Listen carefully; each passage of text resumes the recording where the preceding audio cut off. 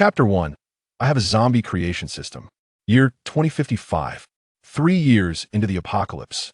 Parallel world, Blue Star, Dragon Country. In Tianwei City, at a residential building on the outskirts. Zhou Qiang walked to the window on the top floor, raised the telescope in his hand, and looked outside. Through the telescope, he could see zombies wandering aimlessly in the streets and alleys of the city. Their sheer numbers and grotesque appearances sent chills down Zhou Qiang's spine. After a long while, he finally lowered the telescope. Unknowingly, a layer of cold sweat had formed on his forehead, a product of fear. The apocalypse zombies. Once so distant from Zhou Qiang, now it felt so close. In fact, Zhou Qiang was not a person of this apocalypse. He was a young man from Earth in the 21st century, but while playing a game, he inexplicably obtained a zombie creation system. The zombie creation system only gave Zhou Qiang 3 days to prepare before he would be forcibly transported to the apocalypse. During these 3 days, Zhou Qiang lived in fear and anxiety. In order to survive, he had to endure his fear and prepare thoroughly for this journey into the apocalypse. As an ordinary person, Zhou Qiang couldn't rely on firearms. He prepared a sharp alloy knife, purchased a set of dubious bulletproof vests and helmets, and carried a one-handed shield. He also brought a small medical kit, and finally, a certain amount of food and water. As the 3 days came to an end, he was transported to the apocalypse. The next time he wanted to return to Earth would be 3 days later. This was the parallel world of Blue Star, with technology about 30 years ahead of Earth. The apocalypse had only occurred 3 years prior, and Zhou Qiang didn't have much information, but he knew that this world apocalypse was fraught with danger. Not only were the zombies immensely powerful due to virus mutations, but the surviving humans had also activated their genetic chains, gaining extraordinary powers. Despite having the system, Zhou Qiang was still just an ordinary person. In this world, he was undoubtedly a weakling. The only good news is that I can return to Earth in 3 days. As long as he could endure for 3 days here, he could leave this damned apocalypse. System, I have arrived in the apocalypse. What should I do next?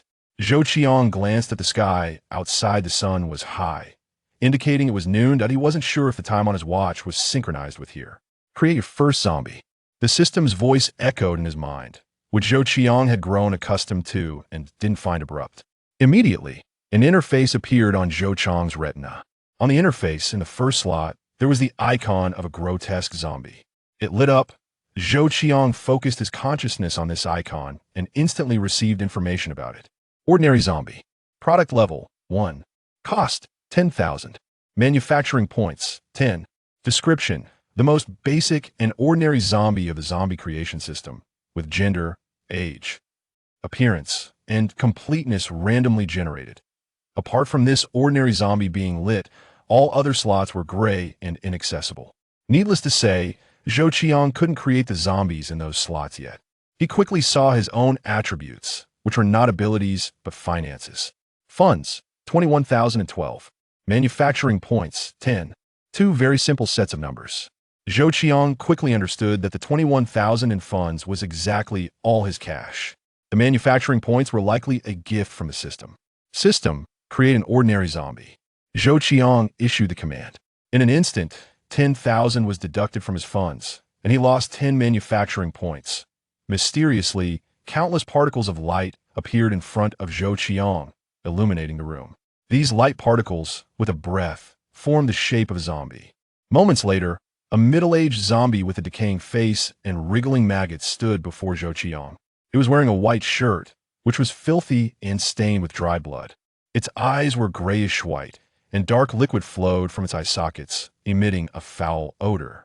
The zombie's skin was pale, covered in purple veins, making it appear sinister. The moment this middle-aged zombie appeared, its eyes fixed on Zhou Qiang. Whoa! Zhou Qiang naturally jumped back several steps. This zombie looked no different from the ones outside. If thrown into a horde, it would be indistinguishable. If he hadn't watched it slowly form before him, he would have doubted whether a zombie had broken in. Even though he had mentally prepared himself, he was still startled. The first close encounter with such a terrifying zombie creature sent Zhou Qiang's adrenaline surging. Congratulations on creating your first zombie. Next, you need to command this zombie to fight for you. Under the system's guidance, Zhou Qiang quickly learned how to control a zombie's long, as the zombies created by the zombie creation system were made, Zhou Qiang could control them remotely through his thoughts. How to describe it? It was like controlling a drone. One could control the zombies from a distance, directing them to act according to commands. It could also be understood that this zombie was like an extension of himself. He replaced its thoughts and controlled its body, with every action indistinguishable from his own. Once he understood, Zhou Qiang found he could multitask.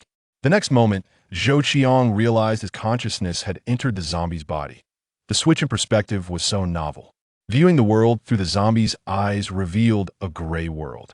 Zhou Qiang felt playful, swinging his arms and legs, and all these movements reflected on the zombie's body with no delay. Apart from the lack of expression, it was completely like Zhou Qiang's own avatar. Try to kill the first zombie to gain manufacturing points. Once again, the system's voice echoed in his mind. Zhou Qiang didn't hesitate and controlled the zombie to walk toward the doorway. But he quickly commanded the zombie to return and grab the alloy knife from his own body, swaggering out of the residential building while holding the knife. System, if I control the zombie to go out like this, will I be attacked by other zombies? Zhou Qiang asked. The zombies produced by the zombie creation system essentially belong to zombies, the system replied, answering Zhou Qiang's question. Zombies generally do not attack other zombies, and even when packed together in the streets and alleys, they do not attack their kind. Having received the answer he wanted, Zhou Qiang felt relieved. Controlling the middle-aged zombie he created, he left the residential building and headed toward Tianwei City. Most of the zombies on the outskirts of Tianwei City had been killed by survivors. This area was also active for survivors. The number of zombies in the outskirts was scarce, and they would scavenge for supplies in this region. As he approached Tianwei City, he could see a few scattered zombies on the road. These were zombies that had wandered away from the city. The system had provided an answer, but Zhou Qiang was still a bit nervous as he controlled his zombie avatar, inching closer to one of the zombies. This particular zombie was severely decayed and showed no reaction to the approaching zombie avatar. If it were a human trying to kill a zombie heathen, it would be not only difficult, but also dangerous. A zombie's counterattack could result in injury, leading to infection and turning into a zombie. There was no cure for this virus in the world. Once infected, there was no chance of survival.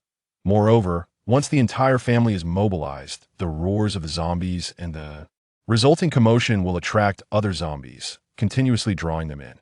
However, the situation before him was different. He was facing a zombie controlled by humans. What a great opportunity! Under Zhou Qiang's control, the zombie avatar stood behind this particular zombie and, without hesitation, raised the alloy knife in its hand. Whoosh! The alloy knife swung with such force that it made a tearing sound, striking the zombie's neck. The powerful force combined with the sharpness of the alloy knife decapitated it. You have gained 1 manufacturing point. After killing the zombie, the system's voice echoed. Chapter 2. Mutant zombie crawler. The surrounding zombies showed no reaction to the actions of the zombie avatar. Zombies are mindless, consciousnessless corpses. Only the breath of life or unusual sounds can trigger their instinctive desire, prompting them to attack the target in the most extreme way. Zhou Qiang, who had been somewhat nervous, finally felt at ease now. An attack from a fellow zombie is the deadliest. Without further thought, he realized that an ordinary zombie earned 1 point, and it would take 10 zombies to gather enough points for the next one. They were unguarded, so accumulating 10 manufacturing points wasn't difficult. Zhou Qiang controlled the zombie avatar to slowly walk up to another overweight zombie. Puff! With a sound, the head of the overweight zombie was chopped off halfway by the alloy knife, and it fell to the ground. You have gained 1 manufacturing point. The system's voice came again. Zhou Qiang smiled. These 10 manufacturing points indeed came easily. The zombies here were completely at his mercy. They would never understand why one of their kind would stab them in the back. It was somewhat like leveling up in a game. To be precise, it was much simpler. As long as he mastered the angle of the strike, he could take one down effortlessly. The zombies didn't even move. 10 zombies were resolved in just a few minutes, and he gathered 10 manufacturing points. Zhou Qiang then controlled the zombie avatar to return. Exiting from this control mode, Zhou Qiang issued another command: create an ordinary zombie. He had enough funds to create 1 more ordinary zombie, and once he gathered enough manufacturing points, he could create it. The system received the command, and light particles once again appeared before Zhou Qiang. Moments later, a female zombie dressed in business attire stood before him.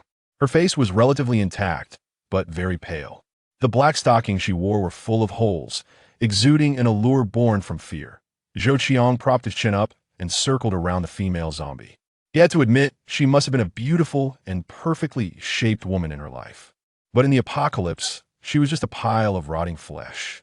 No matter how beautiful a woman was, once she turned into a zombie, she became repulsive. Decent completeness.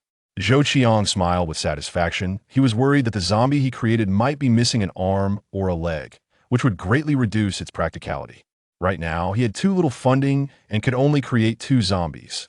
The zombies created by the system could be manipulated by Zhou Qiang. The commands he issued would be executed faithfully. When necessary, Zhou Qiang could take over the zombie and control its every movement. Go guard the door.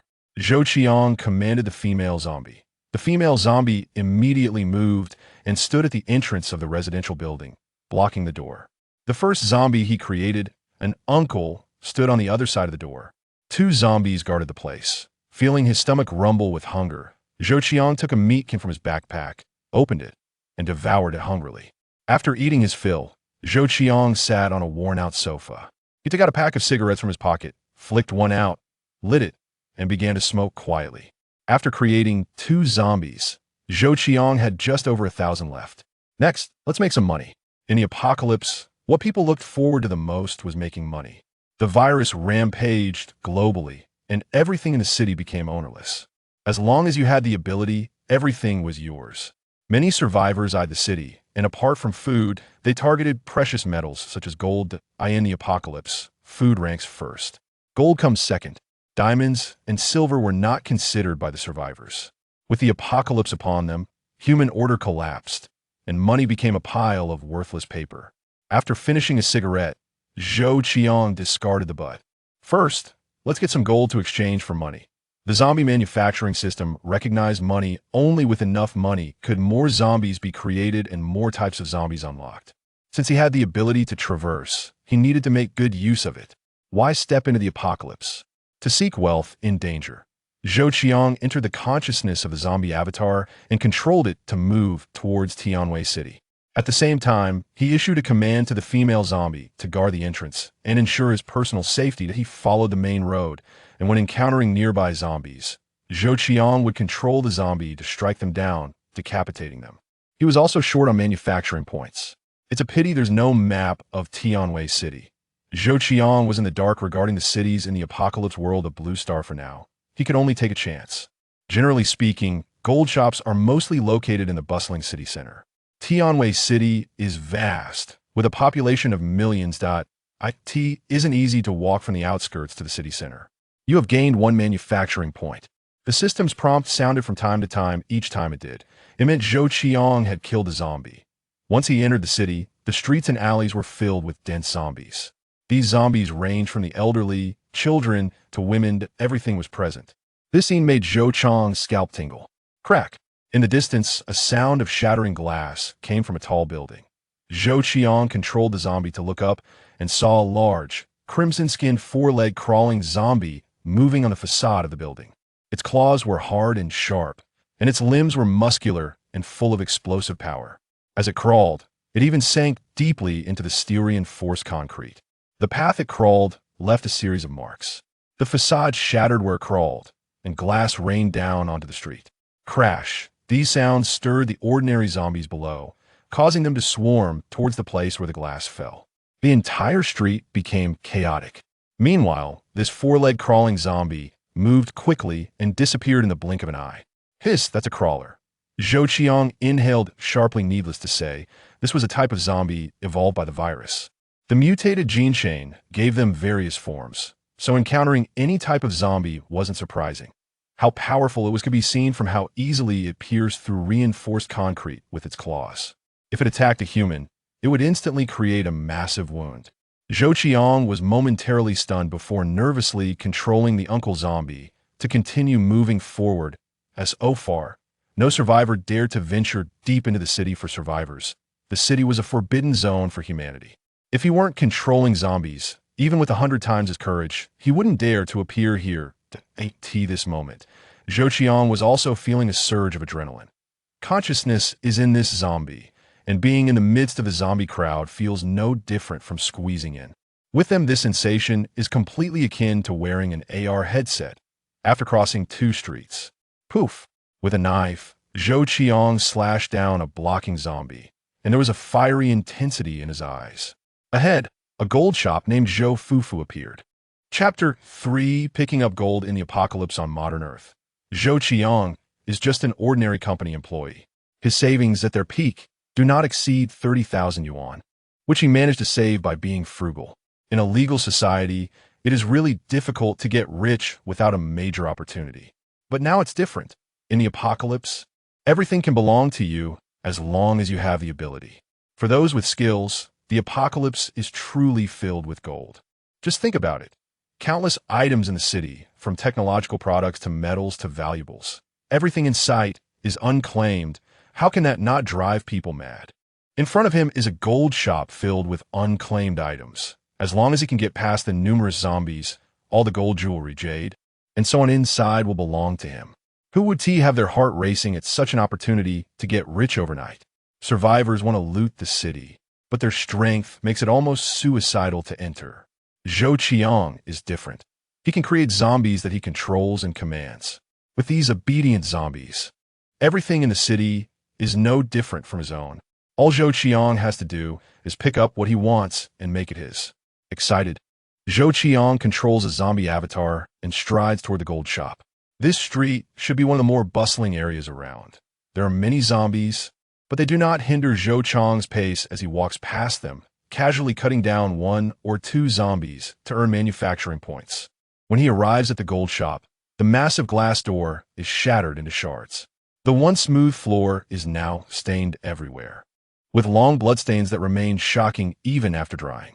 This place must have witnessed a brutal battle between humans and zombies when the apocalypse struck. 3 years later, the staff who turned into zombies have long since wandered off to who knows where. The few zombies here appear to be ordinary citizens who accidentally entered during the chaos outside. Zhou Qiang controls one of the zombie avatars holding an alloy knife to enter, without attracting the attention of the few zombies inside. They're still aimlessly wandering around the counters. The counters in the gold shop are all damaged. More than half of the gold jewelry is missing, and from the mess, it's easy to guess what happened. When the apocalypse hit, gold shops were likely the targets of many people. In disaster, human calamity often follows. Survivors, faced with the collapse of order, will always have some exceedingly greedy ones who risk their lives to ransack gold shops. Fortunately, in their haste, they only took part of it. There's still some scattered gold jewelry on the floor, indicating how panicked they were when they left. Anyone with a bit of sense knows that in the apocalypse, food should be the priority. They didn't prioritize food, but instead went for gold. What good is that for sustenance? Zhou Qiang scoffs. In his eyes, all of this originally belonged to him. It was taken away by these greedy and ignorant fools. These idiots will soon discover that having gold won buy them food. The gold they fought for is just a pile of useless metal. With a swift slash, he decapitates a zombie. Zombies can exert 100 of their strength, while ordinary humans can only achieve about 60, and only trained individuals can reach up to 90. The difference in strength is limited by muscle tissue. But zombies have no such limitations. Every strike they make is full power. Zhou Qiang spends 2 to 3 minutes clearing out the wandering zombies. Next comes the most nerve-wracking part for him. In the gold shop, he finds a bag. And under Zhou Qiang's control, the zombie avatar gathers all the scattered gold jewelry and various jade ornaments from the counter, including diamond necklaces and rings, and stuffs them all into the bag. For some reason, Zhou Qiang feels an exhilarating sense of fulfillment. Once unattainable jewelry, worth tens of thousands or even hundreds of thousands, is now treated as junk and picked up. All of this becomes his personal property, his wealth. Controlling a zombie is great. He doesn't have to worry about the wandering zombies around, allowing him to leisurely pick up every valuable piece of jewelry. By the time he finishes looting the gold shop, he has filled a small bag.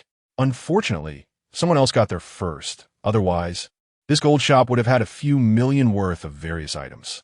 Zhou Qiang shakes his head with a wry smile. His haul is probably only worth tens of thousands, not much. After looting the gold shop, Zhou Qiang controls the zombie uncle to carry the bag and leaves the store. Next target. Zhou Qiang cannot just return with a little money. Generally, where there is one gold shop, there are usually several. Sure enough, a few stores down, a Dragon Country gold shop comes into view. Zhou Qiang's heart leaps with joy. He controls the zombie avatar to walk into the Dragon Country gold shop. Similar to the previous shop, this place has also been visited. However, the Dragon Country gold shop is larger, with dozens of counters, some broken and some intact. A large amount of gold and jade jewelry remains on the counters. Bang! Under Zhou Qiang's control, the zombie avatar raises the alloy knife and smashes one of the counter's glass. Then, ignoring the shards, grabs all the gold jewelry inside into the bag. Some glass shards pierce its hand, but Zhou Qiang feels no pain. The noise attracts the attention of some nearby zombies, who come closer to the zombie avatar. However, this does not affect Zhou Qiang. He treats these zombies as if they were nothing, calmly stuffing all the valuable items he sees into the bag. The attracted zombies, without any new stimuli, gradually return to their wandering state. After more than half an hour, Zhou Qiang finally leaves satisfied, controlling the zombie uncle with a full bag of gold, diamonds, and jade jewelry worth at least $1 million. He has struck it rich. In this apocalypse, it truly is gold everywhere. With controllable zombies, he moves in and out of the city as if it were uninhabited. Zhou Qiang does not become greedy. The urgent task now is to control the zombie avatar to return smoothly. The city is filled with wandering zombies. Occasionally, he can see powerful zombies standing out among the crowd, towering at 4 or 5 meters tall, while ordinary zombies only reach their thighs. These are giant zombies, and he currently does not know their type or name. But one thing is certain, they are incredibly strong. On his way back, Zhou Qiang witnesses a colossal zombie flip over a bus with a single punch, capable of crushing a private car. The virus has altered their genes, and these are the mutated zombies among them. Zhou Qiang realizes that the closer he gets to the city center, or the higher the density of zombies, the more likely it is for mutated zombies to appear, and their levels may also increase. With this discovery, Zhou Qiang does not dare to venture deeper into Tianwei City yet. At least not for now. Once he exchanges the gold for money and produces more zombies without fearing losses, then he can explore further. Zhou Qiang also wonders if these mutated powerful zombies can distinguish zombies created by the manufacturing system. More than 2 hours later, as night approaches, the zombie avatar finally returns safely to the residential building where Zhou Qiang is located. Let the zombie clone put down the bag and then guard the door. Zhou couldn't wait to open the bag. Looking at the bright yellow gold jewelry, the diamond rings, and a large amount of jade stones, he became so excited that he felt breathless. Oh yeah, Zhou was so happy that he almost danced with joy. Chapter 4. The system forces me to stay in the apocalypse for 3 days. Zhou Qiang needs to stay in the apocalypse for 3 days to return to the modern world. Today is just the first day. Night quickly falls, and the surroundings become eerily silent. The zombies in the darkness become more frantic and active. Zhou Qiang instructs the zombie uncle and the white-collar female zombie to guard outside the room while he shuts the door and windows. He decides to bide his time here before returning to the modern world. During the first night, Zhou Qiang is almost unable to sleep. First, because this is the apocalypse, full of dangers. After witnessing the terrifying power of the strong zombies, Zhou Qiang knows that the 2 ordinary zombies he created are not enough to withstand a single slap from these mutated zombies. Second, he needs to carefully plan his next steps.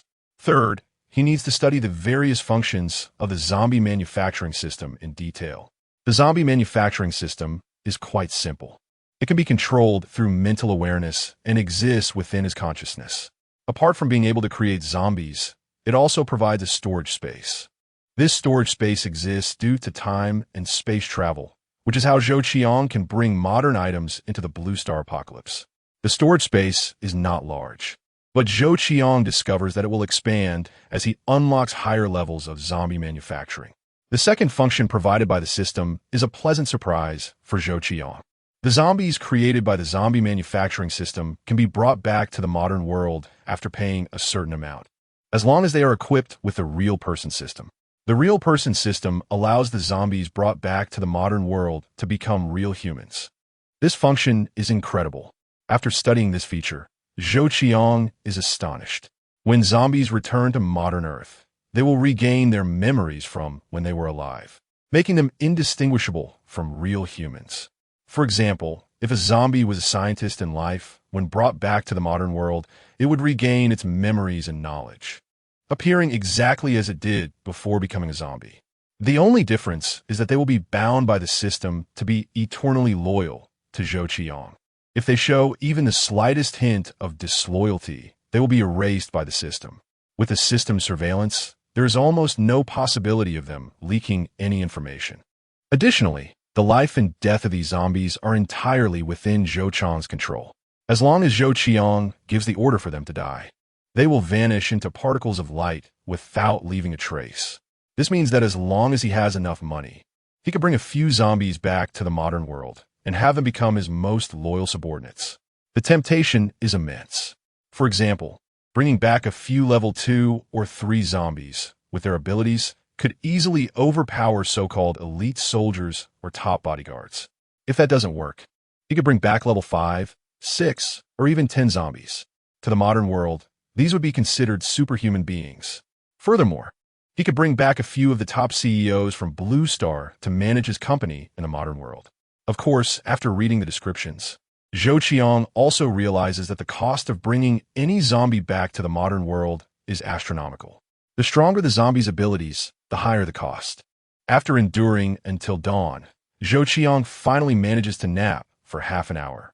As daylight breaks, he can see many more zombies on the roads outside through the window. Most of the zombies are wandering around aimlessly. They have no fixed activity area, which means just because there are no zombies here today doesn't mean there won't be any tomorrow. After observing with binoculars and confirming there are no mutated zombies, Zhou Qiang rinses his mouth with bottled water, then opens a can of meat and a can of fruit for breakfast before instructing the zombie uncle to take the alloy knife and head out. With some time left, he decides to prepare to create more zombies.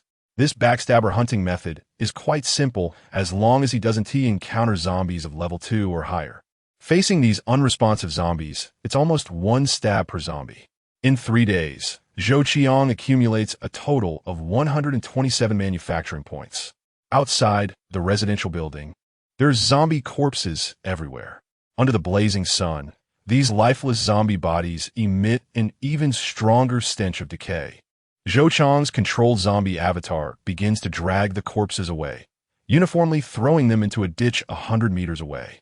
There are too many corpses, which could attract the attention of survivors. For now, Zhou Qiang does not want to make contact with the survivors of this apocalypse too quickly. Moreover, most water sources in the apocalypse are contaminated and undrinkable. Clean drinking water is as valuable as food in the apocalypse. There is too much expired or rotten food in the city, while water is what the survivors are after. Since the water sources are already polluted, Zhou Qiang throwing some zombie corpses into the ditch won't cause any adverse effects. He wonders how many years it will take for this world to be purified back to a state suitable for human survival. This question truly has no answer. In the apocalypse, everyone is struggling to survive, living day by day. No one knows which will come first, an accident or tomorrow. The time limit is about to run out. The system's prompt sounds, and Zhou Qiang picks up the bag full of gold jewelry and, without hesitation, returns to modern Earth. The 2 zombies he created lie on the ground and enter a state of playing dead. In this state, he doesn't have to worry about being mistakenly killed by survivors. Modern Earth. Zhou Qiang appears in the rental apartment he has leased. He immediately walks to the window and opens the curtains. Whoosh! The glaring sunlight floods in, and the sounds of the bustling city fill his ears. What he sees is the busy street below, filled with people instead of zombies, a sight that brings tears to Zhou Qiang's eyes. He asks back. Zhou Qiang smiles. This feeling is wonderful. Force countdown, 71, 59, 22. A line of numbers jumps in the upper left corner of Zhou Qiang's vision, reminding him that in 3 days, he will be forcibly teleported back to the apocalypse. Zhou Qiang has also figured out a few things, such as this mandatory time. Once the time is up, he will surely be forcibly teleported. However, if the time hasn't elapsed, he is free to control his time. Within these 3 days, as long as Zhou Qiang wishes, he can go to the apocalypse ahead of time, not bound by time constraints. After the countdown ends, he can return anytime or continue staying in the apocalypse. While in the modern world, there will be a forced time to go back to the apocalypse. While in the apocalypse, there is no forced time to leave. Currently, the forced time is 3 days, regardless of whether it's the apocalypse or the modern world. Zhou Qiang does not know if this forced time will change in the future. Once he understands this, it's not difficult to comprehend that the zombie manufacturing system requires Zhou Qiang, as the host, to stay in the apocalypse for a sufficient amount of time. Chapter 5. Melting gold in the world of the apocalypse, human order has collapsed, completely releasing human nature. Everything has become taboo-free. However, modern Earth is different. It is a complete human order society, a society governed by law. Zhou Qiang greedily inhaled a few breaths of air filled with car exhaust before checking his haul. A bag full of jewelry. Conservatively estimated, it was worth no less than 3 million. The moment he opened the bag, the sunlight nearly blinded Zhou Qiang. Before crossing over, Zhou Qiang was just an ordinary employee at a company. When he obtained the zombie manufacturing system, during the 3 days of forced transportation, he spent the first day at the company, distracted and unsure if it was a prank. It wasn't until the second day that he faced the system head-on, and on the third day, he hurriedly prepared. He didn't resign, but took 3 days off. As an ordinary person, facing gold worth at least 3 million, it was natural for Zhou Qiang to lose his composure. Zhou Qiang suppressed his joy and forced himself to calm down. The gold in front of him, if it couldn't be exchanged for money, would be no different from a pile of scrap metal. However, the origin of this gold was something he couldn't explain clearly. It wasn't that he couldn't sell it, but that it wasn't suitable to do so in this manner. In the information age, all of this was naturally not difficult. Zhou Qiang quickly found a solution through the internet. For example, melting it down into gold bars and then selling it through unofficial channels at a price much lower than the market value. In the face of huge profits, no one would care about the origin of your gold. This method was feasible. Zhou Qiang lit a cigarette and made plans while smoking. First, the melting point of gold is not high. A flame torch would suffice. After melting, there was no need to worry about the shape. After all, people don't look at the form but the weight. Selling it through the major gold shops in the city was definitely not an option. Every city has countless small gold shops with signs advertising high prices for gold recycling, which are straightforward. Accepting a certain loss in profit for a successful transaction was acceptable for Zhou Qiang, who found it easy to acquire this gold. Let's get started. Limited time made Zhou Qiang act decisively. He hid the gold under his bed and left the rental apartment. Unlike a moment ago, now in the bustling streets filled with cars, looking at the faces of people, Zhou Qiang could relax and let his nerves unwind. The hardware stores were full of flame torches, and Zhou Qiang spent a few hundred yuan to buy several. His remaining money quickly halved. Now, Zhou Qiang only had a few hundred yuan left. Another discovery was time. Zhou Qiang looked at his watch and found that time in the modern world and the apocalypse was equivalent. If it was noon here, it would also be noon in the apocalypse. This discovery was trivial. Zhou Qiang took out his phone and saw many messages on WeChat, with several group chats showing a status of 99. He selectively opened a pinned chat first. The avatar was a picture of a refreshing girl. Lu Yao, a colleague from Zhou Qiang's company, was also the object of his affection. Zhou Qiang, why did you take leave? This message was sent on the first day of his leave. Are you there? I have a bit of a cold. Can you bring me some cold medicine? This was sent at 9 o'clock the night before. In the apocalypse, Zhou Qiang couldn't possibly reply. So the third message was a mildly reproachful inquiry. Zhou Qiang, you weren't like this before. Zhou Qiang smiled slightly. Undeniably, these chats resembled conversations between a couple. But Zhou Qiang and Lu Yao had not reached that stage yet. They merely had mutual feelings for each other. His fingers swiped across the screen, and for the girl he secretly liked, Zhou Qiang promptly replied, Yao Yao. Something happened at home, so I took leave to go back. I'm really sorry. Are you feeling any better from your cold? After sending, Zhou Qiang opened the second message. Qiangzi, what happened that required you to take 3 days off? If you need anything, just let me know. If you need money, I have 5,000 saved. I can lend it to you. Zhou Qiang smiled, feeling a warmth in his heart. having been in this company for several years. Zhou Qiang's best friend was his colleague Li Ying. They had a very close relationship, often gathering to discuss their dreams. Unfortunately, as two ordinary individuals without a background, what dreams could they have?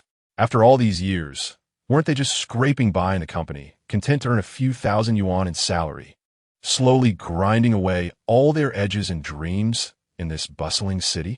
There were some issues at home, so I went back for a visit. Same place tonight. After sending these two messages, Zhou Qiang opened the third message, which was from his younger sister. Brother, I got a scholarship. This money should last for 3 months. You don't need to send me any. Brother, you're getting older. Hurry up and find me a sister-in-law. At the end of the message was a quirky emoji. Zhou Qiang's face softened as he recalled his sister, Zhou Ning's face.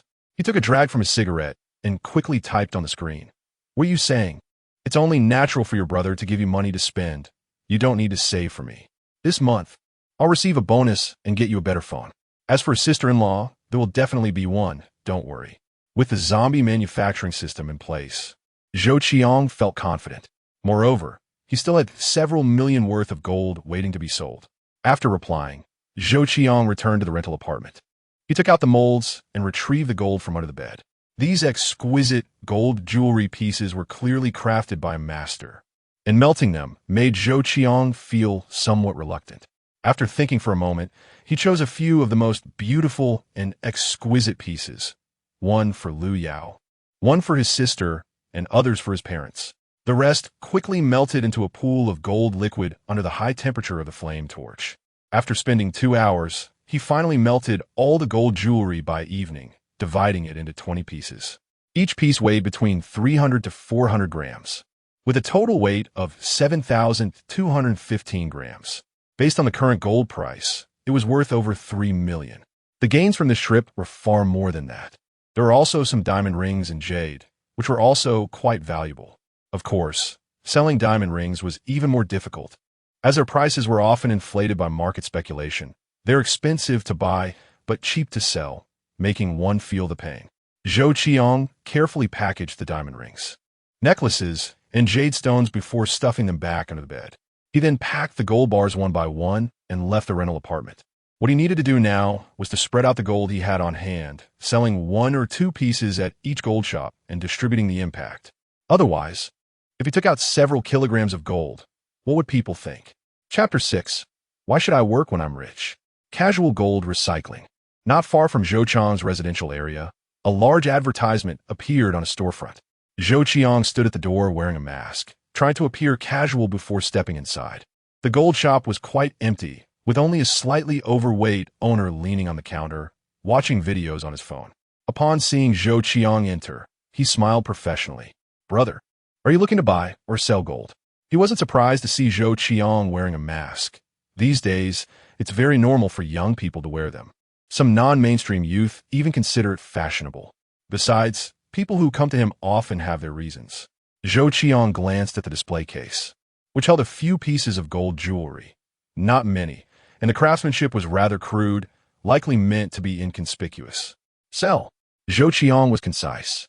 The owner's eyes lit up as he stepped out from behind the counter, becoming enthusiastic. Come with me to the back. After more than 10 minutes, Zhou Qiang left, and the owner was all smiles. The amount he collected today was equivalent to what he usually gets in a month. The key was the price. He was going to make a big profit. Zhou Qiang rode a shared bike around the city. Every time he passed a small gold shop or pawn shop, he would go in briefly and leave quickly. It wasn't until evening that he finally sold the gold he had acquired in this post-apocalyptic world. 2.05 million. Looking at the balance in his bank account, Zhou Qiang smiled. It matched his expectations. The informal gold recycling places offered very low prices, and the average transaction price for the gold in Zhou Qiang's hands was only 280 yuan per gram, compared to the current gold price of 375 yuan. The difference was significant. Zhou Qiang was just an ordinary person. He had no special channels and no bargaining power. In many cases, he was at a disadvantage. While others might have struggled with this issue, Zhou Qiang did not. There was an abundance of gold in the apocalypse. This was just a drop in the bucket. This method of selling cheaply was to quickly obtain funds. Compared to the developments in the apocalypse ahead, this minor loss was nothing. with the zombie manufacturing system. The goal was to quickly create more zombies for his own use. In time, he would let the zombies scour the entire city. Money was just a number. Moreover, this was only a temporary method. Once Zhou Qiang had more money, he would have greater flexibility. So, there was no need to dwell on this small loss. Qiangzi, I'm here. Zhou Qiang received a message from Liang. Liang, I'm on my way. Zhou Qiang replied, and rode his shared bike to their regular spot. A great food stall. After a few minutes, he arrived. Qiangzi, over here. Liang waved as he saw Zhou Qiang. Zhou Qiang parked his bike, walked over, and without hesitation, pulled out a chair and started eating the skewers he had ordered earlier. Liang poured a glass of beer for Zhou Qiang and said, Qiangzi, is everything really settled? Zhou Qiang nodded and smiled. Actually, my parents tricked me into going back for a blind date. He couldn't tell anyone about the zombie manufacturing system. The excuse of a blind date was indeed perfect. At his age, it was time to consider such matters. Hearing that Zhou Qiang was tricked into returning for a blind date, Liang burst out laughing, clearly amused. After a moment, he managed to stop laughing and asked, so, how did it go? Did it work out? No way. With no car, no house, and no savings, how could it possibly work? Zhou Qiang replied with a bitter smile. This topic was heavy for most people. Liang patted Zhou Qiang on the shoulder and raised his glass, saying, don't say anything, just drink. After they toasted, Liang said, keep working hard. I think Lu Yao has a good impression of you. Maybe you two will end up together? Thinking of Lu Yao, Zhou Qiang smiled slightly. She was a woman he had a good impression of. But who can truly dictate fate? Liang, I might resign. Zhou Qiang had thought this through. With the zombie manufacturing system, he had already stepped out of the realm of ordinary people. Continuing to work held no meaning. The zombie manufacturing system had a time constraint. When the time came, he would be teleported. He couldn't just take leave when the time came, right? Resigning was the best solution. Liang was surprised. Qiangzi, why do you want to resign? Zhou Qiang smiled faintly, looking at the bustling street at night, filled with bright lights and traffic. But as an ordinary person, all of this was bound to be irrelevant to him. I want to take advantage of my youth and take a risk. He pointed at the street and said to Liang, if we just settle for the status quo, when will we ever be able to buy a house or a car? We might as well give up on ever owning a house in this city. I don't want to settle for fate. I don't want to return home empty-handed when I'm old, facing the dirt. This was Zhou Qiang's excuse for resigning, but it also reflected his true feelings. In the past, he felt helpless. Now that he had a choice, Zhou Qiang was determined to strive for success. With the opportunity for change, no matter how dangerous the apocalypse was, Zhou Qiang would not be afraid. Liang fell silent. After a long time, he put his arm around Zhou Qiang's shoulder, raising his glass. No need to say anything else. Brother, I support your decision. The two of them drank until 10 o'clock before leaving with a bit of a buzz. Zhou Qiang took out his phone and transferred 20,000 yuan to his sister. It wasn't that he didn't want to give more, but if he did, he'd have to come up with excuses. As soon as the money was transferred, Zhou Ning's message arrived. Brother, why so much? Zhou Qiang replied with a smile. I signed a big contract, and the bonus is 50,000. Plus, my supervisor is applying for a raise for me. Just take it easy, buy a new phone, and eat well. Don't deprive yourself. With a mix of coaxing and deceiving, he finally got Zhou Ning to believe that the 20,000 yuan was a steady income. After returning to his rental apartment, Zhou Qiang took a shower, but didn't go to bed immediately. Instead, he lay on the bed, pondering the things he needed to do next. There were 2.5 days left until the next teleportation. It seemed like there was plenty of time, but upon closer reflection, time was tight, and there was a lot to accomplish. Resigning was simple. He could just send a message to forfeit his salary. But Zhou Qiang's thoughts went beyond that. The experiences of the past 3 days made him realize the dangers of the apocalypse. The attack and defense capabilities of ordinary zombies were incredibly weak. It was manageable to sneak up and stab them, but if he encountered mutated zombies with gene alterations, he would be taken out in an instant. So, the first step was to find a way to arm the zombies. Zhou Qiang stroked his chin, thinking, for example, creating shields or armor for the zombies, and equipping them with more suitable weapons. A zombie clad in alloy armor would surely be a formidable presence among the horde, right? Chapter 7. Crafting armor for zombies. The second point is oneself. In this apocalyptic world, you never know whether tomorrow or an accident will come first. This apocalypse is extremely dangerous and is not as simple as it seems. The mutated zombies can take Zhou Qiang's life at any moment. In this world, Zhou Qiang is like a powerless scholar. Ensuring one's own safety becomes incredibly important. Currently, the residential building he has crossed into has no protective measures. Any mutated zombie could rush in and devour him. This residential building is located on the outskirts of the city, and survivors occasionally appear around it. Zhou Qiang is not afraid of survivors. At worst, everyone can just mind their own business. However, the presence of survivors makes it inconvenient for Zhou Qiang to act. The zombies he can create are still at the bottom tier, the most ordinary ones, and are truly not enough to be killed by the survivors. Killing one is a loss for Zhou Qiang at this stage. Moreover, he must keep his ability to create zombies a secret. Therefore, he needs a safe residence far from the active areas of survivors. The importance of this seems to surpass even that of armed zombies. The apocalypse is a world of genetic evolution. Powerful zombies aside, survivors can also evolve to extraordinary levels. A residence is just as important as how to strengthen oneself. The zombie creation system can produce various levels of zombies to protect him, which is also a viable method. However, external strength cannot compare to one's own strength. You must be strong yourself to forge iron. This is an unchanging truth throughout the ages. But how to improve his own strength? Zhou Qiang really has no clue. As of now, he has only explored some functions of the zombie creation system. More functions are always presented in a guiding manner. Setting aside the apocalypse, what remains is the modern world. The ability to traverse between these two worlds signifies something that Zhou Qiang understands very well. The conversion of wealth is within reach. Becoming wealthy enough to rival a nation is easy. However, wanting to cash out like selling gold today is the most primitive method. It might work in the early stages, but will definitely be impractical in the later stages. Technology is the primary productive force.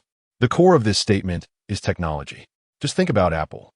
With a market value of tens of trillions of dollars and a company reserve of nearly $300 billion, who in the world can compete with it? Apple exemplifies what it means for technology to make money. Following this line of thought, Zhou Qiang's eyes gradually lit up. The technological level in the apocalypse is more than 30 years ahead of modern Earth, with some technologies even further advanced. What would it look like to bring the technology of the apocalypse to modern Earth? Perhaps Apple's dominance would quickly be at risk. The reason is simple. Zhou Qiang, backed by the entire technological prowess of the apocalypse, is not something a single company can compare to. Not even a country can match Zhou Qiang in terms of technology. The more Zhou Qiang thought about it, the more excited he became. Unfortunately, all of this is just imagination. Soon, Zhou Qiang calmed down.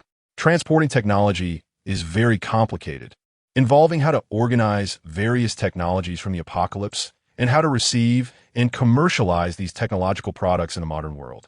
No matter how beautiful the future may be, Zhou Qiang is still too weak at this stage. The next day, Zhou Qiang got up early and first sent a resignation message to his supervisor. As he expected, his supervisor approved it without hesitation. Who would want to keep an ordinary employee who doesn't even want a month's salary? Zhou Qiang anticipated that Liu Yao would message him to inquire, but there was no response. After having breakfast, Zhou Qiang called a taxi to a small metal processing factory he had found the night before. Such small processing factories are usually located in suburban villages. Half an hour later, the taxi dropped Zhou Qiang off. After paying the fare, he looked at a dilapidated little road leading to a factory and confirmed it was the right place before walking over. Now that he had money, shouldn't he buy a car first? This thought quickly got dismissed by Zhou Qiang. The $2 million he had on hand seemed like a lot, but in reality, it was just a drop in the bucket for him. The money still needed to be used wisely. Rich Processing Factory. Looking up at the name of the factory, Zhou Qiang pushed open the iron gate. There wasn't even a security guard, indicating that this small factory was not doing well. If it were someone else, they would have turned back just because of the bad road at the entrance and would never have entered the factory.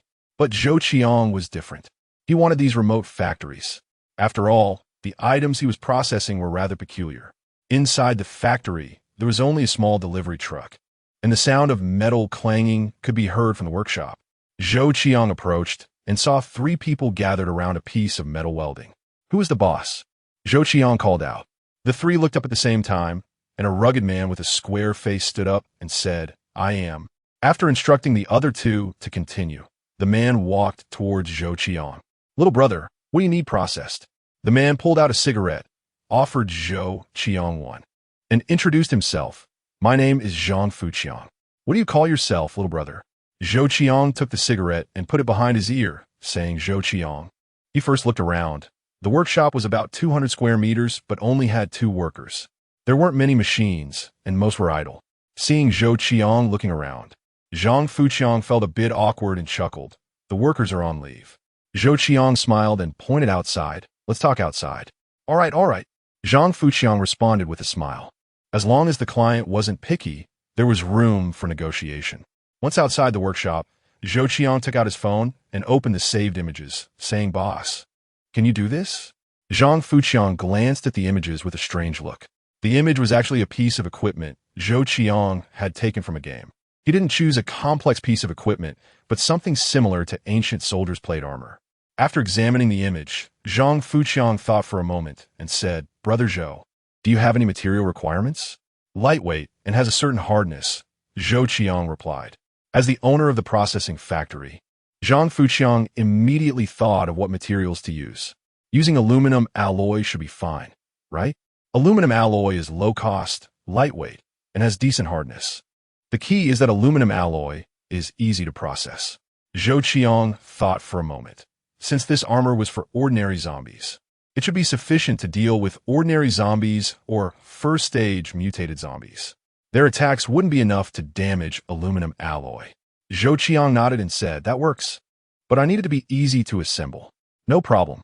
Zhou Qiang readily agreed. In fact, these requests were not difficult for a processing factory, especially after realizing that Zhou Qiang had no specific requirements for precision and aesthetics. The second image was of a kite-shaped shield. This shield should also be made of aluminum alloy, but with a thickness of 5 centimeters. Zhou Qiang thought for a moment and provided some dimensions. For example, a height of 1 meter and a width of 60 centimeters at the top.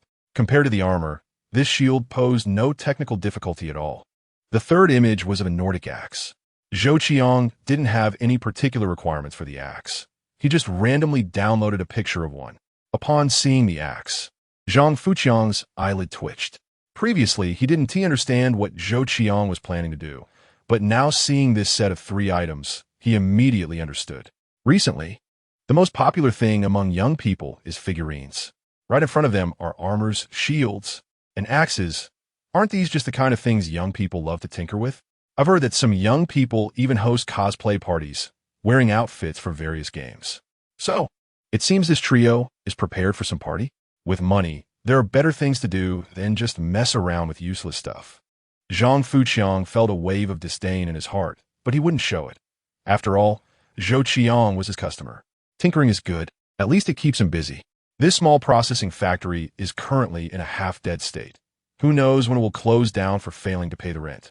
After looking at Zhou Qiang's pictures, Zhou Qiang waved his hand casually.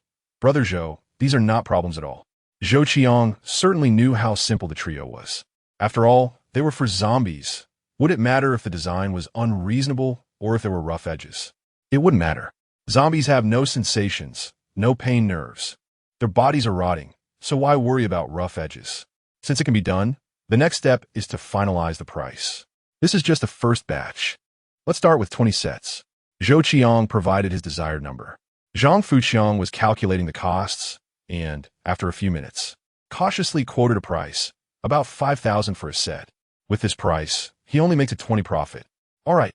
Zhou Qiang didn't quibble over this small amount of money and agreed to the price.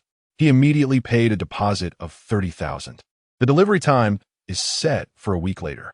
He is looking forward to seeing how the zombies equipped with this aluminum alloy armor will perform. Dreaming of this scene, Zhou Qiang left the Fuqiang processing factory. Chapter 8. Everyone uses chopping knives. 3 days passed in the blink of an eye. At this moment, Zhou Qiang was sitting in his rented room, checking his supplies. There weren't many items he could bring to the apocalypse.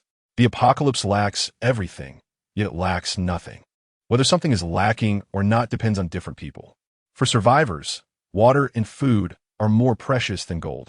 However, in Zhou Qiang's eyes, living in modern Earth means you can have as much as you want. He lacked firearms and ammunition. These are prohibited items that Zhou Qiang couldn't obtain at this time.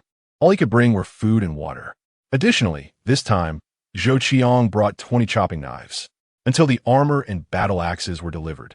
He would use these easily purchasable chopping knives as a substitute. The lethality of chopping knives is naturally considerable. If used well, one strike is enough. The main advantage is that they're easy to buy. You can get them anywhere in the old street market without anyone caring. Things must be done step by step. Zhou Qiang didn't dwell on the issue of firearms. He stored the water, food, and chopping knives in his storage space, and then looked at the countdown. There were 5 minutes left. Zhou Qiang walked to the window. It was noon outside, taking a deep breath of the air belonging to modern Earth. He crossed his arms and observed. 5 minutes passed in an instant. Forced teleportation countdown. Then, listening to the countdown, Zhou Qiang felt a mix of tension and anticipation. As the final countdown reached 0, Zhou Qiang disappeared from a room.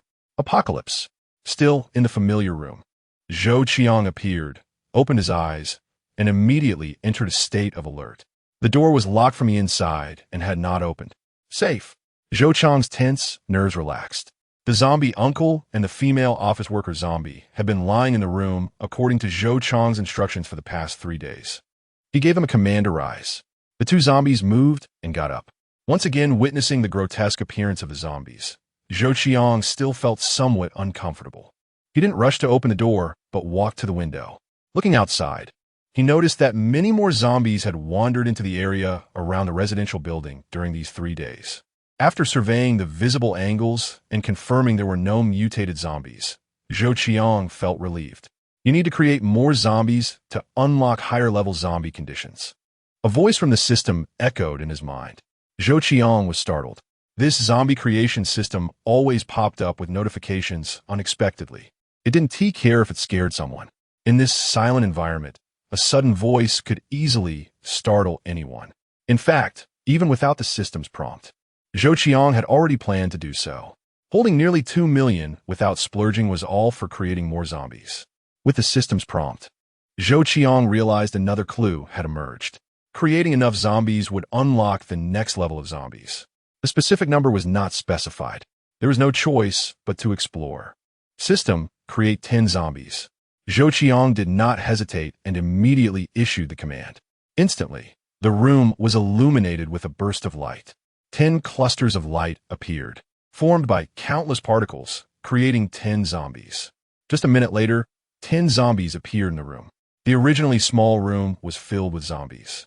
If there were survivors, they would undoubtedly be terrified to death. Surrounded by so many zombies, escaping alive seemed nearly impossible. Zhou Qiang was surrounded in the middle, looking at these zombies up close, and he was still somewhat tense. It would take a little more time to fully adapt. With a wry smile, Zhou Qiang began to check the 10 zombies he had created this time. The zombies produced by the zombie creation system were all random. If luck was bad, the created zombies might be incomplete and have limited effectiveness. The closest zombie to Zhou Qiang was only one. 4 meters tall, a little girl, probably still in middle school. She wore a tattered school uniform. Her long hair reached her waist, and her hollow eyes were fixed on Zhou Qiang. If it weren't for the apocalypse, she would have been a cute lowly. Once turned into a zombie, both adults and children could exert 100% of their strength. However, there were differences. Adult zombies were definitely stronger. The little girl was ultimately a bit weaker. Of course, if used properly, this gap could be compensated for. But Zhou Qiang's brows were still furrowed. The little girl zombie in front of him was missing an arm. The severed end was rotten, exposing a piece of bone. With an arm missing, her combat power was halved. Well, at least she could be useful in other aspects. Zhou Qiang comforted himself and then looked at an old zombie with white hair next to him. It was complete. He skipped over this old zombie. A robust male zombie about 1.88 meters tall appeared. Zhou Qiang smiled. Despite becoming a zombie, this robust male zombie still had bulging muscles and an intimidating presence. The arms, not much smaller than his thighs, would naturally wield terrifying power. This robust male zombie was relatively intact, with only its chest rotting and leaking some dark liquid. A fatal injury on a human was not even considered a wound on a zombie. Among the 10 zombies created this time, there were 6 males and 4 females.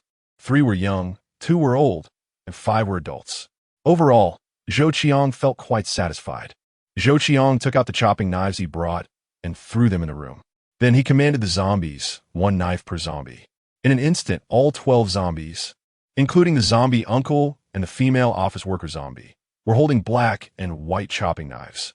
Men, women, and children all held the chopping knives uniformly. This scene, Zhou Qiang felt an impulse to laugh. It was a mix of fear and humor. The 10 zombies cost Zhou Qiang 100,000 yuan and 100 manufacturing points. Currently, he only had 27 manufacturing points left. After arming the 12 zombies, Zhou Qiang opened the zombie creation system with his mind. The panel of the zombie creation system appeared in his mind. It felt more like an imagination, yet it had a substantial feeling beyond mere imagination. After creating 10 zombies, the manufacturing panel finally showed changes. Previously, only ordinary zombies were lit up. Now it was different. After the ordinary zombies, 2 slots lit up. Zhou Qiang focused his attention on the newly lit slots. A tall and powerful zombie appeared, and from it, one could feel a forceful aura. It had bulging muscles and an explosive presence. Compared to ordinary zombies, it had fewer rotting areas. A few wounds revealed bright, red muscle fibers. The first impression it gave was one of strength and ferocity. First-level mutated zombie, Mammoth. A very simple introduction. Mammoths are large and fierce, which fits this type of zombie focused on strength. The second lit slot revealed a petite and agile zombie. It wasn't very tall, but its arms and legs were relatively long. Its legs resembled those of a frog, but they were not fully developed. They were slightly bent. What caught attention were its claws. Instead of human-like fingers, it had transformed into 5 sharp claws. Just its appearance made one realize it possessed terrifying speed and considerable attack power. First-level mutated zombie, Swift Hunter. Compared to ordinary zombies, these 2 mutated zombies have brought a qualitative leap in both appearance and strength.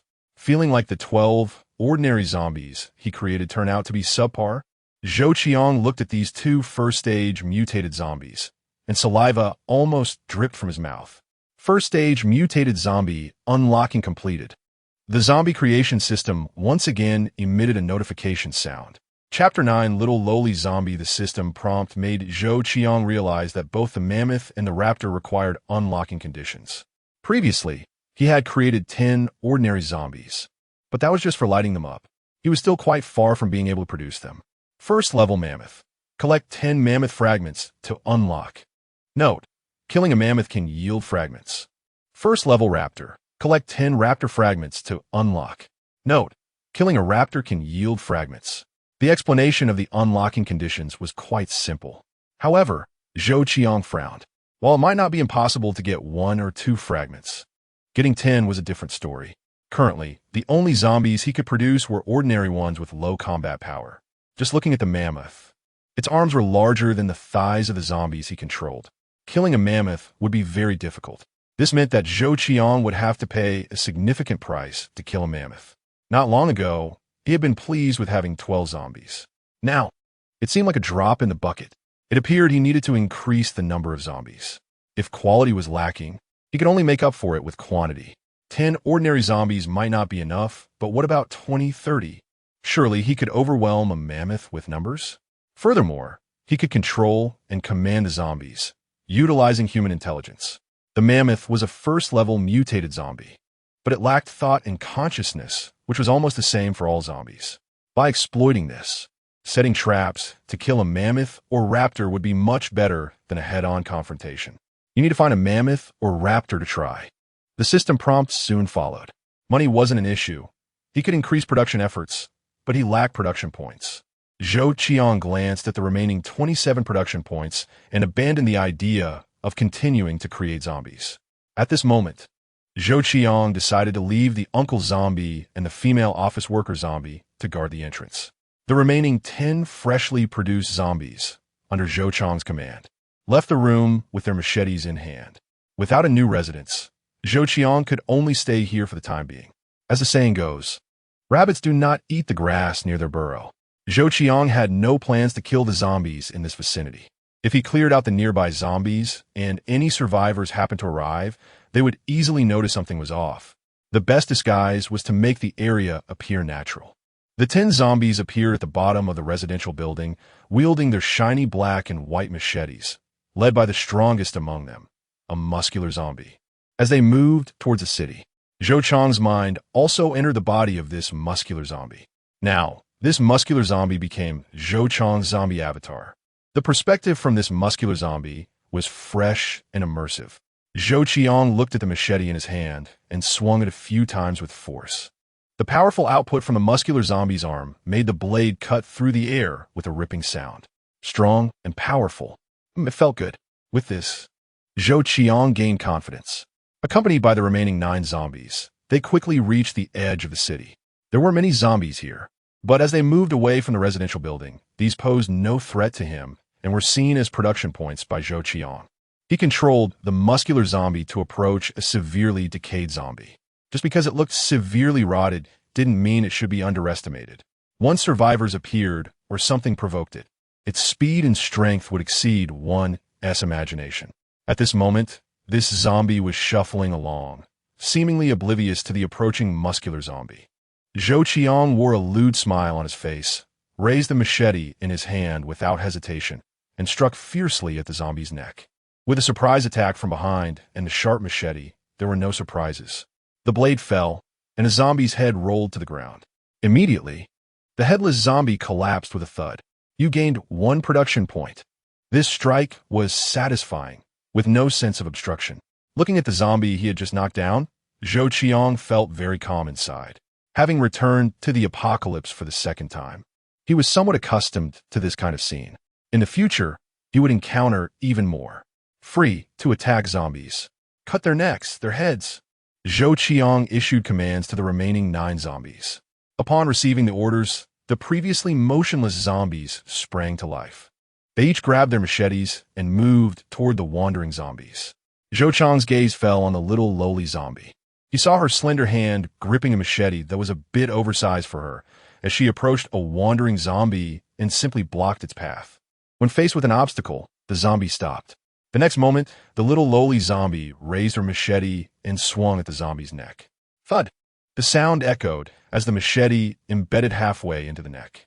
The attacked zombie seemed confused and bewildered, not reacting immediately. However, the strike did not sever the neck. The result was the machete lodged in the bone, getting stuck. Fortunately, the little lowly zombie didn't freeze. With strength that belied her age, she pulled the machete out. Finally, the zombie reacted. Roar! With a low growl, the zombie reached out its arms toward the little lowly zombie, opening its mouth to bite. The little lowly zombie, missing an arm, had almost no way to resist. Yet, she woodenly raised her machete again, swinging at the zombie's head. But it was too close. Her aim was off. The zombie's teeth sank into the little lowly zombie's head, biting off a piece of flesh. Thud! A machete suddenly appeared, chopping off half of the zombie's head. The immense force even shattered the skull. The strong, muscular zombie appeared behind the attacked zombie. Zhou Qiang couldn't bear to watch any longer and rushed over to help. Otherwise, the little lowly zombie would definitely have her head bitten off. Zombies will retaliate when attacked. Zhou Qiang remembered this fact. Whether from external threats or attacks from their own kind, they would retaliate. This meant that to kill them, one had to be decisive and not give them any chance to fight back. Undoubtedly, this increased the difficulty of killing zombies. The little lowly zombie seemed ungrateful for Zhou Qiang's assistance. She paid no mind to the missing flesh from her head and, holding the large machete, walked toward another female zombie. This time, she swung her machete down from behind.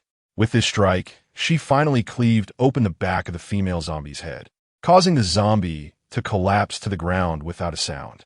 You gained 1 production point. Finally, Zhou Qiang heard that pleasing sound. The little lowly zombie had made her contribution.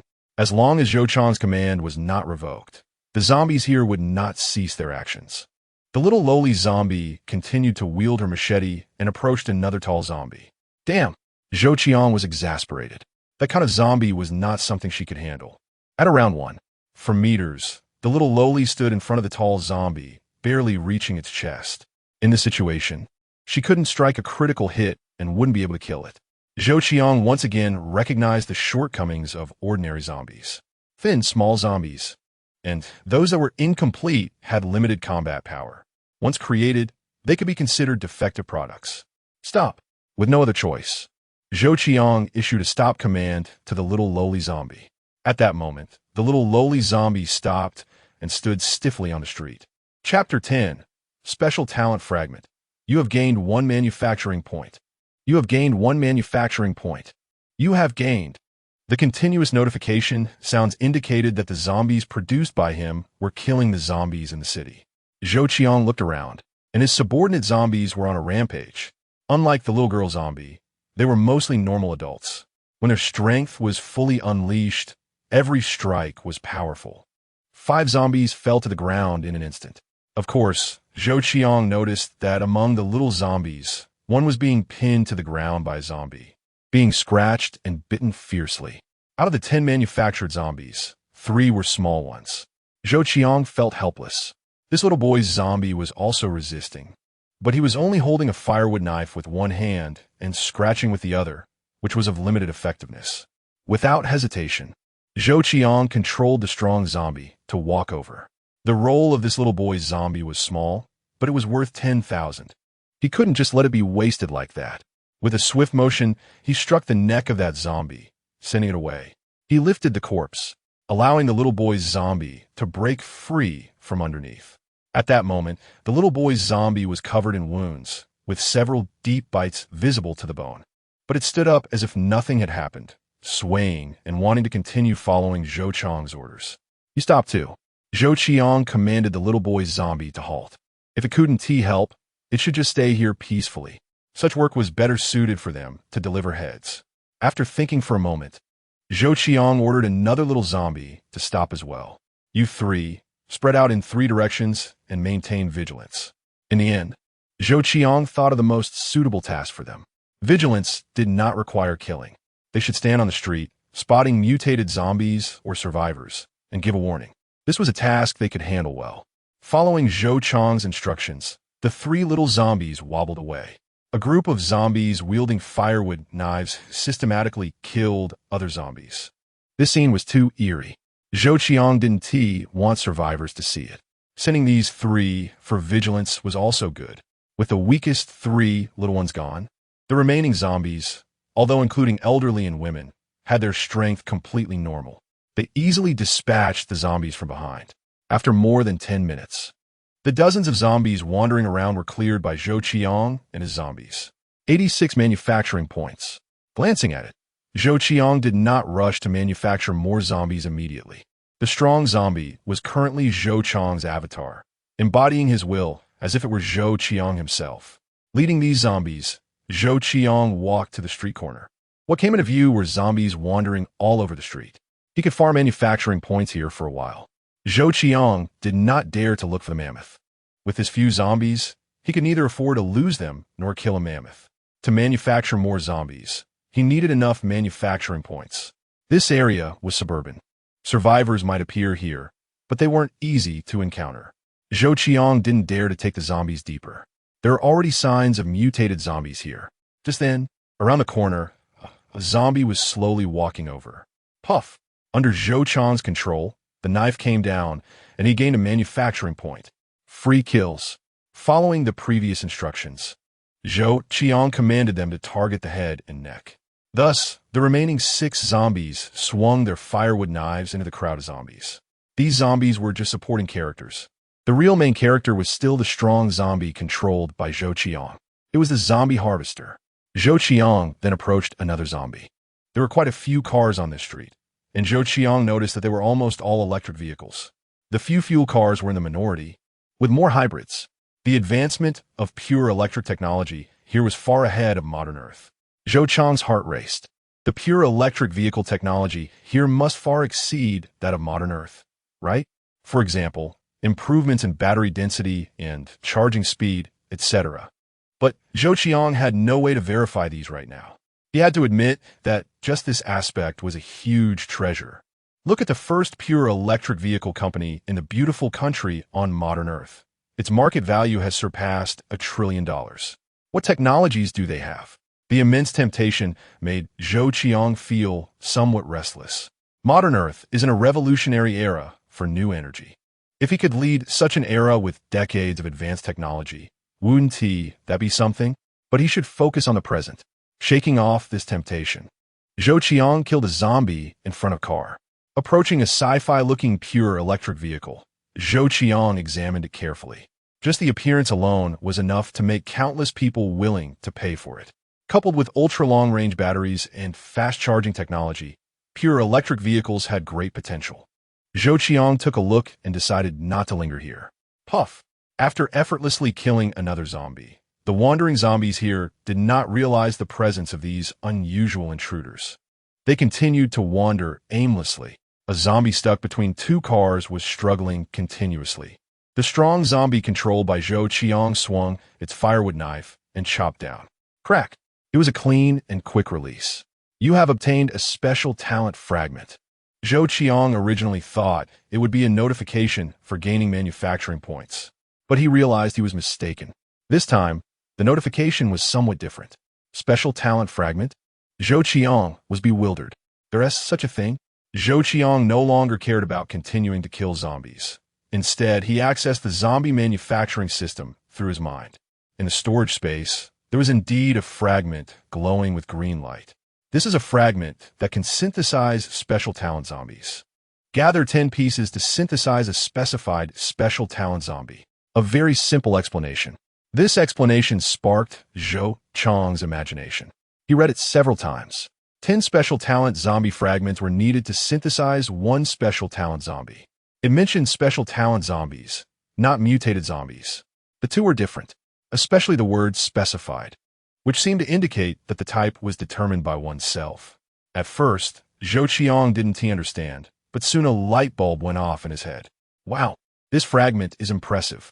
Realizing this, Zhou Qiang immediately regarded this fragment as a treasure. In fact, as long as you connect this fragment with a real person function in the zombie manufacturing system, you would understand what the appearance of this fragment represents. The synthesized special talent can be designated to become a powerhouse in a certain field. You can specify it to be the top talent in a specific area. What would this bring? Perhaps in the apocalypse, it would just be a zombie. But if brought to modern Earth, the zombie manufacturing system would restore its human identity, retaining all memories and abilities. In an instant, Zhou Qiang would gain the world's top talent. This talent could be a scientist, a business genius, or even the best race car driver or sniper, etc. What becomes depends on what you hope it to be at the time of synthesis. Zhou Qiang's eyes lit up, and he became excited. After staring at this special talent fragment for a few moments, Zhou Qiang finally exited the system panel in his mind and continued to kill zombies. With this special drop, Zhou Qiang felt full of motivation. Chapter 11. Almost kissed by a zombie, however, special talent fragments are not so easily dropped. Since the beginning of the apocalypse, Zhou Qiang has killed more than 300 zombies. Out of 300, only one fragment dropped. This ratio is simply too low. If it continues like this, to get 10 fragments, he would need to kill 3,000 zombies? 3,000 zombies, that's not easy. Zhou Qiang crouched down and carefully examined the zombie he had just killed. This was the zombie that dropped the special talent fragment. The decapitated zombie didn't seem particularly special. Judging by its attire, it was dressed in a suit and white shirt. From its age, it appeared to be a middle-aged man. Clearly, this was just an office worker. It was unlikely to be a top-tier powerhouse, right? Of course, there is no absolute certainty. After observing for a while, Zhou Qiang didn't notice anything different. One could only say that the appearance of this fragment was random. Or perhaps, killing a highly capable person after they turn into a zombie would result in a drop. There is really no way to confirm that at the moment. Zhou Qiang didn't dwell on it and stood up. He glanced at his manufacturing points, which had reached 177 points. The zombies he created were still fiercely fighting. They wouldn't be like Zhou Qiang, but were instead wildly hacking away. The noise they made was quite loud. The street was somewhat chaotic. Many zombies were searching for the source of the commotion, listening to the noises here. compared to Zhou Qiang's strong zombies, who could kill one with a single strike. Their efficiency was far too low. Expecting 6 ordinary zombies to be effective was asking too much of them. Zhou Qiang's goal was clear. Gather 200 manufacturing points to spawn a wave of 20 zombies, thereby strengthening his zombie team. More zombies would naturally increase efficiency. By then, with 20 or 30 zombies in hand, he would have some fighting power against a mammoth or a raptor if they encountered one. The zombies here regarded those created by the zombie manufacturing system as their kind. Without any defenses, it was indeed easy to kill. Zhou Qiang controlled the strong zombie, and with a swift stroke, split a zombie's head in half. With his full strength, another strong zombie swung the axe. The weight and sharpness of the axe could not be stopped even by a hard skull. Perhaps the noise from Zhou Qiang's strike was a bit too loud. A nearby zombie let out a low growl and moved towards Zhou Qiang. Zhou Qiang remained calm, simply tightening his grip on the axe handle with both hands. When the zombie approached, before it could make a move, the strong zombie under Zhou Qiang's control struck down with the axe. The zombie's head was split in two. You have gained 1 manufacturing point. Just a manufacturing point, no special talent fragment. Zhou Qiang didn't think much of it. If special talent fragments were so easy to drop, they wouldn't be so extraordinary. Standing here, Zhou Qiang looked around. Not far away, a tall figure appeared. Explosive muscles bulged, standing at over 1.8 meters, towering over most zombies by half a head. A mammoth. Zhou Qiang's pupils contracted slightly. He hadn't fought a mammoth before, but he knew it was currently an opponent he couldn't afford to provoke. He checked his manufacturing points. He was only a few points away from 200. The 6 zombies he had created were still busy chopping zombies. Their noise seemed to have attracted the attention of this mammoth, which began to move through the crowd of zombies towards him. The zombies in its way were easily pushed aside. Unable to provoke it, Zhou Qiang decisively issued a command for the zombies to stop. Then, he ordered them to retreat. The 6 zombies, who had been hacking away, looked a bit odd holding their axes, but after stopping, they were no longer targets for other zombies. The mammoth paused in confusion for a moment before wandering around. The retreating zombies, under Zhou Qiang's lead, slipped into a residential building on the outskirts. The front door was wide open, and the inside was quite chaotic. Useful items had been cleared out, from bedding to food. The zombies wouldn't need these items. The only answer was that they belonged to survivors, including the strong zombie. 10 zombies holding axes burst in here. They stopped in place. After issuing commands, the 10 zombies immediately became motionless. Zhou Qiang also withdrew his consciousness from the strong zombie. The benefit of the clone was that he could control the zombie at any time. Even now, despite being nearly 2 kilometers away, Zhou Qiang's mind could instantly return to his own body. Exiting the clone state, Zhou Qiang let out a breath. The state of the clone was quite magical. His main body felt as though it were asleep. Zhou Qiang's consciousness was in the clone, so he didn't need to breathe, feel pain, or fear death. The zombie uncle and the female office worker zombie were still loyally guarding outside the room. Manufacture 20 zombies. Having gathered enough manufacturing points, Zhou Qiang spent them all. His funds were reduced by 200,000. Money was cheap. The difficult part was the manufacturing points. It took Zhou Qiang almost half a day to gather 200 manufacturing points. With funds and manufacturing points deducted, countless particles of light appeared before Zhou Qiang, coalescing into the forms of zombies. A minute later, another miscalculation. Zhou Qiang slapped his forehead, feeling a bit frustrated. In his eagerness to manufacture, he forgot that he was in a room. Thus, the 20 zombies were created, completely filling the room. The previous 10 were already cramped. Now with 20, Zhou Qiang was surrounded. A nurse zombie dressed in a nurse's outfit had its grotesque mouth nearly pressed against Zhou Qiang's face. The nurse's uniform was dirty and torn, and the hat had long since disappeared. Its face, while still somewhat delicate, was marred by decay. It wore a pair of white stockings, also filthy and with several holes. Its legs were long and slender. One could say that in life, it certainly had beauty and a good figure. If it were a human, Zhou Qiang would have been delighted. But now it was a zombie. A foul odor wafted over. Its mouth, needless to say, had lost most of its teeth, and its rotting tongue was crawling with maggots. Being so close to Zhou Qiang almost made him gag. He had let his guard down, let his guard down. Zhou Qiang pushed the female nurse zombie away and commanded the zombies near the door to leave the room. After a few minutes, the space became spacious again. The zombies created were actually no different from the zombies outside. The difference was that the zombies created by the manufacturing system could be commanded and controlled by Zhou Qiang. The outside zombies would definitely devour Zhou Qiang if he dared to show himself. This meant that these zombies were also decayed and emitted a foul odor. Thinking about how he had almost been kissed by the female nurse zombie, Zhou Qiang felt his stomach churn. After a moment, he managed to calm himself down. It seemed it was time to find a better hiding place. Staying here was still too cramped. The 20 zombies manufactured this time were decent, aside from one without legs. The rest were fine. They still lacked weapons. Out of 20 axes, only 8 remained. Zhou Qiang thought for a moment and decided to arm the 8 strongest ones. The rest would stay to guard the residential building for now. It can be considered as acting as a temporary bodyguard, further ensuring one's own safety. Soon, 8 adult male zombies, armed with axes, left the residential building.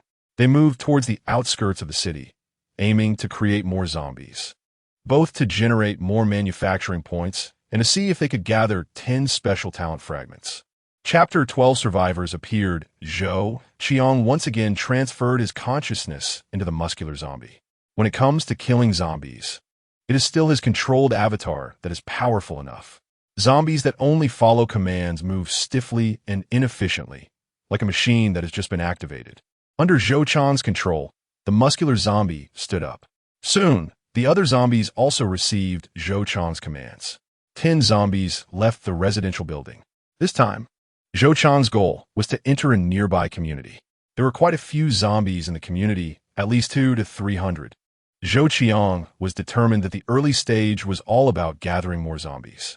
Without 200 to 300 zombie minions, he would be too weak in this city. In fact, 200 to 300 zombie minions are not much at all. This is a post-apocalyptic city with tens of millions of zombies and countless mutated ones.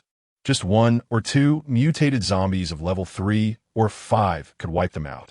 Along the way, Zhou Qiang encountered many zombies. They regarded his peculiar team of zombies as nothing. This saved Zhou Qiang a lot of trouble.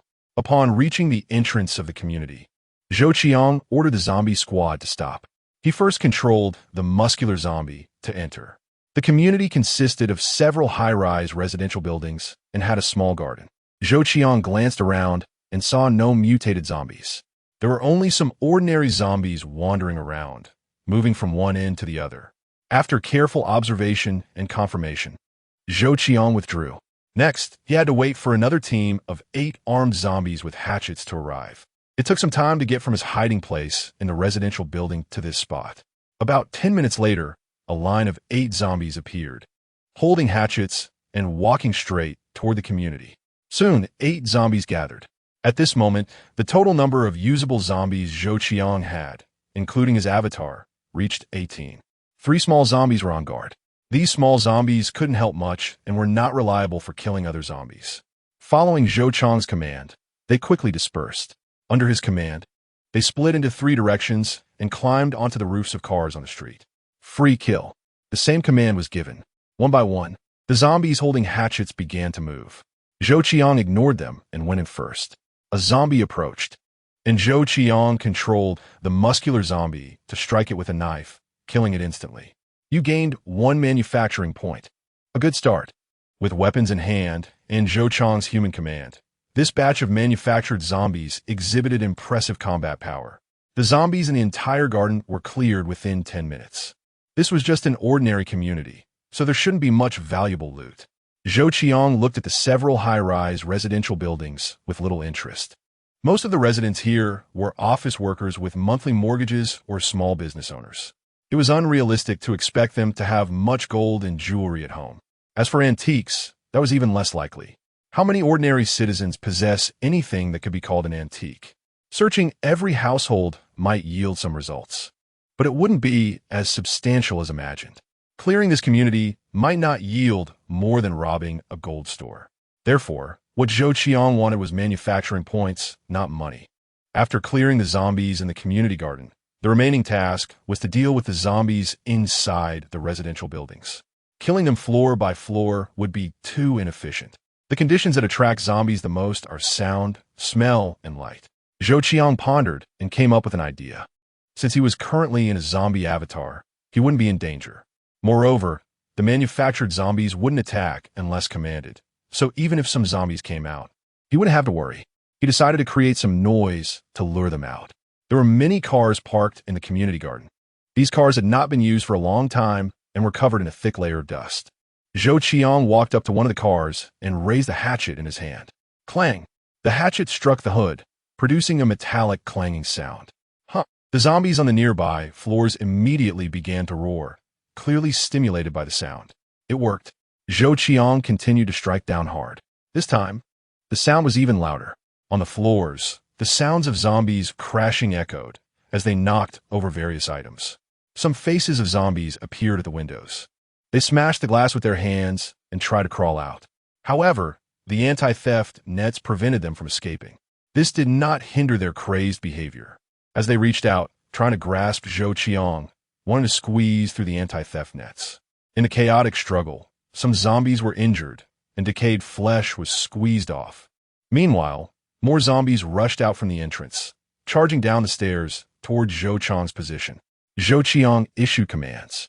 14 zombies holding hatchets stood guard at the entrance of the residential building.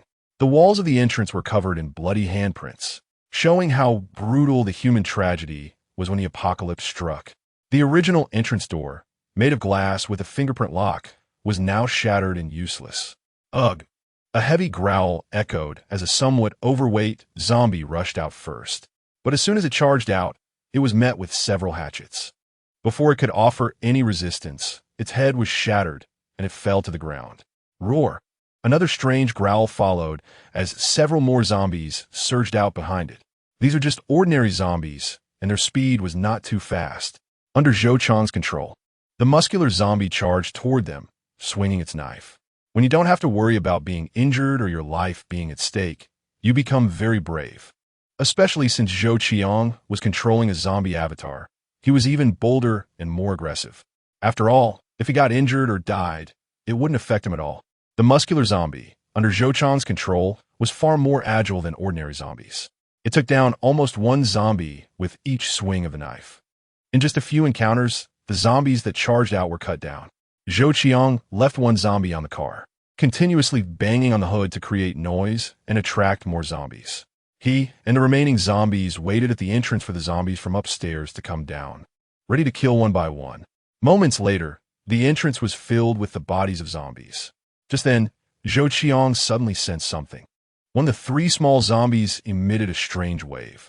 As the creator of the zombies, Zhou Qiang could sense the location of the manufactured zombies and some special fluctuations. These special fluctuations mainly refer to the content of the commands Zhou Qiang issued. For example, the command given to the 3 small zombies was to remain on guard, and they would alert him if survivors or mutated zombies appeared. Obviously, something was happening now. Zhou Qiang's heart stirred. He shifted his consciousness. In an instant, Zhou Qiang transferred his mind from the muscular zombie to the small zombie that had emitted the wave. This small zombie was the little lowly zombie. Now that it had become Zhou Qiang's avatar, it became agile. It stood on top of a car, its petite body holding a hatchet, creating a somewhat discordant scene. However, that was not the point.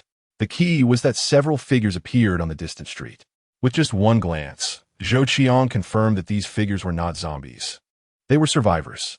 Zhou Qiang did not expect to encounter survivors so soon. The figures moved quickly, and, surprisingly, they did not avoid the zombies on the street. Any zombie that came close to them was instantly slain. In just a moment, they had advanced several dozen meters. Chapter 13. Let the zombies play dead. The zombies on the street gradually noticed these survivors. They gathered in groups, emitting a series of hissing sounds, and began to encircle the survivors.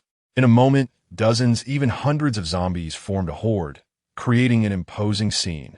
However, these survivors did not seem afraid of the small zombie tide that had formed.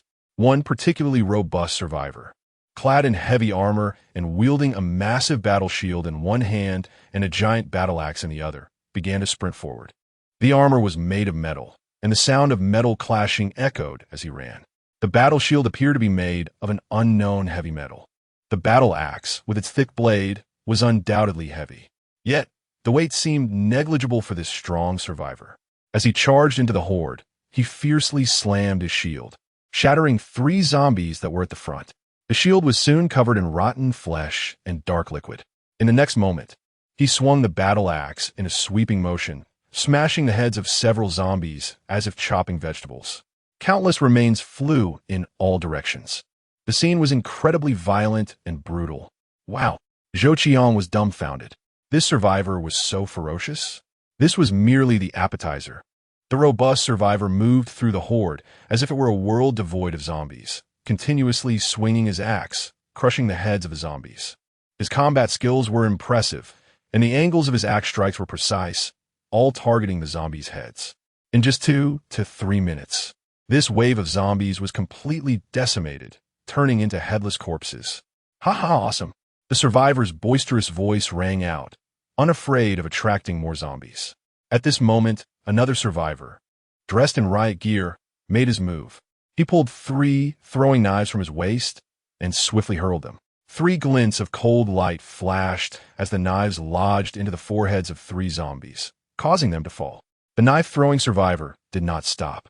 He moved like a dancer, throwing knife after knife, each one accurately hitting the zombies' foreheads. More zombies fell. No one knew how many throwing knives he had. With just the combined efforts of these 2 survivors, the group of zombies had been taken down in an incredibly short time. By the time he reached the front of the horde, not a single zombie was left standing. They slaughtered the zombies as if they were chopping vegetables. The knife-throwing survivor elegantly and calmly began to retrieve his throwing knives, wiping the liquid off with a cloth before reinserting them into his waist sheath. It was so brutal, so savage. This was the first time Zhou Qiang had witnessed the power of the survivors. At this moment, it was enough to be described as terrifying. These survivors were strong, forming a small team, and their direction seemed to lead straight to the position of the zombies he controlled. Oh no! Zhou Qiang panicked. The zombies he could control were just a group of ordinary zombies, not enough to pose any challenge to these survivors. Engaging with them or encountering them would lead to a dead end. The only option was to avoid crossing paths with them, especially now, with the little lowly zombie standing on top of the car. It was too conspicuous. If this wasn't considered conspicuous enough, the little lowly zombie was holding a hatchet, which was such an odd behavior that they might capture her for study. The survivors were too formidable. He had to retreat, without hesitation. While they were still unaware of the little lowly zombie, Zhou Qiang controlled her to slide off the top of the car. Then, with a roll, the little lowly zombie tumbled under the vehicle.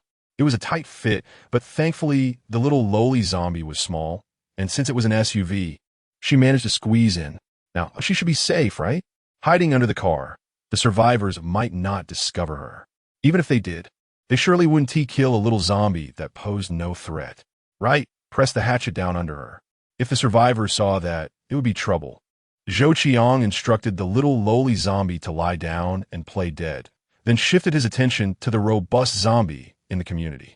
Thus, the zombies he created charged into the greenery, tossing the hatchet into the bushes, and then fell down in a disorganized manner, entering a state of playing dead. The noise attracted many zombies from upstairs.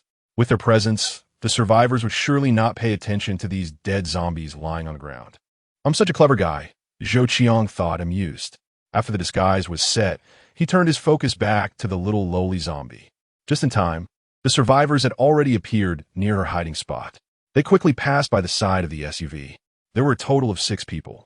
Zhou Qiang made his judgment. At this moment, their voices could be heard. Is there a howler in this community? 6 brother, the intel is accurate. It's inside. Hunting this howler will yield gene fluid worth at least 100 kilograms of rice or 100 liters of purified water. He and T expected to find a howler on the outskirts of the city. Capturing it would be much easier. Their brief exchange ended quickly as they moved at a fast pace, and soon their voices faded. Yet, these few sentences contained significant information. Zhou Qiang's heart stirred. A howler? Just from the name, he knew it was an abnormal zombie. Furthermore, gene fluid extraction? What was that? Extracted gene fluid could be exchanged for 100 kilograms of rice or 100 liters of purified water. That was undoubtedly valuable. In the apocalypse, food and water were paramount. To be able to exchange for such a large amount of supplies showed the immense value of this howler. On a deeper level, it implied that howlers generally wouldn't appear on the outskirts of cities, but rather deeper within urban areas. The zombie creation system has the structure of zombies. Currently, the lowest level is the ordinary zombie, which is also the most numerous in the apocalypse. Next are the first-tier abnormal zombies, the mammoth and the swift. The fact that the howler did not fall within the range of first-tier abnormal zombies indicated that its level was at least that of a second-tier abnormal zombie or higher. Damn! Zhou Qiang exclaimed in shock. There was a second-tier or higher abnormal zombie in the community, and it was making noise, attracting more zombies. Clearly, this was a death wish. Thankfully, it hadn't drawn out the howler. Otherwise, the zombie team he had painstakingly created would be wiped out. What a relief. Even the mammoth was something Zhou Qiang couldn't handle, let alone the higher-level howler. This was definitely an existence he couldn't provoke. It was fortunate that these survivors appeared. Otherwise, Zhou Qiang would have been in big trouble. As he saw the survivors entering the community, Zhou Qiang immediately shifted his focus from the little lowly zombie to the robust zombie. He wanted to see how they dealt with the howler and what this howler looked like. Chapter 14. The powerful roarer was killed. From the perspective of the muscular zombie, 6 survivors entered the community, leaving them momentarily stunned. It was strange. Why were there so many zombie corpses here? This was the result of sharp weapons. The wounds were fresh, indicating they had just been inflicted. Could someone have gotten here first? Survivors who could survive in the apocalypse and become genetic evolvers were not to be underestimated. Their keen observation of the environment allowed them to make quick judgments. The robust man in armor, holding a battle shield in one hand and a battle axe in the other, had a wary look in his eyes as he said, "It doesn't seem like anyone got here first. There are no obvious signs of destruction. It's basically impossible to take out a roarer silently. The community remains intact. This is definitely not how it looks after a battle." The leader of the group was a cold, beautiful woman with an exquisitely shaped face. She wore tight, leather clothing that accentuated her perfect figure, and long boots that made her legs appear even longer. She held a narrow, long knife with its sheath in her arms, indicating she was a genetic evolver skilled with blades. On her back was a rifle, and a bright yellow bullet chain was fastened at her waist, contrasting sharply with her black leather outfit, creating a striking visual impact. Entering the city, firearms were certainly powerful, but they were nowhere near as useful as cold weapons. Unless absolutely necessary, they would not easily use guns to avoid attracting the attention of zombies. "Monkey, go scout ahead. The rest, prepare for battle," she commanded. The other 5 complied. The one called Monkey was small but incredibly agile. He moved quickly, climbing up the residential building using the balconies. In no time, he reached the rooftop of the 31st floor. His agility was such that even a real monkey would be left in the dust. The name Monkey was truly fitting. Meanwhile, the others drew their weapons. Soon, Monkey let out a strange cry and then slid down from the rooftop. Boom! Almost simultaneously, a loud noise echoed. Concrete debris flew, and a massive figure appeared. Its skin was dark, with a faint layer of scales visible. It stood about 5 meters tall, resembling a gorilla with 2 long and huge arms. It locked on a Monkey. Roar! The sound was like that of a monster, and then it moved. It hung its arms on the wall and jumped down. Its arms shattered the wall, allowing it to descend quickly. By the time it hit the ground, a massive scar had appeared on the wall of the building. The loud noise attracted the attention of the nearby zombies. Stimulated by the sound, countless zombies surged toward the community. This scene left Zhou Qiang dumbfounded. This roarer was too powerful. The real terror was its ability to attract countless zombies. Among the nearby zombies, there were quite a few mutated ones. With the arrival of these zombies, how would the survivors respond? Zhou Qiang never imagined that a roarer would be waiting on the rooftop when they entered the community. His reconnaissance had been utterly inadequate. Swift battle, swift resolution, the cold female captain commanded. No matter how strong they are, if surrounded by so many zombies, they won't escape. The team members sprang into action. The first to attack was the flying knife man. With a flick of his hand, 3 flying knives appeared between his fingers, then he hurled them forward. The 3 flying knives gleamed with white light. Puff! Almost simultaneously, the sound echoed as the three flying knives struck the roarer's forehead. Roar! Under attack, the roarer went berserk, slamming its arms into the ground. The terrifying force created a pit in the ground, cracking the surface like a spider web. The next moment, it charged forward, standing 5 meters tall. It was like a tank. The robust man with the battle shield let out a wild laugh. "I'll take one hit. Captain, it's your turn." Saying this, he confronted the roarer. As the roarer charged, it raised its massive arms to strike the robust man. He roared back as well, raising his shield and bending his legs. Boom! With a thunderous sound, the concrete beneath him cracked, and he seemed to shrink by half. The tremendous force nearly overwhelmed him.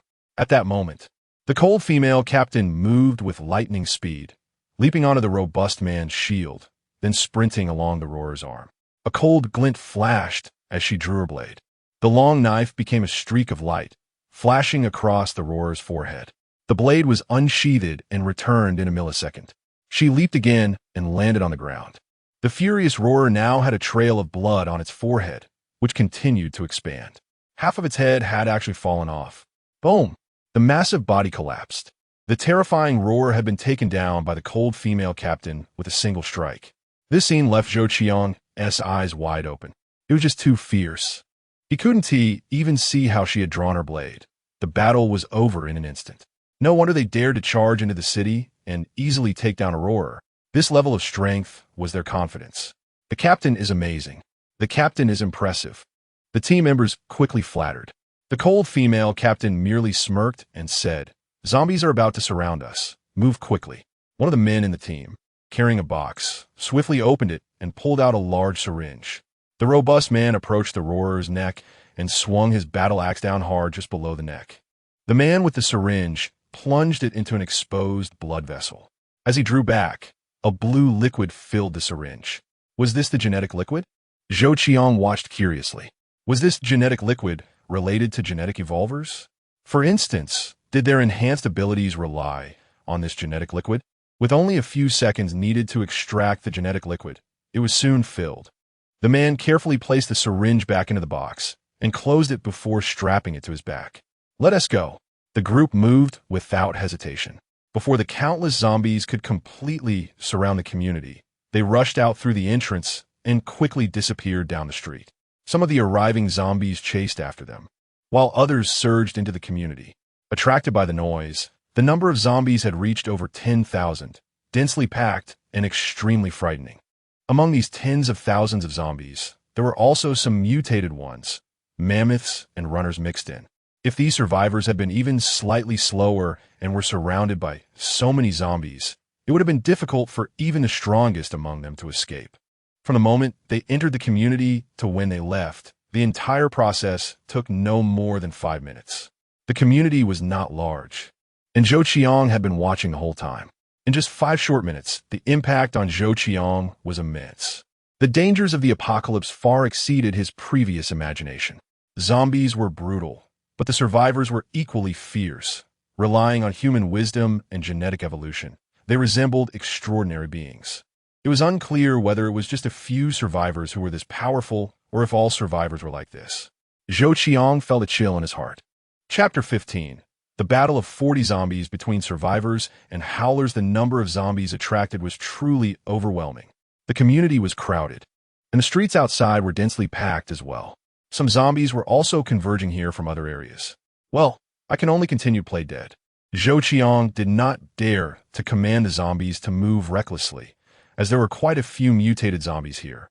And who knows what abnormalities they might have regarding the zombies they create. Half an hour later, the surroundings returned to silence. With the loss of sound sources, the zombies gradually reverted to their usual wandering state. Under Zhou Qiang's control, the strongman zombie flipped over and got up. He retrieved a chopping knife from the green belt. Thud! The knife came down, decapitating a zombie. This one had been swaying in front of Zhou Qiang for a long time, and he had long found it displeasing. Under Zhou Qiang's command, the other zombies also scrambled to find the chopping knives. There were many zombies here, making it easy to start the killing. Dozens of zombies moved in unison, catching the unsuspecting zombies off guard, knocking them to the ground. Witnessing the strength of the survivors intensified, Zhou Qiang's sense of crisis. He had previously known that this apocalyptic world was not simple, but he had no real concept of it. Now he did. The power of the survivors and the terror of the zombies made Zhou Qiang reevaluate this world. What he urgently needed now was to create mammoths and runners. With them, he could have more security in this apocalypse. Ordinary zombies were weak, and what Zhou Qiang could do was compensate with numbers. Since he needed to go all out with the zombies, he needed enough manufacturing points. Controlling the strongman zombie, Zhou Qiang became serious. It felt somewhat like leveling up. As long as you have great determination, the manufacturing points gained would be ample. 2 hours passed in the blink of an eye. The community was littered with zombie corpses. You have gained 1 manufacturing point. Upon hearing the notification, Zhou Qiang looked at his manufacturing points, which had reached 330. The zombies in the community were almost cleared out. After chopping for so long, the chopping knife had even become somewhat dull. Zhou Qiang scanned around and found a few scattered zombies remaining. With these manufacturing points, once he creates more zombies, he would have nearly 60 zombies at his disposal. His strength would further grow. Not far away, a newly created zombie, holding the somewhat dull chopping knife, knocked down a zombie. However, it did not die. The newly created zombie repeatedly raised its hand and, after several strikes, finally crushed the head of that zombie. You have obtained a special talent fragment. The notification sounded. Music to Zhou Qiang's ears. He did not expect the second special talent fragment to appear so suddenly. Thinking back, he had killed over 300 zombies. Statistically, it should have dropped. Controlling the strongman zombie, Zhou Qiang approached the zombie from which the fragment appeared. It appeared to be a greasy, middle-aged man. There was nothing particularly special about him. Judging from his clothing, Zhou Qiang couldn't tell what kind of work he did. It was unlikely to deduce the drop rules of the fragment through him. Logically, the people living in this area couldn't possibly be those with top-tier abilities. Those with such abilities would either be in villas or large apartments in the city center. This was the suburbs. What status could they possibly have? Of course, it was also possible that this zombie wandered here from elsewhere. Seeing there was nothing to gain, Zhou Qiang was too lazy to investigate further. Killing was the way to go. After a day of killing, Zhou Qiang felt somewhat numb. The zombies he created could execute simple commands and act according to those commands. Their efficiency could not compare to the strongman under Zhou Qiang's control. However, if their numbers were sufficient, their efficiency would far exceed what Zhou Qiang could manage. Of course, the zombies controlled by Zhou Qiang would not suffer losses, but those merely executing commands would definitely incur losses. As long as the manufacturing points gained exceeded the losses, he would only grow stronger. Zhou Qiang gave the zombies the command to attack freely and returned his consciousness to himself. In a residential building, Zhou Qiang got out of bed and shook his head. Controlling the zombie avatars for so long felt like playing an AR game and was somewhat mentally taxing. After a busy day, Zhou Qiang was so hungry that his stomach was pressed against his back. He took out a can of meat and a bottle of water. Eating slowly. He originally wanted to cook a bucket of instant noodles, but the aroma of the noodles would definitely attract unwanted trouble, so he hesitated. After filling his stomach, Zhou Qiang took out a cigarette and lit it. Blowing out smoke rings, he looked outside. At this moment, the sky was almost darkening. Another day was coming to an end. To summarize, today's gains were undoubtedly enormous. The appearance of the special talent fragment gave Zhou Qiang plenty of motivation. As long as he could synthesize a special talent zombie, no matter the cost, he would bring it to the modern world. In the apocalypse, its role would be no different from that of an ordinary zombie. Tomorrow he would kill more zombies. The day after tomorrow he would make money. He needed to grasp both manufacturing points and money. The existence of real human functions would definitely be a money-eating beast. As the sky darkened, the zombies in the night seemed to become more violent and stronger. Zhou Qiang did not stop the commands because of the darkness. Instead, he let the zombies ignore the night and slaughter like robots, earning manufacturing points for themselves. They were no different from robots, never knowing fatigue. As for their losses, Zhou Qiang let go. Losses were inevitable, if he felt pained over losing even 1,000 zombies. What would he do when he faced losses of tens of thousands or hundreds of thousands? Taking advantage of the moonlight, Zhou Qiang walked into the lobby of the residential building. His manufacturing points had now exceeded 400 points. He could manufacture 40 zombies. Zhou Qiang opened the zombie manufacturing system and issued the command. Light particles once again appeared, this time gathering into the appearance of 40 zombies. The light quickly disappeared. Subsequently, in the darkness, 40 zombies of various ages appeared. Their faces were grotesque, and even though Zhou Qiang knew they were his creations and posed no threat to him, he still felt uneasy. Facing such terrifying visages in the night required courage. With no time to check the extent of this batch of zombies' defects, Zhou Qiang immediately commanded them to remain silent and guard the entrance. He noticed that the number of zombies he had created had reached 72. While it wasn't 100, 72 was already quite a lot. As long as he could remove this newly created batch of 40 tomorrow, his manufacturing points would increase even faster. Returning to his room, Zhou Qiang first glanced outside. After confirming there was nothing unusual, he lay down on the bed. In this apocalypse, Zhou Qiang couldn't go anywhere. At this time, he couldn't return to modern Earth, as the forced 3-day period hadn't even reached a day. The night made Zhou Qiang feel insecure. He wanted to unlock the mammoth and the runner. He aimed to find a safer place in the next 2 days. Chapter 16. 40 zombie minions go on a killing spree with dozens of zombie minions guarding him. Zhou Qiang had a good night's sleep. The next day at dawn, under Zhou Qiang's orders, this batch of newly created zombie minions left the residential building and headed towards the city. How to arm them was giving Zhou Qiang a headache. This time, the weapons were still insufficient. Zhou Qiang realized he was still too conservative and not aggressive enough. For tools like hatchets, whether he stocked 1,000 or 10,000, who would suspect anything? What else can these things do besides chopping wood? In the era of firearms, hoping they would help achieve dominance? As he used the zombies more, Zhou Qiang gradually gained insights. It wasn't necessary to equip every zombie with weapons. Some auxiliary tools could also be very practical. Utilizing the zombie's instinct to charge forward, preparing some food for the zombie minions was also a great tool for fighting zombies. One zombie minion could immobilize a zombie with a fork, while another could strike down with a knife. Such speed and efficiency would not be slow either. Especially when dealing with mutated zombies in the future, teamwork would be even more critical. He needed to put some thought into the weapons. For dealing with zombies, long swords and knives weren't practical. Zombies are different from other life forms. A stab through the heart would not instantly kill them. They can only be killed by smashing their heads. Even if a long sword pierced through their bodies, zombies could still charge forward frantically and attack you. The best weapons would have blocking functions, like a trident axe, which can chop and stab. Especially the stabbing. If you stab a zombie's body, it cannot move forward and will be held in place. Other strategies could also be devised. The manufactured zombies could freely navigate the city without being restricted by the presence of other zombies. This advantage allowed for setting traps. For example, ancient horse snares.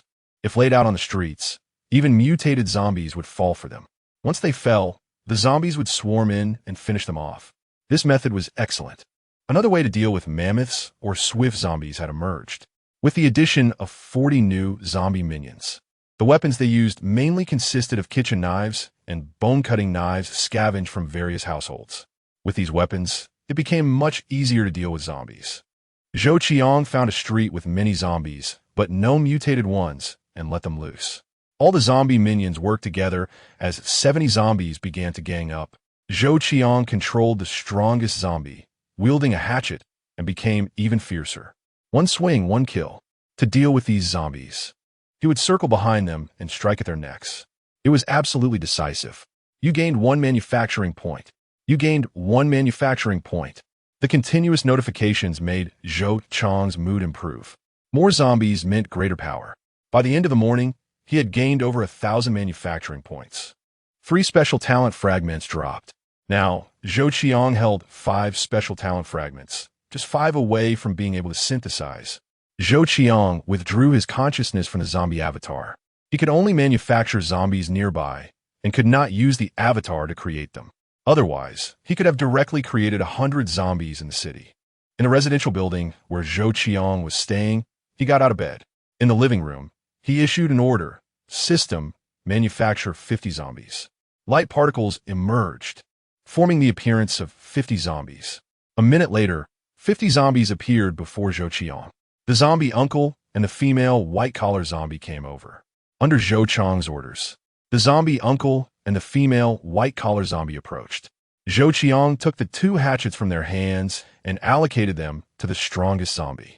This zombie, standing at 9 meters tall, though an ordinary zombie, was definitely a standout among this batch. The tall zombie wielding 2 hatchets had a strong deterrent effect. Subsequently, Zhou Qiang dispatched 10 zombies to spread out in various directions. The purpose of these 10 zombies was to scout. Zhou Qiang then selected 2 adult zombies to carry a sofa. After issuing these commands, all that was left was to wait.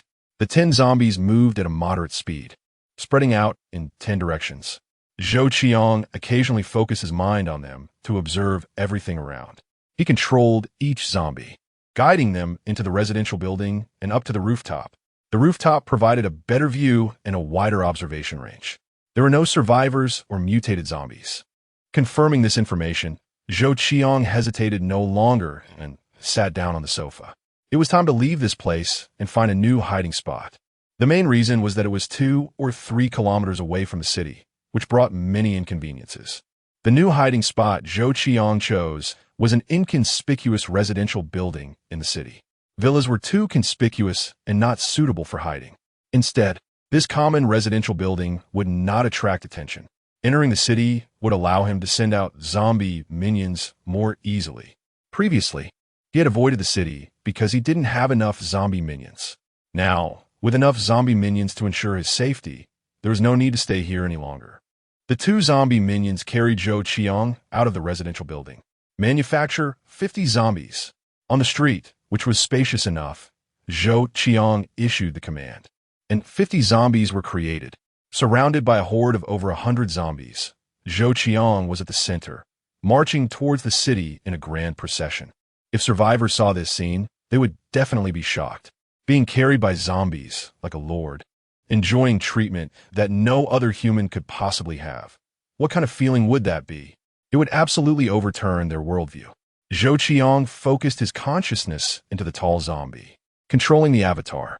Turning his head, Zhou Qiang saw himself asleep on the sofa, being carried by 2 zombie minions. The feeling was exhilarating. Controlling the tall zombie avatar, Zhou Qiang led the way with dual hatchets. Occasionally, 1 or 2 zombies appeared on the road. Concerned for his safety, Zhou Qiang naturally felt tense, swiftly taking down these zombies first. As they approached the city, nearly 100 zombies awaited them. Some held knives, others held clubs with weapons of all sorts. Undoubtedly, these were the zombie army Zhou Qiang had created, waiting for his arrival. The street leading to the new hiding spot had already been cleared by the zombie minions, and there wasn't a single zombie left. Entering the city, they ran wildly. A horde of zombies surged forward like a tide of corpses. This was definitely the strangest group of zombies, as they wielded a variety of weapons and, more importantly, were escorting a human. Well prepared, Zhou Qiang ensured that this transfer went off without any accidents. 10 minutes later, Zhou Qiang got off the sofa, a serious expression on his face as he entered the selected residential building, followed by 10 zombies, and then closed the security door. The entire building had long been cleared, with no zombies present. This room would do. Zhou Qiang chose a room on the top floor, which was in perfect condition. The owner of this room likely wasn't there when the apocalypse struck. With so many residential buildings, survivors wouldn't have visited every single one. This place had clearly never been visited by any survivors. Zhou Qiang certainly wouldn't want these blankets and such. He threw away the blankets in the room and replaced them with the ones he had brought. This place would serve as his hideout from now on. After changing to a new residence, the next step was to confront the mammoths or the raptors. Now, Zhou Qiang finally had the strength to challenge them. Chapter 17. Killing zombies with traps? Awesome. On the street, a strong zombie, carrying a bundle of thick ropes, arrived at the base of a large tree. In a world of zombies, it was such an anomaly. It should be said that zombies shouldn't behave this way. The next actions of this strong zombie further challenged human understanding. It took off the ropes from its body, tied them to the tree, and made a dead knot. Although its hands were stiff, it still managed to complete these actions well, tying a secure knot. Needless to say, this was a zombie avatar controlled by Zhou Qiang. Soon, Zhou Qiang had the zombie avatar tie the rope across the street. One rope wasn't enough, so Zhou Qiang prepared several. The ropes were all tied to the trees on both sides of the street. After completing all this, Zhou Qiang commanded dozens of weapon-wielding zombie minions to stand on either side of the rope. With this small trap, losses could be minimized. Next, it was time to lure it over. There was a reason for setting the trap here. Not far away, there was a mammoth wandering around. It was Zhou Qiang's target. After the deployment was complete, Zhou Qiang controlled the zombie avatar to start running wildly towards the mammoth. Surrounding the mammoth were only a few scattered zombies. In this sea of zombies, its crimson skin and powerful muscles exuded explosive strength, making it so unique. It was also unconscious, merely wandering aimlessly. As Zhou Qiang approached it, he unceremoniously threw a brick at it. Bang! With good aim, the brick hit the mammoth. Zhou Qiang didn't care about its reaction and immediately turned to run. The tall mammoth was momentarily stunned, but the next moment it entered a state of rage. Roar! It let out a strange roar and charged at the zombie that dared to provoke it. The mammoth's speed wasn't very fast, slightly quicker than an ordinary zombie. Zhou Qiang had the advantage. It would take some time for the mammoth to catch up, since Zhou Qiang was only provoking the mammoth. The scattered zombies on the street seemed indifferent to this. This was exactly what Zhou Qiang wanted, controlling the avatar to run wildly, the speed of ordinary zombies. Not caring about muscle and joint damage, was slightly faster than ordinary humans. One big and one small were in pursuit. The trap set by Zhou Qiang was not far. In just a few minutes, he controlled the zombie to jump over the first rope. Prepare to strike its head after it falls. Zhou Qiang issued the command. In the next moment, Zhou Qiang's focus shifted to another powerful zombie. The real main force was still himself. After the zombie controlled by Zhou Qiang jumped over two ropes, the mammoth finally arrived. It roared, completely ignoring the ropes, or rather, in its instinctive reaction, it didn't need to dodge. The zombies beside the ropes were dismissed by it. Where in the city weren't there zombies? While running, the rope tripped its foot. At that speed, it was unexpected, and the result was naturally a fall. Zhou Qiang, who had been watching, didn't hesitate for a moment, controlling the strong zombie avatar to pounce with dual knives. The just fallen mammoth, unlike humans, didn't have conscious thought. It instinctively wanted to get up, but Zhou Qiang wouldn't give it that chance. Just as it lifted its head, the blade tore through the air and struck hard at the back of its head. This strike was delivered with all the strength of the zombie avatar. The chopping knife sank halfway into its head, then got stuck by the bone. Zhou Qiang was startled. The mutated zombie had tougher muscles, and even the bones were much harder. If it were an ordinary zombie, this strike would have been enough to split its head in half. With no time to think, Zhou Qiang's other hand brought down the chopping knife again, targeting the neck. This violent strike nearly severed the exposed back of the neck of the prone mammoth. Both strikes were fatal. No matter how strong the mammoth was, it died on the spot. Zhou Qiang stood upright, and the zombie minions that were a beat slow behind him pounced like mad, attacking the mammoth's head with various weapons. In the blink of an eye, the mammoth's head was smashed to pieces. Zhou Qiang was speechless. It's dead, and you all come and join the fun? You have obtained a mammoth fragment. The prompt appeared in time. The first mammoth fragment was in hand. But, damn, stop. Zhou Qiang quickly issued commands. Finally, the frenzied zombie minions all stopped. Zhou Qiang approached and saw the mammoth in a bloody mess, its head and neck reduced to mush. Even the neck leading to the back was a pulp. Damn! Zhou Qiang was dumbfounded. Among the mushy flesh, he saw a green liquid flowing. Without thinking, this must be the gene liquid produced by the zombies. Zhou Qiang had seen survivors extract this gene liquid when hunting roarers. The mammoth's was green, while the roarer's was blue. It seemed that the blue gene liquid represented the level of mutated zombies. The mammoth was first tier, and the gene liquid was green. What tier would the roarer be? Zhou Qiang still didn't understand the effects of the gene liquid on humans. Did it allow human genes to evolve, or did it have other effects? In this apocalypse, Zhou Qiang was in the dark. To know all this, he could only interact with survivors. The gene liquid from this mammoth was no longer usable, having been destroyed by the zombie minions. The lack of a syringe was also a reason. However, Zhou Qiang didn't feel too heartbroken. If he could hunt one, he could hunt a second. With this group of zombie minions, getting gene liquid would be easy. Next time he returned to modern Earth, he needed to bring a batch of syringes. He noted this in his mind. Zhou Qiang then commanded the zombie minions to drag the dead mammoth's body away. This was just the first one. Next, he would repeat the process. Dealing with the mammoth wasn't as difficult as he had imagined. He had thought it would be tense and exciting, but now it seemed that as long as he used it properly, it was very easy. After all, zombies lacked thought and consciousness. They were more like NPCs. When you didn't attack them, they were harmless, utilizing the advantages of the zombie minions. He could set traps one after another and hunt them down. Zhou Qiang picked up the chopping knife again and gripped it in his hand. The hunt continued. Not only ropes. Zhou Qiang also controlled the zombie minions to lift abandoned cars, creating a narrow gap that only allowed one zombie to pass through. He had the zombie minions stand on top of the cars. Of course, the lure was Zhou Qiang's job. He used the old method again, throwing things to hit the mammoth. After attracting it, Zhou Qiang easily squeezed through this narrow space using a small zombie avatar. However, the mammoth behind had no such luck. It didn't realize it was a trap and charged in. The result was predictable. It got stuck between two cars. No matter how much strength it had, it couldn't break free. The zombie minions that had been waiting on top of the cars began to slash at its exposed head. Easily, another mammoth fragment was obtained. The third method. Zhou Qiang had the zombie minions open manhole covers, opening several in a row. Following the same routine, Zhou Qiang provoked and attracted the mammoth to chase. Then controlling the zombie avatar to avoid, but the mammoth just wouldn't. One sewer entrance missed, the second, the third.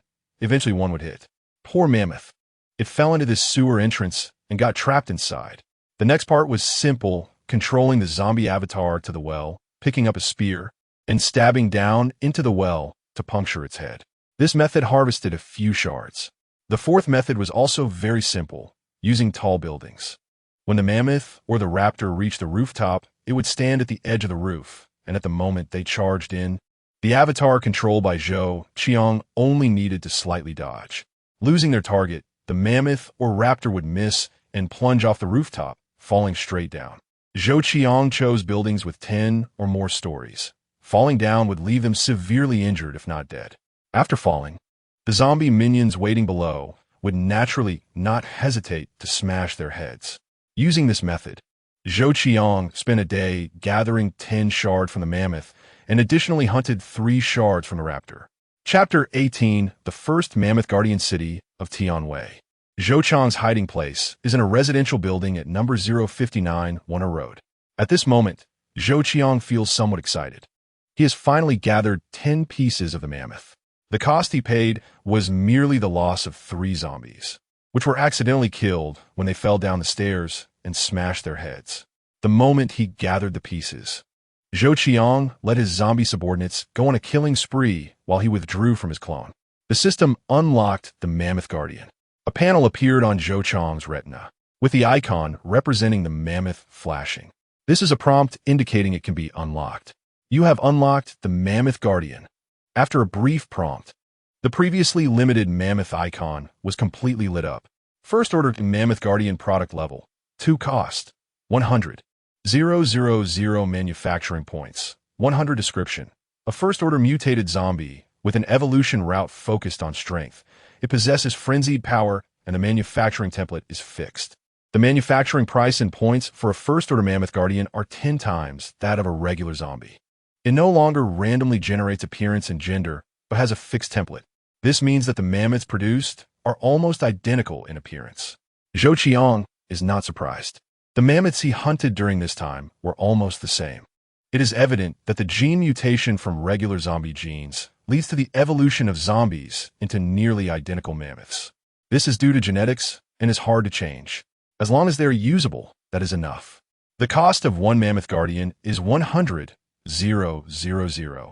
which is indeed not expensive considering its power.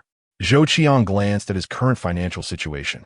Funds: 541 manufacturing points. 125 in just 2 days, he spent 6 million to manufacture 160 zombies with his 2 million funds. Now he still has a bit of leeway in funds, but his manufacturing points are just enough to create 1 mammoth. With limited funds and insufficient manufacturing points, he decided to go ahead and produce one, manufacturing one mammoth guardian. Zhou Qiang issued the command. Immediately, mysterious particles of light reappeared before him, gathering into a tall, suffocating figure. 2 minutes later, a mammoth guardian, about 9 meters tall, stood before Zhou Qiang. It was completely bare except for a pair of shorts, with its crimson skin and bulging muscles clearly distinguishing it from regular zombies. With just one glance, it was obvious that it was not on the same level as ordinary zombies. The mammoth guardian, standing close to Zhou Qiang, gave him a sense of tension. At 178 meters, Zhou Qiang appeared dwarfed in its presence. Not to mention, compared to this massive creature, Zhou Qiang's slender body was indeed disproportionate. Comparing arms, the mammoth's arms were not much smaller than Zhou Qiang's legs. Just from its appearance, it was clear that this creature possessed immense strength. If he had enough money and manufacturing points, Zhou Qiang would have wanted to create several more mammoths. At this moment, Zhou Qiang connected his consciousness to the mammoth guardian, instantly turning it into his clone. The moment his mind entered the mammoth, he felt completely different. A surge of power filled him. Zhou Qiang realized he could now punch and kill a cow with one blow. The powerful strength filled his entire body. Entering the zombie clone, its power was the same as his. Zhou Qiang was momentarily stunned, but then he understood. He was now the mammoth. The mammoth was him. Controlling the mammoth, its strength was indeed his own. Is this what power feels like? The overwhelming sense of power was so enticing to Zhou Qiang. It could be said that after becoming a genetic evolver, he would also possess this kind of strength. Zhou Qiang swung his arm, feeling strong and powerful. He controlled the mammoth to walk over to an iron cup, and with his large hand, he grasped it. Creak! With a forceful motion, he squeezed the iron cup into a crumpled ball of scrap metal. Zhou Qiang was taken aback. The strength of the mammoth was beyond his expectations. Under Zhou Qiang's control, the mammoth walked out of the residential building and onto the street. The surrounding zombies were not killed, but were allowed to exist there. These zombies served as the best camouflage. The mammoth, controlled by Zhou Qiang, approached a wandering zombie, skillfully extending its hand to press against the top of the zombie's head. Upon contact, the zombie attempted to resist. Zhou Qiang did not give it a chance, pressing its head down with one hand while grabbing its neck with the other. He applied force to the hand pressing the head. Crack! With a sound, the zombie's head was forcefully twisted off by Zhou Qiang. Dark liquid splattered onto the mammoth clone, but Zhou Qiang did not mind. Once again, the mammoth's strength surprised him. After tossing aside the severed zombie head, Zhou Qiang controlled the mammoth clone to a parked small car on the side of the street. Slightly crouching down, he grasped the car's chassis with both hands. Roar! The mammoth clone let out a low roar, exerting force. One side of the small car was actually lifted by it. This was a car weighing 8 tons. The power of the mammoth was indeed great. At this moment, Zhou Qiang felt that if he wanted, he could easily flip this small car over. After testing it out, Zhou Qiang gained a new understanding of the mammoth. If he were to confront it head-on without traps, it might take dozens of zombies to have a chance of killing one mammoth. The mammoth was merely powerful, but not fast. In contrast, the raptor was much harder to kill. The raptor had incredible speed, likely comparable to that of the world's 100-meter champion. In the face of such speed, ordinary people would have no chance to escape and would only await death. However, the mammoth's strength was its main advantage. With such power, any ordinary zombie that came into contact would either die or be injured. Zhou Qiang controlled the mammoth to stroll around the street for a moment. A tool store caught his attention. Survivors had not ventured here. The tools inside were complete. Cities were the places with the most zombies, and survivors would not recklessly enter unless absolutely necessary. Tools like knives and various implements could be found here. There were plenty of hardware stores in rural towns outside the city, making it unnecessary to risk entering the city. The tall mammoth walked over. The tool store's door was closed, secured with a rolling shutter. Zhou Qiang controlled the mammoth to extend its hands and grasp the bottom edge of the rolling shutter. Roar! With a deep roar, the mammoth exerted strength. Crack! With a sound of metal tearing, the lock of the rolling shutter was forcibly broken by the mammoth. With a loud noise, the rolling shutter opened. These sounds also attracted nearby zombies, which began to gather towards the source of the noise. Zhou Qiang ignored them and stepped into the tool store. This was a fairly large tool store. Inside, the tools were varied from knives to various hammers, screwdrivers, and more. Seeing these tools, Zhou Qiang couldn't help but scold himself for being foolish. Clearly, there were endless weapons right at his side. Yet he had his zombie subordinates use a hodgepodge of weapons for a whole day. If they had used these sharp steel tools, the efficiency of killing zombies would have definitely increased significantly. The strength of the mammoth was certainly not suited for ordinary knives. Zhou Qiang quickly locked onto a large fire axe. The axe head and half of the handle were painted red, looking very formidable. This fire axe stood at 1.5 meters, with a large snow-white blade. Controlled by the mammoth, it fit well in his hand. Given the mammoth's height, it was suitable for one-handed use. No defensive tools were needed.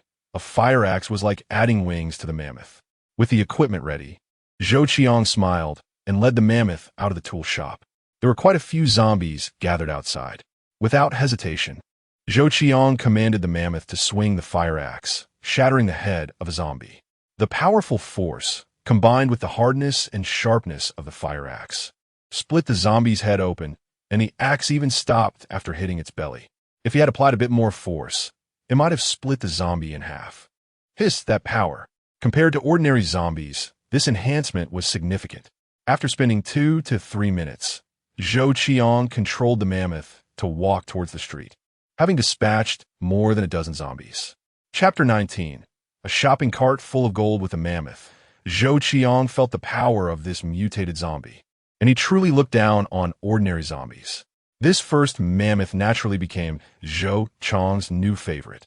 Controlling it, he strode forward on the street. With a fire axe in hand, he casually dealt a blow to any nearby zombie. At the same time, he earned some manufacturing points. Zhou Qiang was not afraid of trouble. Manufacturing points limited the creation of zombies, so the more, the better. There were quite a few zombies on this street, including some of the zombie minions Zhou Qiang had placed here, who were wielding various weapons and hunting zombies. With their efforts, manufacturing points were constantly being collected. Further away, at various city entrances, Zhou Qiang had sent small zombies to lie in wait. They acted as scouts, preventing any survivors from entering. Survivors would never suspect that someone in this world possessed a zombie manufacturing system, capable of creating and commanding zombies. It was precisely this unexpected factor that made them oblivious to the small zombies. They would never know that if they appeared, the small zombies would immediately report back to Zhou Qiang. With this batch of scouts, Zhou Qiang was guaranteed to know as soon as survivors showed up. Once they appeared, he would have the zombie minions hide first. Otherwise, a group of weapon-wielding zombies chopping down other zombies would be an unexplainable scene for the survivors. They would likely be stunned. Given Zhou Qiang's current strength, it was not wise to engage in conflict with survivors. This kind of permissive battle meant that occasionally his zombie minions might be killed, but such losses were within Zhou Qiang's tolerance. Controlling the mammoth, Zhou Qiang walked to the intersection of the street. He glanced at the sign. The mammoth turned right into another street called Osmanthus Road. There were many zombies here. The appearance of the mammoth did not alert the zombies in the area. There were 3 mammoths and 2 runners. Just a glance was enough for Zhou Qiang to confirm the situation here. This was all he could see. There were few second-tier, mutated zombies in this area. The mutation of zombies was strange. The denser the population, the higher the mutation rate, making it easier for higher-tier zombies to appear. Zhou Qiang was here to make money, not to fight. The 3 mammoths were not his targets. Perhaps next time he would have to deal with them. He wondered what would happen if he snuck up behind them and struck with an axe. The mammoth's strength should be enough to shatter their skulls. Zhou Qiang's target was still the gold store. This was the easiest place to make money. Like a bank, its vault surely contained gold, but breaking in would be troublesome. Even violence would require considerable effort. The cash in banks had turned into useless scraps of paper in the apocalypse. The modern world and the apocalypse were 2 different worlds. Cash was not interchangeable. The location of the gold store had to be prosperous. The high number of zombies here also indicated a large population before the apocalypse. Sure enough, Zhou Qiang spotted a huge shopping mall, Zhejiu Mall. Its first-floor hall was very spacious, hosting several jewelry brands. The mammoth, wielding the fire axe, strode toward Zhejiu Mall. There were quite a few zombies milling about. Inside the mall, there were also a large number of zombies. The entire city had no electricity, which meant that while the first floor near the entrance was okay, deeper inside, it was very dark. Survivors would definitely hesitate to enter. But Zhou Qiang was different. He was now in control of the mammoth, effectively one of the zombies. He could come and go freely. The mammoth burst inside. The mall's huge glass doors were shattered, with shards of glass everywhere. The mammoth stepped barefoot on the glass, producing a sound of breaking glass. Some shards pierced into the soles of the mammoth's feet. But Zhou Qiang felt nothing. The noise attracted the attention of several zombies near the entrance. They began to converge on the mammoth. Seeking death, Zhou Qiang sneered. He raised a fire axe and quickly dispatched several of them. With the light streaming in from the doors, Zhou Qiang could see there were a considerable number of counters here. Some were broken, while others were intact. Zhou Qiang controlled the mammoth to walk up to an intact counter and swung his hand to smash it. Bang! In this desolate and empty place, the sound was startling. It was like poking a hornet's nest, and the surrounding zombies began to groan. In the darkness, countless zombies appeared. Among them were customers, female sales clerks, and security guards, all converging on the mammoth. Zhou Qiang used the mammoth's other hand to grab handfuls of jewelry and stuff them into a bag hanging from the mammoth's chest. The feeling was incredibly exhilarating. Darkness, silence, zombies, smashing gold counters. This combination sent adrenaline rushing through him. The experience was unlike anything Zhou Qiang had ever felt, leaving him exhilarated. After sweeping through one counter, he had at least hundreds of thousands worth of jewelry. However, this was not enough to satisfy Zhou Qiang. Compared to his previous self, he was no longer a novice in the apocalypse. The mammoth moved toward another counter. Casually swinging the fire axe, he crushed the heads of the approaching zombies. The mammoth's power and size made it akin to a lion among these zombies. They didn't even know how to struggle. Crack! The sound of bones breaking. A former female jewelry sales clerk, dressed in professional attire and black stockings, had a very attractive figure. Unfortunately, now her head was shattered by the fire axe. Her body took a few steps forward before collapsing to the ground. If she had been a living person, Zhou Qiang might have felt a twinge of pity. But now she was a zombie, and Zhou Qiang had no mercy. After swiftly eliminating the zombies here, he casually swung the fire axe again, smashing another counter. He filled his pockets with a large amount of gold jewelry. The scale of this place was not small. After clearing out all the counters, Zhou Qiang estimated he had at least 10 to 20 million. Even if sold at a discount, $1 million should not be a problem. At first, he used bags, but as time went on, there were so many gold jewelry, various diamond rings, silver ornaments, and more that Zhou Qiang had to find a shopping cart from a supermarket in the mall. The entire cart was filled with gold jewelry. After wiping everything out, Zhou Qiang controlled the mammoth to approach the watch counter. The watches here were certainly not from big brands, let alone luxury items. But there were quite a few watches worth tens of thousands. It would be difficult to sell these. Ordinary people would think they were high-quality replicas, while true players would find watches worth tens of thousands unimpressive. Thus, no matter how precious the watches were, it didn't compare to gold, which was more practical. Of course, watches were also a significant source of income, but establishing a sales channel and having someone help sell them was necessary. For now, watches were not on Zhou Qiang's radar. However, he still smashed open a cabinet, picked out a few he liked, and tossed them into the shopping cart. Finding a moment, Zhou Qiang directed the mammoth into the supermarket. This place had not been visited by survivors and remained intact, with countless shelves filled with goods, from daily necessities to snacks. It was Zhou Qiang's first visit to a supermarket in the apocalypse. He took a bag of snacks off a shelf, and without looking at the expiration date, just by opening it, he could see that it had long expired and gone bad. Almost all the visible grains had deteriorated. After all, it had been years since the apocalypse, and these grains had been exposed to the air. The only truly useful items in the supermarket, the most valuable to survivors, were probably things like water and alcohol. These seemed to have no expiration date. In the hands of survivors, the entire supermarket would be a treasure trove. But in Zhou Qiang's eyes, it was worthless. Not wanting to stay here any longer, Zhou Qiang controlled the mammoth, not pushing a shopping cart, but placing the fire axe on it, lifting the heavy cart, and striding out of the mall. Chapter 20. Top AI Expert. You have obtained a special talent fragment. As Zhou Qiang returned with the shopping cart, he heard a notification sound halfway through. Zhou Qiang realized this was the 10th piece. After confirming it was indeed the 10th piece, he became excited. Special talent fragments can be combined into a designated top talent when 10 pieces are gathered. In Zhou Qiang's mind, its value far exceeds that of the mutated zombies. The zombie minions, who have been chopping down zombies, truly lived up to Zhou Qiang's expectations. After such a long battle, they finally gathered enough pieces. Zhou Qiang was overjoyed and, upon returning to his hiding spot, instructed the mammoth to put down the shopping cart. A cart full of gold jewelry barely caught Zhou Qiang's attention. He opened the system panel. Ordinary zombies lit up. Mammoths lit up. The raptor was in gray. In another place, there was a small branch extending from the ordinary zombies, independent of the zombie manufacturing panel, with a flashing icon. This extension further highlighted the difference of special talent zombies. The icon of the special talent zombie made Zhou Qiang smile. It depicted a rotting zombie dressed in a suit, resembling an elite individual. Zhou Qiang focused on this icon, and a realistic 3D special talent zombie appeared. Although its face was decayed, its eyes hollow, and dark liquid oozing from its mouth, its attire was impeccable. More importantly, he could feel its imposing aura, characteristic of a top talent.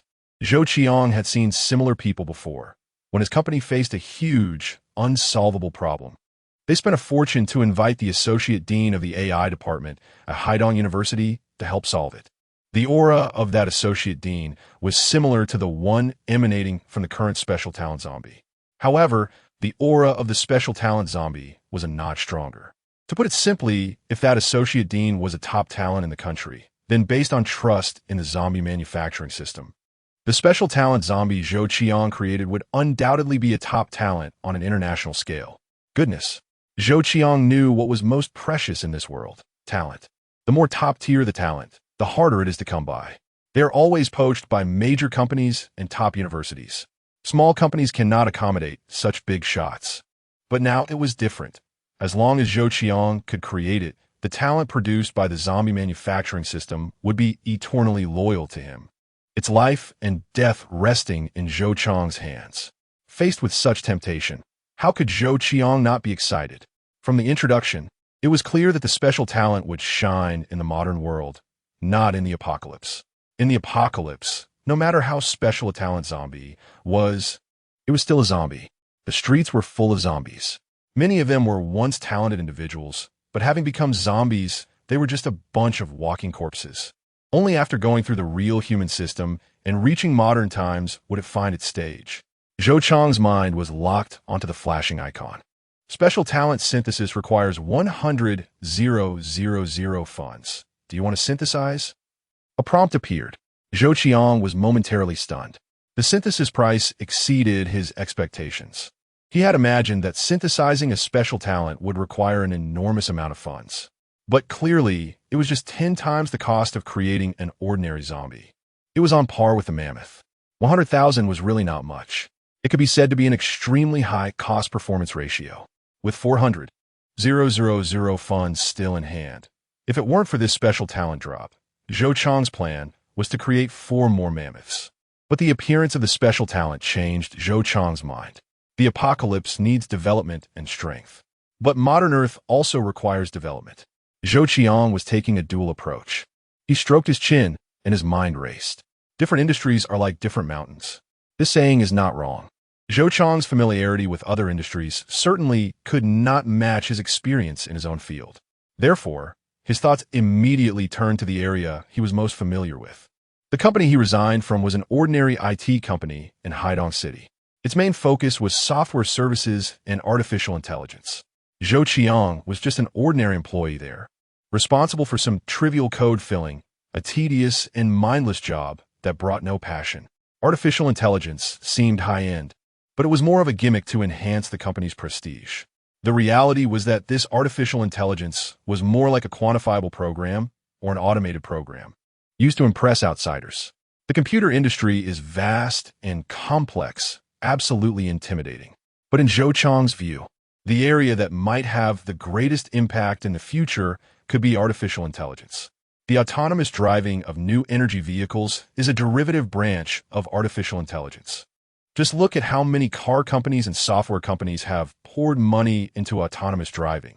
Yet the technology is far from the glamorous reliability one might imagine. Car companies announce their autonomous driving technology has reached certain levels, but the reality is worlds apart from true autonomous driving. Zhou Qiang dared not make a random choice for the first special talent zombie. The battery technology of new energy was equally promising, but Zhou Qiang wasn't familiar with it and didn't dare to venture in.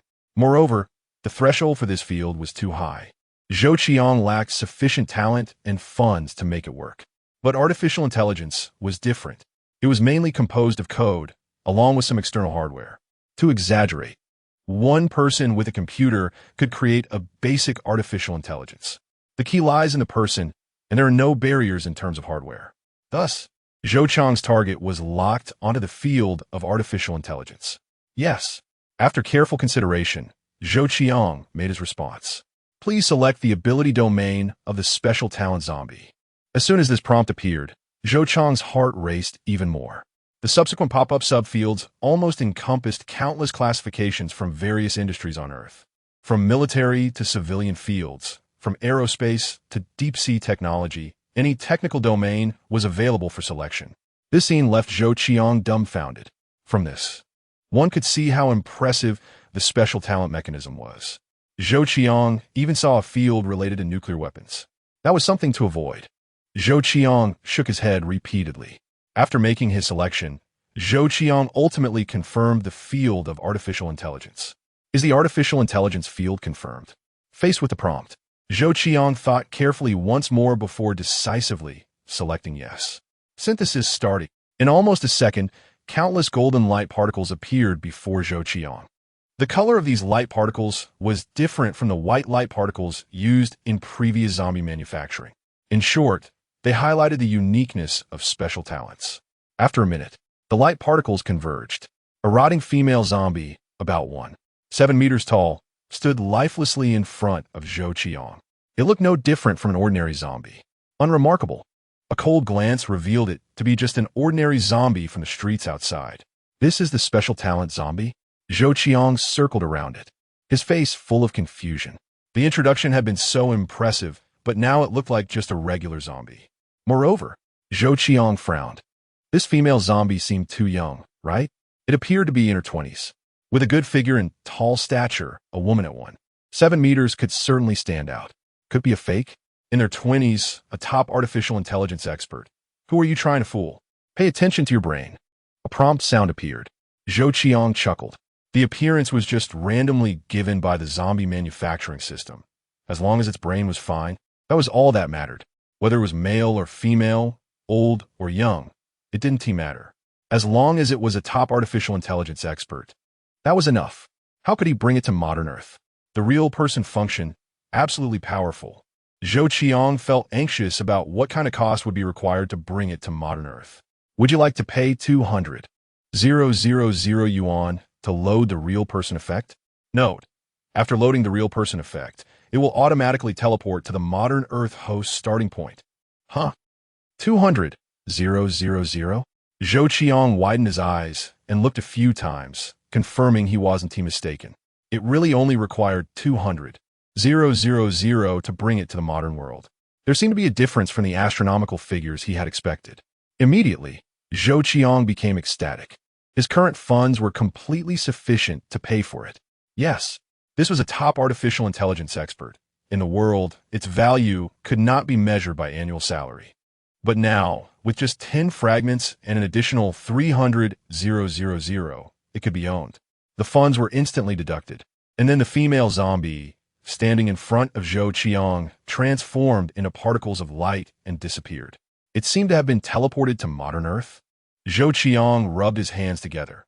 He was already looking forward to what this top artificial intelligence expert would be like in a modern world. Unfortunately, he still had some time before he could return to modern Earth. Noon. Zhou Qiang looked at the countdown. There were 3 minutes left before he could return to modern. This time, the harvest was much greater than the first time. After deducting the loss of a few zombie minions, Zhou Qiang still had 158 zombies on hand. They were all hiding in the buildings on both sides of the street under Zhou Qiang's command. He still felt uneasy when he wasn't there. A group of zombies wielding weapons chopping other zombies would be a big problem if they were seen by survivors. Setting aside the 158 zombie minions. The next step was to unlock the Berserker. He created a special talent zombie, and gold worth over 20 million, achieving such results in 3 days. Zhou Qiang was satisfied. He placed the mammoth in a room, partly to protect it and partly to ensure that when he returned to the apocalypse, it could protect him. As soon as the countdown reached 0, Zhou Qiang disappeared. In a rental room on modern Earth, Zhou Qiang opened his eyes and took a deep breath of the air here. With the experience from the last time, Zhou Qiang was much calmer this time. Zhou Qiang exclaimed, because in front of him stood a beautiful woman with a cold expression and a pretty, exquisite face, just within arm's reach. She was tall, over 7 meters, with eyes that carried a hint of coldness. Dressed in professional attire and black stockings, she was about the same height as Zhou Qiang when complemented by high heels. A woman of such height had a dominating aura over men, giving a sense of being looked down upon. Zhou Qiang reacted quickly. This must be the special talent he had created. Indeed, Zhou Qiang sensed the fluctuations on her body, and he felt an additional sense within him. He could control everything about her, including life and death. "Boss, I'm Su Mei." A simple sentence came from Su Mei's mouth, somewhat stiffly. Zhou Qiang was also amazed. When she was created, Su Mei was a walking corpse, decayed and hideous. But now, she had transformed into a living person. The zombie manufacturing system was too powerful. It was like bringing the dead back to life. It could even be said to be a soul transformation. Zhou Qiang nodded. Su Mei's appearance was probably the most beautiful among the women Zhou Qiang had ever encountered. Even Liu Yao from the company instantly became an ugly duckling in comparison. "You are the top artificial intelligence expert." "Yes, I'm the top artificial intelligence expert." A question and answer. Su Mei's response was indeed powerful and confident. Zhou Qiang had no doubts about her words. Ridiculous. The power of the zombie manufacturing system was so great that it could even teleport zombies to modern Earth and eliminate the virus, restoring them to real people. This strength was 1,000 times more extreme than any artificial intelligence expert. Chapter 21. Beautiful and talented Zhou Qiang calmed down his surprise. "Seat?" Zhou Qiang pointed to his bed, feeling a bit awkward. As a single man's rented room, there wasn't much to it. Zhou Qiang usually kept it tidy, so it wasn't too messy, but the only place to sit was the bed. Su Mei didn't mind. She sat down on Zhou Qiang's bed without hesitation, gently crossing her slender black, stockings-clad legs. In an instant, the temptation was boundless. This Su Mei was completely obedient to his commands. 100% loyalty. If you were to push her down on the bed, she would undoubtedly not resist. Would she even comply? Zhou Qiang glanced at her a few times before quickly averting his gaze to calm his mind. Such a beautiful woman, mature and intellectual. For man, she was deadly. Zhou Qiang used the image of Su Mei in the apocalypse to calm his inner turmoil. Thinking of her decayed state in the apocalypse, Zhou Qiang instantly had no more wicked thoughts. What a joke, a walking corpse.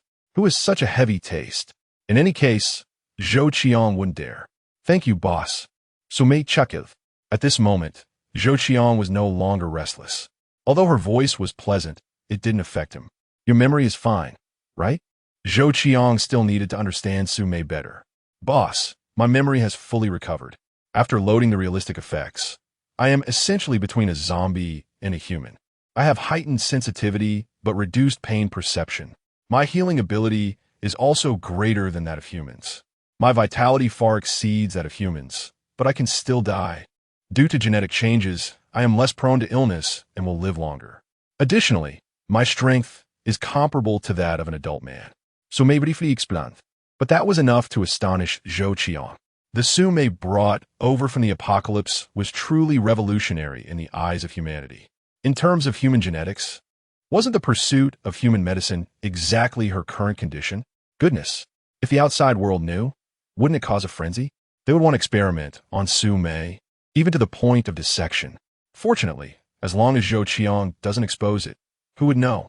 Zhou Qiang felt a bit of a headache. Since she had become human, she would need to eat, have a place to live, etc. By the way, what about your identity? This was what Zhou Qiang was most concerned about. Sumei couldn't just be an illegal resident, right? Sumei smiled. Boss, don't worry.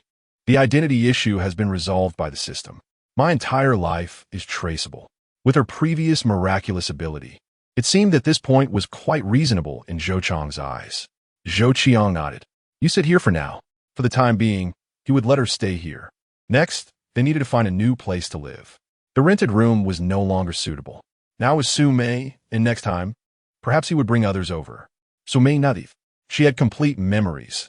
In terms of memory, she was definitely a standard human. She had her own personality and thoughts. But everything about her was under the control of Zhou Qiang before her. A wonderfully powerful force made her incredibly loyal. Even if it meant dying for Zhou Qiang, she wouldn't hesitate for a moment. Zhou Qiang didn't pay attention to Sumei. He took out gold jewelry from the storage space and began the great task of melting gold. This time, there was quite a bit of gold. From noon until evening, he was busy for 6.5 hours before finally finishing.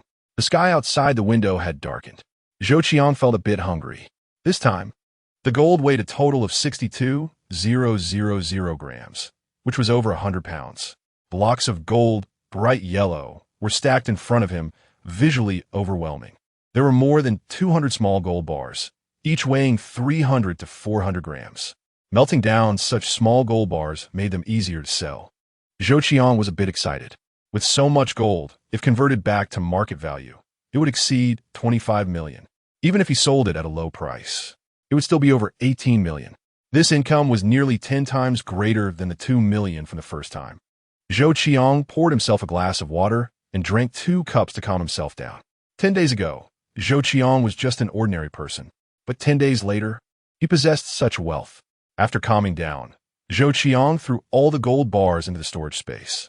It was only now that he realized the convenience of the storage space. Just throw it in when not in use, and take it out when needed. This storage space attached to the zombie manufacturing system seemed to have no limits. An unlimited space was impressive. As long as you wanted, almost anything could fit inside. The more Zhou Qiang explored the zombie manufacturing system, the more shocked he became because it was truly incredible. Having such a storage space represented infinite possibilities. Let's tidy up the room. Come on, I'll take you to taste Earth's delicacies. Zhou Qiang smiled. Now Zhou Qiang had relaxed and didn't treat Sumei like a normal woman. After taking a shower and changing into a new set of clothes, he took Sumei out. It was rush hour, and the area around the rented room was bustling with people, many of whom were rushing home to prepare dinner. When Zhou Qiang and Sumei appeared on the stairs, everyone passing by couldn't help but widen their eyes. This woman is too beautiful. Wow, her aura is so strong. Is this the man from the 5th floor? This woman can't be his girlfriend, right? Is she here for sale? Various speculations hung on the faces of those who encountered them. They were all ordinary workers, just small people at the bottom of the social ladder. A beautiful woman like Sumei, with such a powerful aura, was definitely out of their league. Such women only appeared in movies and on television. Zhou Qiang didn't care about any of this. He smiled at people as he passed by. Living here, they were merely acquaintances and couldn't be considered familiar. He led Sumei out of the rundown community. You don't mind being here, right? Zhou Qiang pointed to a nearby food stall. Sumei shook her head. Zhou Qiang found a table and sat down with Sumei, ordering 2 portions of fried noodles. When they were served, Zhou Qiang started eating by himself. Damn, this guy is with such a beautiful and noble girlfriend and brought her here to eat fried noodles. How is he not struck by lightning? Is this guy a steel straight man? It's heartbreaking. As ordinary people, why do they have such a beautiful girlfriend? The diners in the food stall were feeling hurt. A woman so beautiful and with such a strong presence clearly belonged to the elite class. But she was willing to eat fried noodles with an ordinary man. What charm did this man possess that made a woman lower her standards? Everyone's eyes were focused on Zhou Qiang, feeling the malicious gazes around him. Zhou Qiang realized he had made a bit of a misstep. He wolfed down his food and quickly paid the bill using a QR code, then left with Sumei. You go back to the rented room and wait for me. I'm going to handle the gold. Zhou Qiang handed the keys to Sumei. Sumei took them, blinking her eyes and saying, okay. She didn't ask further or hesitate. Watching Sumei turn and leave, Zhou Qiang finally breathed a sigh of relief. He was indeed Su Mei's boss, but her aura was just too strong. It was hard to say whether even elite people could handle it. This batch of gold seems large, but now Haidong City, where Zhou Qiang is a first-tier metropolis. Not to mention tens of millions in gold. Even a couple of 100 million might not make much of a splash. After watching Su Mei disappear, Zhou Qiang took a shared bike and replicated his previous method of selling. Previously, Zhou Qiang only walked around a nearby district and managed to sell off some gold. Haidong City has over 100 districts of varying sizes. Including other major districts in the urban area, there's about 10 to 20 billion in gold, which might just create some ripples. Therefore, Zhou Qiang can sell with confidence. With the zombie manufacturing system as his backing, Zhou Qiang became bolder. At larger gold recycling shops with stronger capacity, he would sell several pieces. At smaller ones, he would sell 1 or 2 pieces. Don't underestimate this gradual selling. How many streets are there in Haidong City? Almost any street is likely to have various shops that buy gold at high prices. Those in this line of work naturally have some unwritten rules. No one pries too much. Working in this field is inherently about dealing with some shady, unsightly items. 17. 36 million. This is the price after selling all the gold. After finishing the sales, Zhou Qiang sat in front of a late-night snack stall, his hands trembling a bit. Chapter 22. Feeling like someone is sending money my way upon returning to the rented apartment, Zhou Qiang immediately caught a whiff of a post-bath scent. Su Mei was still in her original clothes, but it was clear she had taken a shower. At that moment, she was half reclining on the bed, reading a magazine. When she saw Zhou Qiang come back, she immediately stood up. If she were a proper woman, Zhou Qiang might have been overwhelmed by hormones. But Su Mei, Zhou Qiang truly dared not have any improper thoughts. I'll take a shower, then we can go to a hotel, Zhou Qiang said. There was only one bed in the rented apartment. It was impossible for 2 people to squeeze in. Su Mei nodded, her expression unreadable. However, her eyes held a glimmer that seemed to be a half-smile. There were plenty of hotels near the community. Su Mei had an ID, so getting a room wouldn't be difficult. The front desk staff of the hotel looked curiously at the 2 of them. The man seemed ordinary, but the woman had a special aura that clearly indicated she was not an ordinary person. 2 people sharing a room? Wouldn't that be strange? A beautiful woman of status with this man? They felt like a flower being forcefully inserted into cow dung. I'll come to pick you up tomorrow morning. Zhou Qiang understood what the front desk staff were thinking. After giving Su Mei a heads up, he quickly left. Su Mei flashed a crescent moon smile and walked towards the hotel elevator in her high heels. In the rented apartment, there still lingered Su Mei's fragrance. What a sin. Zhou Qiang shook his head. This scent was completely challenging a man's sensitive nerves. He checked WeChat. Since Zhou Qiang had resigned, he could no longer be in the company group. Instead, there were quite a few messages in a colleague group that he had privately set up. The messages from the past few days exceeded 999. He casually scrolled through, and the top messages were still about him. The colleagues who could join were somewhat familiar. Zhou Qiang doesn't know why he resigned. He went home for a bit and just quit. Lu Yao, do you know your relationship with Zhou Qiang? Yes, Lu Yao. Zhou Qiang was always there for you. You must have some news, right? Don't say nonsense. Zhou Qiang and I are just ordinary colleagues. How would I know why he resigned? You should ask Liang. Also, don't ask me about Zhou Qiang's business in the future. My boyfriend will get angry if he sees it. This was what Lu Yao said. Zhou Qiang narrowed his eyes. There was a clear tone of clarification in her words. It seemed that since his resignation, Lu Yao hadn't sent him a single message to inquire about him. This was a stark contrast to before. So, she had gotten a boyfriend? Hee. Zhou Qiang smiled. Indeed, in her eyes, he was merely a backup. No wonder when he was in the company. She would call him when she needed something, yet wouldn't he come out when he asked her out. Now that he had left the company and was no longer of any use, she immediately claimed to have a boyfriend, regardless of whether it was true or not. Zhou Qiang felt a bit angry inside. He continued scrolling down. Gradually, the conversation shifted to company matters. Have you heard? Yesterday, Tianfeng Company encountered a problem with the software they were designing and is seeking help from major companies. Whoever solves this problem will be rewarded 10 million. I've heard about this too. Our company has signed up to see if there's a chance to win this bonus. Dream on. Our third-rate little company is just making a fuss. Tianfeng Company is one of the top software companies in Haidong City. If they can't solve the bug, what chance do other companies have? Not necessarily. After all, there are quite a few capable people in other companies. 10 million for just one bug.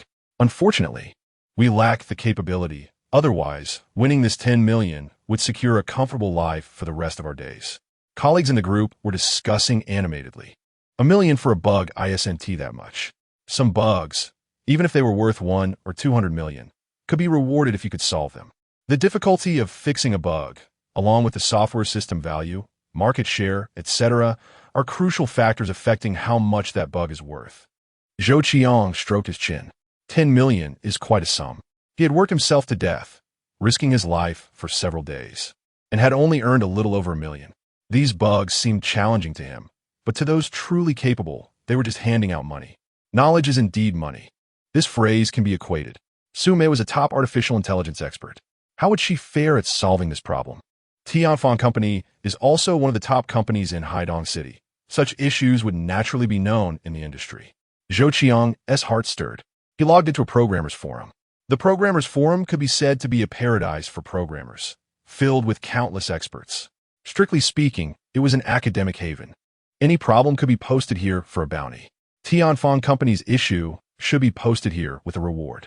Although Zhou Qiang was just an ordinary employee, he was registered here and had been active for years.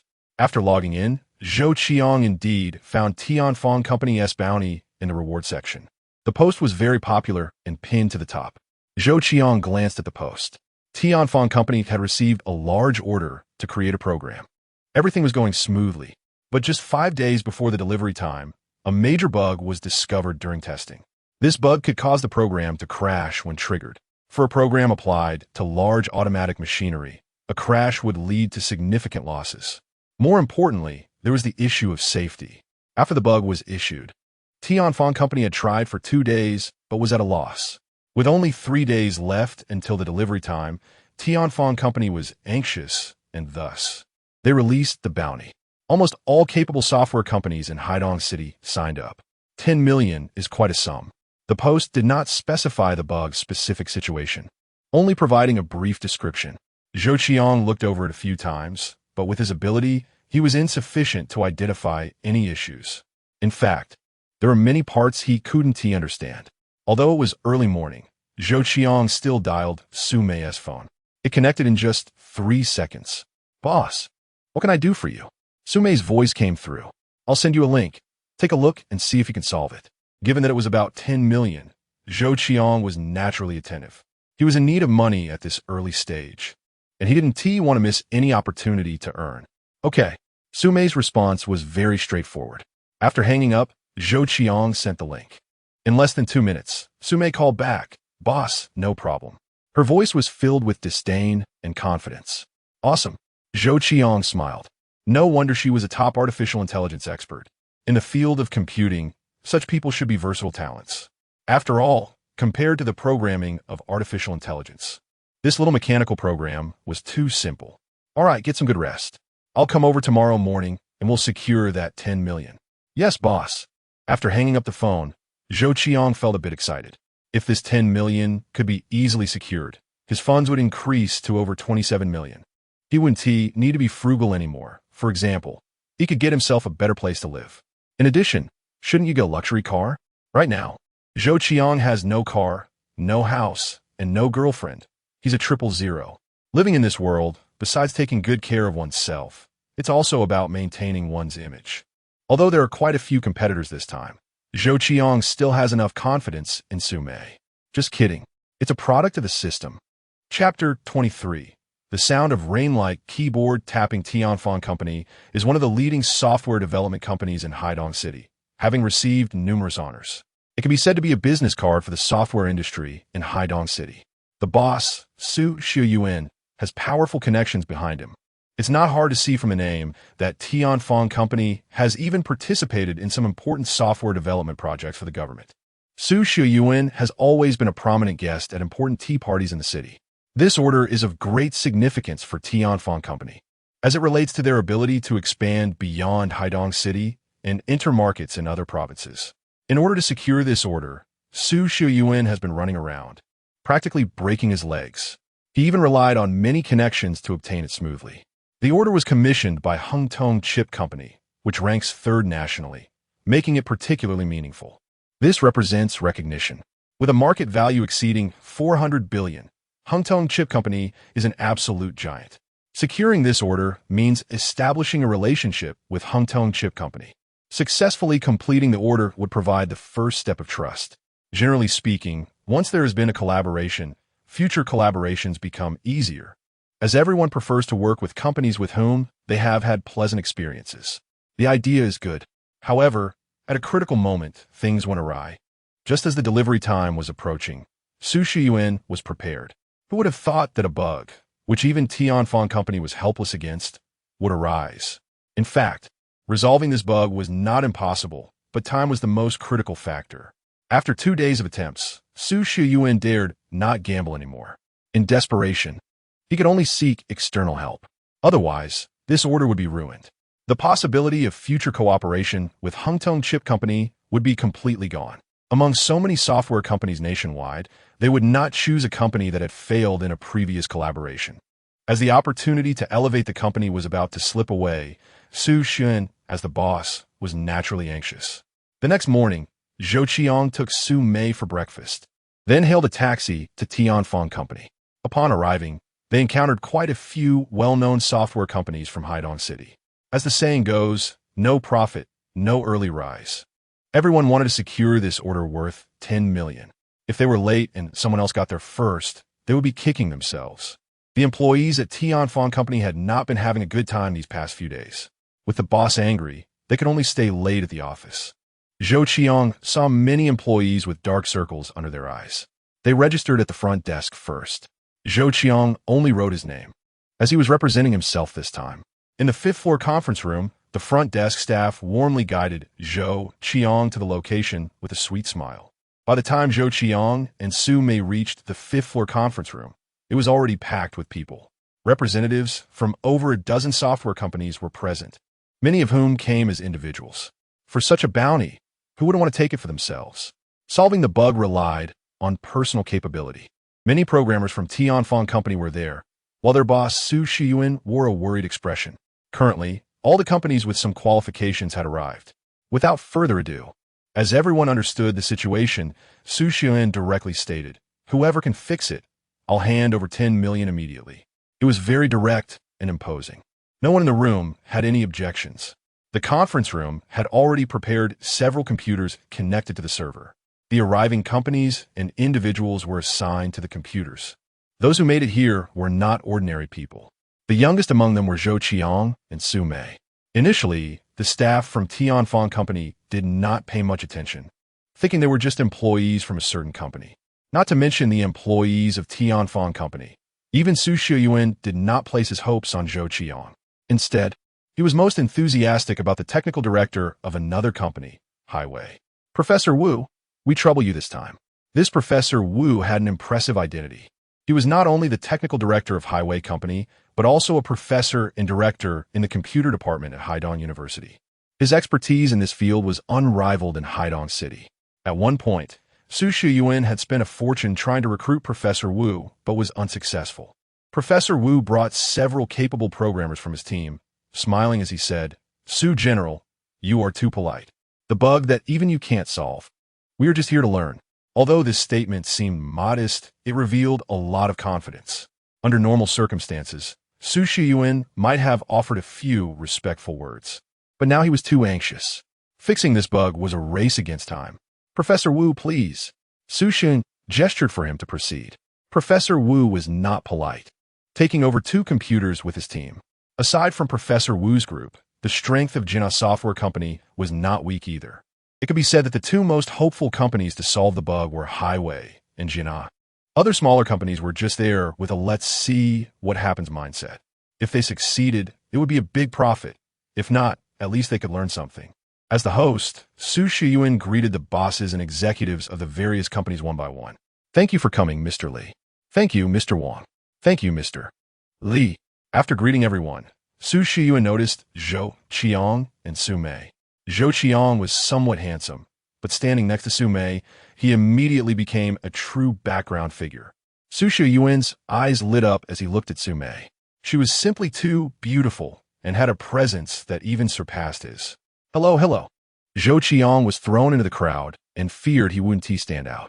Thus, the person Su Shiyuan extended his hand to was Su Mei. In his eyes, Su Mei was definitely the leader.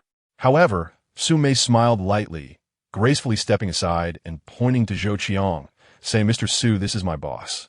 Huh? Su Shiyuan was taken aback. He looked at Zhou Qiang, wondering in his heart why such a beautiful and elegant woman would be subordinate to this ordinary man. However, Su Shiyuan's cultivation was evident, and he quickly turned to Zhou Qiang.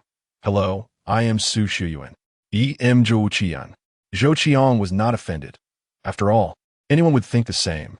Su Shiyuan shook hands with Zhou Qiang and said, Thank you for coming, Mr. Zhou. After releasing his hand, Su Shiyuan hurried over to Professor Wu's side. In his heart, he still believed that Professor Wu was the most hopeful candidate. Zhou Qiang was not angry. In this world, anywhere, anyone would only respect the strong. Hey, you're Zhou Qiang, right? At that moment, a voice rang out. This person seemed to recognize Zhou Qiang. Zhou Qiang had seen him earlier. He was a technical supervisor from his previous company. Zhou Qiang had learned about their arrival yesterday, so running into him was not surprising. Supervisor Huang. Zhou Qiang smiled. He was surprised that this ordinary coder was recognized by the other party. Supervisor Huang had also come along this time. And for a small company, a bounty of 10 million was an amount they might not earn in a year. So they naturally came with a mindset of let's see what happens. A middle-aged man dressed in a suit glanced at Zhou Qiang and asked, Supervisor Huang an acquaintance? This man was the boss of Zhou Qiang's former direct superior, the general manager of the development department. Mr. Zhao, this person resigned from our company a few days ago. He was just an ordinary employee in the development department, Supervisor Huang said with a smile, though his tone carried a hint of disdain and contempt. Who cares about an ordinary employee who has left? Indeed, General Manager Zhao nodded, a hint of disgust in his eyes, and said, All right, let's try to fix this bug. As if he thought of something, General Manager Zhao sneered. It seems like anyone and everyone wants to give it a try. As if this is a primary school arithmetic problem? Zhou Qiang had not spoken yet. Next to him, Su Mei echoed, That's right. It really seems like anyone and everyone wants to give it a try, completely unaware of their own limitations. This statement was directed at someone, and anyone not foolish would know who it was aimed at. General Manager Zhao was impressed by Su Mei's beauty, but still snorted coldly and walked towards one of the empty computers. Supervisor Huang shot a glare at Zhou Qiang and Su Mei before turning to follow Zhao. Zhou Qiang shrugged. In a small company, the leaders had no vision. What future could such a company have? After all, they had worked together. They could at least be considered former colleagues, right? Shaking his head, Zhou Qiang smiled bitterly. Perhaps he had overestimated himself. In their eyes, what was he worth? Zhou Qiang looked at the others getting into the zone and said to Su Mei, Let's hurry up. Faced with these elite talents, Zhou Qiang was still worried about being outpaced. Su Mei smiled and said, Boss, no need to rush. They won't be able to fix it. The technology in the apocalypse world was decades ahead of modern Earth in every aspect. As a top artificial intelligence expert, she didn't take the bug in front of her seriously at all. This kind of logical error was something she understood very well. In the apocalypse world, even a newly graduated programmer could easily fix this bug. However, seeing Zhou Qiang's anxious expression, she still walked to a computer. She opened the program framework provided by the Tianfeng company, and a complex code appeared. At this moment, the people from other companies all frowned. Su General, this can't be fixed. Yes, you've only opened this problematic segment. How can we fix it? I'm sorry, but this is really asking too much. The entire design program was only given to them in this segment. They didn't even know the design logic and direction, let alone fixing it. Even identifying the problem was difficult. Not to mention the others, even Professor Wu frowned. The limited conditions made him feel at a loss. If even Professor Wu felt this way, the expressions of the staff from the small companies were even more desperate. They thought they could take advantage of the situation. But now it seemed they were overthinking it. 10 million was not so easy to earn. Su Shiyuan had an embarrassed look on his face, but still said, Everyone, this concerns confidentiality, so we can only release this small segment. Please understand. Honestly, it was really difficult for them. But Su Shiyuan had no choice. If they released the entire program, his project would be ruined. Many companies showed helpless expressions upon hearing this.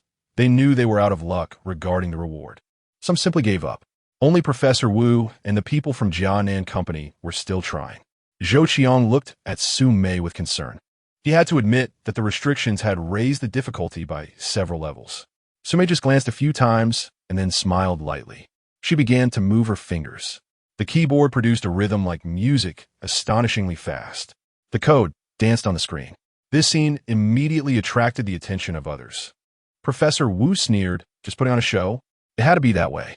They hadn't even figured out the core logic, and the other side had already started. Plus, the other side was just a young woman, obviously someone who had just graduated. This 10 million wasn't something just anyone could get. General Manager Zhao and Supervisor Huang both wore cold smiles.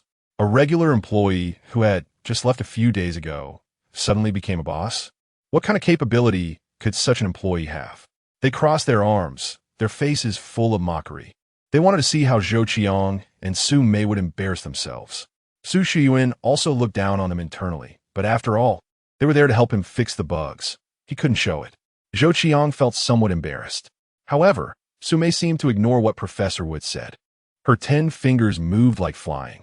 At first, some people still wore mocking expressions, but as the code Su Mei type kept appearing on the screen, everyone's expressions changed. The people present were all elites in this field, so naturally, they could tell at a glance that this code was not randomly written. Some of them could see clearly that there wasn't a single mistake. How is this possible? Such a fast speed, yet not a single letter was wrong. Are their brains unable to keep up with their hands? Programmers who understood what was happening all gasped in amazement. Professor Wu's face also gradually became serious and solemn. Su Shiyuan moved closer. As a programmer himself, and with considerable skill, he could more easily understand what each line of code represented. As the developer, he was even more proficient with this program. Su Shiyuan's face revealed an expression of disbelief. Everyone held their breath. Su Mei's speed was indeed fast. Over 100 lines of code were completed in just over 2 minutes. Su Mei stopped, gently straightened her back, and said softly, "The repair is complete. Su General, you can let me test it now." When these words came out, everyone was even more surprised. It was fixed so quickly. Impossible. General Manager Zhao blurted out. Su Qiang was also in a state of shock at this result, but he quickly reacted. Quick, send it for testing. Naturally, other programmers came to take the written code for testing, regardless of whether it was useful or not.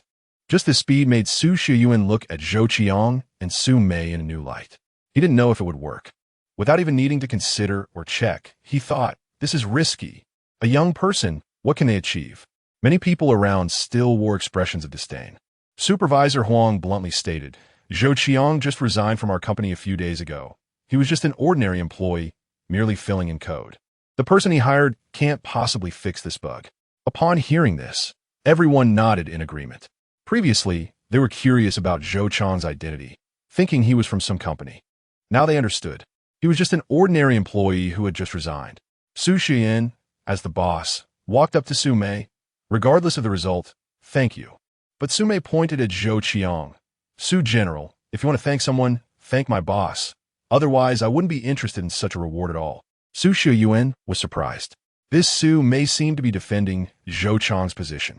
Not to mention Su Shiyuan, even the people here overlooked Zhou Qiang. The main reason was that Zhou Qiang was too ordinary. His clothing looked cheap, and he didn't seem like someone in high position. Logically speaking, with Su Mei's strong abilities, she should be the strong one, and he should be the weak one. Yet, Su Mei consistently highlighted Zhou Qiang's status. Su Shiyuan even shook Zhou Qiang's hand. Boss Zhou, thank you this time. Zhou Qiang had been an ordinary person 10 days ago, but experiences in the apocalypse had changed him. Facing a CEO worth hundreds of millions, Zhou Qiang remained calm and smiled. Su General, it's not too late to thank us once the results come out. This composure made people look at him with a higher regard. The testing was not complicated. It was merely about importing the code into the program, and it would be known immediately upon running it. Less than 5 minutes later, a programmer from Tianfeng Company rushed into the conference room with an ecstatic expression. Mr. Su, it's solved, and it runs perfectly, even slightly improving the logic of our program. More importantly, the code is more concise and effective, which has opened our eyes. We've never seen such code logic. Immediately, everyone who had just been skeptical was left in astonishment. Their gazes were all focused on Su Mei, and there was an expression of disbelief on their faces. Not only had she solved the vulnerabilities, but she had also won the respect of Tianfeng's programmers. This shows just how stunning the code is. Chapter 24, 10 million in hand in just 2 or 3 minutes. The code was written without checks or even a need to look back. Yet, this seemingly trivial act solved the bug for Tianfeng Company. This ability was something none of the attendees possessed. Even Professor Wu fell far short. Moreover, Tianfeng Company's program only provided a small segment as a basis for judgment, leaving them at a loss about how to proceed. In comparison, the difference was stark. They had previously mocked Zhou Qiang and Su Mei. Su Xian was momentarily stunned, then filled with joy. Is it real? President Su, it's real. Upon confirmation, Su Xian felt an impulse to cry. God knows how poorly he had eaten and slept these past few days. He had spent all his time at the company. The deadline was approaching, yet the entire company remained helpless. Just last night, he had felt despair. If they couldn't deliver, the penalty would be 50 million, and they would lose future collaboration opportunities with Hengtong Chip Company. How would the industry view Tianfeng Company? Such invisible losses were calculated in hundreds of millions. But now, in just a few minutes, a turnaround had occurred. The problem they had deemed difficult was solved in mere minutes. Boss Zhou, thank you so much. Su Yuan exclaimed, shaking Zhou Qiang's hand vigorously. He truly didn't know what else to say. The others around them also began to react. No matter how much they didn't want to believe it, they had to accept it. What they thought was impossible was easily resolved by a young girl. Su Mei appeared to handle it with ease. Just thinking about the rapid tapping of her keyboard, solving the problem without a single error, left them dumbfounded. Zhou Qiang smiled and said, President Su, we're happy to solve the problem, aren't we? Su Yuan nodded repeatedly. Suddenly, he seemed to think of something and shouted, Finance, get the finance team over here. Immediately transfer the 10 million reward to Boss Zhou's account. He came to make money. Now that the problem is solved, saying thank you is too bland. Giving money right away is the best way to express gratitude. Naturally, the finance team rushed over. After inquiring about Zhou Qiang's account, they transferred the 10 million on the spot. Just a second later, the transaction notification arrived. Zhou Qiang looked at the string of zeros, feeling pleased. The other company representatives present were envious, but there was nothing they could do. They could only feel jealous. After all, they lacked such capability. In this world, those with skills could make money so easily. In just a few minutes, Zhou Qiang earned what they might not earn in a lifetime. President Su is generous, Zhou Qiang praised. At that moment, Su Mei stood quietly behind Zhou Qiang, as if all the honors and accolades had nothing to do with her. This action seemed to indicate that she was not just an employee. The program continued running. However, programs are not mechanical. Once there are no issues, it doesn't mean there won't be any problems later. At this point, Su Xian finally breathed a sigh of relief. At this moment, Professor Wu's eyes lit up as he approached. Miss Su, I'm the technical director of Highway Company, he said with a smile. Would you be interested in coming to our company? Don't worry, we'll double your previous salary. Professor Wu's words made the people around them show expressions of regret. How had they not thought of recruiting such a talented individual? Zhou Qiang crossed his arms, watching Professor Wu with a smile. This old guy was poaching talent right in front of him? He clearly didn't regard him highly. Su Mei gently shook her head. Sorry, I'm not considering a job change. Furthermore, I'm afraid the salary I want is beyond what you can offer. She rejected him without hesitation. Professor Wu felt a bit regretful, but with representatives from various companies present, he didn't want to say more. Miss Su, here's my business card. If you change your mind, feel free to contact me anytime. Professor Wu remained persistent. Other company representatives also shamelessly came over to offer their business cards. Even Zhao, who had previously mocked Zhou Qiang, now approached with a friendly smile, patting Zhou Qiang on the shoulder. Little Zhou, you're one of our company's exports. You're practically family. How about it? Interested in coming back to the company? Don't worry, it'll at least be at the level of vice president. Of course, Miss Su's position will also be at the level of vice president. Manager Huang still wore a shocked expression, but was also all smiles. Zhou Qiang shook his head, subtly brushing off Zhao's hand. No need for that. We prefer to be free. Zhao wasn't too embarrassed. He laughed heartily. No worries. In the future, if you have time, President Zhou, you can come back to visit. After all, our company is like your second home. Isn't it? This kind of shamelessness was truly unmatched. With the reward gone, they naturally didn't stay much longer. In just a moment, the place was cleared out. Su Shiyuan envied talents like Su Mei, but wouldn't openly recruit like Professor Wu.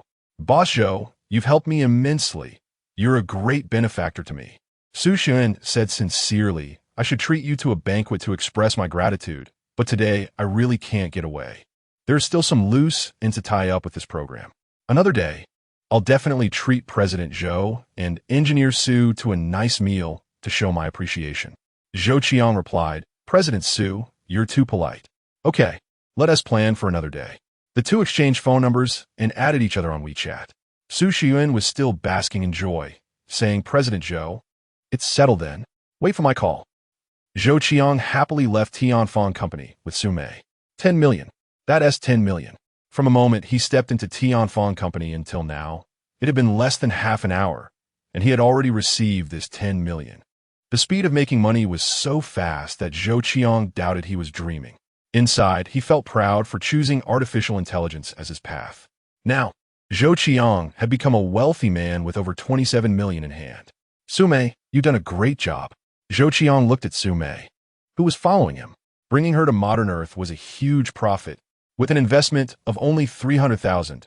Now, they were making 10 million a day. Su Mei smiled fondly. She was the top artificial intelligence expert, and her past glory might scare Zhou Qiang, this little boss. Once, the artificial intelligence group she established had a market value that exceeded 10 trillion. This 10 million in front of her was really just small change. President Su, doesn't he have time to treat us? I'll take you out for a nice meal. Excited, Zhou Qiang felt as if he were floating while walking. Taking Su Mei, he first went for a luxurious meal, then headed to a 4S dealership.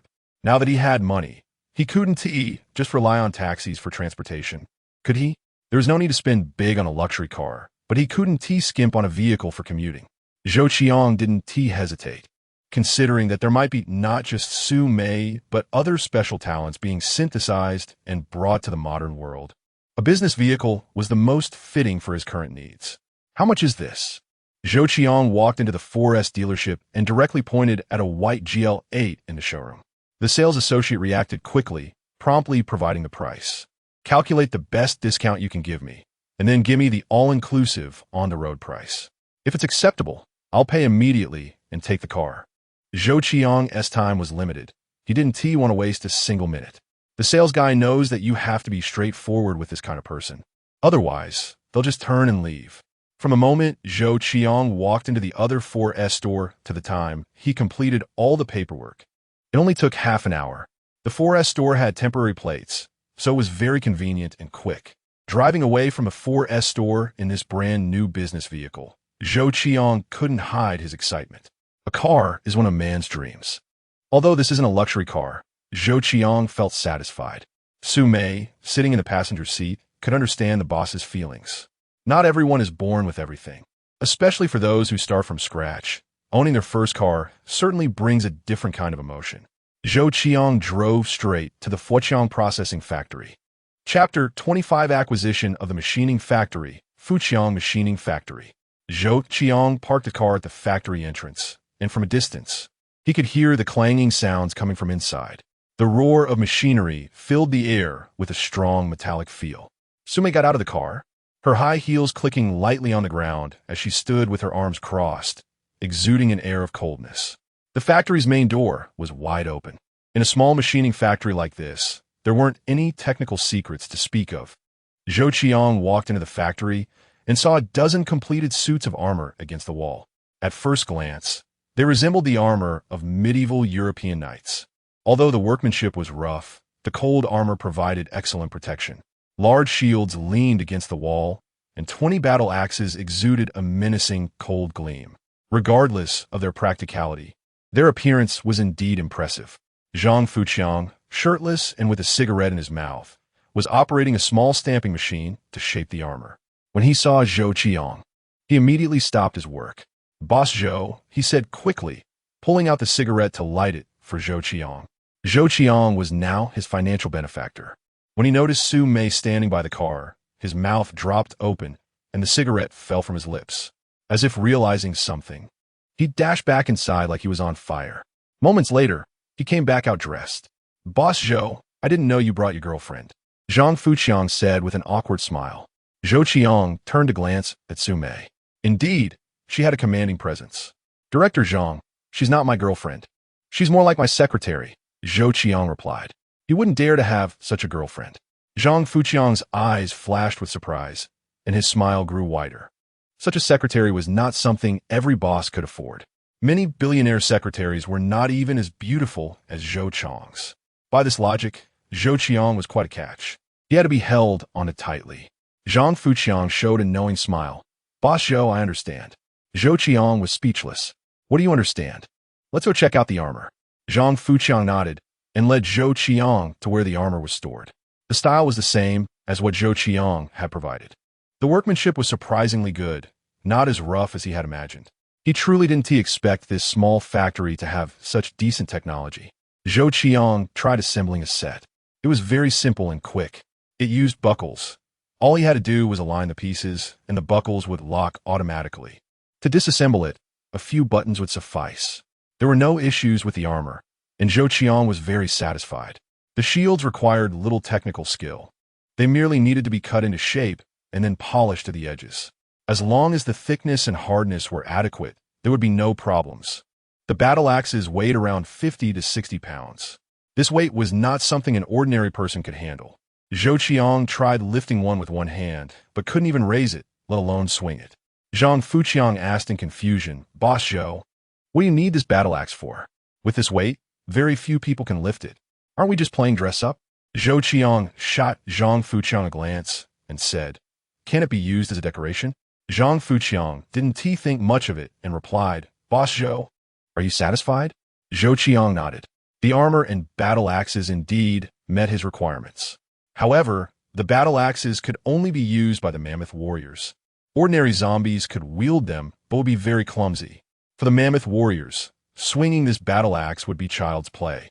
Zhou Qiang could already imagine the mammoth warriors, equipped with the battle shield and axe, clad in armor, sweeping through the streets of the apocalypse.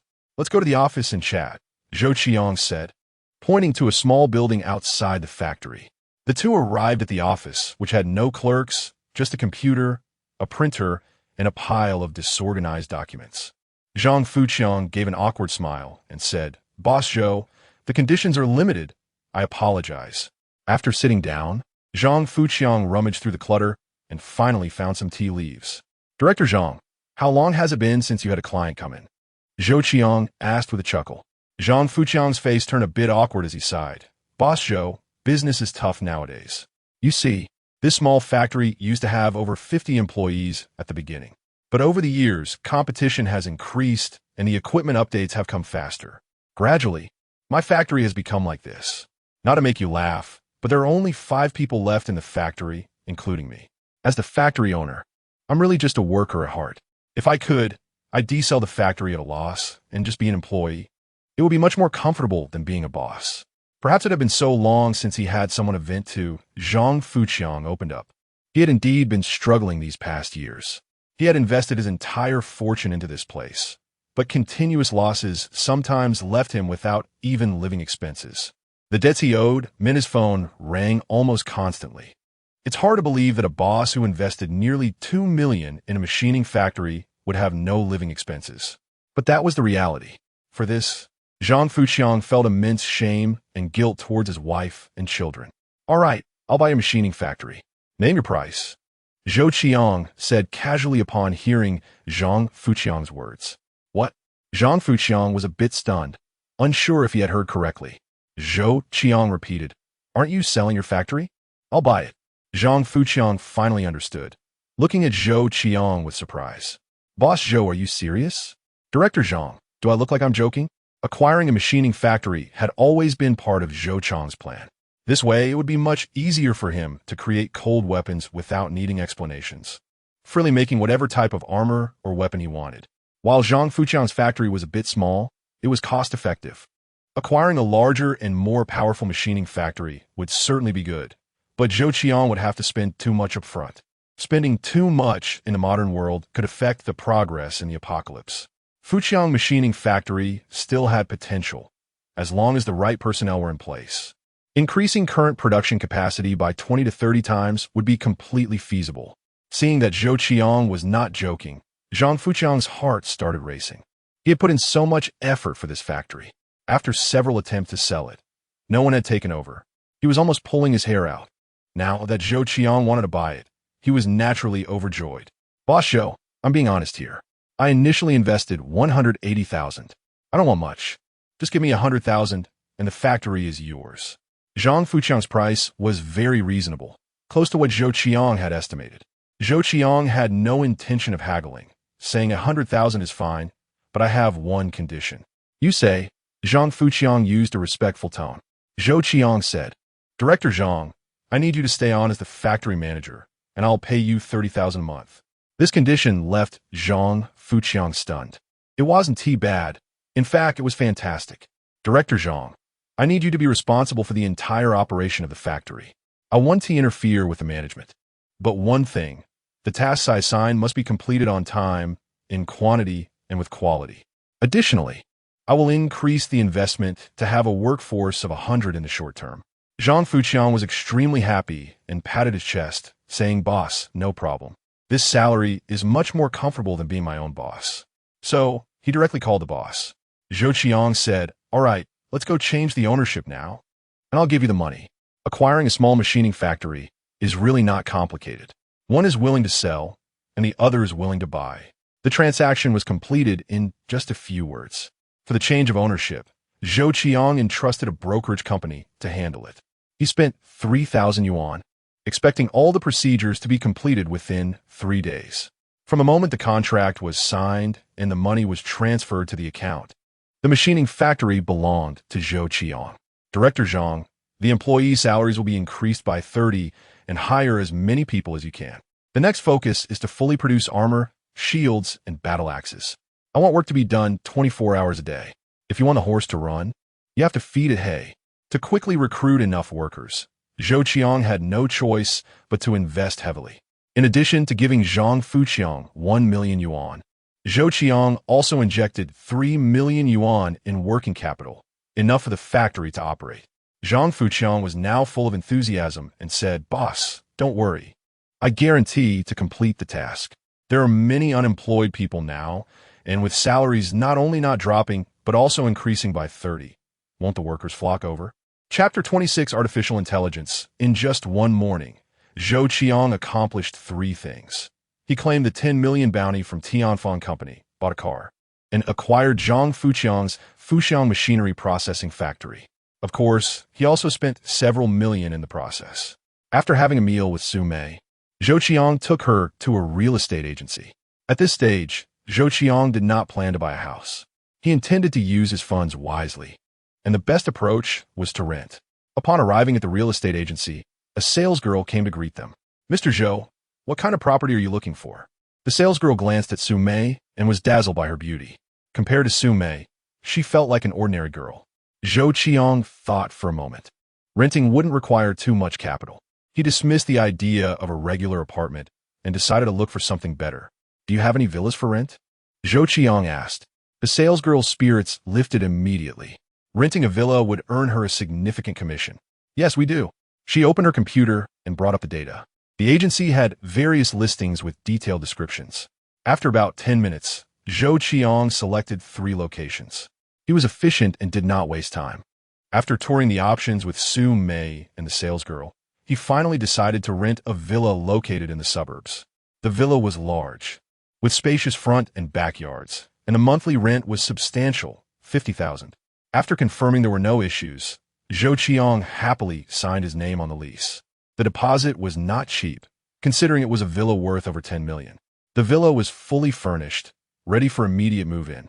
After receiving the villa keys, Zhou Qiang rubbed his hands together excitedly. The rapid changes in just 10 days made him feel like he was dreaming. Let us move. He had no desire to stay in the old rental apartment any longer. The rental unit had nothing valuable. Zhou Qiang only took his gold jewelry and sentimental items. He left behind pots, pans, clothes, and bedding. His identity had changed significantly, so he wanted to treat himself better, like buying a few nice outfits. After returning the apartment and getting his deposit back, Zhou Qiang glanced around before leaving with Su Mei. If there were no accidents, he probably wouldn't return here again. From the moment he obtained the zombie creation system, he had been in a different world from ordinary people. Suburban Villa. Zhou Qiang chose a room he liked, and after Su Mei picked one too, he waved his hand. Let's go shopping. Now that he had money, it was important to get a new wardrobe. Su Mei demanded. She knew she was out of place in this world. At the largest shopping mall in Haidong City, Zhou Qiang parked the car and led Su Mei into the mall he had longed to enter but never had the courage to. Major luxury brands had stores here. Look around. If you see anything you like, just buy it, Zhou Qiang said, feeling a bit awkward. The relationship between him and Su Mei was purely that of a superior and subordinate. When he first brought her to modern Earth, he never expected her to be such a beautiful female zombie. Those who didn't know might think he was lucky. But Zhou Qiang knew his feelings for Su Mei were purely innocent, with no ulterior motives. Zhou Qiang had a girlfriend in college, but they broke up after just half a month. The reason was simple. She just wanted to experience love. Thus, his romantic experience was limited to half a month. After joining a company, who would notice a junior employee? He had a crush on Liu Yao, but it seemed it was one-sided. Zhou Qiang really lacked experience with women. Su Mei smiled and walked in alone. About 10 minutes later, she emerged with over a dozen bags. Let us go, I'm done shopping. Zhou Qiang was stunned. Wasn't shopping supposed to take half a day? But then he remembered Su Mei was an artificial intelligence expert, a true female programmer. Such people were usually very efficient. Zhou Qiang's selection was casual. As long as it fit well, he was satisfied. So the two quickly wrapped up their shopping. Boss, the equipment I need has been sent to your phone. Su Mei suddenly spoke up. Zhou Qiang immediately understood. Su Mei was ready to get to work. Okay. The reason he brought Su Mei to modern Earth was for her capabilities. Su Mei's list of needed equipment was quite extensive. A top-tier computer alone cost over 200,000. However, Zhou Qiang didn't blink at such expenses. The shopping mall had the best computer vendors, and he didn't mind the cost, quickly purchasing everything Su Mei needed. The computer store owner arranged for staff to follow Zhou Qiang to deliver the equipment to the villa. There were plenty of empty rooms in the villa, and Zhou Qiang chose one to serve as Su Mei's workspace. Once the delivery workers left, Su Mei got busy. Zhou Qiang couldn't help but watch. About an hour later, the room looked like a workstation. Boss, what are your plans? After assembling the workstation, Su Mei didn't start working immediately, but asked Zhou Qiang. He didn't bring her to modern Earth to be a decoration. A top-tier artificial intelligence expert was invaluable in any era, especially since her capabilities were decades ahead of this world. Discussing work, Zhou Qiang got into the zone. He had carefully considered choosing artificial intelligence. With his funding, he couldn't even make a splash in manufacturing. The easiest entry point was in software. Artificial intelligence encompassed a vast array of applications, including mobile apps, autonomous driving, and gaming.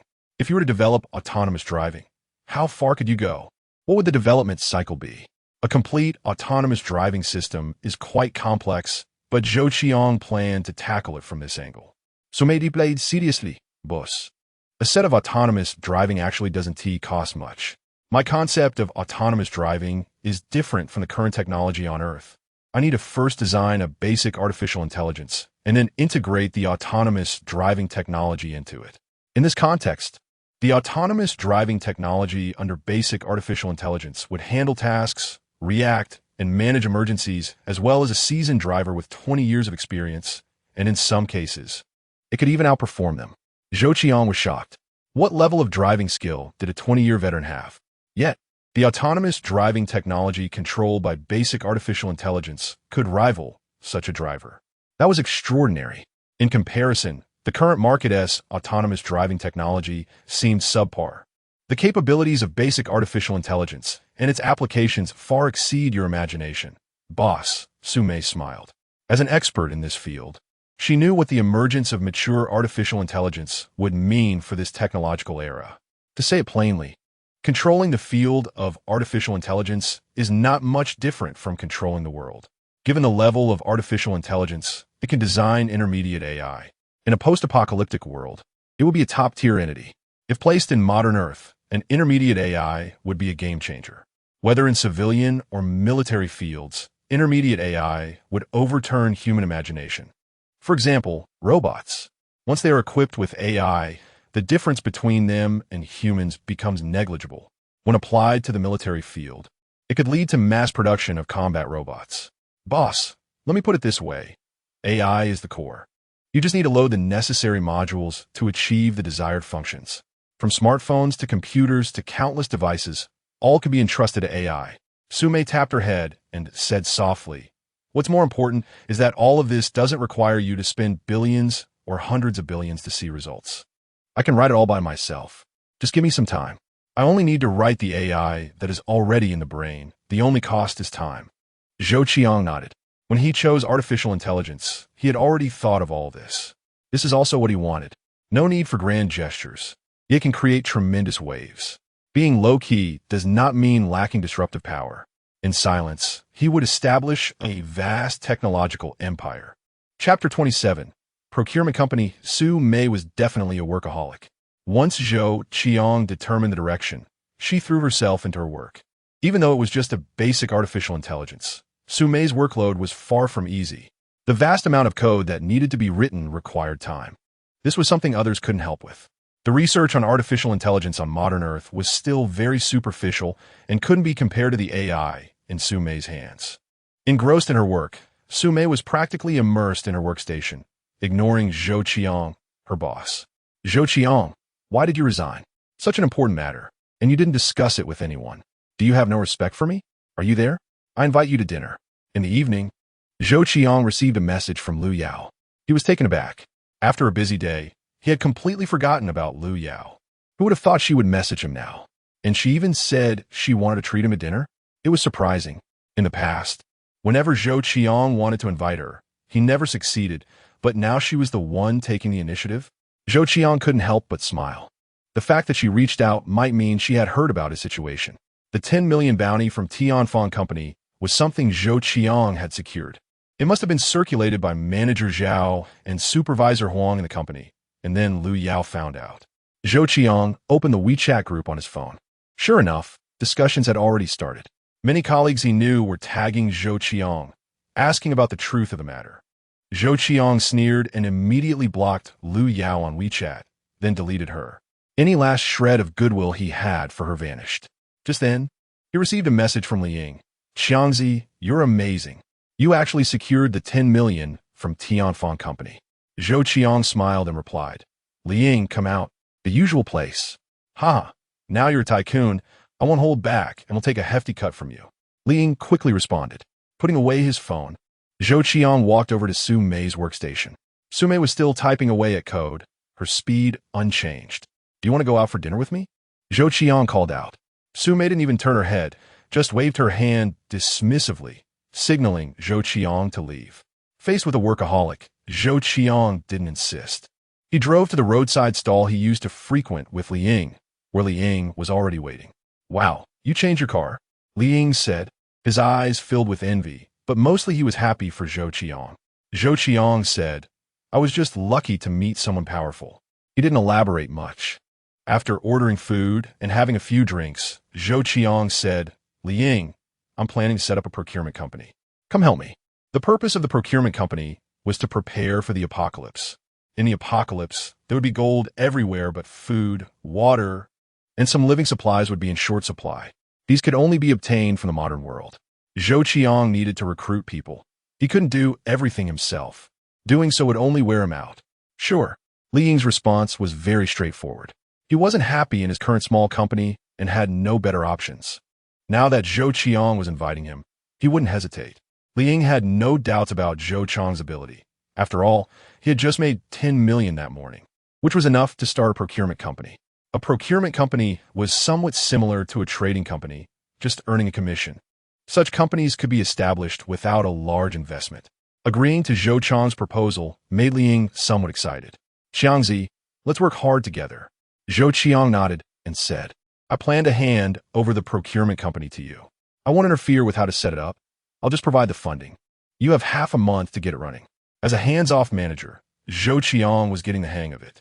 The machining factory was handed over to Zhang Fuqiang, artificial intelligence to Su Mei, and now the procurement company to Liang. Perfect. Liang was stunned. He thought he was just following Zhou Qiang, but unexpectedly, Zhou Qiang wanted him to be in charge. No, Qiangzi, how can I handle this?" Liang was anxious. Zhou Qiang patted his shoulder and said, "Liang, I believe you can do it.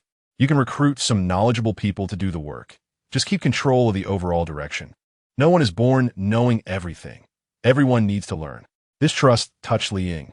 He was also an ambitious person, so after hesitating for a moment, he gritted his teeth and said, "Qiangzi, I'll take this job. If I can't meet your expectations in half a month, I'll willingly step down and let someone more capable take my place." Zhou Qiang, however, didn't mind. The reason he wanted Liang in charge was not because of his ability, but because of their mutual trust. The procurement company didn't need to grow significantly. It just needed to serve Zhou Qiang completely. They would only need to be instructed on what to do. The task of the procurement company was to find products, negotiate with factories, finalize contracts, and arrange for deliveries. Having a procurement company would also provide a low-profile effect. Additionally, Liang was just Zhou Qiang's initial choice. Once suitable special talents emerged after the apocalypse, Zhou Qiang would replace Liang. The procurement company would hold an important position at that time. Zhou Qiang would only trust special talents who were loyal and had no ulterior motives. At that time, he could always compensate Liang. Zhou Qiang's ambition was fast.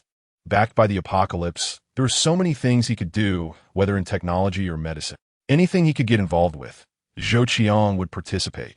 He aimed to build a comprehensive technological empire. But all of this was just a concept. Turning it into reality would require a long journey.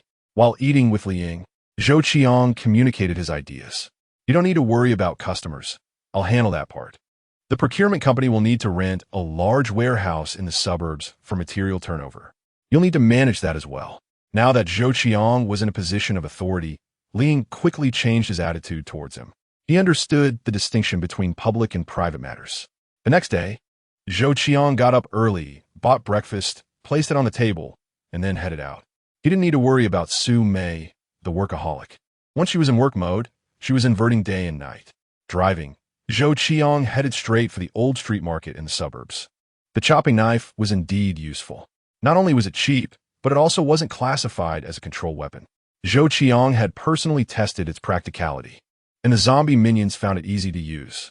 "Boss, how many of this type of chopping knife do you have left?" In a large general store, Zhou Qiang asked while holding up the chopping knife. The store owner, in his 50s, stood up, glanced at the chopping knife in Zhou Qiang's hand, and thought for a moment before saying, "There should be more than 50 left." In modern times, with the existence of gas, fewer people chop firewood, making it difficult to sell this type of chopping knife. Only old stores like his still retain some stock. "Boss, I want them all. Can you give me a discount?" Zhou Qiang haggled, trying to sound natural. The store owner was delighted to hear this. He had been stuck with those chopping knives for too long, and it was rare for someone to want them now. He immediately said, "Young man, I'll sell them to you at cost price." Chopping knives weren't expensive. The store owner's cost price was only 10 yuan each. 50 pieces, just 500 yuan. After buying them and loading these axes onto the car, Zhou Qiang searched for other shops. By the time he left the market, Zhou Qiang had over 300 axes in his car, almost clearing out all the suitable axes in the market. Zhou Qiang then quickly tossed these axes into his storage space. Otherwise, having more than 300 axes would be hard to explain. Chapter 28. Armor for Zombies. It floated 3 days ISNT a long time. Seeing that there isn't much time left before the apocalypse transmission, Zhou Qiang first went to the machining factory to take away 20 sets of armor. With Zhang Fuqiang's efforts, the factory contacted some workers who had previously worked with them. With enough money, they managed to recruit over 30 people in just 2 days. This significantly increased the efficiency by 5 to 6 times. However, Zhou Qiang adjusted the manufacturing focus, placing more emphasis on the quantity of battle axes. If the factory reached 100 employees, They could produce over 500 sets of armor in a week. This number is very considerable. In the suburban villa, after instructing Su Mei, Zhou Qiang returned to his room. Everything was ready. As the countdown reached 0, Zhou Qiang disappeared from the room. The apocalypse. Back in the residential building where he originally left. Transitioning from the gasoline-scented modern world to the apocalypse. This place was filled with a strong moldy smell and a foul odor. The city was full of zombies, many of which were somewhat decayed. This smell was certainly unpleasant. The two different odors reminded Zhou Qiang that this was no longer the safe modern world, but a perilous apocalypse. Huff! Zhou Qiang exhaled. The mammoth stood before him, imposing like a mountain, exuding a strong sense of oppression. First, he equipped the mammoth with armor. Zhou Qiang took out a set of armor suitable for the mammoth's height from his storage space. He had tested the assembly at the machining factory. One piece after another of alloy armor components was fitted onto the mammoth's body, and with the last piece secured, the mammoth standing before Zhou Qiang was fully armored. Resembling a super armored knight from the medieval era. Clad in alloy armor, it looked incredibly formidable. Zhou Qiang then took out a battle shield and a battle axe, equipping the mammoth with them. Holding a shield in one hand and a massive battle axe in the other. It was undoubtedly the most powerful war machine of the cold weapon era. The entire set of equipment weighed nearly 100 pounds, yet on the mammoth's body, it felt weightless. Awesome. Zhou Qiang was delighted. The armored mammoth's strength had increased several levels. Satisfied, Zhou Qiang snapped his fingers. Brothers, get to work. In an instant, the zombies lying motionless in the shops on both sides of the street began to rise at Zhou Qiang's command. They picked up their axes and various tools and emerged from their hiding spots. If survivors saw this, they would undoubtedly feel a chill down their spine. Using one of the zombies as a doppelganger, Zhou Qiang observed the street. He had killed quite a few zombies before, but in just 3 days, the area was once again packed with them. It seemed like they could never be killed off. It was no surprise. How many zombies had Zhou Qiang killed? Compared to the tens of millions of zombies in this city, it was like a drop in the ocean. Kill freely. Issuing this command, the zombie minions sprang into action. Zhou Qiang noticed an interesting phenomenon. With each command, the zombie minions seemed to develop an instinct. They no longer needed detailed instructions on where to strike. They automatically aimed for the heads and necks of the zombies based on their previous positions. You have gained 1 manufacturing point. The familiar notification sound appeared again. Currently, there was money, but what was lacking were manufacturing points. The zombie minions executed Zhou Qiang's orders like zombie robots, faithfully carrying out his commands. The entire street was filled with strange sounds of hacking and slashing. Occasionally, there were sounds of bones cracking. No doubt, these are the sounds of the zombie minions striking the bones of the zombies. You have gained 1 manufacturing point. You have gained 1 manufacturing point. The continuous stream of notifications made Zhou Qiang feel elated. The manufacturing points kept coming in. In the future, if he found a deeper location in the city to return to modern Earth, he could let these zombie minions continue killing zombies. This was essentially like idling. Lacking manufacturing points? With just 1 command, the zombie minions would tirelessly help him kill zombies day and night. This truly felt like idling. Returning from modern Earth in 3 days, he should be able to accumulate several thousand manufacturing points. Choosing a location where survivors were unlikely to appear and letting the zombie minions grind should go unnoticed. This idea was very promising, and Zhou Qiang felt tempted. Of course, using ordinary zombies was too inefficient and prone to losses. After letting the zombie minions get to work, Zhou Qiang didn't bother with them anymore. The funds he brought back this time were a qualitative leap compared to the last. It could be said that the future would snowball from here. First, he needed to earn some manufacturing points. Zhou Qiang focused his consciousness on the armored mammoth, making it his doppelganger. A surge of power surged through him. Like a weak scholar, suddenly gaining the strength of a strong man. This feeling was truly amazing. At that moment, the mammoth moved, clad in aluminum alloy armor. Holding a battle shield in one hand and a battle axe in the other, it took a step forward. Zhou Qiang tried to control the mammoth to swing the battle axe. The nearly 60-pound axe was incredibly agile. The speed was so fast that it even created a whooshing sound as it cut through the air. The mammoth wielded the nearly 60-pound axe with ease. Zhou Qiang felt reassured. Soon, Zhou Qiang controlled the mammoth and left the residential building. Stepping onto the street, there were many zombies roaming about. The zombies here showed no awareness of the fully armed mammoth. Aside from being sensitive to smell and sound, there was nothing in this world that piqued their interest. Zhou Qiang had long since grown accustomed to this scene. Controlling the mammoth, he strode away. After walking a distance, a zombie approached him. It had many rotten areas, especially around its belly. This was just an ordinary zombie. There were at least tens of millions of them in Tianwei City. However, the mammoth under Zhou Qiang's control met it head-on, swinging the battle axe. The sharp axe sliced down from its head with a whooshing sound. Under the immense force and the weight of the axe, the result was terrifying. This zombie was cleaved in half like butter. The previous axe could only chop halfway, but with the battle axe, it was split completely in two. The importance of a good weapon was evident. Wow, what an effect! Looking at the zombie split in half, Zhou Qiang ignored the bloody scene. Having visited the apocalypse several times, he had killed over 100 zombies. What kind of scene hadn't he seen? Zhou Qiang could now calmly observe everything. Especially after using his doppelganger, he didn't have to get personally involved, allowing him to act boldly. Controlling the zombie doppelganger was equivalent to possessing an immortal body. If he really died, it was only the zombie doppelganger that would be killed. He could easily create another one. As long as Zhou Qiang's main body was alive, everything could start anew. The armored mammoth was exceptionally striking in the street. Wherever it went, the battle axe constantly swung down, smashing the heads of the zombies. Zhou Qiang practiced a bit and mastered some techniques. Killing ordinary zombies was incredibly easy. The zombies were oblivious, so all he needed to do was approach them, swing the axe at their heads, and the battle would be over immediately. There was no need to use much force. The weight of the battle axe, combined with such a fragile head, just the weight of the battle axe can crush their heads. Along the way, there are corpses of zombies everywhere. Chapter 29. Confronting the rusher, the greatest flaw of the mammoth is its movements. It is somewhat slow and lacks flexibility. The saying one force overcomes 10 skills is true, but it also makes it a clumsy giant.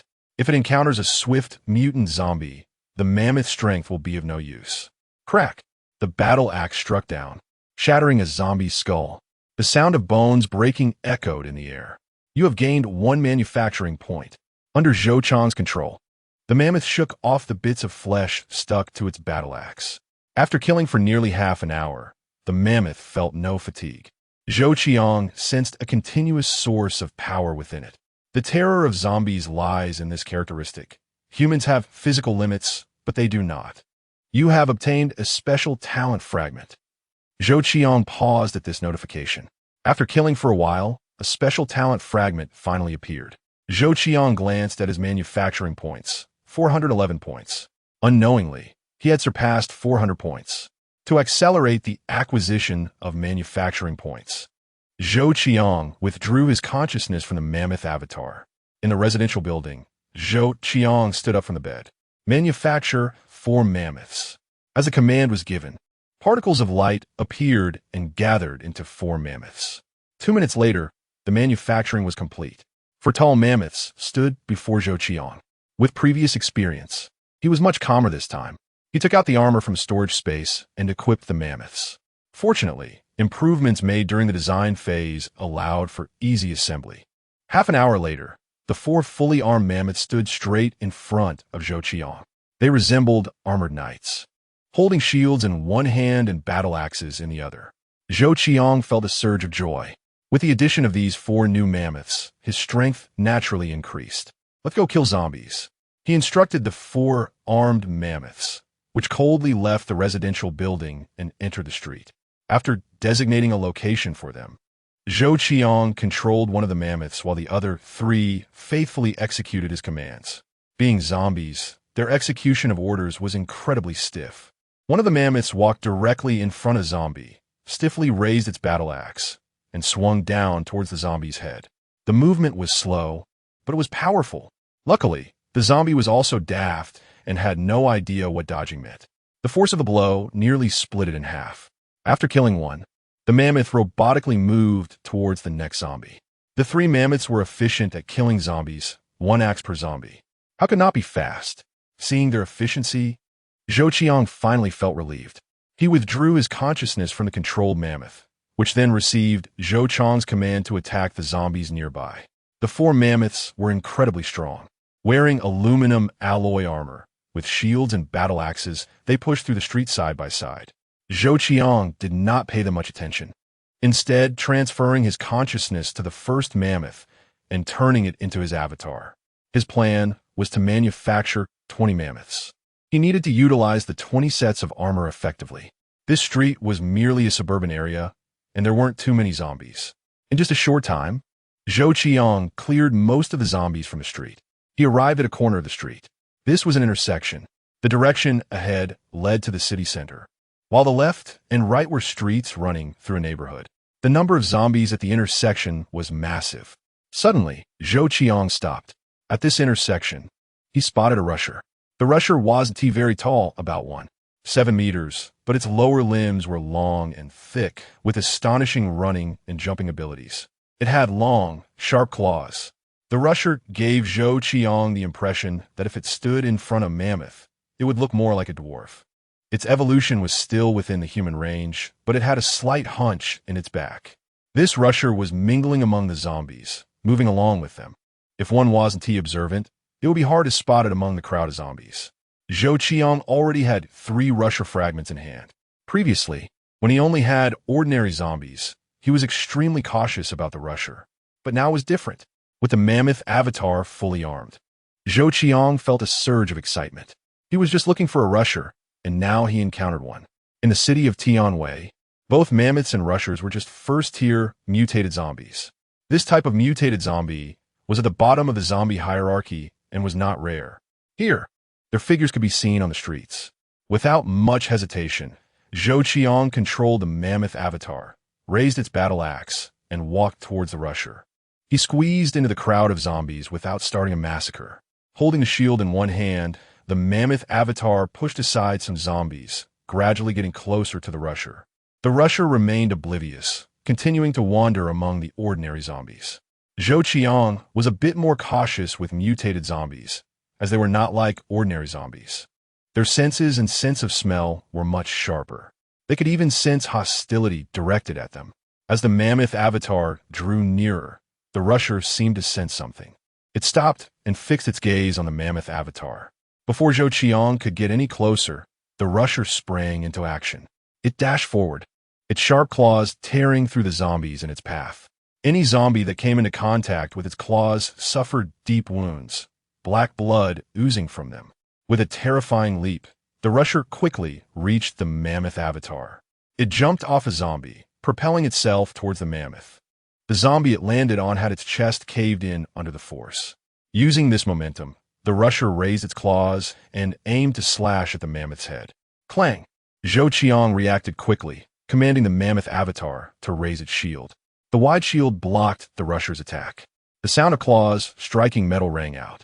A scratch appeared on the thick shield. Incredible! Zhou Qiang was astonished. The rusher was fierce, but cutting through an aluminum alloy shield was almost a fantasy. The strength of a first-tier mutated zombie was not enough to accomplish that. The force transmitted back to Zhou Qiang from the mammoth avatar's arm was clear. It was not weak. Zhou Qiang smiled. Previously, he had dealt with rushers using traps. This time was different. He was directly confronting the rusher head-on. The rusher's agility matched its name. Having blocked the attack with the shield, Zhou Qiang was quick to respond. He swung the battle axe towards the rusher. Zombies have a fatal weakness. They are fearless. Their fearlessness leads to both success and failure. When they fight, they charge forward blindly, unaware of the need to dodge. The rusher was no exception to this. Failing to hit, it did not know to dodge, but instead stood its ground, raising its claws again to try to claw at Zhou Qiang. However, the next moment, the mammoth avatar controlled by Zhou Qiang swung its battle axe down on the rusher's head. The rusher did not dodge because it was mindless, lacking the sense of pain or awareness. Thud! The sound of the axe hitting flesh was followed by the sound of bones cracking. The rusher was smashed to the ground by this blow. Not only did the head disappear, but the chest area was also deeply penetrated by immense force, shattering many bones. The headless raptor lost all vitality, remaining completely motionless. You have obtained a raptor fragment. A raptor fragment was obtained so easily. Chapter 30. Police Station moving forward. There are too many zombies on the street, filling this place. No wonder survivors dare not come here. Just the density of zombies here is overwhelming. Unless one is an incredibly powerful gene evolver, facing such a dense horde of zombies would make anyone's legs weak. The most terrifying thing about zombies is that they keep multiplying. Endless. However, Zhou Qiang did not have this worry. Now, Zhou Qiang occupied the mammoth as a clone, which is essentially a kind of zombie. As long as Zhou Qiang does not actively provoke the zombies, they will regard the mammoth clone as one of their own and will not attack. Walking among the densely packed zombies, the mammoth clone is the most conspicuous one. There is no way around it. Clad in armor, holding a shield, and wielding a battle axe, this look is definitely the most eye-catching among zombies. Thud! A zombie was dealt with by Zhou Qiang, controlling the mammoth clone with a single axe strike. Brain matter splattered, and the scene was somewhat nauseating. Zhou Qiang was fine. He wouldn't feel anything if it splattered on the mammoth clone. On this street, there are many mammoths and runners. Further away, there is also a howler. Compared to the howler, the mammoth, which is about 9 meters tall, only reaches the howler's navel. Zhou Qiang has witnessed the combat power of the howler. It's not something to be trifled with. Zhou Qiang's target is the runners on this street. There are quite a few abandoned cars scattered all over the street. Boom! A loud sound startled Zhou Qiang. The zombies here also began to stir. Countless zombies surged toward the source of the sound. Zhou Qiang controlled the mammoth to stand on an abandoned car on the street. From a distance, he saw a zombie turned into meat paste on the street. Looking up at the location, good grief, it had fallen from several dozen floors. Such phenomena are too common in the city. Zombies wandering around will occasionally fall from high places. The gruesome sight before him was one of those cases. At least it was a release. After understanding this, Zhou Qiang immediately walked toward a nearby runner. No matter how strong the runner is, it is ultimately just a first-tier mutated zombie. It only sensed the hostility emanating from the mammoth clone when it was very close. With a strange scream, the runner lunged at the mammoth clone. However, what awaited it was an aluminum alloy battle shield. As expected, the runner crashed into the shield and fell to the ground. Before it could struggle to get up, a foot appeared. The foot of the mammoth clone stomped heavily on its chest, pinning it to the ground. Thud! The runner struggled, its sharp claws leaving a deep gash down to the bone on the mammoth clone. Unfortunately, Zhou Qiang felt no pain at all. The battle axe swung down hard. Thud! The runner's head was chopped off, rolling on the ground while its limbs ceased to struggle. Zhou Qiang moved his foot off its chest and took a look. The runner's claws were natural weapons, and this scratch had even reached the bone. However, since the mammoth is also a zombie, it has no pain nerves. Such an injury would be crippling for a human, but Zhou Qiang tried it out, and the mammoth clone was completely unaffected. Zhou Qiang then tried running again, and, similarly, there was no impact. With that, Zhou Qiang felt reassured. Ordinary zombies have no healing ability. He didn't know if these mutated zombies would. This scratch was just an experiment. The 5th piece of runner debris was obtained, and success was halfway achieved. In fact, controlling the mammoth clone to slay the runner was not as difficult as imagined. Zhou Qiang expected to complete the unlocking of the runner by this evening. Moving forward, Zhou Qiang stopped after walking a short distance. At this moment, his heart was racing uncontrollably. It turned out that this was the location of the police substation that governs this area. This is an enforcement agency of a country. What would enforcement agencies have? In peaceful times, who would dare to target a police station? That would be madness. But now it's different. With the apocalypse, the nation and home no longer exist. This police station no longer commands respect, but rather greed. Being in the city, acquiring firearms is truly not easy. Generally speaking, the most firearms are definitely with the armed police forces. Then there are the armories of the armed departments. The rest would be in police stations. No matter how strong a gene evolver is, they would still fear firearms. Regardless of how the world changes, the threat of firearms remains frightening.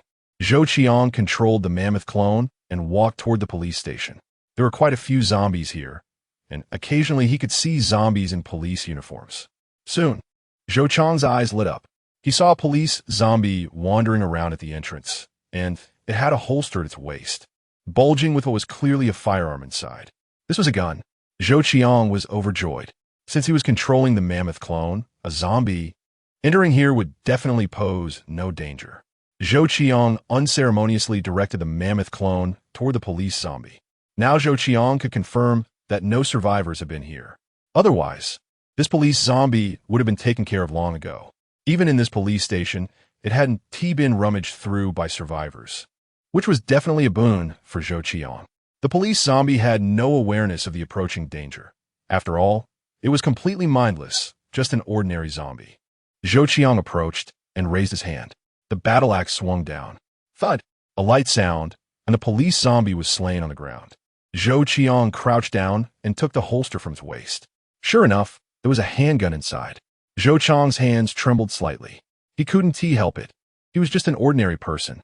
Before obtaining the zombie manufacturing system, he was just an ordinary person, and firearms were too distant for him.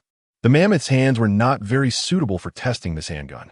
Zhou Qiang simply tucked it into the mammoth's pants and then picked up the battle axe. Continuing to walk into the police station. A mammoth appeared here. It seemed to sense the strangeness of the mammoth clone controlled by Zhou Qiang and let out a strange cry. What awaited it, however, was Zhou Qiang's preemptive strike. The swinging battle axe sliced through the air. This mammoth had no concept of dodging. It revealed a vicious side and tried to counterattack. However, it was facing the mammoth clone controlled by Zhou Qiang, not a mindless zombie. The battle axe struck its head. Meat and brain matter splattered as its large body fell. You have gained 10 manufacturing points. The notification sounded. First here, mutated zombies generate 10 times the manufacturing points of ordinary zombies. It should be said that as the level of zombies increases, the manufacturing points obtained also increase in a decimal manner. Zhou Qiang regrettably glanced at this mammoth and shook his head as he stepped over it. What a pity for its gene fluid. After entering the police station, Zhou Qiang began to search. There were many police zombies here, but very few were equipped with firearms. Zhou Qiang didn't mind, being unfamiliar with the place. He could only carefully search through each floor. Since he didn't have to worry about zombies, Zhou Qiang could roam freely in the police station. Soon, he found the firearms storage room. Unfortunately, it was locked with a security door. The survivors have changed, and it might take some effort. It's almost impossible to obtain the equipment inside without attracting the zombies here. But Zhou Qiang is different. He is now controlling the mammoth's avatar, so he acts without restraint. Without hesitation, he raised his battle axe and began smashing the security door of the armory. Bang! With a loud crash, the lock hole of the security door deformed.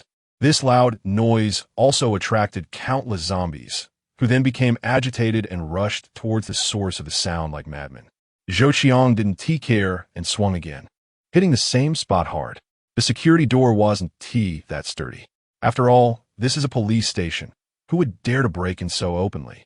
In a peaceful era, only a crazy person would do something like this, right? But here, it's different. In this apocalypse, everything mundane has disappeared. Who cares what this place is? The power of the mammoth is indeed great. After just 5 or 6 strikes, the security door was destroyed. The zombies drawn by the loud noise finally appeared. They surged in the corridor, dense and terrifying. Zhou Qiang opened the security door and walked in, casually closing it behind him. In just a breath's time, the overwhelming zombies came crashing in one after another.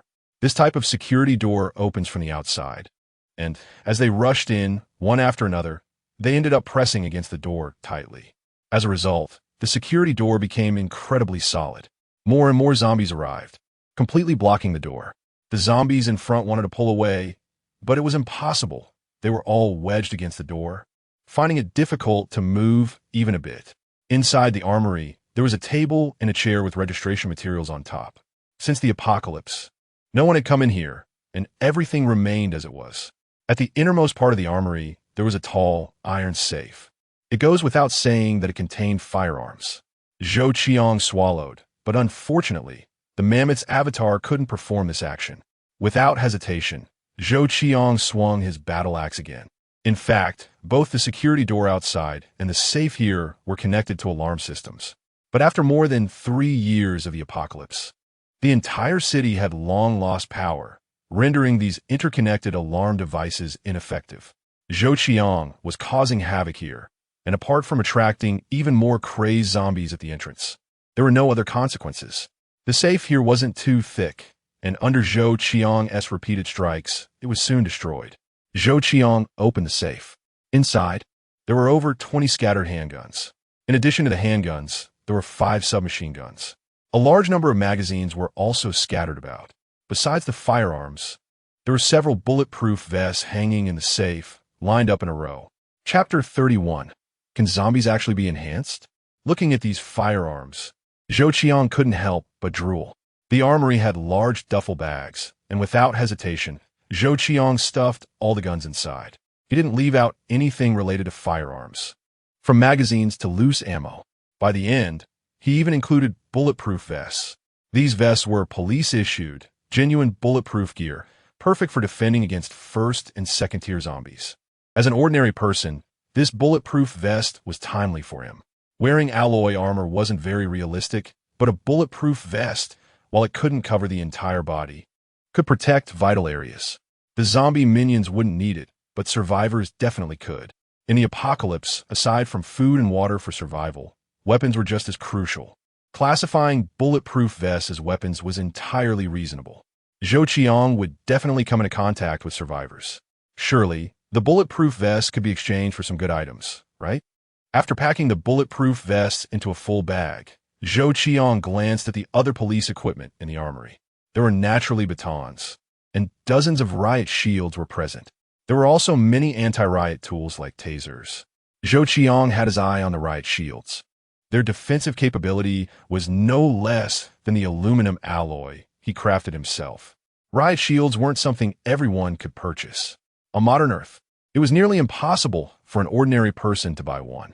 These were good items, and Zhou Qiang certainly wouldn't let them go. However, it was clearly impossible for the mammoth avatar to carry all these firearms, bulletproof vests, shields, and battle axes out. Zhou Qiang thought for a moment and shifted his consciousness away from the mammoth avatar. His awareness instantly returned to himself.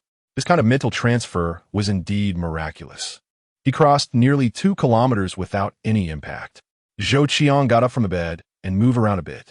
The sense of power that the mammoth avatar brought faded, leaving Zhou Qiang with a feeling of emptiness inside. With 4 mammoths joining the hunt for zombies, he had accumulated manufacturing points continuously. In a short time, he had gained 517 manufacturing points. The special talent zombie fragments had also accumulated to 3 pieces. Compared to before, the efficiency had increased several times. Zhou Qiang didn't hesitate to order the manufacturing system to create 5 mammoths. Light particles appeared, and after 2 minutes, 5 mammoths stood before Zhou Qiang.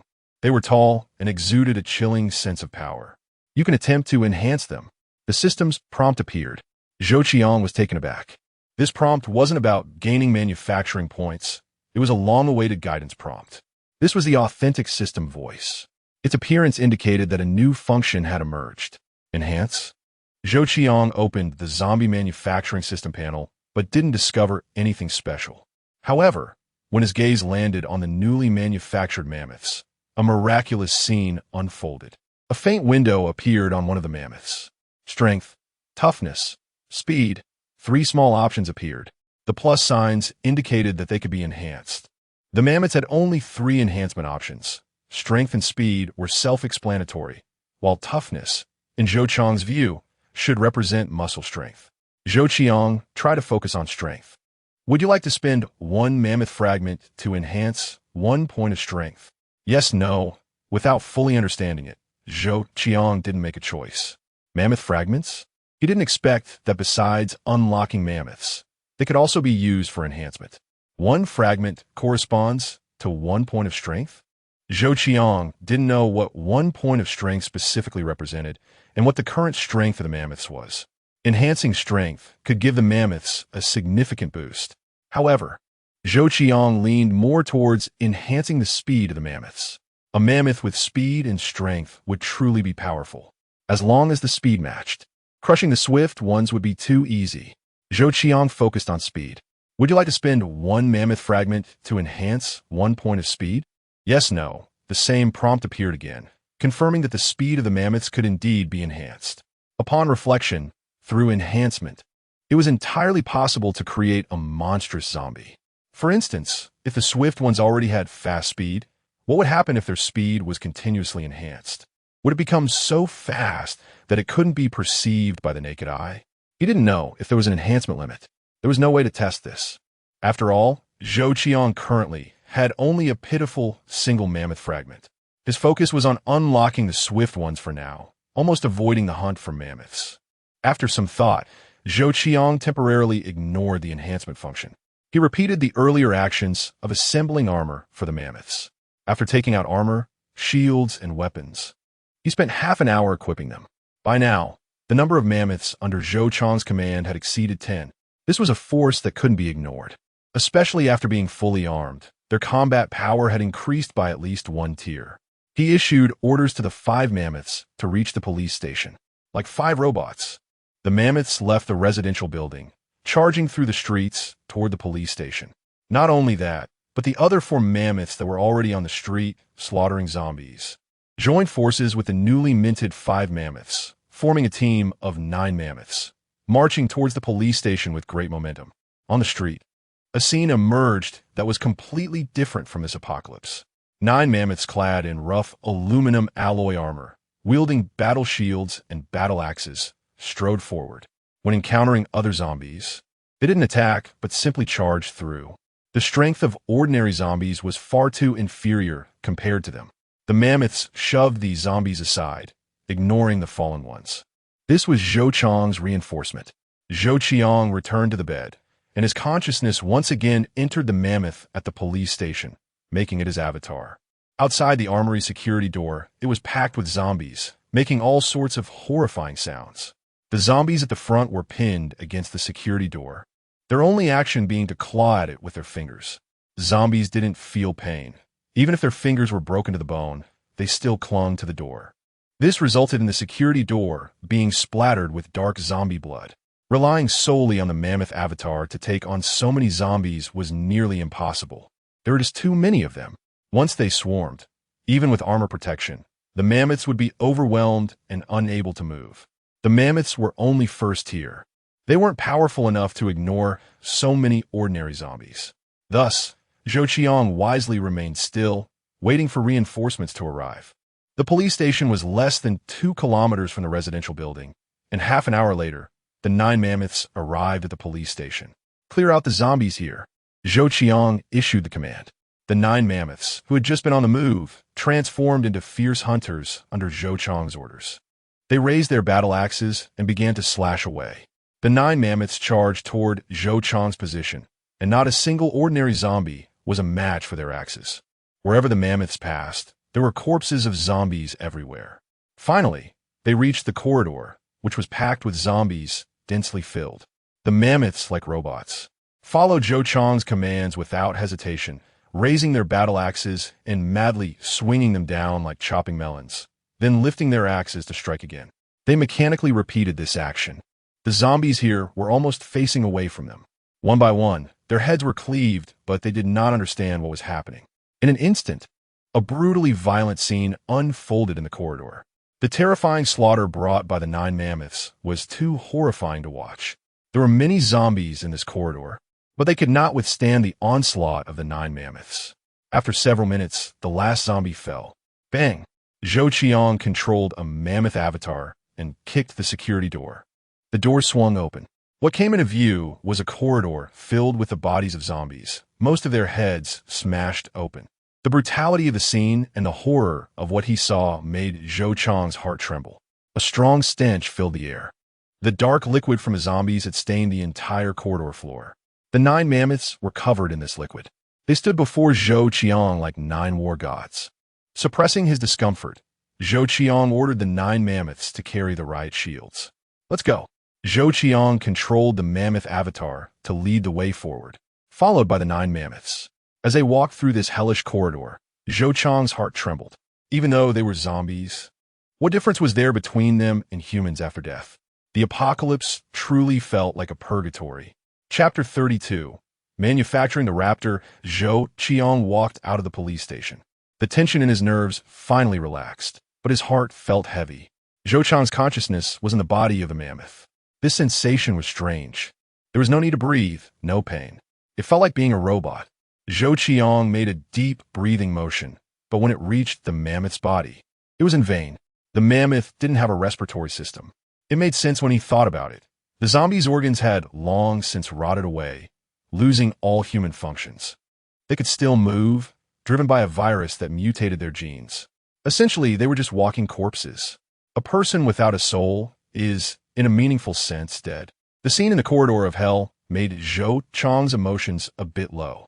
He had not experienced the brutality of this apocalypse and still retained the mindset of a modern earthling.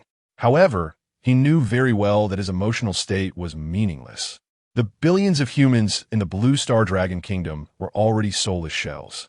After transporting the equipment back to the residential building, Zhou Qiang commanded 10 mammoths to enter the street. He found a densely populated street where the 10 mammoths blocked the way.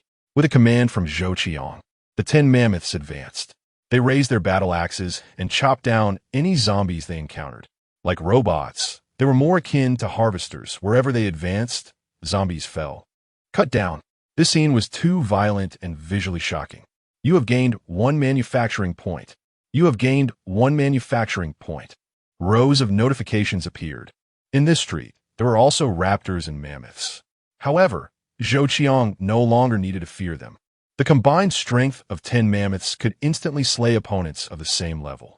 Fully armed, Zhou Qiang didn't need to pay them any mind. On the contrary, the 162 ordinary zombies he created suffered significant losses. He neglected them, leading to their slaughter. They were just ordinary zombies with limited attack power, resulting in 27 of his ordinary zombie minions being killed. This loss was still within Zhou Qiang's tolerance. Ordinary zombie minions were merely a transitional phase. Now that the mammoths were in place, their role was limited. Zhou Qiang stroked his chin. Soon, he made a decision. He terminated the order for these zombie minions to fight zombies and then sent them to various entrances and exits of the city. They would serve as reconnaissance zombies. For their capabilities, this was the best outcome. Not only at the entrances, but Zhou Qiang also sent 1 or 2 zombie minions to the rooftops of some tall buildings. From a high vantage point, zombies had good eyesight, enhanced by their sense of hearing and smell. Once survivors appeared, they would still be able to spot them. After arranging these over 100 zombie minions, he finally made full use of them. Next, it was time to see the 10 mammoths sweep through the street. The noise made by the 10 mammoths successfully attracted a raptor on the street. It immediately charged towards the 10 mammoths. Unfortunately, its claws only left a faint scratch on the mammoth's body. The next moment, several battle axes struck it. Each massive axe severed its bones. In an instant, this raptor was chopped into bits. You have obtained a raptor fragment. The notification sounded. Zhou Qiang was very satisfied. He didn't need to get personally involved, but could quickly slay raptors. Zhou Qiang did not intend to let these 10 mammoths stop. He allowed them to continue hunting for manufacturing points like robots. The next day, after a good sleep, Zhou Qiang's first action was to check yesterday's results. Manufacturing points, 2,772 points. Looking at this number, Zhou Qiang's eyes widened. Last night, he had let the 10 mammoths continuously hunt while he chose to sleep. Who would have thought that he would wake up to such results? This meant that the 10 mammoths had killed over 2,000 zombies in one night. This number was too exaggerated. However, it was understandable. After all, the zombies stood still, allowing for easy chopping, 1 axe per zombie, absolutely efficient. With proper protection and not delving too deeply into the city, Zhou Qiang found that not a single mammoth had been lost. 6 mammoth fragments, 11 raptor fragments, 9 special talent zombie fragments.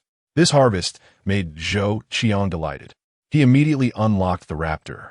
In an instant, the raptor icon in the zombie manufacturing system lit up. He could finally manufacture raptors. A smile appeared on Zhou Qiang's face. In his eyes, the raptor held a higher status than the mammoth. With enough funds and manufacturing points, Zhou Qiang naturally manufactured a raptor at the first opportunity. However, he didn't rush to create 10 or 8 at once. Instead, he only made 1. Manufacturing 1 raptor, The zombie manufacturing system received Zhou Qiang's instruction and immediately deducted 100,000 manufacturing funds and 100 manufacturing points. Light particles appeared. A figure just over 1 meter 70 tall emerged. 2 minutes later, a raptor stood before Zhou Qiang. At this moment, Zhou Qiang had the chance to see the raptor in its entirety. The raptor's face was somewhat ugly. Its claws were long and sharp, and even at rest, Zhou Qiang could feel the cold gleam they emitted. Its legs resembled those of a frog, very sturdy. It was evident that it possessed incredible jumping and running abilities. The raptor was relatively small and could not be compared to the mammoth. However, its intimidation factor was not any weaker than that of the mammoth. Zhou Qiang stared for a moment, then, without hesitation, transferred his consciousness into the raptor. The moment his consciousness shifted, Zhou Qiang immediately felt a sense of lightness. This feeling was different from the explosive power of the mammoth. It felt more like a sensation that made him want to float. Driven by this lightness, Zhou Qiang felt an impulse to jump. It was like gaining superhuman jumping ability. Not only that, he also felt the urge to run wildly. The unprecedented sense of speed was exhilarating. Let us give it a try. Zhou Qiang controlled the raptor's body and left the residential building. In the stairwell, he didn't need to walk but jumped instead. With one leap, he landed lightly on the next floor, hardly making a sound. The raptor's leg structure could absorb all the impact. Once outside, Zhou Qiang took off running. The highest momentary speed a human can achieve is 44.72 kilometers per hour, set by a world champion sprinter. But that's just the peak speed. The average human running speed is about 20 kilometers per hour. However, now Zhou Qiang was running at a speed that was incredibly fast, easily on par with that of a sprint champion. What was even more crucial was that the raptor could maintain this speed indefinitely. It could run tirelessly. It felt exhilarating. The sensation of speed brought by the wild run, that feeling of flying like the wind, made Zhou Qiang feel incredibly delighted. Suddenly, in the midst of his sprint, he leaped onto the roof of an abandoned car. With power in his legs, he jumped. Bang! His feet landed on the car roof, then he soared up. His terrifying jumping ability propelled him 2 stories high before he landed. Bang! Another thud echoed as he landed. His thighs acted like powerful springs, keeping Zhou Qiang steady as a mountain. From such a high place, falling with impact, all the force was absorbed by the legs of the raptor. As it landed, it even kicked up a bit of dust. Zhou Qiang didn't pause and started running again. A zombie appeared in front of him. Zhou Qiang continued to sprint, and as he brushed past this zombie, he extended his claws. The sharp and long claws grazed the zombie's neck. A barely audible sound, almost imperceptible if one didn't listen closely. But right after this faint sound, the zombie's head fell to the ground and rolled away. The headless body took a few steps forward before kneeling down and then collapsing. Zhou Qiang was somewhat surprised by the raptor's claws. The raptor's strength was not as great as that of the mammoth, but it wasn't too weak either. Combined with the raptor's speed, it was truly formidable. As 2 types of first-tier mutated zombies, the mammoth and the raptor took different paths. In comparison, Zhou Qiang preferred the raptor a bit more. Controlling this raptor clone, Zhou Qiang charged into the horde of zombies. His claws swung, and countless zombies fell to the ground. To test the limits of this raptor, Zhou Qiang even bounced onto some lower floors or leaped wildly over billboards on the street, running along the walls. Zhou Qiang truly experienced what it meant to run on rooftops. The raptor's claws were also sharp, with a certain grip. It was hard to imagine that a first-tier mutated zombie was already this powerful. What would a second-tier mutated zombie be like? Zhou Qiang was a bit exhilarated. Being conscious in the raptor clone felt the same as being the raptor itself. After playing for a full half hour, Zhou Qiang finally stopped. There was no doubt that the raptor was a type of zombie worth mass-producing. Exiting his consciousness from this raptor, Zhou Qiang immediately issued commands. Create 20 raptors. Create 7 mammoths. 2772 manufacturing points were completely spent by Zhou Qiang. However, correspondingly, 27 figures appeared here. When manufacturing was complete, 20 raptors and 7 mammoths stood in front of Zhou Qiang. Chapter 33 Drone Takeoff. Zhou Qiang fully armed the 7 mammoths. The raptors needed agility and were not suited for this armor. Their claws were sharp enough. there was no need for weapons. Once they obtained raptor fragments, some could be enhanced. 20 raptors and 7 mammoths left the residential building. They quickly joined the previous 10 mammoths, forming a team of 17 fully armed mammoths and 20 raptors. In this suburb, they were quite powerful. Clear the zombies on this street. Zhou Qiang issued the command. The 20 raptors and 17 mammoths sprang into action. They charged like wolves into a flock of sheep, slicing through the zombies effortlessly, especially the raptors. Their attack method was with their claws. They rushed in and pounced on the zombies, clawing furiously. In the blink of an eye, one zombie was torn apart. The speed storm created by the 20 raptors swept through the zombies on this street. You gained 1 manufacturing point. Such prompts connected in a line. Outside Tianwei City, on a road connecting distant mountains, a convoy of vehicles silently approached Tianwei City under the morning sun.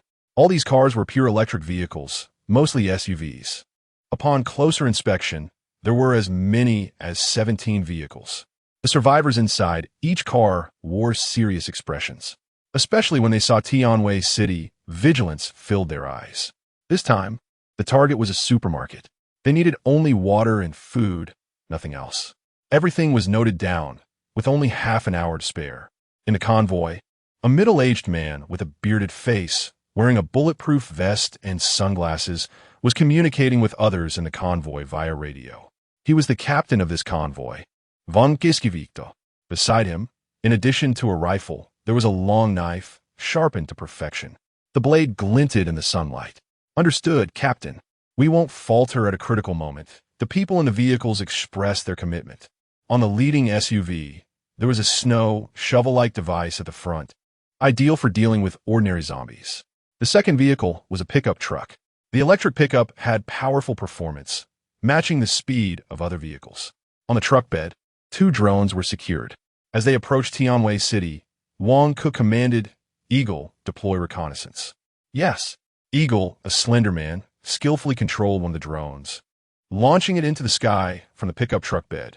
The drone, equipped with technology decades ahead of modern Earth, had speed and endurance far beyond that of contemporary drones.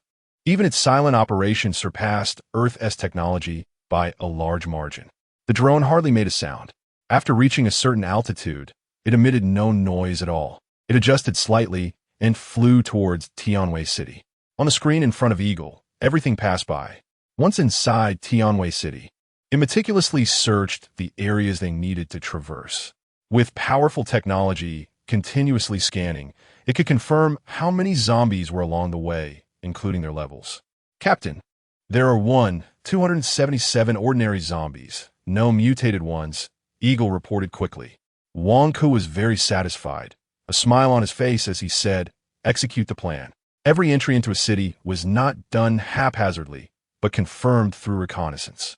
From the route to the composition of combat members, everything needed to be planned. Speed was essential upon entering the city. They had to eliminate obstructing zombies before others reacted, quickly obtain supplies, and then retreat. Currently, the settlement lacked water and food. Easily accessible places had been swept clean. The remaining areas were densely populated with zombies or had high-level mutated zombies. Humanity was insignificant in front of zombies. No one ventured into the city unless absolutely necessary. The convoy moved towards the city. As they neared, there were some scattered zombies on the road leading to Tianwei City. They noticed the convoy and approached with hissing sounds. The survivors in the vehicles remained unfazed, as if the appearing zombies were of no consequence. Those who could go out to search for supplies had strength and rich combat experience. They were used to facing zombies, having dealt with millions. These are just ordinary zombies, and their small numbers posed no threat to the convoy. Boom! The leading SUV crashed into a zombie blocking its path. The large shovel at the front sent the zombie flying. The immense force nearly shattered the zombie. The SUV did not slow down, roaring past the mangled corpse. The following vehicles rolled over it as well. More zombies approached, but all were knocked aside by the vehicles. Many dark liquids splattered onto the cars, but the survivors inside paid no mind. Some even extended their long knives, slicing through the nearby zombies, cutting them in half. Minutes later, the convoy stormed into the city. Another drone from the pickup truck took off and circled above the convoy, providing surveillance within a radius of several kilometers. On the screen, the drone continuously focused on individual zombies, refreshing the data. Ordinary zombies were marked in green, indicating minimal threat. The electric vehicles were nearly silent. Aside from the zombies on the street, those over 100 meters away were not disturbed. Amidst the eerie sounds, the convoy stopped on the street. Survivors holding firearms and melee weapons opened their car doors and stepped out. They secured their firearms and drew their melee weapons. Some carried shields. Almost everyone wore some form of armor. The survivors of the entire convoy were equipped in a variety of ways, with various types of armor strapped on, resembling a motley crew. Yet, each of them exuded a fierce aura. Those who could join the convoy and enter the city were not ordinary people. They were the extraordinary in the apocalypse, genetic evolutionists. Ordinary people had no right to be here. In this apocalypse, ordinary people had become the lowest class of society. Regardless of whether they had been celebrities, high officials, big bosses, or wealthy tycoons before, all of it meant nothing in the apocalypse. Without abilities, they became slaves. The only way out was to become extraordinary or to possess a skill. The scattered zombies on the street caught the scent of human flesh and became frenzied. They quickly rushed toward the convoy. The members of the convoy seemed unconcerned, still chatting and laughing, some even casually smoking as they watched the approaching zombies. Wang Ku adjusted his gear and glanced around. There was no need to pay attention to these zombies. Let us go. He took the lead and sprinted forward. Carrying a backpack and a rifle did not hinder his speed at all. Wang Ku, running wildly with a long knife in hand, suddenly slashed at a zombie that tried to attack him, decapitating it halfway before it could even raise its arm. As the living rushed past, the dead fell. The others also ran with fervor, their earlier laughter replaced by urgency.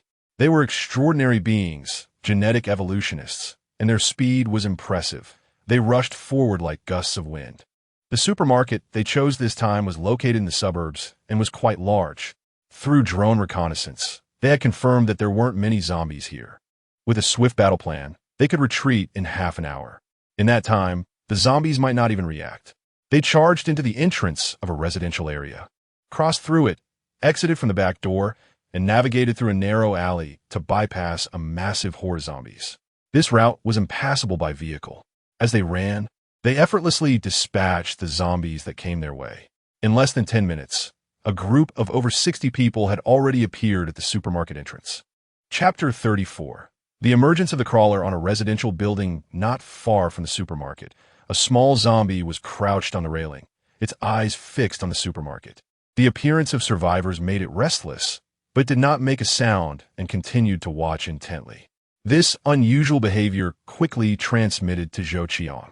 Hiding in his refuge, Zhou Qiang immediately sensed the small zombie's disturbance. Was there something going on? The zombies were all under orders to monitor changes in their surroundings. One was a survivor, and the other was an abnormal zombie. Without hesitation, Zhou Qiang's consciousness crossed several streets and appeared in the small zombie's body, taking control of it and transforming into a small zombie clone. This was Zhou Qiang's first time transferring his consciousness to a small zombie. The sense of power was not strong. Zhou Qiang glanced at the small zombie's arms and legs. Their strength was not impressive. However, Zhou Qiang was not there to experience the small zombie, but to confirm the anomaly it had detected. The survivors at the supermarket entrance were far too conspicuous in this city. A team of over 60 people was hard to miss. Survivors? Zhou Qiang widened his eyes. This was the second time he had discovered survivors entering the city. Compared to the first group of 6, this time the number of survivors had reached over 60. They were armed with both cold and hot weapons, most of them wearing simple armor. The armor had no aesthetic appeal, but provided a certain level of defense. At first glance, they resembled a ragtag army. To avoid making noise, most of their firearms were slung over their shoulders, and they used cold weapons to deal with zombies. Just as Zhou Qiang transferred his consciousness to the small zombie, these survivors made their move. At the supermarket entrance, many zombies were present and became frenzied upon seeing the survivors. Among the attacking zombies were those in security uniforms, others in suits, and even female zombies dressed as white-collar workers. Many elderly zombies mixed in as well. Dozens of zombies surged forward. More importantly, The zombies that had previously been pursuing the survivors on the streets also followed. The inside of the supermarket was dark, and zombies kept rushing out. Wonka was smoking a cigarette. He was not panicking, but took slow, deliberate puffs. Cigarettes were rare in the apocalypse, and he could not afford to waste them. The zombies charging and were almost upon them in an instant. The other survivors remained calm as well. Hiss!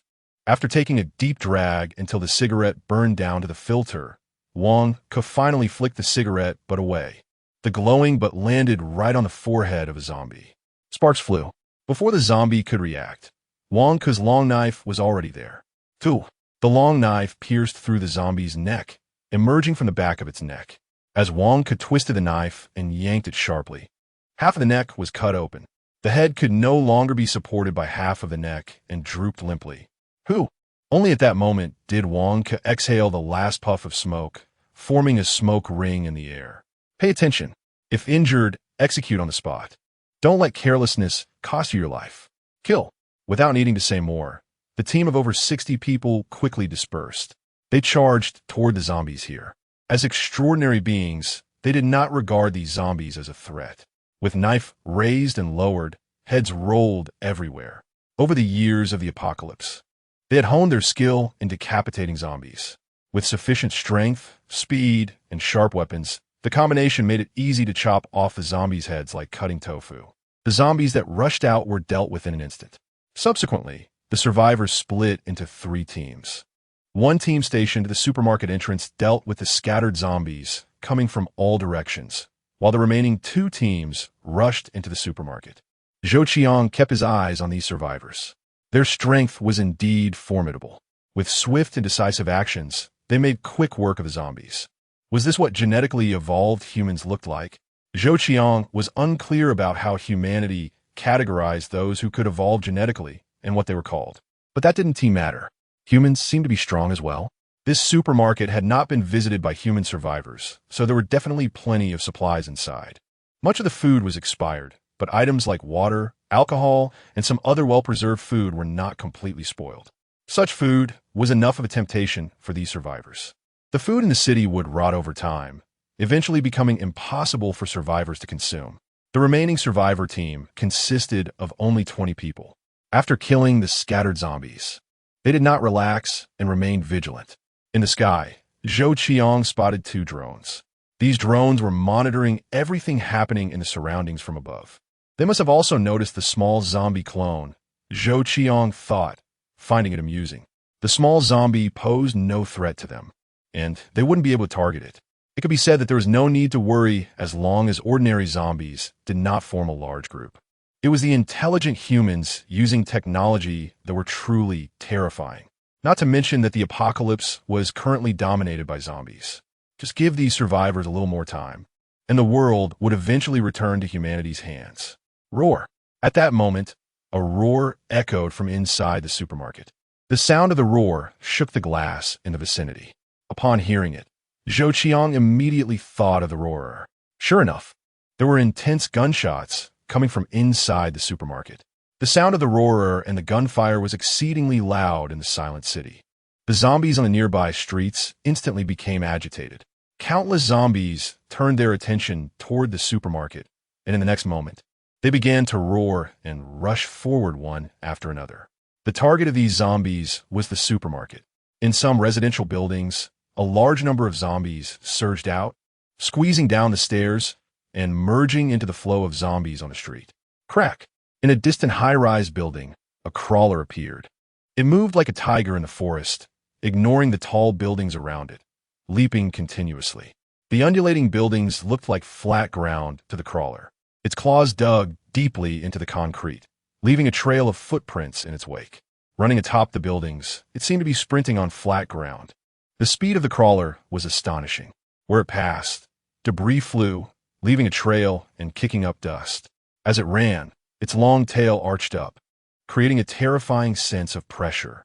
Zhou Qiang was now just an onlooker. After all, it was just a clone, and there was no danger involved. TSK, a crawler. He really wondered how these survivors would cope. Not only was there a crawler, but among the horde of zombies, there were also many mammoths and runners. Zhou Qiang even spotted a zombie resembling a giant scorpion, crawling like a car among the zombie crowd, making its way toward the supermarket. What kind of abnormal zombie was this? This was Zhou Qiang's first time seeing a scorpion-like zombie. This change was first detected by the drones. The eagle kept its eyes glued to the screen, clearly seeing everything through the camera. "Captain, we have serious trouble. There's a crawler and a scorpion. We only have 5 minutes." The eagle is roaring on the radio. The survivors who received the message all felt a tightness in their hearts. Wang Ku and his group, who entered the supermarket, of course knew the seriousness of the situation. Everything was going smoothly, but who would have thought that a howler would mutate in the supermarket? It was over 5 meters tall, but in the supermarket, it could only lie down. Just as they entered, they awakened this howler. The howler, powerful and fierce, charged at them while lying down, letting out a roar. Knowing there was no way to hide anymore, Wang could decisively pulled out his gun. The howler was killed by 3 blades stabbed into its head. The restrictions in the supermarket allowed Wang Ku and his group to easily deal with it. "Everyone, go get water and food. I'll handle this howler." The howler belonged to the 3rd stage of mutated zombies, and its genetic fluid was quite valuable. The howler, which could only lie down, could be considered a big bargain for them. After receiving the eagle's notification, Wang Ku knew time was of the essence. He used a long knife to cut open the area under the howler's neck, revealing a vein filled with blue genetic fluid. Wang Ku took out a syringe from his backpack and sucked the genetic fluid into it. After extracting the genetic fluid, Wang Ku didn't hesitate and turned to run wildly. The survivors in the supermarket were all running out, each carrying several boxes of mineral water. Compared to searching for useful food, water was visible at a glance. The group rushed to the supermarket entrance, where the survivors were already fighting off zombies. This successfully prevented the zombies from blocking off the supermarket. Bang! At that moment, a shadow fell from the sky and crashed onto the street. The concrete street showed signs of cracking. With scarlet skin and exposed muscles, just its appearance made people tremble. It lay on the street, standing over 2 meters tall, and its body was the size of a bus, with limbs like grasshoppers supporting its entire frame. At that moment, the survivors looked ashen. Chapter 35. The bloodshed caused by the crawler. Everyone knows that there are many mutated zombies in the city. The city is currently a no-go zone for humanity. However, countless supplies are concentrated within the city. The towns surrounding the city have long been scavenged by survivors. After several years, the water and food in these areas have been consumed. To avoid starvation, their eyes naturally focus on the city. When Wang Ku and his group arrived, they knew they were taking a risk, but the allure of water and food here was too great. Staying in the settlement would only lead to depletion of resources. In the apocalypse, whoever has water and food is the boss. As long as one can guarantee at least 1 meal a day, many will flock to your side. Whether it be for personal safety or power, all of it requires water and food for sustenance. Lose these, and even your most loyal subordinates would instantly turn on you. They might even turn their guns on you. This is the apocalypse. To solidify his power, Wang Ku naturally couldn't just sit back and do nothing. It became inevitable to venture out with his subordinates in search of water and food. Is he caring for these people out of kindness? Absolutely not. To earn their keep, they need to take risks and fight for him. Right now, delving deeper into the city is fraught with danger. The appearance of a crawler blocking the supermarket entrance is definitely beyond Wang Ku's expectations. Concentrate fire and hold it off. Fight while retreating. One crawler is already a headache. If the scorpion zombies arrive later, they won't have a chance to escape. Compared to that, they would rather face the crawler than the scorpion zombies. Da-da-da. In an instant, intense gunfire erupted. No one was saving bullets at this moment. Everyone was pouring their lives into shooting at the crawler. Under concentrated fire, blood holes erupted on the crawler's body, dark red blood gushing out. The crawler also moved. It lunged forward, ignoring the bullets, and pounced in front of a survivor. This survivor was quick, rolling to dodge, but he still underestimated the crawler's strength. Before he could stand up after rolling, the crawler's claws came down hard on him. Blood splattered instantly. He was hit with such force that he was almost turned into mush. Standing at 1.8 meters tall, he was reduced to less than 60 centimeters. His head was smashed into his stomach, limbs broken. The whole person twisted into an unrecognizable form. This brutal scene chilled the hearts of every survivor. Bang! Bang bang bang! Bullets exploded into clouds of blood mist on the crawler. The survivors didn't know how to deal with the crawler and aimed for its head. But the crawler was incredibly vicious. It ignored the bullets and rampaged through the survivors. Some nearby zombies were swatted aside by its raised claws as if they were toys. Puff! The crawler's thick tail shot out. A burly male survivor was impaled by the sharp tail and pinned against the wall. The metal armor he wore was of no use at all. Blood poured out his mouth in large gulps. His eyes were filled with blood vessels. The last of his ferocity activated. The burly survivor knew he wouldn't survive. Enduring the intense pain, he raised his gun. The crawler faced the burly survivor, opened its mouth wide, revealing its incredibly sharp teeth. A transparent liquid dripped between its teeth. The crawler lunged for the burly survivor's head. The burly survivor yelled as he pulled the trigger. The bullets from the automatic rifle sprayed directly into the crawler's mouth, exploding into clouds of blood mist inside its oral cavity. Ugh! The crawler let out a roar. It seemed to go mad, tossing the pinned, burly survivor away like a rag doll, flinging him dozens of meters away into a horde of zombies on the street.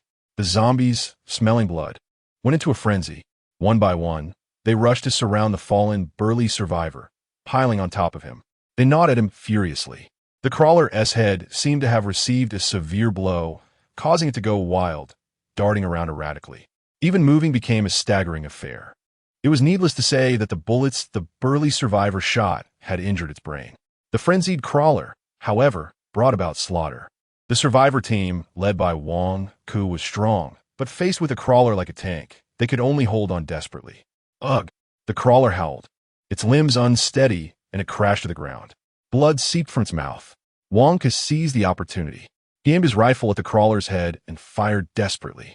Bullets continuously erupted with blood, causing the crawler to convulse. One magazine emptied, and the crawler finally stopped moving. Let us go. Wang Ku waved his hand. The loss from one crawler's rampage had resulted in 9 deaths here. This outing could be deemed a heavy loss. The survivors did not hesitate, grabbing cold weapons and charging toward the zombies, cutting a bloody path. They were all extraordinary beings, genetically evolved, with strength and speed far surpassing ordinary people. There were many zombies here, but they cut through them swiftly. These zombies were hardly their match. Faced with such a horde of zombies, they cleared a path. Apart from those engaged in battle, the rest carried water and a small amount of food, running madly. After genetic evolution, they could still sprint while carrying several bottles of water. The dead were left behind without even a chance to collect their bodies. Life in this apocalypse had rendered human lives worthless. No one would pity the dead. On the contrary, the recently deceased still had utilitarian value. Countless zombies, stimulated by the scent of blood, did not pursue the survivors but instead rushed toward the dead survivors, kneeling down and ravenously feasting on their corpses. These zombies piled on top of each other, creating a mountain of corpses. The deceased survivors would effectively attract the zombies' attention, providing an opportunity for the living to escape. A group of survivors returned the same way. Zhou Qiang watched the scene unfold. The battle between humans and zombies was completely one-sided. No wonder the survivors dared not venture deeper into the city. It was this dangerous even in the suburbs. What about entering the city? The city center? Zhou Qiang didn't even dare to think about it. In the distance, the tardy scorpion zombie approached. Its head retained a human face, but its limbs and body had no resemblance to humanity whatsoever. Its evolutionary path had detached from human genetics. A massive tail arched up, resembling a scorpion stinger. No wonder humans called it the scorpion zombie. Like a bus in size, the scorpion zombie moved through the street, pushing aside any nearby zombies. Upon reaching the supermarket entrance, there was no sound left for it as a reference. In an instant, this scorpion zombie fell into a state of confusion. The characteristics of zombies were vividly displayed at that moment. It had lost its target and could only move aimlessly in this area. The 9 dead survivors had been completely devoured by the zombies. The remaining bones were fiercely contested over by the zombies. This scene sent chills down Zhou Qiang's spine. The survivors who left certainly did not dare to make a sound. When they encountered zombies, they only used cold weapons to resolve the situation. These survivors returned to their vehicles. They quickly drove away, and moments later, they left the city. Chapter 36. Bargain hunting. Zhou Qiang watched the survivor team leave before retracting his gaze. He then smiled. Unfortunately, the little zombie clone's throat was damaged, and it could only emit a strange sound of ugh. The entrance of the supermarket was in disarray, with numerous zombie corpses lying at the door. Most importantly, there was the massive body of a crawler. This was a treasure. The survivors had killed the crawler, but didn't have time to take its genetic fluid, which was a bargain for Zhou Qiang. With his current strength, killing a crawler was still somewhat difficult. This crawler was easily obtained, not bothering with the little zombie. Zhou Qiang's consciousness detached from its body. In an instant, the little zombie returned to its dazed state, continuing its watch duty. Once back in his own body, Zhou Qiang took out a cigarette and lit it. With the cigarette in his mouth, he pulled out a self-heating beef hot pot for breakfast. Manufacture 3 Raptor. The manufacturing point in front of him had accumulated over 300 points in just a short 10 minutes. This showed how efficient the mammoths and the raptors were in action. Moments later, the 3 raptors were completed. Zhou Qiang assigned 2 to guard the door of the room, while he transferred his consciousness into one of the raptors, making it his clone. This time, Zhou Qiang was very well prepared for the apocalypse. He had brought plenty of syringes of various sizes. The colored liquid extracted from the zombies must be something special. The survivors risked their lives to obtain it, so it must have some value. Zhou Qiang just didn't know what it was for. Sooner or later, he would have to deal with the survivors. Food and water were certainly important, but some things that survivors valued were equally crucial. It wouldn't hurt to prepare some. Controlling the raptor clone, he grabbed the bag containing the syringes and exited the residential building. That lightness surged back into his heart, prompting Zhou Qiang to run. He moved like a gust of wind towards the location of the supermarket. At this moment, Zhou Qiang was essentially a zombie. With this identity, he sprinted through the streets without attracting the attention of other zombies, passing by them in an instant. After crossing several streets, he arrived at the supermarket. There were still many zombies here, densely packed. The noise made by the survivors had attracted nearby zombies, who crowded over in response. However, Zhou Qiang didn't care. He pushed aside the blocking zombies, occasionally clawing and killing a few to create more manufacturing points. He squeezed to the entrance of the supermarket.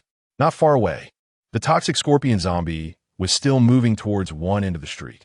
In front of the massive toxic scorpion zombie, ordinary zombies looked like small insects, and its movement crushed countless zombies beneath it. For now, Zhou Qiang couldn't provoke the toxic scorpion zombie. His target was the dead crawler. The deceased crawler attracted no interest from the zombies. In contrast, a pile of zombies was gathered around the dead survivors. Zhou Qiang approached the dead crawler. It was enormous, about the size of a bus. The raptor was tiny in comparison. Controlling the raptor clone, he climbed onto the back of the crawler. Standing on the crawler felt like entering hell. The muscle devoid of skin was a deep crimson, causing Zhou Qiang to feel a pang of fear. This had to be the spot. Finding the location of the genetic fluid, Zhou Qiang began to act. The raptor's sharp claws sliced through the crawler's back, cutting into its muscle tissue. Zhou Qiang endured the process, mainly due to the discomfort. The sharp claws were quick at cutting through muscle, perhaps due to the crawler's death. Its muscles had relaxed. After 2 minutes, Zhou Qiang finally spotted a small section of blue fluid in a blood vessel on the crawler's back. It wasn't very long, but it stood alone in the vessel. The blue genetic fluid was the same as that of the roarer. Was this crawler on the same level as the roarer? This was a new discovery. Zhou Qiang took out a syringe and pierced the blood vessel with the needle, drawing out the blue genetic fluid. There wasn't much, just enough to fill one syringe. After collecting it, Zhou Qiang put the genetic fluid into a bag. Now, the crawler's corpse had lost its value, reduced to a pile of rotten flesh. The survivors had left in too much of a hurry and couldn't take the equipment from the dead survivors. Scattered firearms, long knives, and shield were left behind. Zhou Qiang wasn't interested in the knives. He was keen on the firearms. It wasn't surprising for survivors to have firearms, as cities were large, and there were bound to be some militia armories in various towns. Walking to a pile of zombies, perhaps due to not having been completely devoured, the zombies remained. They formed a small mountain. Zhou Qiang didn't hold back, climbing onto one of the piles and continuously slicing with his sharp claws. All the zombies here faced away from him, making it almost a one-claw kill per zombie. After killing several, Zhou Qiang found that stabbing was simpler. Piercing into the back of the zombie's head destroyed its brain, leading to an instant death. Killing zombies this way felt great. Zhou Qiang didn't stop. His claws kept stabbing out, and one zombie after another was killed. After slaying dozens, he finally cleared the zombies, revealing the bloody scene beneath. The survivor's corpse had long been devoured. Blood stains covered the street, and only a bit of flesh remained within the armor, which was why the group of zombies wouldn't leave. The strong smell of blood attracted many more zombies. Get lost. Whenever a zombie approached, Zhou Qiang immediately swept with a claw, killing it. Many of the zombies beneath had blood in their mouths. These zombies were the ones enjoying the flesh and blood. Zhou Qiang's goal wasn't to collect the bodies for the survivor. It was truly unnecessary. In a city full of zombies, who would collect their bodies? As he pushed aside the corpses of zombies, Zhou Qiang spotted an automatic rifle trapped underneath. He picked up the blood-soaked automatic rifle. Zhou Qiang didn't rush to leave. Instead, he sat on a nearby step, carefully inspecting the automatic rifle. A raptor holding an automatic rifle, sitting on the steps, examining it slowly. If survivors saw this scene, their eyes would surely pop out in shock, because this raptor's actions were indistinguishable from those of a human. It seemed to be a model of firearm not familiar to modern Earth. Zhou Qiang checked and found he didn't recognize it. It wasn't surprising to think about it. The apocalypse world had advanced decades beyond modern Earth, and over such a long time, firearms would naturally have been updated. Zhou Qiang tried it out. Unfortunately, the raptor's long claws were not suited for using firearms. However, it didn't stop Zhou Qiang from aiming the gun. Bang! Zhou Qiang fired a shot. This was his first time shooting a gun, though it was through the raptor clone, not his true self. Still, it excited him. The shot had no accuracy, flying over the head of a zombie and hitting an advertisement sign across the street. The gunshot immediately attracted the attention of the previously calm zombies. They all looked confused for a moment, then fell into a frenzy. The distant scorpion zombie suddenly turned its head and charged towards the supermarket. Zhou Qiang remained calm. Now he was a swift being. What did he have to fear? He slowly put away his gun, then pushed through the zombies and left the area. The zombies here, having lost their voices and lacking the scent of survivors, fell into a state of confusion. They had no idea what was happening. Chapter 37. Pulling a job in the electronic city controlling the Swift clone, Zhou Qiang returned to the residential building. He released the control over the Swift and began to play with the gene liquid it had brought back. Zhou Qiang had no way of knowing the effects of the gene liquid, but that didn't stop him from starting to collect it. It should be related to the genetic evolution of survivors, but this was just Zhou Qiang's guess. Until it was confirmed, he wouldn't easily use it. He couldn't risk his life on such matters. What if this gene liquid turned out to be a more aggressive virus? Currently, Zhou Qiang had 160 ordinary zombies, 17 mammoths, and 20 swift ones. That was quite a powerful force. However, Zhou Qiang didn't plan to act recklessly right now. The city was fraught with dangers. If he tried to show off and ended up being attacked, it would be tragic. It was better to survive and develop steadily. Having encountered survivors twice made Zhou Qiang realize he needed to engage with them. In a world filled with zombies, it's hard to develop relying solely on them. The apocalypse was a treasure trove, and if Zhou Qiang wanted to make good use of it, he couldn't do without the survivors. Zombies weren't omnipotent. They could fight, but couldn't handle detailed tasks. If Zhou Qiang needed to dismantle a factory, zombies wouldn't be able to do it. Such tasks had to be entrusted to survivors. Transporting factories from the apocalypse to the modern world was the quickest way for Zhou Qiang to get rich. With the technology from the apocalypse, crushing modern Earth wouldn't be a problem. The products manufactured would surely create a global storm. Speaking of technology, synthesizing special talent fragments could solve many of Zhou Qiang's problems, but to tackle technical issues, he couldn't rely on special talent zombies alone. He needed the collaboration of talented survivors. The apocalypse was full of treasures, but one had to dig them out. By utilizing survivors and gathering capable and talented individuals, he could have them organize the technology. This was Zhou Qiang's fastest shortcut to obtaining high-tech skills. Therefore, he needed to engage with survivors soon. Zhou Qiang was filled with anticipation about contacting survivors. He had prepared plenty of water and food, In this apocalypse where even drinking water was a luxury, wouldn't they willingly submit to him? At that time, all he would need to provide was food and shelter. And these top talents would be begging him to take them in. Just thinking about this made Zhou Qiang smile. In the apocalypse, talent could be seen as precious. Yet there were also many who were worthless. Only a small number of talents were valued. Those in unrelated industries were better off dead than alive in the apocalypse. This type of person lived at the bottom and could starve to death. No one would pity them. This was the apocalypse, a world where people devour each other. Create 20 ordinary zombies. Zhou Qiang planned and promptly manufactured 20 ordinary zombies. A minute later, 20 ordinary zombies stood before him. Except for one that was missing a leg, the other 19 were intact. Zhou Qiang didn't care about their size.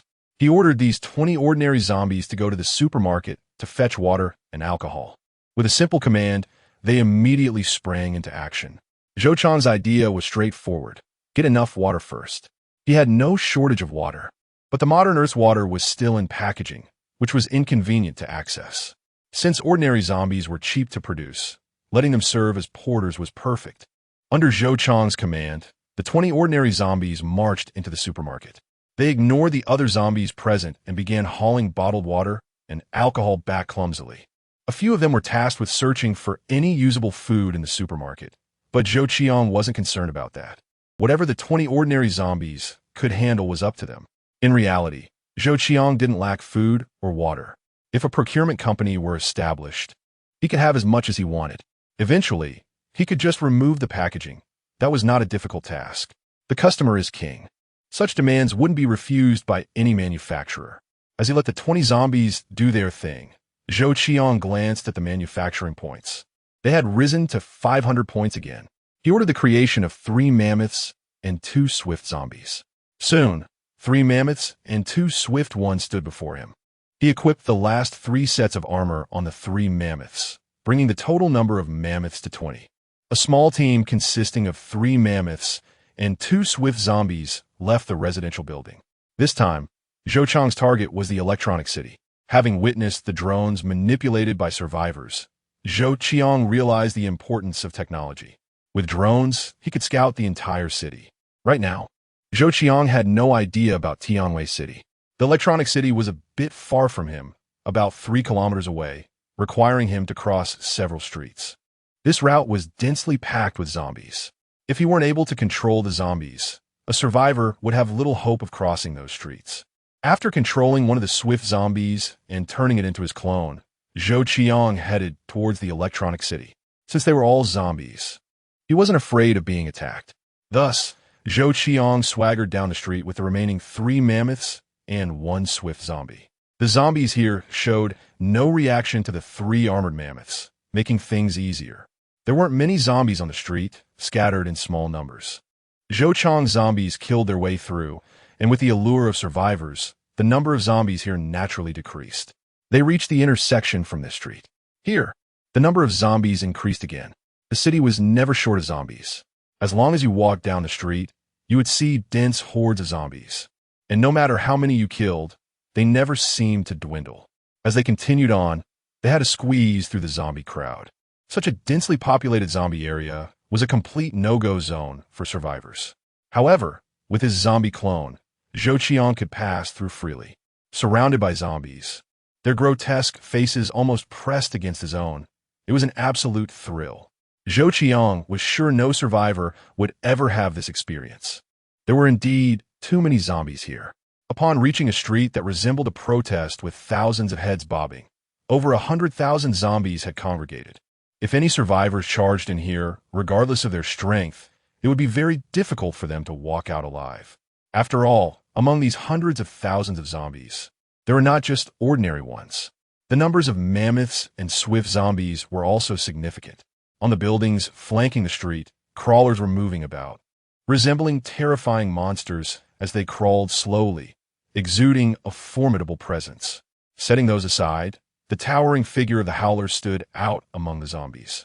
What caught Zhou Qiang's attention was a massive black zombie resembling a spider, possessing 16 legs, moving silently and at incredible speed, capable of reaching the other end in the blink of an eye.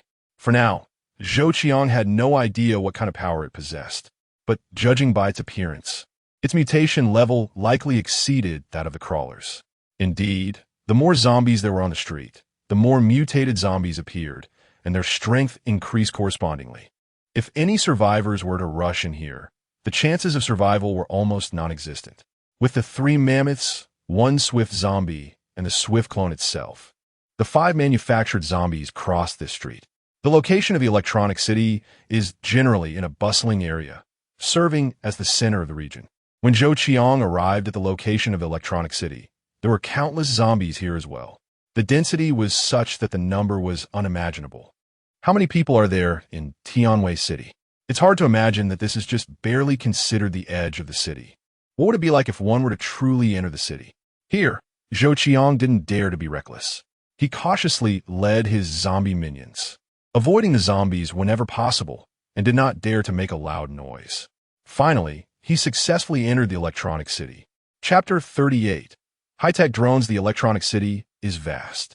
The entire city has long lost power, and through the gates, all that can be seen is a dark expanse.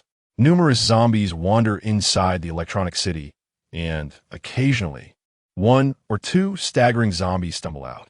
These zombies emerging suddenly from the darkness are definitely frightening. This Electronic City is like a monster that devours people. You never know how many zombies are inside. Any survivors who happen to come here would surely hesitate in the face of this dark, unknown Electronic City. However, Zhou Qiang is not among them. Currently, Zhou Qiang is using a clone of the Raptor. It's just a clone, and losing it would only cost him 100,000 and 100 manufacturing points. To Zhou Qiang now, that's nothing. With the ability to produce first-tier, mutated zombies, the emergence of mammoths and raptors has made it incredibly easy for Zhou Qiang to make money. Once the sales network on modern Earth is established, money will just be a set of numbers. Everything in the Skyguard City will turn into Zhou Qiang's wealth. The raw materials alone in the Skyguard City could fetch an unimaginable price. Therefore, Zhou Qiang strides confidently toward the Electronic City. 3 mammoths and 1 raptor closely follow behind Zhou Qiang's raptor clone. Upon entering, they find a long corridor whose length is unknown. On either side of the corridor are rows of counters. With the light filtering in from the entrance, Zhou Qiang can see the disarray here. During the apocalypse, many uninfected survivors were here. They fled in panic, only to be chased down by zombies. Some managed to escape, while others were eaten alive. The floor is littered with papers and scattered chairs. Unlike the jewelry stores, the electronic products in the Electronic City are completely ignored. This is not surprising. The saying gold is valuable in troubled times is not without reason. But what use do electronic products have? When fleeing for their lives, no one would carry these devices with them. In fact, these electronic products would be a burden. In places like the Electronic City, the closer to the entrance, the more expensive the rent, and naturally, the better the product sold. Many manufacturers place their flagship stores in the most prominent locations. Zhou Qiang approaches a counter selling high-end computers. These computers, with technology decades ahead of Earth, are still present, but the technology inside is beyond imagination. 60,000? Zhou Qiang is dumbfounded when he sees the price. This computer is very compact, only slightly larger than a palm. It uses radio technology for connections. The keyboard, mouse, and screen are all wireless. Even the power connection has been replaced with wireless charging. Slightly larger than a palm, yet with the performance of a supercomputer. Incredible. Zhou Qiang thinks for a moment, circles the counter, and then finds a handheld computer priced at 390,000, which he quickly puts into his bag. Just looking at the price shows how impressive it is. Its integrated functions far exceed the definition of a computer. Zhou Qiang certainly plans to take one back for research. This computer is indeed small, so after taking a few steps forward, he circles back. He greedily stuffs the most expensive ones into his bag. Haha, it's just greed. They are unclaimed items, so if he sees it, he takes it. Zhou Qiang then walks along the counter, making his way forward. The area is dark, with very poor visibility. The zombies roam aimlessly, unconcerned about whether they are seen. But Zhou Qiang is different. Occupying this raptor as a clone, his eyes are still affected by the light. As he goes deeper, he can barely see what each electronic product store is selling. The deep darkness brings the unique sounds of zombies. Anyone timid would surely be scared. This is a miscalculation. The electronic city is too large. The structures inside are very tight, with no light penetrating. Now that he occupies a clone, Zhou Qiang is certain that the air here would suffocate a normal person. After the power outage, the ventilation system has certainly stopped working. Fortunately, zombies do not need to breathe. Controlling the raptor, Zhou Qiang gropes around.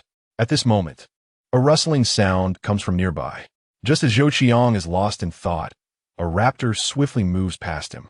In an instant, it leaps and pounces towards Zhou Qiang. This sneak attack catches Zhou Qiang off guard. Before he can react, the claws of this raptor sweep across the chest of his controlled raptor clone. A deep wound, visible to the bone, appears. Blood gushes out. Zhou Qiang is somewhat dazed. He doesn't feel pain, and he doesn't even realize he has been injured. Zombies lack pain nerves, so this horrifying wound feels as if it doesn't exist. Zhou Qiang looks down at the wound. It's hard to describe the current feeling.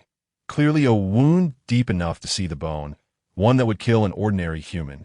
Yet Zhou Qiang feels no pain at all. He even instinctively touches it with his hand. This kind of injury is indeed very novel.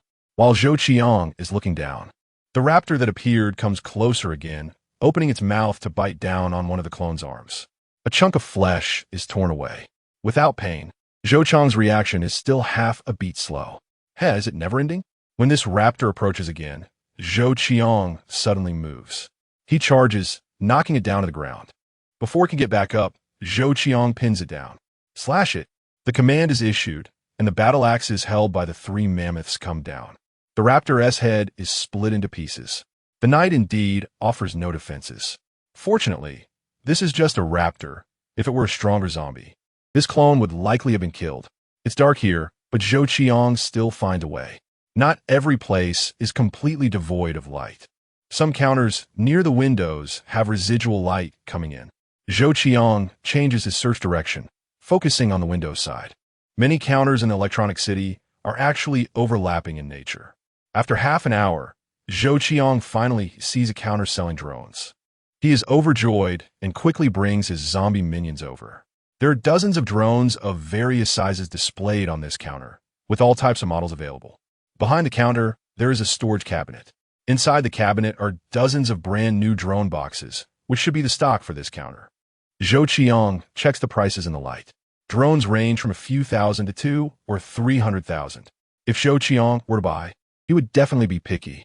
But now, since they're all unclaimed items, there is no need to choose. Whatever is expensive, take it. There's no wrong choice. 320,000. This one it is. It's hard to imagine that a drone could be priced at a jaw-dropping 320,000. Zhou Qiang takes down the largest drone in the store. After picking up the manual, he reads it carefully. Once he understands its performance, Zhou Qiang suddenly feels that 320,000 is not unacceptable. A drone with a week-long battery life. What does that mean? Most drones on modern Earth have a battery life of half an hour, and having 2 or 3 hours is considered high-end. Moreover, those 2 or 3 hours depend on how you use it. If it's a violent ascent, even an hour might be pushing it. But this drone before him is different. Its endurance is astonishing. The key is still in the battery. In addition, its camera is also at a globally leading level. It is equipped with artificial intelligence, allowing precise control of the drone using only commands. There are even shooting instructions inside. Whatever you want, the AI will capture it for you. This is the truly impressive aspect. A drone that can autonomously shoot with cinematic techniques? What does that mean? All you need to do afterward is some editing and it will be a blockbuster. In a post-apocalyptic world, a drone equipped with artificial intelligence is essentially a flying robot.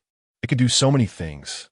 Looking at the data listed inside, Zhou Qiang didn't understand, but it was undoubtedly impressive. No wonder the price reached 320,000. At that moment, Zhou Qiang controlled the Swift Striker avatar to bring this drone along. Finally, he found what he wanted on this trip. The mammoths couldn't return empty-handed. Starting with the most expensive, each mammoth and Swift Striker left with a drone, including accessories, replaceable batteries, and so on. The 5 zombies were all loaded with these electronic products. Chapter 39. I'm stunned. Zombies with anti-aircraft firepower soon. the 5 zombie minions returned to the residential building, fully loaded. After Zhou Qiang had them put down the electronic products, he sent them away to join the hunt for zombies. Zhou Qiang, on the other hand, began to study these electronic products. This battery technology is impressive. Don't underestimate this computer. It's only palm-sized, but its technology is simply astounding. Virtual keyboard, virtual mouse, virtual screen. Just these 3 features would be considered cutting-edge technology on modern Earth.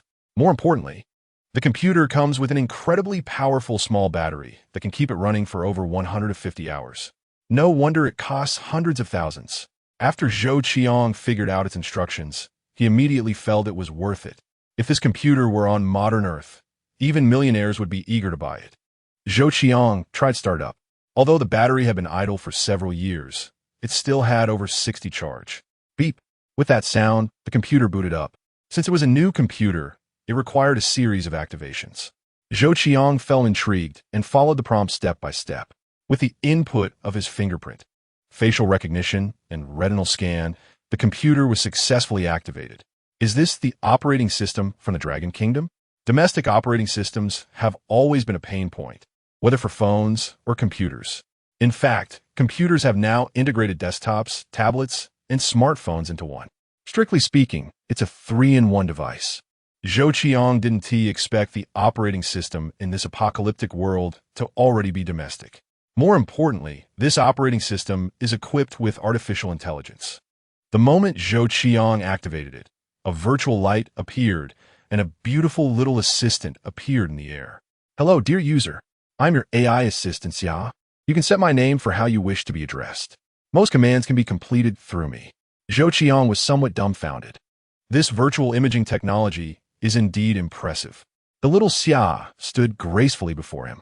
If it weren't for the slightly distorted light and Xia's slight animation effect, Zhou Qiang would have thought she was a real person. The first thought that came to Zhou Qiang's mind was how this technology would be received on Earth. It would definitely cause a global craze. No need to change Xia's name. Set my title as boss. Zhou Qiang issued the command. Xia completed the setup and cheerfully said, "Nice to meet you, boss." The voice had already been recorded. The virtual imaging Xia automatically collected Zhou Qiang's voice. Now, this computer belonged exclusively to Zhou Qiang. Without his commands, no one could add accounts. Show the virtual screen. At Zhou Qiang's command, a virtual screen appeared. After some research, Zhou Qiang found that the size of this screen could be controlled. This computer costs hundreds of thousands. The screen's ability to zoom in and out is certainly not something an ordinary computer can compare to. The value lies in the powerful additional features of the computer. With just one command, Zhou Qiang enlarged the screen to 100 inches. Its limit is 200 inches, equivalent to the size of a movie theater screen. Whatever he wanted to do, it could be done with a single command. The power of artificial intelligence lies in its ability to understand and execute even the most vague instructions. The emerging virtual keyboard amazed Zhou Qiang. It's actually another form of virtual imaging technology. The difference is that it images a keyboard. Zhou Qiang tried typing. Each time his fingers pressed on a virtual key, he felt a slight touch sensation. It's hard to imagine how this was achieved. This kind of technology made Zhou Qiang's eyes shine. What would happen if he brought this technology back to modern Earth? This computer would definitely drive the world crazy. Zhou Qiang played around with the computer. Although it was powerful, it wasn't connected to the internet, so it lacked playability. Zhou Qiang then turned his attention to the drone. Now that it's a real toy, the drone's battery is significantly larger than that of the computer, which provides super endurance. The setup is similar to that of the computer. Zhou Qiang quickly completed the configuration. Checking the battery level, it still had 80. This indicates that the battery technology in the apocalyptic world has made qualitative leaps in battery density, charging speed, and discharge conditions. It should be said that a new direction for battery technology has been found. Following the tech trajectory, this likely involves graphene materials. On modern Earth, graphene can only exist in laboratories and cannot be mass-produced. The graphene in the apocalypse should already have mass production technology, given its widespread availability. The mass production cost is likely not high. Zhou Qiang was excited. This represents a market worth billions. It's likely worth much more than that.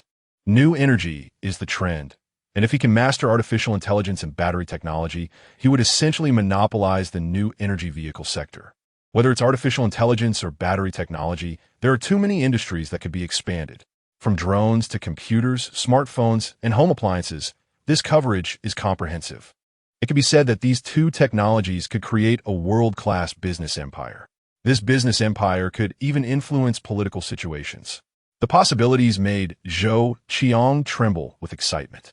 However, Zhou Qiang quickly calmed down. Just having a computer and a drone like this doesn't mean he can obtain these technologies. Even if he brought them back to modern times, figuring out these technologies would be no easy task. Ultimately, he would still need to gather talent from the apocalyptic world to help him organize the technology. The idea is good, but making it a reality is not easy. Zhou Qiang smiled wryly and shook his head, deciding not to think too far ahead for now. He looked at the drone in his hand. Zhou Qiang cautiously went to the rooftop and let the drone take off. He didn't dare to take risks on the rooftop, quickly returning to his room under the protection of the swift zombies. Through the receiver, he was able to connect to the drone. This small receiver should not be underestimated. Its functionality is incredibly powerful, almost like a computer. The virtual screen that popped up can be enlarged to a maximum of 55 inches. Through this screen, Zhou Qiang could see and issue commands to the drone. Fly around Tianwei City, Zhou Qiang commanded. The AI-equipped drone immediately executed the order. Zhou Qiang was somewhat excited. The entire view of Tianwei City would unfold before him. The drone quickly ascended, reaching a height of 500 meters. And what Zhou Qiang saw was a vast metropolis that seemed endless. Countless skyscrapers confirmed the prosperity of Tianwei City. The entire city has scattered greenery, with each area equipped with parks. Some parks even have artificial lakes. With a population of tens of millions, the city spans hundreds of kilometers. Whoosh! The drone moved, quickly descending to 300 meters above the ground, then flying towards the city's edge. The drone was fast. Upon reaching the edge, it began to circle the city. Zhou Qiang kept his eyes glued to the screen. After zooming the screen to the maximum 55 inches, Zhou Qiang leaned back on the sofa, as if watching a blockbuster movie. Don't just fly by hastily. The filming technique used is like watching a blockbuster.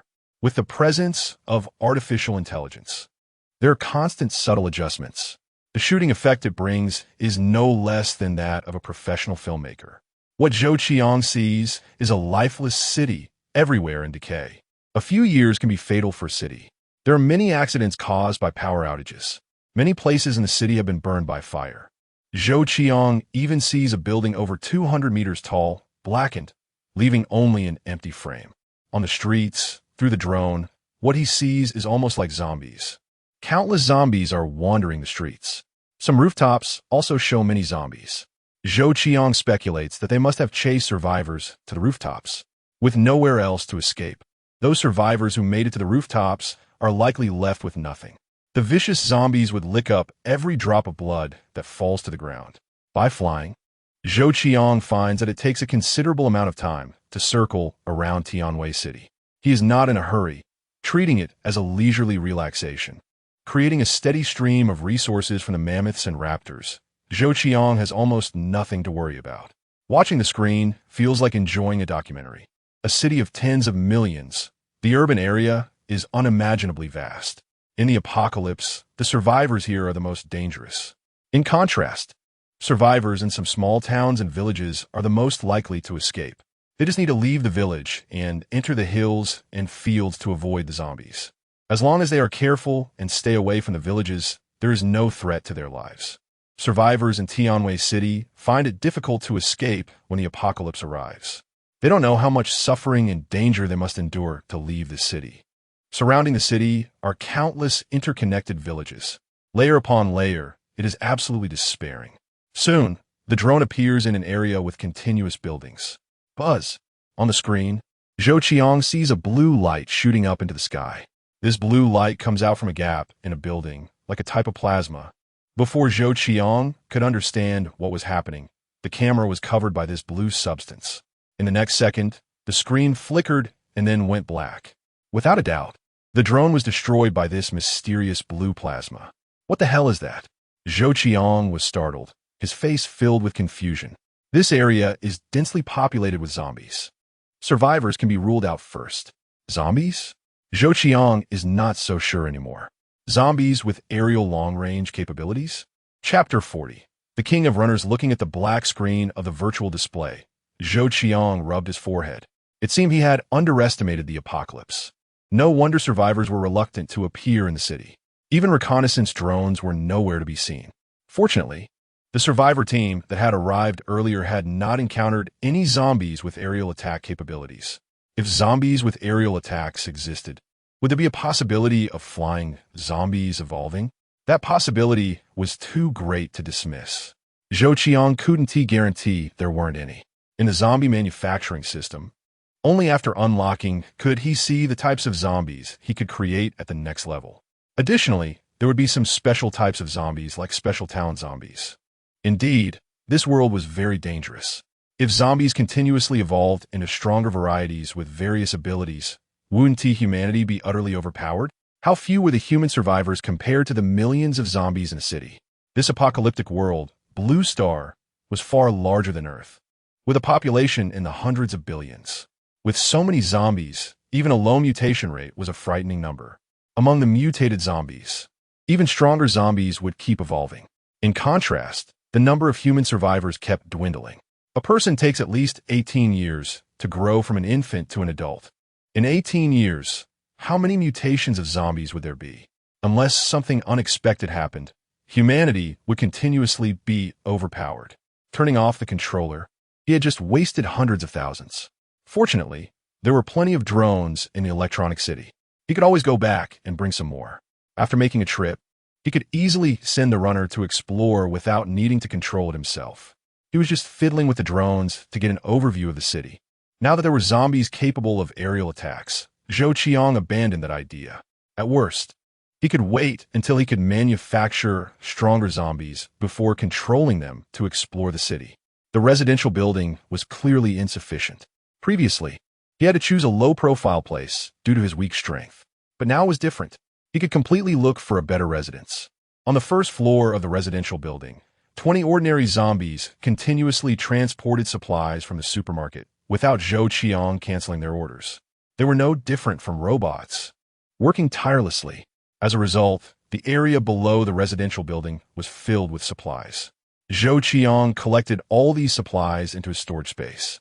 Glancing at the manufacturing points, he had accumulated 1,000 points. Special talent fragments, 13. Mammoth fragments, 5. Runner fragments, 7. After checking his haul, Zhou Qiang found that the accumulation of special talent fragments was enough to create a special zombie. He didn't rush to manufacture it. He could wait until he returned to modern Earth to create it. Looking at these fragments, Zhou Qiang thought of the enhancement function. System, manufacture a runner. The command was issued. 2 minutes later, a runner stood before Zhou Qiang, almost identical in appearance. This runner stood still before him, its face twisted like a deactivated robot. First-tier runner, strength, toughness, speed. The information about the runner appeared. What was the advantage of a runner? Speed. Its speed was indeed very fast, far beyond what a mammoth could compare to. What would happen if he enhanced its speed? With more agility, faster speed, and better jumping ability? Since he was going to enhance it, he should enhance its most prominent ability. This was called strengthening the strengths. At that moment, Zhou Qiang did not hesitate. His gaze fixed on the plus sign behind speed. Would you like to spend 1 runner fragment to enhance speed by 1 point? Yes, no, yes. Zhou Qiang made his choice. Instantly, the runner fragments in his hand decreased by 1. The information about the runner also changed. First-tier runner, enhanced. Strength, toughness, speed. 1. The name now included the word enhanced. There was a numeral next to the speed. Now, with 6 runner fragments left, Zhou Qiang did not hold back and enhance speed all at once. Soon, the runner's speed became speed 7.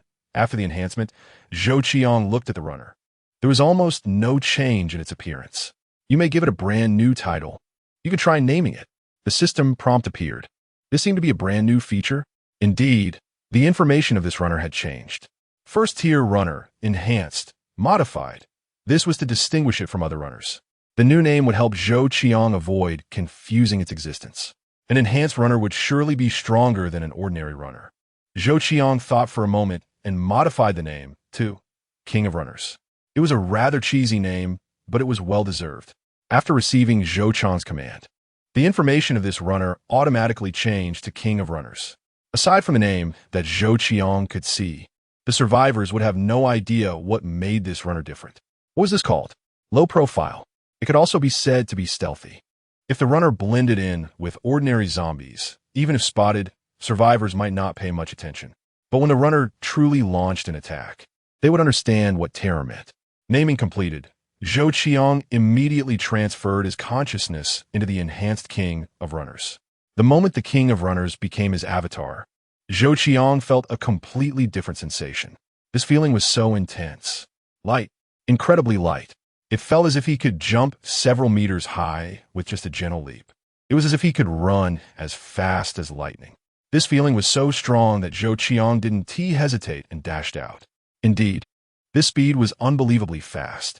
Leaving the residential building, Zhou Qiang burst onto the street, running at a speed that was simply astonishing. The previous maximum speed of a runner was about 45 kilometers per hour. That was already terrifying. It was known that human limits were about the same, but humans could only maintain that for less than 10 seconds. Runners were different. They had almost no endurance issues. As long as they started running, they could maintain that speed indefinitely. With 7 speed enhancements, his current running speed was estimated to exceed 50 kilometers per hour. This speed was outrageous. This was a first-tier runner. In other words, each enhancement could further increase the maximum speed by 1 kilometer per hour. 7 enhancements raised it by 7 kilometers. This was an improvement under maximum limits. Just like in sprinting, every 1 second improvement was a significant leap. Bang! Zhou Qiang landed on the roof of a car. The body of this runner leaped nearly 7 or 8 meters high. The unprecedented experience made Zhou Qiang shout out loud. However, the runner's vocal cords only produced a series of grunting sounds. Zhou Qiang didn't mind. Falling from 7 or 8 meters was incredibly light. Zhou Qiang jumped around like he was having fun, continuously sprinting and enjoying the exhilaration brought by the speed enhancement. Until he was done playing, Zhou Qiang controlled the King of Runners to return to the residential building, letting the King of Runners stand at the entrance to guard for him. Zhou Qiang had just separated from this avatar. As his consciousness detached from the avatar, he couldn't help but feel a heaviness. All the sensations provided by the avatar were completely withdrawn at that moment. Zhou Qiang sat down on the sofa, his whole body sinking into it. The new residence. Zhou Qiang didn't plan to stay in the city anymore. It was simple.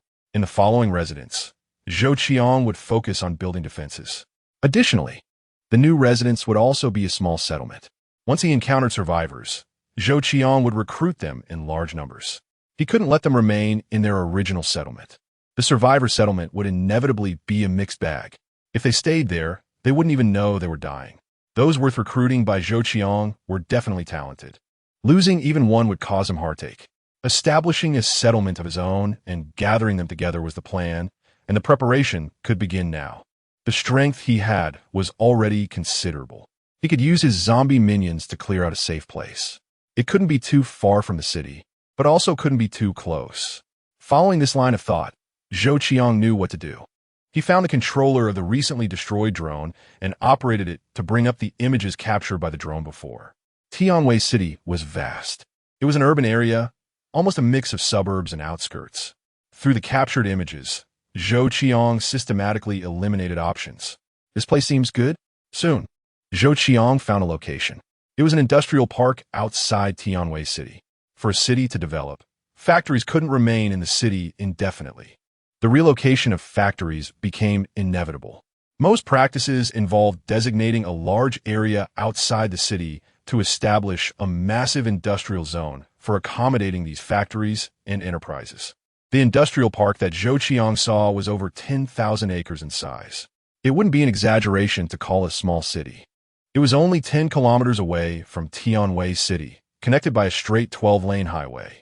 The key was that its surroundings were just some scattered villages. Presumably, there wouldn't be too many zombies around.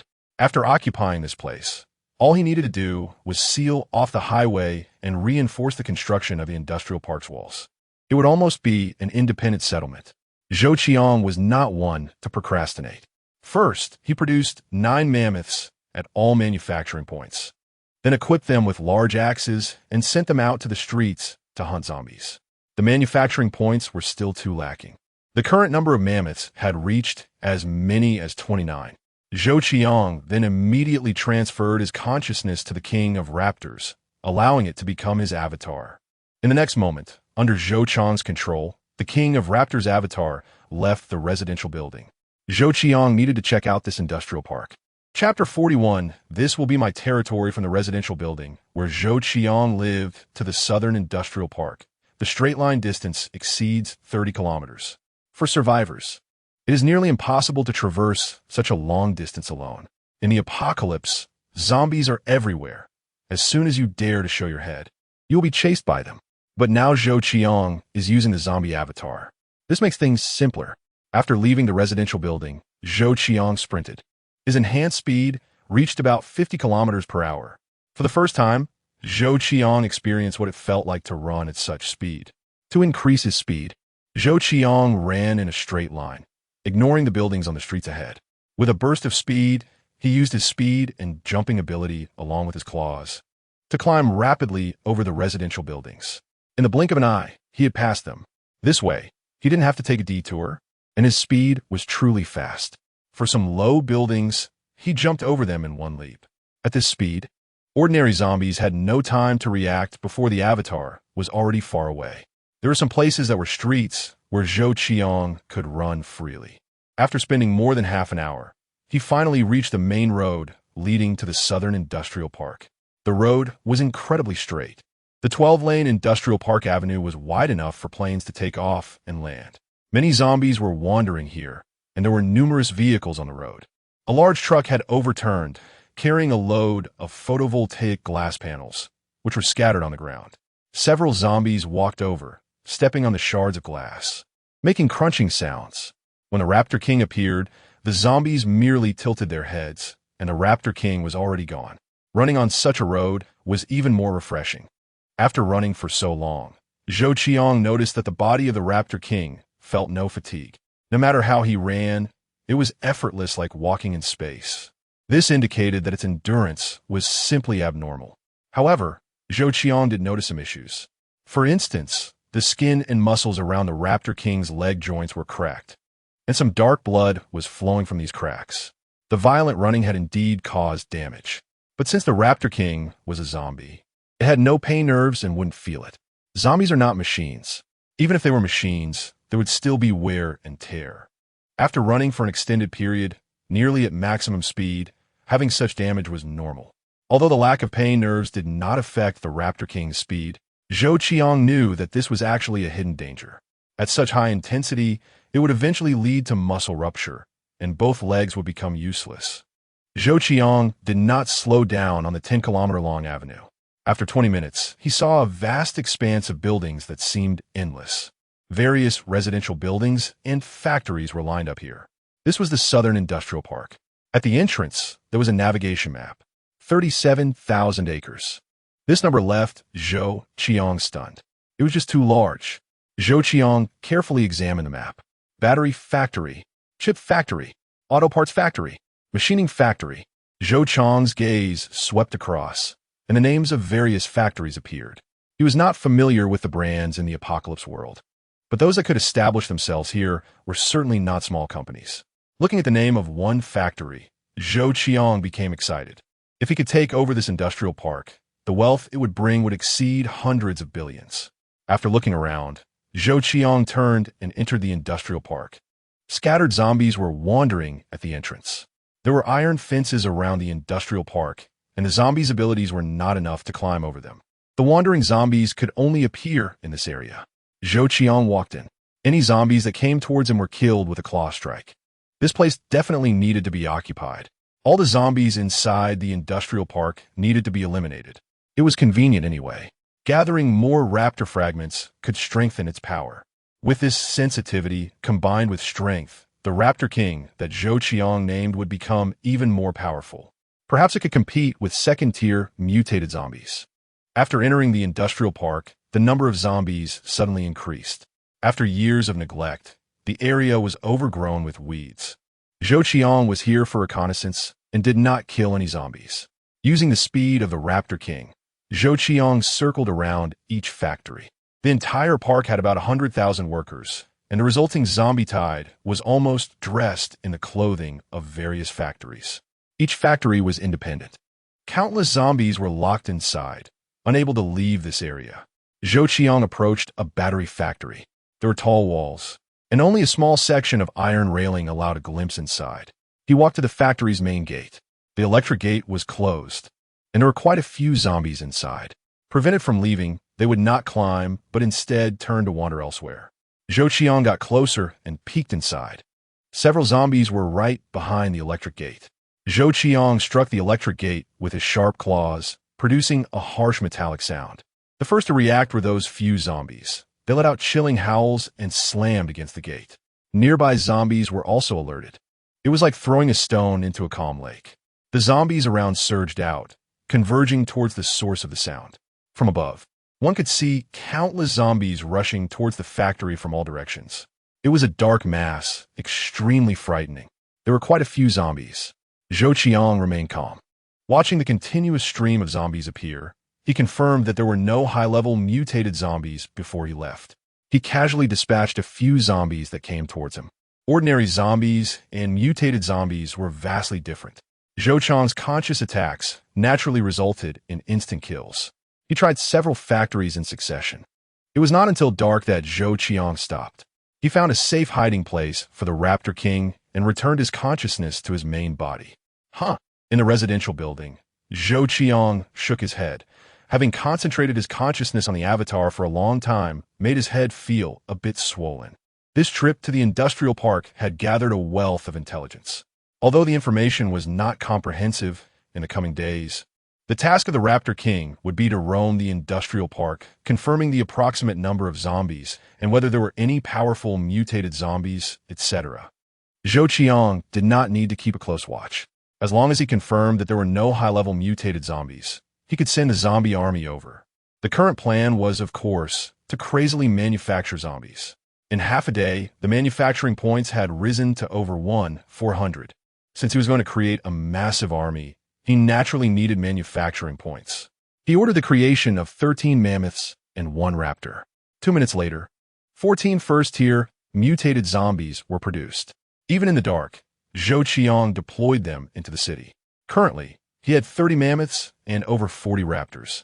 Special talent fragments had also accumulated to 15 pieces. After completing these arrangements, Zhou Qiang finally took a moment to enjoy his dinner. With storage space, the food he brought was abundant and varied, and he ate different dishes in turns. In the dark city, one can clearly hear the strange sounds made by the zombies. The zombies have become much more aggressive, and their minions continue their slaughter. Zhou Qiang confirmed that everything was fine and simply went to sleep. The next day, Zhou Qiang got up only when the sun rose. After checking the harvest from the night, a crooked smile appeared on his face. Manufacturing points: 32 12 special talent fragments, 24 mammoth fragments, 17 raptor fragments, 8 special first-stage mutated zombie fragments, 1. Not to mention anything else. Just a high number of manufacturing points, exceeding 3,000, was enough to give Zhou Qiang the urge to do something big. The special talent fragments would allow Zhou Qiang to have 2 top talents. However, his focus was on the special first-stage mutated zombie. It was clear that this was not a special talent fragment, but rather a brand new type of fragment. Special mutated zombie fragment. A special fragment obtained with a low probability, which can be used to synthesize a unique first-stage special zombie. The prompt sound appeared just in time. Among the entire message, Zhou Qiang only remembered one phrase: unique. Zhou Qiang opened the zombie manufacturing system panel and indeed found a shimmering golden icon next to the special talent zombie. However, this icon was just a mass of golden light, and nothing else was visible. According to the system's usual pattern, Zhou Qiang knew he would have to gather 10 fragments before he would find out what this was all about. Compared to the special talent fragments, this special first-stage mutated zombie fragment was even rarer. Zhou Qiang had no idea how it came about. Was it obtained by killing some zombies? It was a mystery, Based on its drop rate, Zhou Qiang was sure that gathering these 10 fragments would not be possible in a short time. There were 3.5 hours left before he could return to the modern world. Looking at the countdown, Zhou Qiang needed to consider the special talents he was about to synthesize. Sume was currently working hard on developing a basic artificial intelligence. She was responsible for such a large workload by herself, and he didn't know how long it would take. The importance of artificial intelligence goes without saying. Zhou Qiang defined artificial intelligence as an opportunity for him to integrate into modern Earth, and the sooner this was done, the better. There was no hesitation. He needed to increase the manpower for artificial intelligence development and get it done as soon as possible. For now, battery development and other technologies were not something Zhou Qiang could afford to tinker with. Manufacturing zombies required money, and the layout in modern Earth was urgent. An ordinary zombie cost 10,000 at most. A first-stage mutated zombie reached 100,000. Once the second-stage mutated zombie was unlocked, manufacturing it would cost 1 million each. Relying on gold alone could not keep up with the consumption. Synthesizing 2 top-tier artificial intelligence experts, Zhou Qiang thought it over and made a decision. Moments later, 2 elderly zombies stood before Zhou Qiang. With decaying faces and heights of around 1.7 meters, they looked just like ordinary zombies. Their filthy clothing was stained with blood, and if they were thrown into a pile of zombies, no one would care who they were. But Zhou Qiang knew these 2 were treasures. As the countdown ended, Zhou Qiang knew he could return to modern Earth at any time. Compared to his previous impatience, this time Zhou Qiang was calm and composed. Sitting on the sofa, he furrowed his brow and thought for a moment. System, manufacture 10 ordinary zombies. The command was given. 100,000 and 100 manufacturing points were deducted. A minute later, 10 ordinary zombies stood before Zhou Qiang. These 10 ordinary zombies varied in shape. Zhou Qiang selected 3 female zombies. He instructed the other zombies to go to the streets outside and act as zombie passersby. The ordinary zombies that were temporarily not in use would serve as lookouts and fillers. The purpose of the fillers was to disguise themselves as city zombies and stay here. They could camouflage the area and also provide protection. After completing these preparations, Zhou Qiang went to the first floor of the residential building. The 20 zombies he had previously tasked with transporting water and alcohol had been given the instruction to collect gold jewelry. They did not disappoint Zhou Qiang's expectations. During this time, they had been going back and forth to the jewelry store in this area, bringing back everything they could take. As they were zombies, it was not a problem for them to enter and exit these areas. The living room on the first floor was filled with a golden glow. A large amount of gold jewelry had been brought back by them. Next, he could manufacture more ordinary zombies to act as cleanup crews, specifically searching the city for gold jewelry. Eventually, even the residential building would not be spared. This method seemed feasible. Ordinary zombies were too cheap to manufacture, and Zhou Qiang wouldn't feel heartbroken even if he lost some. The gold jewelry in front of him was at least worth millions. As the most effective source of funds at the moment, Zhou Qiang certainly would not give up. It should be said that until there was a new source of funds, he could only continue down the path of gold recovery. After packing the gold jewelry, Zhou Qiang headed to the bedroom upstairs. The bedroom was safe, protected by the mammoths and raptors. Return. With a thought, Zhou Qiang vanished along with the 2 elderly zombies and the 3 female zombies. Chapter 42. 2 top experts again Haidong City. Suburban Villa. After a brief flicker in Zhou Qiang's eyes, he immediately returned to normal. He had returned from the apocalypse to modern Earth. Beside Zhou Qiang stood 2 serious-looking individuals in their 50s, their eyes filled with shock. However, they quickly regained their composure. Following them were 3 women in their 30s and 40s. They weren't particularly beautiful, but they had a certain charm. In comparison, their expressions were more excited. Boss. Without waiting for Zhou Qiang to speak, the 5 of them took the initiative to address him. From now on, they would look to Zhou Qiang for guidance.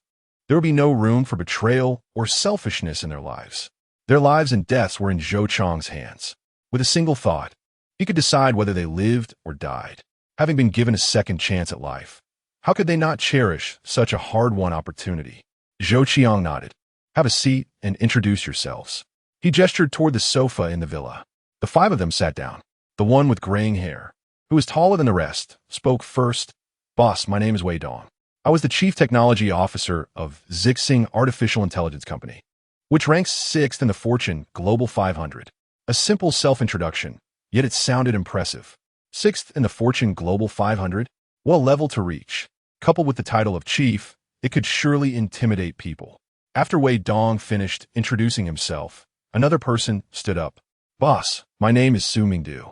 I founded Mingdu Artificial Intelligence Group and serve as its President and Chief Technology Officer, ranking 9th in the Fortune Global 500. Su Mingdu's introduction nearly made Zhou Qiang lose his composure. So this guy was also incredibly impressive. Leading a company into the Fortune Global 500 is already a feat. But to be in the top 10 is something else entirely. Zhou Qiang stood up abruptly, filled with unexpected joy.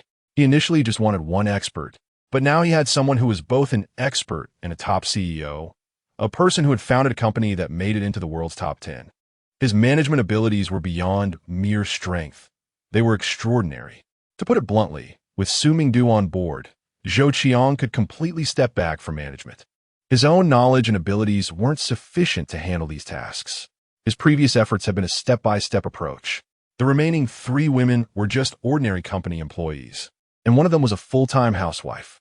Zhou Qiang, you 3 will be responsible for the cleaning and meals in the villa from now on, Zhou Qiang said, glancing at Zhou Qiang and the others in a serious tone. In fact, bringing them here and turning them into real people meant designating them as servants. There was no question of fairness in Zhou Qiang's eyes, the strong rule. From the very start, he had defined them as mediocre. Zhou Qiang and the other 2 nodded repeatedly. The zombie manufacturing system had imprinted their minds, just like ancient servants. Their thoughts were deeply rooted in serving their master. The imprint left by the zombie manufacturing system was even stronger. Yes, boss. They immediately began to familiarize themselves with the villa. Follow me. The thought of having these 2 impressive individuals as his subordinates made Zhou Qiang smile in his dreams. With them, it was more than just gaining an advantage. It was a game changer. He brought them to the studio where Su Mei was working. This is Su Mei. This is Wei Dong. This is Su Mingdu. Get to know each other. From now on, you need to cooperate sincerely. All 3 were top figures in this field. Zhou Qiang believed that it wouldn't be as simple as just adding 1 and 1 together. Once the 3 of them got acquainted, Zhou Qiang asked, if you 3 work together, how long will it take to develop a basic artificial intelligence? Su Mei, who had been busy for 3 days, had a hint of bloodshot in her eyes. Boss, about half a month. Su Mei provided her answer. Su Mingdu added about the same time. Half a month wasn't long at all.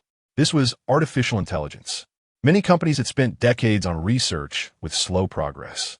How could Su Mei and the others be so fast? The main reason was that they were already top experts in artificial intelligence. Second, they had complete experience in developing artificial intelligence. Unlike modern Earth, artificial intelligence in the apocalyptic world was already mature. They were merely repeating what they had done before. Zhou Qiang nodded. Su Mingdu, take care of establishing the company. I'll leave these matters to you.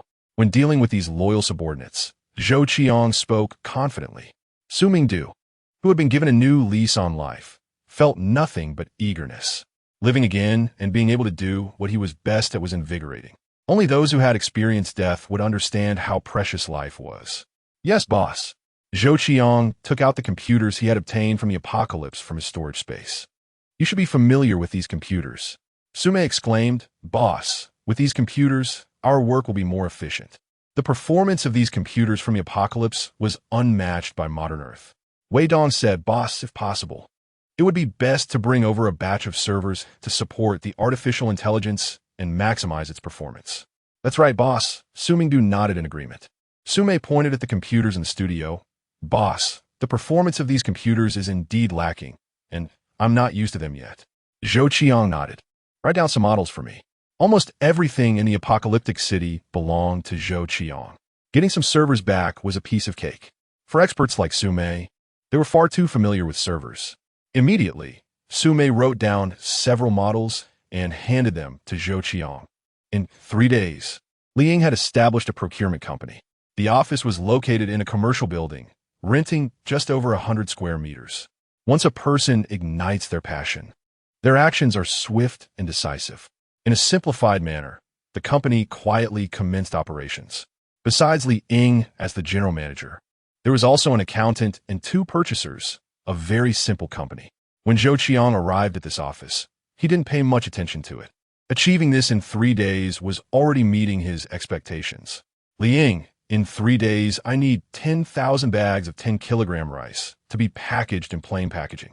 Just regular rice will do. Besides that, here's the list. Zhou Qiang took out the list without hesitation. The purpose of establishing the procurement company was to make things convenient and quick with someone to run errands for him. Li Ying took the list. The items Zhou Qiang wanted this time weren't many, but they were a bit peculiar. However, they weren't really that odd. Plain packaging would actually save manufacturers a lot of trouble. For example, salt, just buy prepackaged salt and then pour into new plain packaging. Zhou Qiang's request for supplies this time was somewhat mixed. Boss, no problem. Li Ying calculated for a moment. With a bit of effort, it could definitely be done within 3 days. Zhou Qiang nodded, patting Li Ying on the shoulder. You've worked hard. Once the company is up and running, I'll get you a car. Instantly, Li Ying felt rejuvenated. Qiang, that's what you said. Wait, you won't be getting me a car worth several tens of thousands, will you? With a loud call, the 2 people transformed from a superior-subordinate relationship to friends. Zhou Qiang laughed heartily. Don't worry, luxury car. This made Li Ying excited. From an ordinary employee, he suddenly became the general manager of a company and even got a luxury car. Was this the pinnacle of life, achieved just like that? The procurement company was understaffed. 3 days were tight. Zhou Qiang did not disturb Li Ying, who was focused on work, but instead drove to Fuqiang machinery processing plant. With the willingness to invest money, he lived up to Zhou Qiang's expectations. Fuqiang machinery processing plant filled 100 positions in just 3 days, and each one was an experienced worker. They could start working immediately. Boss, upon seeing Zhou Qiang arrive, Zhang Fuqiang jogged over with a beaming face. Chapter 43, Buying a Gold Jewelry Store 3 days' time, was like a tremendous change for the processing factory. The once deserted factory was now filled with over 100 people. The roaring sound of machines brought new life to this factory that was on the verge of abandonment. With such changes, how could Zhang Fuqiang not be enthusiastic about the new boss, Zhou Qiang? After all, it was his hard work. Although he sold it to Zhou Qiang, it could still be considered his child. Boss, please. With hundreds of people working day and night, sets of armor were rolling off the assembly line. Zhang Fuqiang had practically been living in the workshop for these 3 days, all to fulfill the manufacturing tasks assigned by Zhou Qiang. Zhou Qiang and Zhang Fuqiang entered the factory. It was a scene of bustling activity. In one corner of the workshop, hundreds of sets of armor were piled up. Zhou Qiang walked over to take a look. The craftsmanship hadn't improved and was the same as before. However, since they were meant for dealing with zombies, Zhou Qiang didn't mind these details. Currently, due to insufficient funds, only aluminum alloy was used. This type of armor was just a stopgap measure, effective against ordinary zombies and low-tier mutated zombies, but against higher-tier mutated zombies, it would probably be as flimsy as paper. Fuqiang, there's no need to manufacture this type of armor for now, Zhou Qiang said. Zhang Fuqiang nodded without asking further questions. The processing factory was small but complete in its functions. The design department, consisting of only 3 people, was made up of 3 newly recruited fresh graduates. In such a small factory, only fresh graduates looking to gain experience would come. This is our factory's boss, Zhou Qiang, Zhang Fuqiang introduced him. The 3 young people, 2 men and 1 woman, stood up awkwardly. Hello, boss. Zhou Qiang nodded. I have a task for you. Design a brand new set of armor that is imposing and powerful. You can refer to some designs from games. What I want is the shape, not the function. To put it bluntly, it's just a shell. The material should be able to withstand rifle shots at a minimum. Zhou Qiang stated his requirements. No problem, boss. Designing just the shape was not a difficult task for them, especially since they could reference other designs. They just needed to add quick assembly buckles in their design. As for materials, there were plenty of options. This was a headache for Factory Director Zhang, not for them. Once you've designed it, hand it over to Factory Director Zhang for manufacturing. I want to see at least 5 finished products in 3 days. If you do well, I'll reward you with a month's salary as a bonus. Zhou Qiang's words lit up the 3's eyes. "Boss, we will definitely complete the task." The three were thrilled. As soon as Zhou Qiang and Zhang Fuqiang left, they immediately threw themselves into their work. After taking a tour of the factory, Zhou Qiang instructed Zhang Fuqiang to load all the armor onto a truck. In Zhou Qiang's plan, the processing factory would eventually become the largest machinery factory, capable of producing the most advanced machine tools. Currently, this area in the country was being suppressed by foreign competition. Zhou Qiang was not an impulsive youth, but if he had the chance to contribute something for the country, he felt it was his duty. He wouldn't refuse to make money while also serving the greater good of the nation. When the time came to be decades ahead of foreign countries, it would be a time of reversal when foreign nations would come begging his country to sell them machine tools. However, for now, there was no need to rush. It would take at least 1 or 2 months before Zhou Qiang could bring countless machine tools to modern Earth. While Zhou Qiang was having tea and chatting with Zhang Fuqiang, the armor had already been loaded onto a truck. "Follow me," Zhou Qiang led the way, taking the truck to an empty warehouse rented by the purchasing company. This warehouse was large, covering tens of thousands of square meters, and was currently empty. Unloading the armor here would raise no suspicions. Once the truck and workers left, Zhou Qiang quickly stored the armor in his storage space. Done. Zhou Qiang locked the warehouse door. The transfer was that simple. To maximize the use of gold jewelry, it essentially meant legalizing it. If you were just an ordinary person, it would be very difficult. Zhou Qiang stood in front of a lavishly decorated gold jewelry store, noting that even an ordinary person might feel psychological pressure walking inside, especially the staff, all dressed in professional attire, with black stockings on their long legs that were mesmerizing. Zhou Qiang, smoking a cigarette, admired the black stockings while surveying the store. He had no shortage of gold jewelry, jade, diamond rings, etc. In the apocalypse, he had it all. Just the gold jewelry in Tianwei City alone was hard to quantify. Previous times of selling at a loss had cost him too much. Initially, it was out of necessity, but now it was different. Zhou Qiang was no longer the Zhou Qiang he once was. He wouldn't be foolish enough to melt the gold, which clearly did not serve his interests. Returning to the earlier question, to legalize it, there was only one way: become a gold jewelry dealer. No one would question where a gold jewelry dealer's gold or jade came from. Every piece of jewelry they sold was essentially self-verified. The gold jewelry Zhou Qiang obtained from the apocalypse was already finished products, requiring no craftsman for processing. The current price of gold was 425 per gram, and when sold, a processing fee was charged per gram. Compared to the 280 per gram price he found at gold recycling shops, it was a significant loss. Acquiring a store seemed like a good idea. Zhou Qiang had no patience to renovate a new one. The renovation of a gold jewelry store would take at least half a month. Zhou Qiang couldn't wait. The gold jewelry store in front of him was up for transfer. Don't think that gold jewelry shops cannot be transferred, aside from some chain jewelry merchants. There are also private stores.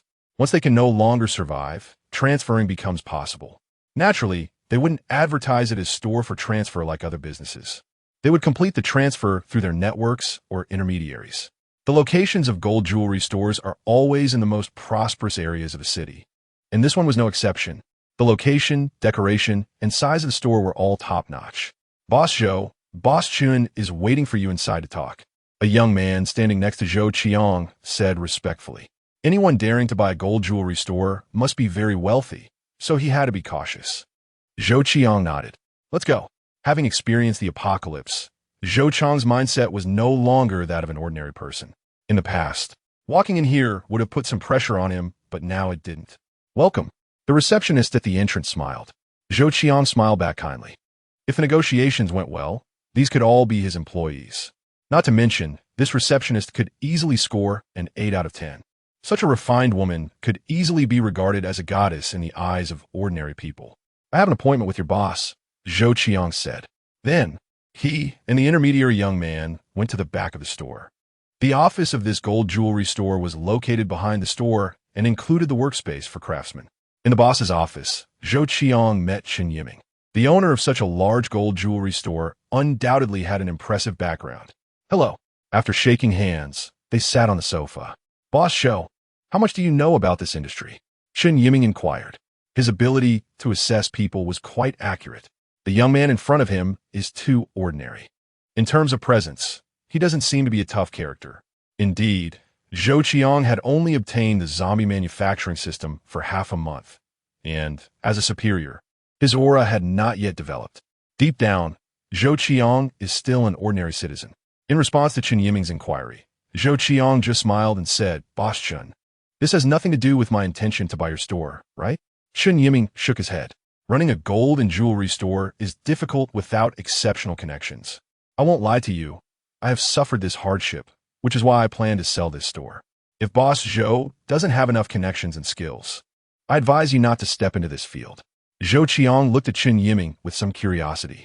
This person seems to be quite honest. If it were someone else, they would have boasted to get you to take over. The gold and jewelry industry is indeed not something just anyone can handle.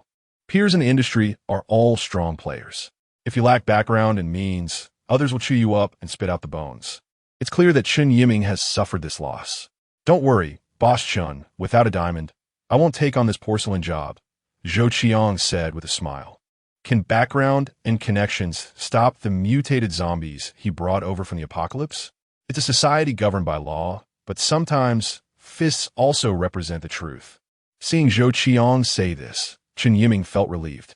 No one's money comes easy. Those who possess such wealth are certainly not ordinary. He had already given his advice, and that was as far as he could go. Then, Boss Zhou, shall we discuss the transfer? No problem. One wants to sell quickly, while the other is eager to buy. Their discussion naturally went smoothly. Gold and jewelry stores are usually taken over by peers, but the prices offered are generally low. Chen Yiming is a businessman. The higher bidder wins. Since he was already stepping away, he wasn't afraid of offending anyone. After several hours of negotiation, they finally reached an agreement. An appraiser had evaluated the store. The price was set at $7 million for the whole package. This price isn't cheap, but it's reasonable. Zhou Qiang was looking for time, and this price exceeded his budget, but it was still within an acceptable range. The whole package refers to including the gold and jewelry in the store. Originally, Zhou Qiang didn't want these gold and jewelry items, but Chen Yiming couldn't just transfer an empty store. After finalizing the deal, they naturally called in a lawyer. After confirming there were no issues, they signed and then transferred the money. Thus, this store named Happiness Gold Jewelry became an asset under Zhou Qiang's name. From now on, this Boss Zhou will be your boss. I have officially transferred this store to him. Chen Yiming simply gathered the employees to announce this and then left with his assistant. The employees in the store were already mentally prepared, but when it happened, they still felt a bit nervous. Don't be afraid. Your jobs remain the same. In fact, I will raise your salaries by 30 based on your current wages. As long as you want to stay, I promise not to fire anyone. Zhou Qiang's speech was always straightforward. Who in this world isn't working for money? Talking about feelings is just nonsense. Indeed, the anxious crowd soon calmed down. The wages in this industry were already high, and with an additional 30, they were now double the average salary. Whoever leaves would be a fool, with the employees reassured. Zhou Qiang returned to the office where Chen Yiming had just sat. He comfortably sat down in the boss's chair. It felt good, looking at this luxurious office. Zhou Qiang felt for the first time that he was truly a boss. Next, Zhou Qiang needed to consider how to operate the gold and jewelry store. Chapter 44 Big Moves acquiring this gold jewelry store nearly drained all of Zhou Qiang's funds. In fact, the estimated value of the gold jewelry in the store was around $7 million. The decor and other aspects were almost a bonus.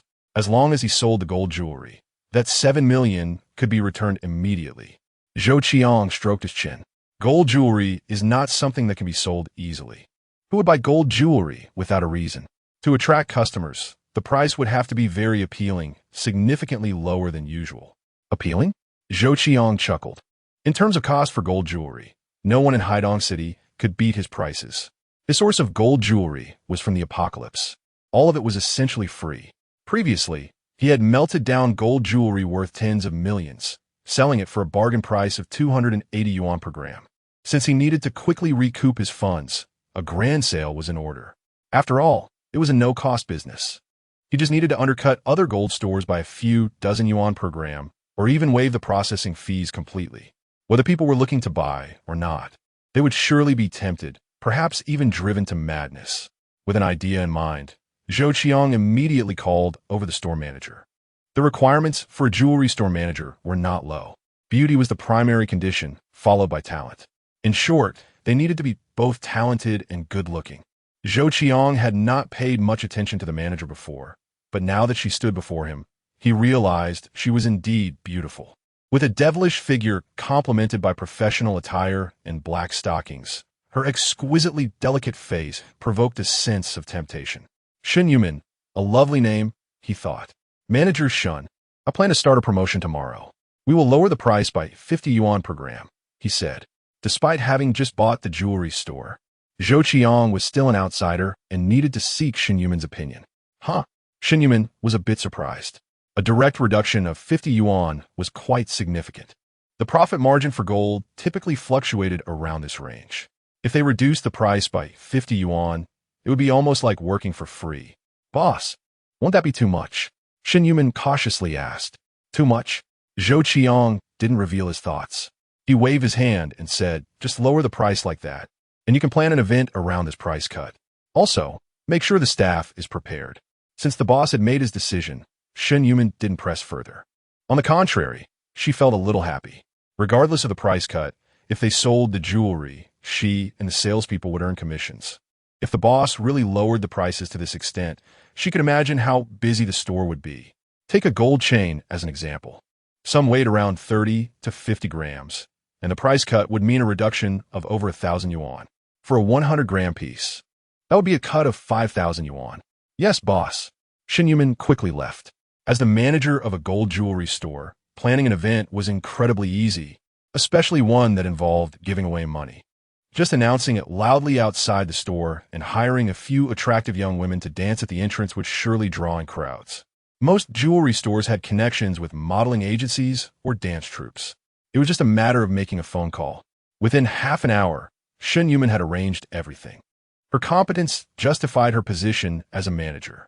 Boss, I'm afraid our stock won't last through the morning, Shen Yumin said. Experience enough to know how terrifying the sales could be once a buying frenzy started. Daily revenues of tens of millions wouldn't be surprising. Zhou Qiang nodded, fully aware of this. In fact, Chen Yiming had provided him with supply channels, but Zhou Qiang could not use them. It was ridiculous. If he sourced through that channel, where does profit come from? I prepared a batch of gold jewelry, and I will send it over shortly, Zhou Qiang said. The previous 2 batches of jade, diamond rings, and so forth were unsellable and couldn't be melted down, but they were worth at least 10 million. With so much jewelry, it wouldn't be a problem for 2 or 3 days. If they sold out, he could just give the salespeople a break. Seeing Zhou Qiang's preparations, Shen Yumin said nothing more. In the evening, Zhou Qiang's phone rang. The caller ID showed Su Shiyuan, the boss of Tianfeng Company. Su Shiyuan was also a well-known wealthy individual in Haidong City. Mr. Su, Zhou Qiang answered the call. Ha, is it Brother Zhou? Su Shiyuan's voice was warm and inviting. I've been wanting to invite you for a meal, but I was busy with the handover process until now. How about it? Give me some face and join me for dinner. Su Shiyuan's conversational skills were quite charming, and Zhou Qiang found his impression of him significantly improved. Olé, Brother Su. It's not a bad thing to get to know such a big boss, Zhou Qiang thought and changed his form of address. He gave Su Shiyuan his current location, and soon a car was sent to pick him up. A few minutes later, a Rolls-Royce stopped in front of the Happy Gold jewelry store. The store staff all had stars in their eyes. This level of car was something their previous boss didn't even have. Zhou Qiang glanced at the license plate. It was indeed Su Shiyuan's car. Brother Su. Zhou Qiang smiled as the car window rolled down, revealing Su Shiyuan's beaming face. He looked genuinely happy, having just completed a significant order delivery. He was now free of burdens. Su Shiyuan waved at Zhou Qiang, and the driver got out to open the door. The gesture was quite refined. Zhou Qiang didn't hesitate and got into the car. As the Rolls-Royce drove away, the store's staff buzzed with excitement.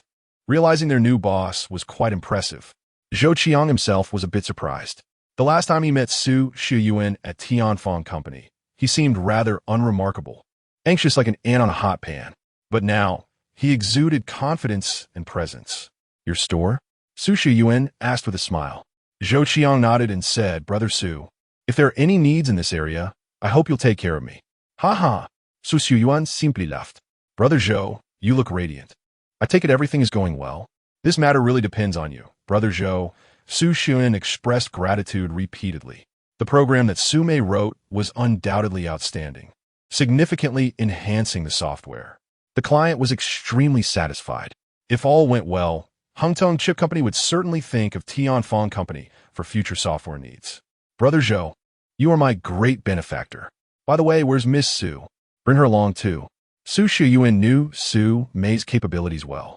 Zhou Qiang smiled lightly. Brother Su, unfortunately, I sent Su Mei on an errand. Su Yuan didn't ask further. He took out a beautifully crafted box from the backseat storage and handed it to Zhou Qiang. This was given to me by a partner, unopened. I thought the style would suit you, so I'm presenting it to you. Zhou Qiang accepted it. Inside was a Blancpain 50 fathoms watch, worth just over 130,000 on the market. Brother Su, this is too expensive, Zhou Qiang protested. Su Yuan chuckled, just take it. Compared to the 10 million you earned, what's this?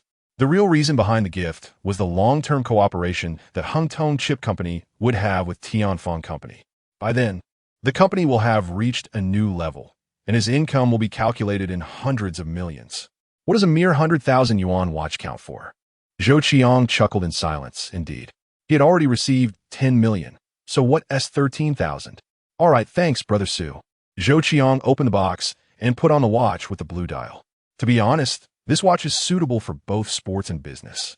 The Rolls-Royce soon arrived at a 5-star hotel, the Jade Palace. This is the top venue in Haidong City. Before obtaining the zombie manufacturing system, Zhou Qiang didn't even dare to walk past the entrance of the Jade Palace. But now he walked in proudly. A middle-aged man had been waiting there. Upon seeing Su Yuan, he quickly waved. Old Yang. Su Yuan smiled and brought Zhou Qiang closer. This is Yang Qi, the boss of Eba Heavy Industries, and we get along very well. This is Zhou Qiang. Yang Qi smiled faintly and shook hands with Zhou Qiang. They were considered acquaintances. Please. The three of them walked inside. In fact, with Zhou Qiang's current financial strength, coming in and out of here was not a difficult thing. However, Zhou Qiang had not yet adapted to this kind of life. Moreover, he was currently busy as if on a revolving axis, even if he had the thought of coming here. Su Yuan was naturally a VIP here. Upon stepping through the door, a beautiful Cheongsam-clad hostess escorted them into a private room. Once the artificial intelligence is completed, it's likely that they can collaborate well with the Tianfeng Company. Yang Qi is also a prominent figure in Haidong City, with influence even surpassing that of Su Yuan. What Zhou Qiang was thinking about was this. Once inside the private room, there were no outsiders. Su Yuan truly just wanted to thank Zhou Qiang today. As for Yang Qi, they happened to meet today to have a meal together. The three ordered 8 dishes and opened a bottle of rare Matai liquor. The three of them chatted about topics belonging to men while drinking. During the meal, the relationship between the two men became a lot closer. However, it was mainly Su Yuan and Yang Qi who talked more, discussing various topics in their circle. In the future, if you have any issues in Haidong City, come find Brother Su. With a bit of intoxication, Su Yuan became even more lively. Even Yang Qi started to call Zhou Qiang brother, patting his chest and saying, in Haidong City, my old face still has some use. If you encounter trouble, just mention my name. By the time they were full and satisfied, it was already past 9 in the evening. Su Yuan instructed the driver to take Zhou Qiang back while he got into Yang Qi's 7 Series. Chapter 45. Iron Man's infinite gem battle armor. The next day, Zhou Qiang woke up early and packed all his gold jewelry, jade, diamond rings, and so on into a box. He loaded them into his car and headed to the Happy Gold Jewelry store. The store was already adorned with colorful banners and decorations. A stage had been set up overnight, and a passionate DJ was already playing music. Dozens of hired models were strutting their stuff on the stage, attracting countless passers-by, especially men whose eyes were glued to the models' legs and stockings. As the models moved, their chests heaved, proving once again that beautiful women are always the most attractive. Inside the jewelry store, it was already packed with people. Happy Gold Jewelry Store had been open for a year and had a certain level of recognition, especially due to its advertisements outside. The eye-catching phrase 50 off stood out prominently, a direct discount of 50 yuan per gram. This kind of discount drew in people, whether they had planned to buy or not, as they wanted to see if it was true.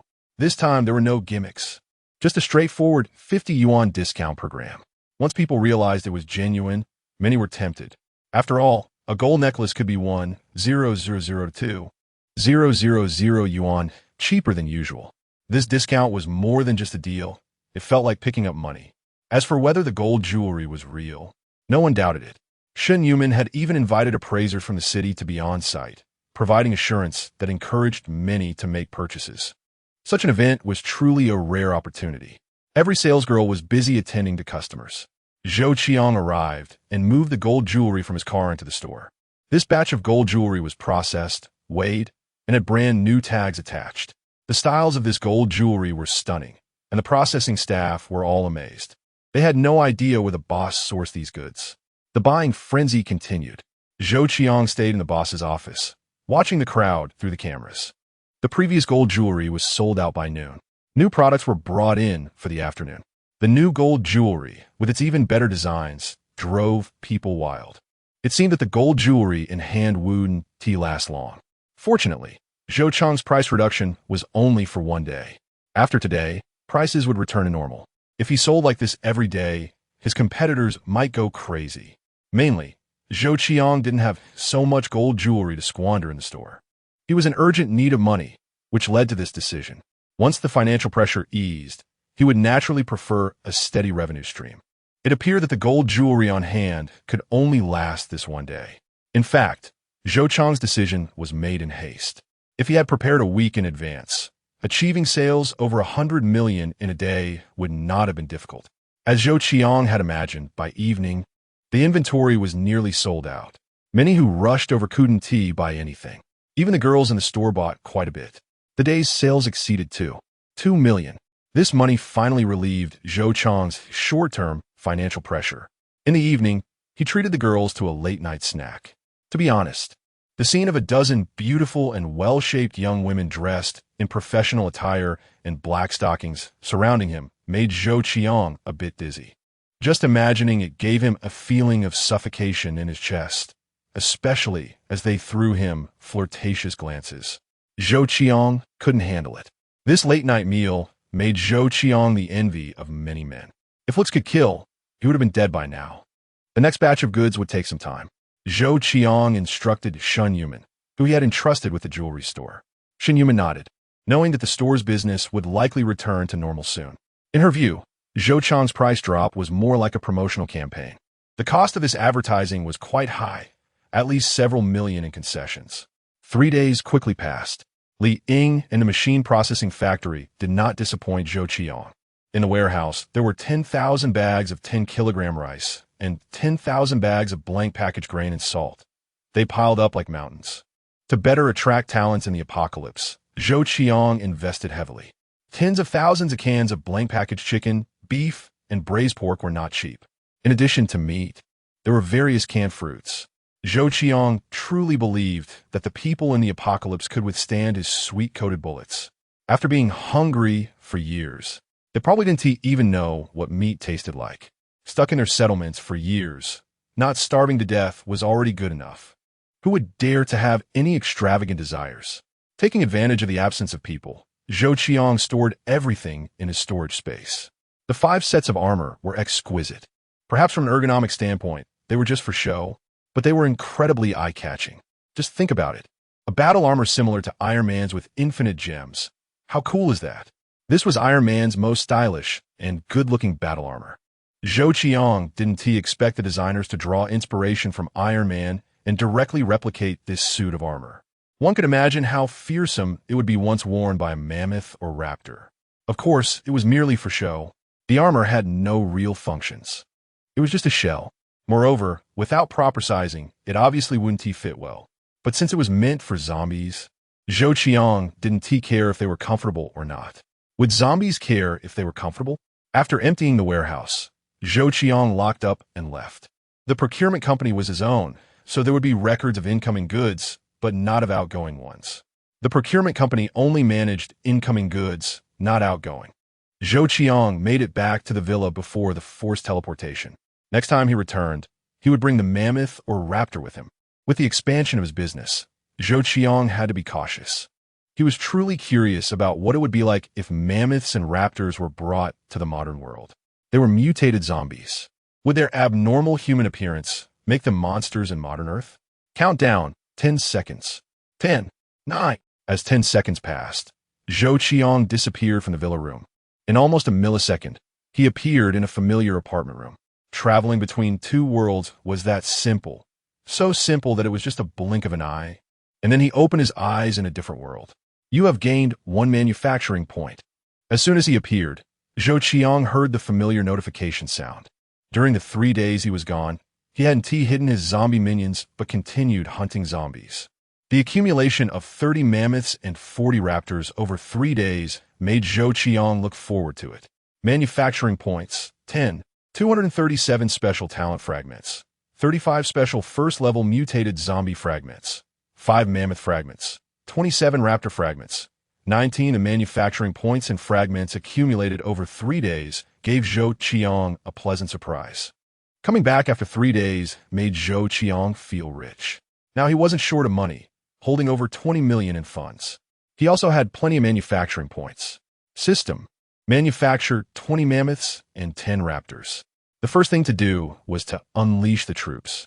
First, increase the number of mammoths and raptors to 50 each. 2 minutes later, 20 mammoths and 10 raptors appeared, unlocking the second-tier mutated zombie.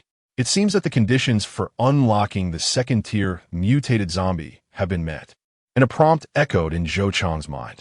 It goes without saying that the emergence of the second-tier mutated zombie was triggered by having 50 mammoths and 50 raptors. Only by meeting the sufficient quantity can one enter the next stage. Zhou Qiang's eyes lit up. Goodness. He finally awaited the moment to unveil the appearance of the second-tier mutated zombie. What kind of zombie will it be this time? Chapter 46. Second-order hellhound with anticipation. Zhou Qiang opened the zombie manufacturing system panel. This panel, resembling a tech tree, lit up with ordinary zombies and first-order mutated zombies. Another icon was for special talent synthesis. The last category flashed with golden light, which was the icon for special mutated zombie synthesis. At this moment, under the second-order mutated zombies, 3 icons lit up. The first icon depicted a dog head covered in blood-red fur. Second-order mutated zombie, hellhound. The second icon resembled a parasitic creature. Second-order mutated zombie, parasitic crab. The third icon was a scythe resembling that of the Grim Reaper, stained with blood. Second-order mutated zombie, scythe corpse. The introduction was very simple, basically just the names, with no other information. However, it was evident that second-order mutated zombies were quite different from first-order mutated zombies. Hellhound. This type of zombie was undoubtedly famous. In fact, second-order mutated zombies caused Zhou Qiang quite a headache, as he had rarely encountered these mutated zombies before. He didn't know if they were scarce or simply not present in this area. The most obvious change in second-order mutated zombies was the emergence of animal zombies. The virus infection affected not only humans, but also animals. Additionally, the virus could mutate, leading to the appearance of some monsters beyond human imagination. The parasitic crab was likely one of these types of zombies. Just from a name, one could tell that this kind of zombie was not to be trifled with. Manufacture 30 swift ones. Manufacture 30 mammoths. To deal with second-order mutated zombies, Zhou Qiang could only rely on quantity to achieve a qualitative change. After 3 days of accumulating 10,000 manufacturing points, Zhou Qiang squandered them down to just 1,000 points. Moments later, the room was filled with these zombie minions. This batch of 50 mammoths and 40 swift ones was directly dispatched to the Southern Industrial Park. This time, Zhou Qiang was determined to take down the industrial park. After spending several hours equipping the mammoths with armor and battle axes brought from modern times, a team of 90 first-order mutated zombies set off towards the Southern Industrial Park. Leading the charge were 50 mammoths clad in armor, holding shields and battle axes. Following them were 40 swift ones. They crossed the streets and advanced rapidly. Zhou Qiang also checked the losses from his absence over the past 3 days. 7 ordinary zombies were lost. No mammoths died, while 2 swift ones were killed. This was not surprising. Mammoths, after all, were armored and had shields. unless faced with overwhelming force, wouldn't be too easy to kill a mammoth. On the other hand, swift ones were more vulnerable. Without any protection, they could be easily killed. The losses over these 3 days were still within Zhou Qiang's tolerance. The numerous dispatched zombies mingled in the streets, and whenever they encountered large shopping malls or jewelry stores, they would carry away jewelry piece by piece, like ants. Back to the residential building where Zhou Qiang was located. Fortunately, their unusual behavior went unnoticed by the survivors. Otherwise, it would have been hard to explain. In 3 days, they managed to bring back millions worth of goods. This speed was comparable to a money printing machine. The zombies stationed at various points had almost no losses. They merely lay in place, and even if survivors passed by, they wouldn't pay attention to their presence. Southern Industrial Park. Zhou Qiang's consciousness crossed dozens of kilometers and landed on the king of swift ones. In an instant, this king of swift ones became a doppelganger, transforming into something entirely different. Its eyes seemed to possess intelligence. Its limb movements were no longer stiff. Feeling somewhat bored in the residential building, Zhou Qiang preferred to control the doppelganger until new manufacturing points were generated. Zhou Qiang looked around. Many zombies were present, seemingly drawn out from the factory. Emerging from the hiding place of the king of swift ones, Zhou Qiang jumped, leaping over the tall wall and landing inside a factory. What ordinary zombies could not do was too simple for mutated zombies. This was a factory that produced batteries. In the years since the apocalypse began, it had somehow not exploded or caught fire. It went without saying that the safety measures in this factory were very well implemented. Zhou Qiang was currently very interested in the battery factory. His next priority was batteries. If he was going to play, he wanted to play at a higher level. On modern Earth, new energy batteries took a long time to charge and had a range that hardly exceeded 1,000 kilometers. The highest was around 700 to 800 kilometers. This range was already quite good, but still far from satisfying people's needs for distance. 1,000 kilometers seemed to be a significant psychological barrier for new energy sources. Any vehicle claiming to surpass 1,000 kilometers in range would attract countless people's attention. This battery factory was large, with rows of workshops numbering in the dozens. Just looking at its scale, the investment must have been at least tens of billions. In the apocalyptic world, a company with such strength was naturally not a small one. A large area and many factories meant that this place could offer Zhou Qiang even more help. Jumping into the factory, he immediately spotted a small group of over 10 zombies wandering around. Zhou Qiang controlled the doppelganger of the king of swift ones to walk over. Swish! The sharp claws sliced into one zombie's neck. With that strike, half of its neck was severed. The rupture of muscles and veins caused the zombie to lose its balance, its head tilting as its body staggered. However, it did not fall. Instead, the blow sent it into a frenzy, dragging its tilted head toward Zhou Qiang. But waiting for it was another claw strike. Finally, it was freed. Its head rolled to the ground, and its body collapsed beside it. This group of zombies seemed oblivious to the scene before them. Hee. Zhou Qiang chuckled internally. He then controlled the doppelganger of the king of swift ones to grab one female zombie by the head, exposing her neck. The claws slashed through, and then with a powerful thrust, he snapped her neck. Another one down. In less than 3 minutes, this small group of over 10 zombies had become a pile of corpses. Now, with plenty of swift ones remains, he could fully enhance this king of swift ones, granting it even greater power after becoming a doppelganger. Unfortunately, this enhancement couldn't be done remotely. Otherwise, Zhou Qiang could have reinforced it immediately. After killing these zombies, Zhou Qiang walked towards one of the workshops. The main door was open, with a few zombies wandering in and out. The artificial intelligence and automation in the apocalyptic world were quite widespread. This led to factories being more automated, resulting in fewer workers. Zhou Qiang approached and observed these zombies, most of whom were dressed in engineer uniforms, adorned with name tags indicating their positions. In a prosperous world, they would have been high-salaried talents. But here, they were just walking corpses. Not bothering with pleasantries, Zhou Qiang swung his claws. The sharp claws killed the zombies loitering at the entrance. Stepping over their corpses, he entered the workshop. The interior was very spacious, with rows of mechanical arms forming a production line stretching 300 meters long. Zhou Qiang controlled the doppelganger of the king of swift ones to jump and bounce on the mechanical arms. After taking a turn, Zhou Qiang began to clear the zombies here. The zombies in this area were all ordinary zombies, posing no significant threat. In the large factory, there were fewer than 40 zombies. After dealing with them, Zhou Qiang casually dragged 2 zombie corpses out of the factory. At this moment, the sun was blazing.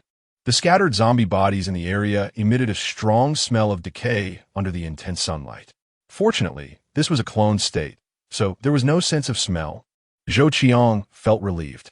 He tossed the 2 zombie bodies into a pile and looked inside. Suddenly, a shadow darted past quickly and then stopped, moving slowly. In that instant, Zhou Qiang's heart raced. Thankfully, he was in clone form. Otherwise, the hair on his body would have stood on end. A large dog with a scar on its head stood on the street of the factory area, with a large amount of thick black saliva dripping from its mouth. Its exposed fangs were white and sharp, and its eyes were an extremely vivid red. It was covered in a layer of dark fur, with well-developed muscles bulging out. Its limbs were strong and powerful, with sharp claws. Standing tall, it reached a height of about 1.5 meters, exuding an undeniable sense of oppression. Is this the Hellhound? At this moment, Zhou Qiang finally witnessed the full appearance of the Hellhound. It seemed that this Hellhound had also noticed the clone of the King of Speed under Zhou Qiang's control, its crimson eyes fixating on the clone. Chapter 47. You obtained a Hellhound fragment. No way. Zhou Qiang's heart sank. Is this Hellhound so sensitive? Just like this, it can lock its gaze onto me? I haven't provoked it at all. Zhou Qiang had only enhanced the speed of this rusher. Its strength and resilience remained unchanged. With the speed increase, its agility and flexibility would also improve. This rusher was called the King of Rushers, a name Zhou Qiang had playfully given, but it was not a true king. To say it could smash the Hellhound in a single fight was impossible. In a one-on-one, this rusher would die a miserable death. Without giving Zhou Qiang a chance to hesitate, the Hellhound in the distance moved. It charged forward. Damn! Seeing its running speed, Zhou Qiang immediately realized that this creature's speed far exceeded that of the rusher. No matter how strong the rusher was, it was still derived from a human. But the Hellhound was different. It evolved from canine genes. The running speed of canines was not something humans could compare to. Not to mention, the Hellhound belonged to the second tier of mutated zombie animals. That speed was at least 80 kilometers per hour. Zhou Qiang felt bitter. Even at full power, the rusher barely reached 50 kilometers. The speed of this Hellhound was comparable to that of a cheetah. A head-on clash? That seemed unlikely. Just looking at its fur, one could tell its defense was incredible. If it were a normal rusher, perhaps they would have clashed. In the creed of zombies, there was no retreat. But now, Zhou Qiang was in control. Without a moment's hesitation, Zhou Qiang dashed towards a nearby dormitory building. At full power, Zhou Qiang's speed was also quite fast. The Hellhound, being a zombie, had no thought processes, so every action it took was with full force. Zhou Qiang rushed into the dormitory building. There was no door at the staircase entrance, making it impossible to block it. So, he charged up the stairs. Upon reaching the second floor, he glanced at the dormitory and found a few rooms open. Without hesitation, he dashed into one of the rooms. Crack! The door slammed shut and locked. The next moment, the Hellhound's light footsteps echoed from the stairs, and it appeared at the door in the blink of an eye. Bang! A heavy impact sound came. The wooden door actually cracked. Even the lock and hinges showed signs of being pulled off. This kind of force left Zhou Qiang speechless. The impact power was something even a mammoth could not achieve. A second-tier, mutated Hellhound. So ferocious? He had underestimated it. Who would have thought this wooden door would be so fragile? Who would expect a zombie apocalypse and a Hellhound to crash through? Zhou Qiang looked around the dormitory. There were only 4 iron-frame beds and a few wardrobes. The windows were sealed with stainless steel, making escape very difficult. No matter how sharp the rusher's claws were, it couldn't cut through stainless steel, right? Bang! The Hellhound crashed into the door again. Crack! The wooden door cracked again, creating a hole. The Hellhound's fierce head pushed through the hole in the door. Good opportunity. Zhou Qiang didn't miss it. He controlled the Rusher King's sharp claws and thrust them towards its eyes. The Rusher, enhanced 7 times, had sensitivity that was no joke. Thud! With a sound, one of the hellhound's eyes was pierced. There was no howl, no struggle. The hellhound seemed oblivious, enduring the injury of its eye exploding. But its reaction was intense. It exerted force, further breaking the wooden door as it frantically tried to squeeze in. Zhou Qiang was pleased. As expected of a zombie, its intelligence was non-existent. Lacking pain nerves and external perception, the hellhound wouldn't even know that one of its eyes was no longer functional. Taking advantage of the moment, it tried to push in. Zhou Qiang stabbed its other eye. However, the hellhound remained undeterred, focused solely on squeezing inside. It opened its mouth wide, trying to bite Zhou Qiang. This feeling was strange to Zhou Qiang. Clearly a ferocious hellhound, but as a zombie, it lacked pain nerves. The harm he inflicted on it felt like a gentle breeze. It only knew how to attack continuously, never caring about the injuries it sustained. The wooden door, indeed, couldn't hold it back. In an instant, it squeezed inside. Zhou Qiang, at that moment, stood still, seemingly having lost his target. The hellhound dashed in, but suddenly stopped. Having lost its eyes, it couldn't see Zhou Qiang. Its sense of smell was strong, but it was immune to the scent of zombies. In the absence of any sound, it lost track of the Rusher King's clone. In fact, Zhou Qiang was standing right beside it. The Rusher was a zombie, and once it stopped, it truly became still, not even breathing. Zhou Qiang felt a pang of anxiety. Luckily, it was just a clone. If it were his real self, just holding his breath could be life-threatening. In such close proximity, any breath would be detected by the hellhound's extraordinarily sharp hearing. In this small dormitory, both the hellhound and the Rusher clone were in a mysterious state of stillness. After a moment, the hellhound finally moved. Its instinct as a zombie led it to revert to this state upon determining there was no target. However, now that it had just squeezed in, it seemed unlikely it could get out. For the time being, it was essentially trapped here. Generally, zombies wouldn't break down doors when in a non-combat state. After all, they lacked thought and awareness. Zhou Qiang kept his eyes on the hellhound, preventing it from accidentally bumping into him.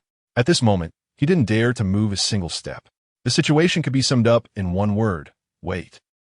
At the entrance of the South City Industrial Park, 40 rushers suddenly broke away from the mammoth's pace and surged forward. They were running at full speed. The sight of 40 rushers appearing together was absolutely spectacular. The mammoth behind them continued to maintain its running rhythm, but their speed was far behind that of the rushers. It was clear this was Zhou Qiang's command. The clone was in danger, and the hellhound needed to be unlocked. This fragment, no matter what, Zhou Qiang had to obtain it. A command made the slow rusher sprint. This was Zhou Qiang's reinforcement. No matter how powerful the hellhound was, it shouldn't be able to stir up much trouble against the swarm. When quality was lacking, quantity would suffice. This had always been Zhou Qiang's principle. The speed of the rushers, without enhancements, was around 40 kilometers per hour, which was not slow. Under Zhou Qiang's command, the 40 rushers quickly reached a battery factory. The factory's walls were nothing to the rushers. The 40 rushers leaped over the wall. Moments later, they charged towards the dormitory building. However, under Zhou Qiang's command, they didn't rush up immediately, but instead made strange noises at the bottom of the dormitory. Some even approached a car. Their sharp claws scraped across the car, producing a piercing sound. This noise had a strong penetrating power. For zombies with sensitive hearing, it was like a loud drumbeat in their ears. Nearby zombies all emitted hissing sounds, rushing towards the dormitory building. The hellhound above was driven mad by the metallic scraping sound. It slammed against the source of the noise. It was invisible, but it still crashed into the wooden door. In an instant, it broke free. Zhou Qiang, who had been motionless, could finally move. With this sound attracting the hellhound, Zhou Qiang's movements no longer drew the hellhound's attention. This was the second floor. The hellhound leaped up and jumped down. Encircling it, kill it. Zhou Qiang's instructions were simple and brutal. 40 swift ones received the command and rushed towards the hellhound all at once. The hellhound also began to counterattack. It ferociously charged at one of the swift ones, opening its mouth to bite. The bite landed on the arm. Its sharp fangs and powerful bite force nearly tore off the swift one's arm. In the next moment, the encircling swift ones continuously stabbed their claws into its body. The area around the hellhound was filled with swift ones. In the blink of an eye, The hellhound was covered in wounds. The swift one's claws could still injure it, especially on its head. This was a critical area that Zhou Qiang focused on, and the swift ones desperately used their claws to slash at it. Ultimately, this hellhound was just a zombie without thought or consciousness. Faced with this kind of attack, it only clung to the swift one's arm and refused to let go. Zhou Qiang felt relieved. No matter how strong the hellhound was, it was just a mindless zombie. If it were under his control, it might defeat the 40 swift ones, but it would at least kill a dozen. Unlike now, when it could only stubbornly bite one. The hellhound's head was now torn and bloody, even showing bone. Crack! The hellhound finally bit through the swift one's arm, fiercely wanting to bite again. But a swift one's claw pierced into its dog head. The claw penetrated the muscle and stabbed into its brain. Like a robot that had its power cut off, it completely stopped. The brain was destroyed, and even the strongest zombie could only die instantly. You have obtained a hellhound shard. The prompt sounded. At this moment, Zhou Qiang controlled the swift one's king clone to leap down from the second floor, landing agilely on the ground. With the death of this hellhound, Zhou Qiang found that his fear of hellhounds had weakened. No matter how strong it was ultimately just a zombie, without thought or consciousness. It was just a walking corpse, not hard to kill. Losing an arm for just one swift one, capturing it was a negligible loss for Zhou Qiang. He kicked the hellhound's corpse. Then Zhou Qiang crouched down. The gene liquid of the second-tier hellhound couldn't be wasted. Without a syringe, it wasn't a problem. Zhou Qiang had his methods. First, he cut open the area below its neck and indeed saw a segment of yellow liquid. The first tier was green, the second tier was yellow, the third tier was blue, and the fourth tier was purple. This was a color pattern of gene liquid levels discovered by Zhou Qiang. In fact, it wasn't necessary to use a syringe. He could also cut out a large area to take both the flesh and the gene liquid. After cutting it off, Zhou Qiang handed it to a swift one. He sent it back to the residential building. With a command, the swift one, holding the piece of meat containing gene liquid, turned and sprinted back. Chapter 48. Fully armed mammoths. After a few minutes, 50 mammoths arrived. They were like an army, clad in shining silver armor. All of the same height and wearing identical armor. They held battle shields and gripped war axes, standing in formation. This was the force that Zhou Qiang could mobilize in the industrial park. Zhou Qiang glanced at them, his face filled with satisfaction. Next, it was naturally time to hunt zombies. However, sending the zombie minions to blindly hunt zombies was too primitive. Finding zombies would be inefficient.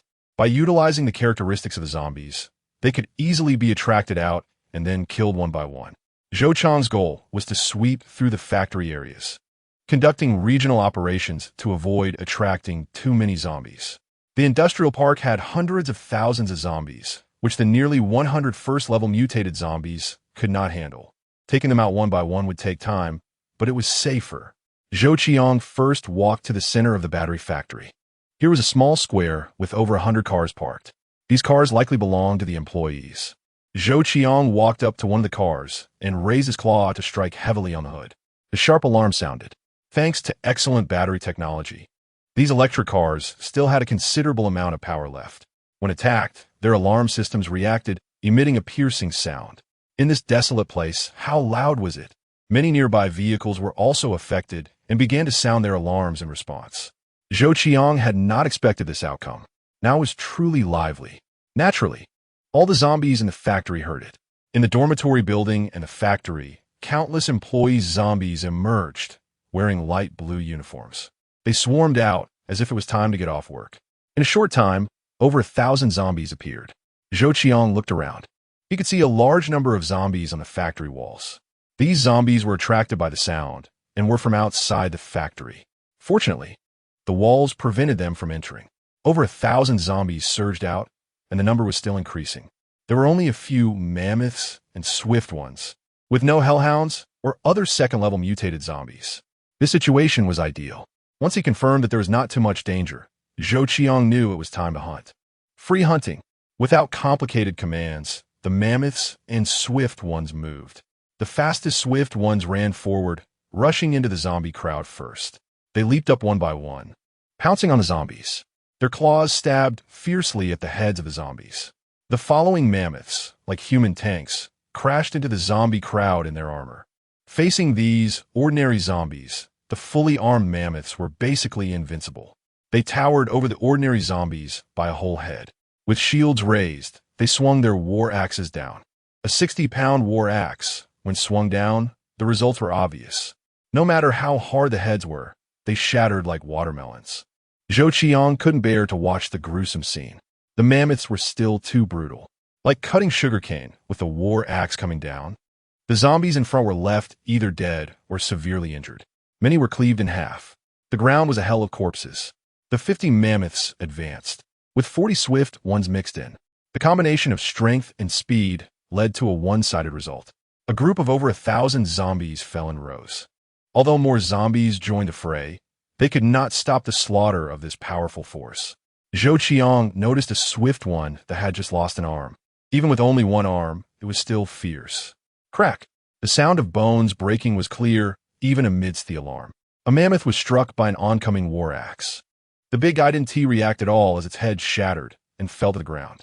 In a massacre of zombies, the advantages of the zombie minions were overwhelming. With Zhou Qiang issuing commands, they lacked the thinking and agility of humans. But this slightly different command produced completely different effects. About an hour later, thousands of zombies had been killed. This area was filled with zombie corpses. When they were still zombies, Zhou Qiang hadn't felt much. But now that they were dead, they resembled human corpses. How great was the impact of thousands of bodies? The alarm had long since stopped. The system.This allowed it to keep sounding. The alarm had ceased, but the factory's periphery was crowded with zombies attracted by the sound. Zhou Qiang looked around. The iron fence was being repeatedly hit by zombies, producing a series of noises. At this rate, if more zombies came, they might really push the iron fence down. This wave of killings brought Zhou Qiang over 3,000 manufacturing points. There were only 6 pieces of special talent fragments. Mammoth fragments totaled 3 pieces, and swift ones 2 pieces. Adding to the manufacturing points gained from killing in Tianwei City, he broke through 5,000 points again. He could manufacture another wave. With the factory surrounded by zombies, Zhou Qiang couldn't let them wander off again. Let us go. Zhou Qiang led the group of zombie minions to the factory entrance. There was an opening that allowed human passage. The zombies crowded here, eager to get in, but the opening was small, only allowing 1 or 2 zombies to enter at a time. Puff! Zhou Qiang was the first to kill a bewildered zombie. The disappearance of the alarm had caused them to lose their target, making it easy to kill. The swift ones behind joined in. They cleared the zombies without needing the mammoths at all. Zhou Qiang sprinted. His excellent jumping ability allowed him to leap high, performing a roll in mid-air before landing on the ground. The swift ones behind did the same, jumping out of the entrance and landing in the zombie crowd. The slaughter unfolded once again. Before night fell completely, Zhou Qiang withdrew his thoughts from the swift one's king avatar. Manufacture 60 mammoths. Manufacture 50 swift ones. With these 2 commands, the residential building lit up. Just 2 minutes later, the manufacturing was complete. Naturally, the residential building could not accommodate so many zombie minions. He had just spent 11 million, and with the previously manufactured mammoths and swift ones, it totaled 20 million. Zhou Qiang's funds dropped below 3 million again. A day's manufacturing points were all used up. Initially, it was all about madly increasing the number of troops. Zhou Qiang did not let these 110 freshly produced zombie minions idle. He first sent the swift ones out to scatter in this area. They did not lie in wait, but continued to hunt zombies. Meanwhile, Zhou Qiang got busy with the remaining 50 mammoths. Assembling armor for them was a tiring task. However, for the sake of the mammoth's better combat ability, Zhou Qiang gritted his teeth and persevered. He worked until 10:30 p.m. before the 50 mammoths were fully equipped. Go! Zhou Qiang was too tired to speak. He issued the command, and except for 10 that stayed behind to guard Zhou Qiang, the remaining 40 left the residential building. The night made the zombies more frantic. Whether it was their sense of smell or hearing, both were significantly heightened. They could detect even the slightest sounds. Zhou Qiang returned to his room. Zhou Qiang was having self-eating hot pot with rice, and he added a can of beef and a bottle of cola. If you don't eat it often, it's definitely a treat. After finishing his meal, Zhou Qiang leaned back on the sofa, smoking a cigarette. 12 mammoths 3 raptors. This was Zhou Qiang's current defensive power. His own safety was as heavy as Mount Tai. Zhou Qiang muttered to himself. After finishing the cigarette, he immediately sprang into action. First, he assembled battle armor specially designed by him for the 5 mammoths. These 5 sets of armor were different from ordinary aluminum alloy. Regular bullets couldn't penetrate their armor. While pursuing aesthetics, practicality was sacrificed. It wouldn't work on humans, but it didn't matter for zombies. This was specifically designed for the mammoths. The heavy armor weighed about 100 pounds per set. With the strength of the mammoths, wearing it wouldn't be too burdensome. However, with the addition of a battle shield and battle axe, the entire set weighed nearly 200 pounds. To make the mammoths more agile while using these 5 sets of armor, Zhou Qiang's plan was simple: to enhance them. The 5 mammoths in their new armor stood before Zhou Qiang like soldiers from a sci-fi movie. The mammoths were originally 9 meters tall, and with the height increase from the armor's helmet and boots, they now exceeded 2 meters. Standing up, Zhou Qiang could only reach their chin. The flashy armor exuded a strong sense of oppression.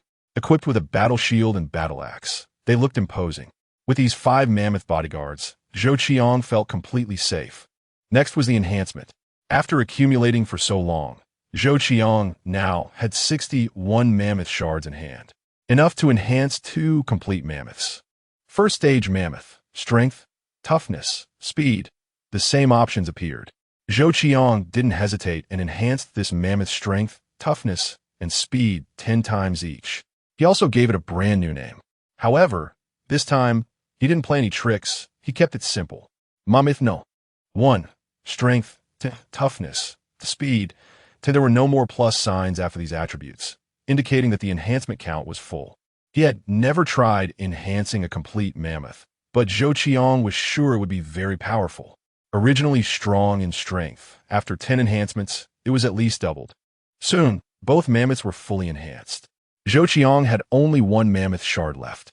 He named the 3 mammoths Mammoth number 1, number 2, and number 3. Using numbers for naming was much more convenient. The name King of Raptors was just too cheesy. Chapter 49, Mammoth Bodyguards number 1 to 5, with 3 powerful, fully enhanced mammoths, along with several other mammoths and runners guarding him. Zhou Qiang slept soundly. When he woke up, the sky outside was already bright. He took out water to freshen up. With the existence of modern earth and storage space, Zhou Qiang was not lacking in material resources. The residential building had an old induction cooker, which made it convenient for Zhou Qiang to use.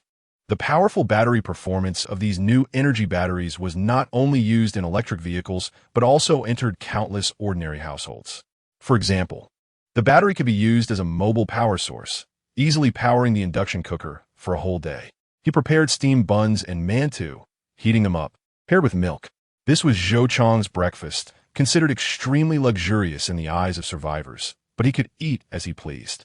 After eating, the first thing he did was check what had happened overnight. It was as if his zombie minions had been on autopilot. What had they gained? You lost 15 mammoths. You lost 7 runners.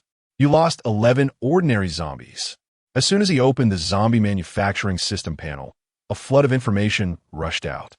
Zhou Qiang was stunned. Losing 15 mammoths? He could believe the loss of runners, but mammoths?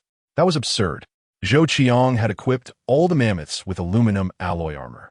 It was not very reliable for bullet defense, but against first and second tier zombies, it was definitely effective. Yet now, after waking up, it said he lost 15? Zhou Qiang immediately checked the number of mammoths. Indeed, he had lost 15. The losses occurred in the city. The loss of 7 runners was also in the city. Without needing to think, Zhou Qiang realized they must have encountered tough opponents last night. In total, the loss of 22 zombies meant a financial loss of 2,200,000. Compared to that, the loss of over 10 ordinary zombies was negligible. He needed to take a look. Zhou Qiang didn't need to control the zombie avatars here, but instead locked onto one of the mammoths still hunting in the city. As he transferred his consciousness, he instantly controlled a runner as an avatar. It was as if he was there in person. With the avatar, Zhou Qiang could view everything from first-person perspective. Nearly 200 mammoths and runners formed a hunting legion, steadily advancing down the street. In just one night, an entire street was cleared. Zhou Qiang looked around. The street was filled with the corpses of zombies, making it impossible to calculate how many there were. These zombie minions were so brutally simple in their slaughter. Using their strength and the power of the aluminum alloy armor, they charged into the zombie horde, continuously hacking away. Ordinary zombies stood no chance against the might of their battle axes. It was almost one axe per zombie. If survivors were to kill them, it would be nearly impossible. Facing survivors, zombies would go into a frenzy, attacking recklessly. Without feeling pain, they would keep coming forward, unable to be stopped.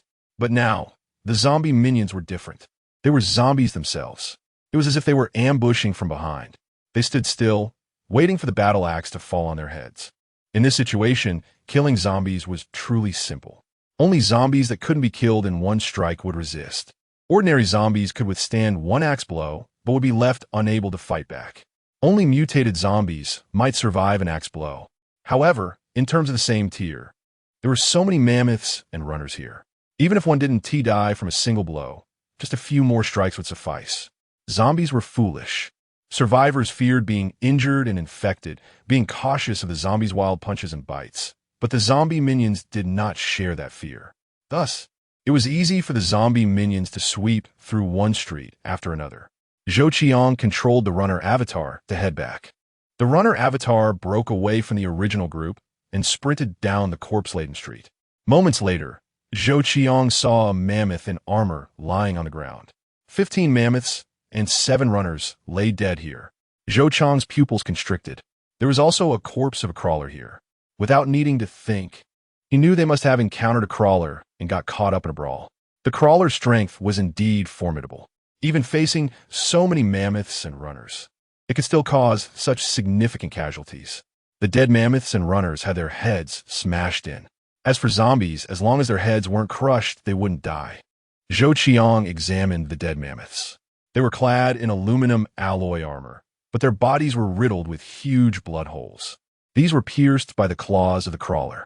The mammoths' heads were also crushed by the crawler's claws.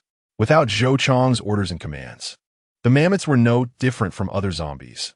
They only knew to fight recklessly. In this context, it was not surprising that they had their heads smashed by the crawler. The crawler's attack power was indeed strong. The gap between Tier 3 and Tier 1 was significant. Of course, losing so many to take down a single crawler still pained Zhou Qiang. His current power was not strong to begin with. Losing 22 at once would mean a substantial loss in manufacturing points. First, he needed to collect some interest. Zhou Qiang controlled the runner to cut up the crawler. Its genetic fluid was the interest. Collecting the blue genetic fluid of the crawler, Zhou Qiang controlled the runner avatar to bring it back to the residential building. As he withdrew his consciousness from the runner avatar, Zhou Qiang exhaled heavily. He had mentally prepared for such losses. After all, he had let the zombie minions hunt in the city. There would always be various unexpected events in this process. For example, encountering powerful zombies. Meeting a crawler was a stroke of luck amidst misfortune. What if they had encountered a 4th or 5th tier mutated zombie? It was possible that the zombie minions he controlled could be completely wiped out. By then, he would have no time to cry. Everything would have to start over from scratch. After calming down, Zhou Qiang began to calculate the gains from the night. Since there were losses, there had to be gains. Manufacturing points: 13,005 special talent fragments, 52 special tier 1 mutated zombie fragments, 8 mammoth fragments, 21 runner fragments, 37 after the frenzy of increasing troops. The effects were showing. The continuous increase in manufacturing points was evident. After one night, he had gained over 10,000 points. The combined killing power of hundreds of mammoths and runners was immense. Like machines, they tirelessly hacked away. In this way, it was not surprising to kill over 10,000 zombies in one night. On average, each needed to handle only dozens, which was too simple. Zhou Qiang even thought they were too slow. Special talents could be synthesized into 5 individuals, greatly expanding operational space. Bringing them to modern Earth would lead to a qualitative leap. Top-tier talents, now, that was a real bug, powerful enough to drive people crazy. He was only 2 fragments short of the special tier 1 mutated zombie fragments, and he expected to gather them in a day or two. At that point, he could see its true form. Zhou Qiang was not in a hurry to enhance the runners. His gaze was on the mammoth fragments. Coincidentally, he still needed 2 more to complete the enhancement of the 5 mammoths from yesterday. Enhance the mammoths. Zhou Qiang looked at the 2 mammoths in battle armor and immediately enhanced them to their complete form. All 3 attributes were fully enhanced. A total of 5 fully enhanced mammoths, clad in battle armor, exuded an imposing presence, giving off a fierce aura. The helmets of the battle armor were made of one-way glass, meaning the mammoths could see the outside world, but the outside could only see darkness. Wrapped in armor, no one knew they were zombies. These 5 mammoths were Zhou Qiang's bodyguards and the protective force he prepared for contacting survivors. They weren't very strong, but at least they provided some assurance. After the enhancement was completed, Zhou Qiang still needed to understand the true strength of the fully enhanced mammoths. He controlled one of them to become a clone. As his consciousness shifted, the feeling was entirely different from before. A heavy sense of power surged within him, giving Zhou Qiang the illusion of being able to lift mountains. It felt somewhat like a mighty hero lifting a cauldron. The second feeling was agility. It was even lighter than before, with a more sensitive body, completely overcoming the previous clumsiness. Wearing over 100 pounds of battle armor and carrying a shield and battle axe, weighing more than 200 pounds, Zhou Qiang felt no sense of weight at all. It was as if he was merely wearing a shirt. Was this the fully enhanced form? Zhou Qiang was shocked. Strong. Really strong. It didn't feel at all like a first-tier mutated zombie. Zhou Qiang felt that its strength was already comparable to that of a second-tier mutated zombie. If it was a clone controlled by Zhou Qiang, he was confident he could compete with a third-tier mutated zombie, especially with its intelligence. Overjoyed, Zhou Qiang controlled the clone to walk out of the residential building. On the street, apart from the disguised zombie minions, the city's zombies had long been cleared out. Scattered cars were left behind. Zhou Qiang discarded the shield and battle axe and approached an SUV. He placed his hands under the car. Lift. The mammoth clone under Zhou Qiang's control exerted force. Boom! The 2-ton car was flipped over. Zhou Qiang was somewhat dumbfounded. This power was just too strong. After a moment of shock, Zhou Qiang picked up the shield and battle axe again. The next moment, Zhou Qiang sprinted forward, like a tank speeding down the highway. The mammoth's run brought a visual shock.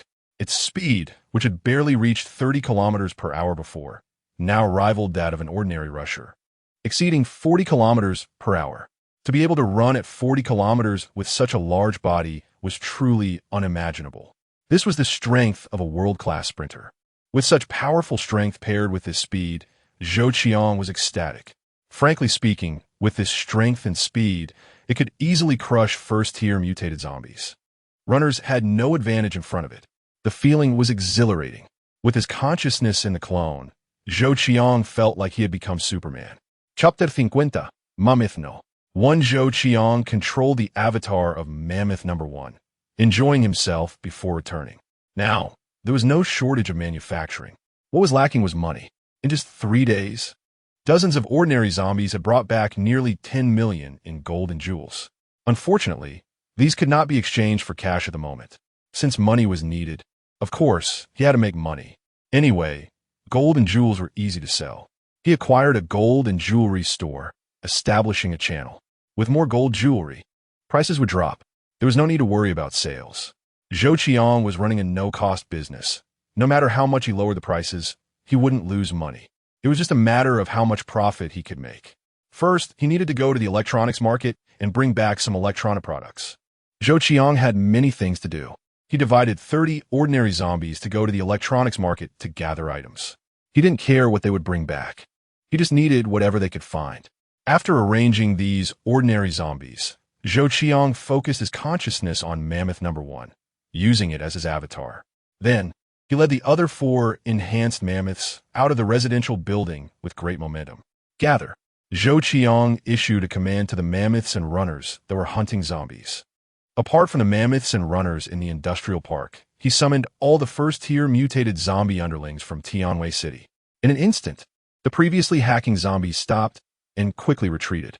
They jumped over streets littered with zombie corpses and finally gathered with Zhou Qiang. More than 200 mammoths and runners formed a fearsome group. The most terrifying aspect of zombies was their sheer numbers. While there were some clustered, mutated zombies, the scale of this gathering was unprecedented. Especially the mammoths here, clad in armor, resembled a fierce army of soldiers. Zhou Qiang looked at this massive mutated zombie army before him and felt a surge of pride. In a playful mood, the zombies formed a square formation, perfectly aligned. Zhou Qiang stood at the front of this formation, transforming into a general. This was just the beginning. In the future, he would create even more advanced zombie armies. By then, he would face tens of thousands of high-tier mutated zombies, or even millions. Go! Zhou Qiang took the lead. Over 200 mutated zombie underlings quickly followed in his footsteps. The streets here had been cleared of tens of thousands of zombies, appearing somewhat empty, with corpses scattered everywhere. This abnormality, if discovered by survivors, what would they think? Zhou Qiang chuckled. They would never guess the reason, even if they racked their brains. They would surely wonder which team had done this. After crossing the street and turning a corner, they encountered a surge of zombies. Kill! Zhou Qiang raised his battle axe and strode forward. With a swing, the battle axe cleaved a zombie in half. Then, Zhou Qiang violently swung the axe in a move resembling a spinning slash. Instantly, several zombies were bisected. However, the zombies that were cut in half did not die. Instead, they crawled on the ground towards Zhou Qiang, dragging their innards along. They left a trail of filth as they crawled. Bang! Zhou Qiang swung his battle axe down, decapitating a nearby half-zombie. A white mark appeared on the ground. The spinning slash looked cool, but was not very practical. Only a zombie's head was fatal. Otherwise, cutting them in half wouldn't kill them. So, it was more practical to chop at the head. It might be slower, but it was guaranteed to result in a kill. Under Zhou Qiang's leadership, the more than 200 mammoths and runners continued to chop down the zombies in the streets, leaving no zombies alive in their wake. The area they passed through was left barren. Zhou Qiang locked onto a runner mixed in with the zombies, raised his shield, and charged forward. Bang, bang, bang. It was like a tank advancing through the zombie crowd, with zombies being pushed aside or knocked down by Zhou Qiang's shield. He ignored them and simply jumped over. In no time, he was in front of the runner. The runner also noticed this mammoth in flashy battle armor, let out a roar, and leaped high. But what awaited it was Zhou Qiang's battle axe swinging down. In midair, it was struck by the axe. The immense force split it in half. And even as it fell, its hands and feet still moved. But the next moment, a huge foot covered its eyes. Bang! It was as if he had stepped on a watermelon, and the runner's head shattered into pieces. The power of Mammoth Number 1, wearing battle boots, easily crushed its skull. Zhou Qiang was not just hunting zombies. He was also commanding the zombie underlings. Sometimes, a timely command made all the difference. Under Zhou Qiang's direction, the efficiency of the mutated zombie underlings increased significantly. The results were good. Zhou Qiang was satisfied. In fact, hunting zombies was merely an exercise in on-site command. With this effect, Zhou Qiang would be better prepared to respond when facing strong enemies in the future. Stop. Follow me. 2 commands were issued. The more than 200 mutated zombie underlings ceased their attacks. Led by Zhou Qiang, they cleared a path through the zombies. Zhou Qiang's goal was clear: the nearby gold and jewelry stores. Since he needed money, he planned to make a big score. Relying on artificial intelligence or anything else was not feasible in the short term. The quickest way to make money was still through gold and jewels. After crossing the street filled with zombies, they reached an intersection where there was a gold and jewelry store in each direction. Zhou Xiaofu, Long Gold, Old Phoenix, and Zhou Jiufu. These were all well-known gold and jewelry stores. Their relationship was competitive. Wherever one opened a store, the others would inevitably open one nearby. So, it was no surprise to see all 4 of them here. Wow, this time we're going to get rich, Zhou Qiang grinned. Robbing all 4 jewelry stores would definitely yield over 40 to 50 million. Optimistically, 70 to 80 million was possible. The area where these 4 stores were located was naturally a bustling street, attracting high-foot traffic. In the apocalypse, this was also the area with the densest zombie population. If survivors were here, they would be frantic, as they could never venture into this zone, even if they were lucky enough to appear. They wouldn't dare to target these gold and jewelry stores in front of so many zombies. But Zhou Qiang had no such worries. He led his mutated zombie underlings and marched boldly towards the first Zhou Qiang gold and jewelry store. Along the way, there would be zombies blocking their path. In the past, Zhou Qiang would have pushed them aside to walk through. But now he would not do that. Anyone who obstructed him would get an axe to taste. They fought their way into the jewelry store. Zhou Qiang had the mutated zombie underlings block the entrance while he took a few runners inside. There were quite a few zombies in the store, as it was normal for zombies to wander into such a densely populated area. Zhou Qiang had no interest in dealing with these zombies. He directed a few runners to handle them while he smashed the counters and took all the gold and jewels on display. He scooped them up quickly and moved on. Immediately, his hands were filled with necklaces, a scene that only existed in movies, and now Zhou Qiang finally experienced it. A bag quickly filled up. Zhou Xiaofu's shop was not small, exceeding Zhou Qiang's expectations. The gold and jewelry in one shop amounted to at least 20 million. With this calculation, Zhou Qiang knew he was going to make a fortune again this time.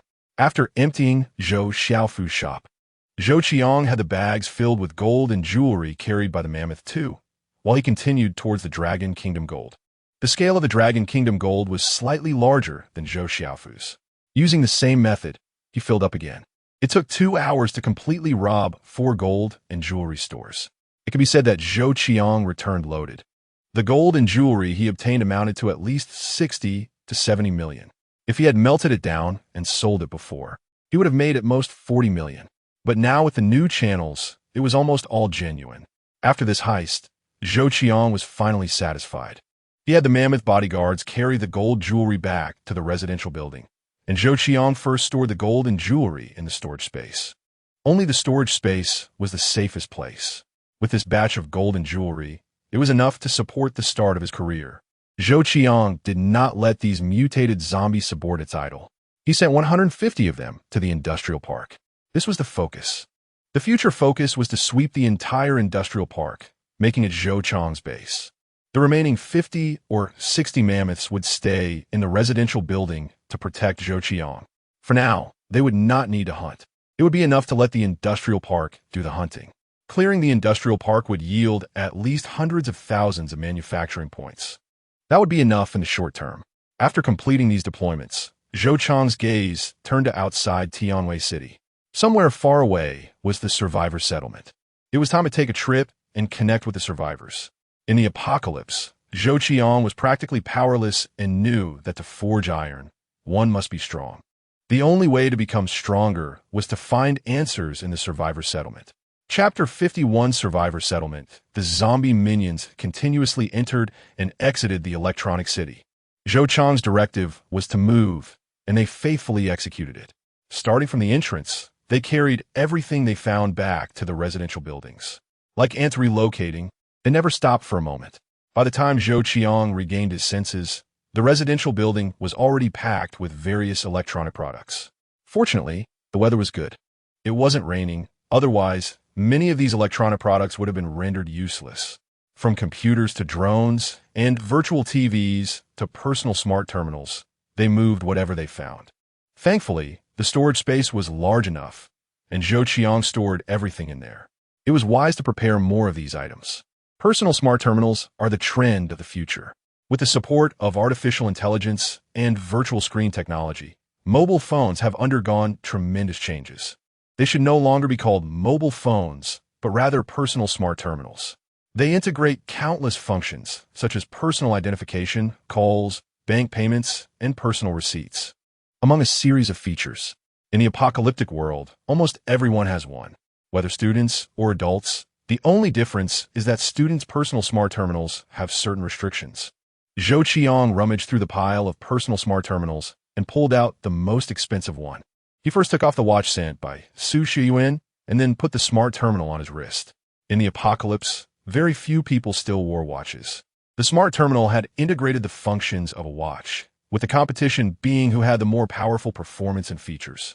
Zhou Qiang's smart terminal was priced at 1.08 million. However, in the apocalypse, it was just another smart terminal. Survivors couldn't even afford food, but they definitely wouldn't lack this gadget.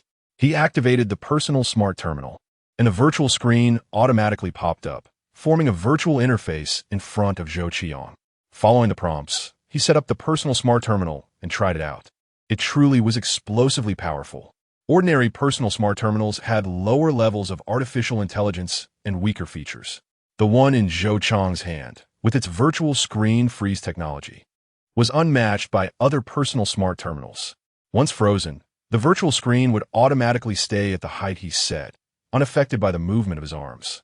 If his personal terminal were brought to Earth, the mobile phone industry would need a complete reshuffle. Or rather, it could directly overturn the entire industry. That was another direction to consider. After trying out, Zhou Qiang suddenly smiled bitterly. He realized he had been too naive and outdated. Why hadn't he thought of this personal smart terminal sooner? At that moment, he noticed it had a global map, priced at $1.08 million. It included a global map accurate to the centimeter. Although the personal smart terminal wasn't connected to the internet, its built-in features were still incredibly powerful. Xiaoxue, I want to see the map of Tianwei City. No need for manual operation. Just a voice command would suffice. Such a function could be realized on modern Earth, but it could only be called smart, not true artificial intelligence. However, the personal smart terminal was different. It contained a basic artificial intelligence. Its AI capabilities were far superior to those of modern Earth. As soon as Zhou Qiang's voice fell, the virtual screen automatically enlarged to a suitable size for him to view. The map of Tianwei City appeared before him in a 3D realistic format. Zhou Qiang gestured to zoom in and out. At that moment, Tianwei City was no longer mysterious to him. The displayed map allowed him to see every street and residential area if he wished. He quickly found his location. Compared to the vast Tianwei City, Zhou Qiang's activity space was just a tiny area. At the current pace, even if he killed zombies for 10 years, he might not clear out the zombies in Tianwei City. With this map, Zhou Qiang had a complete grasp of everything in Tianwei City, including what stores were on this street. With this information, finding a gold shop would be simple. At worst, he could send the zombie minions directly to the gold shop's location using a clone.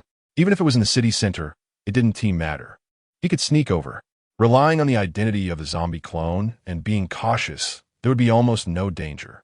It was unfortunate that Zhou Qiang had previously overlooked these technological products.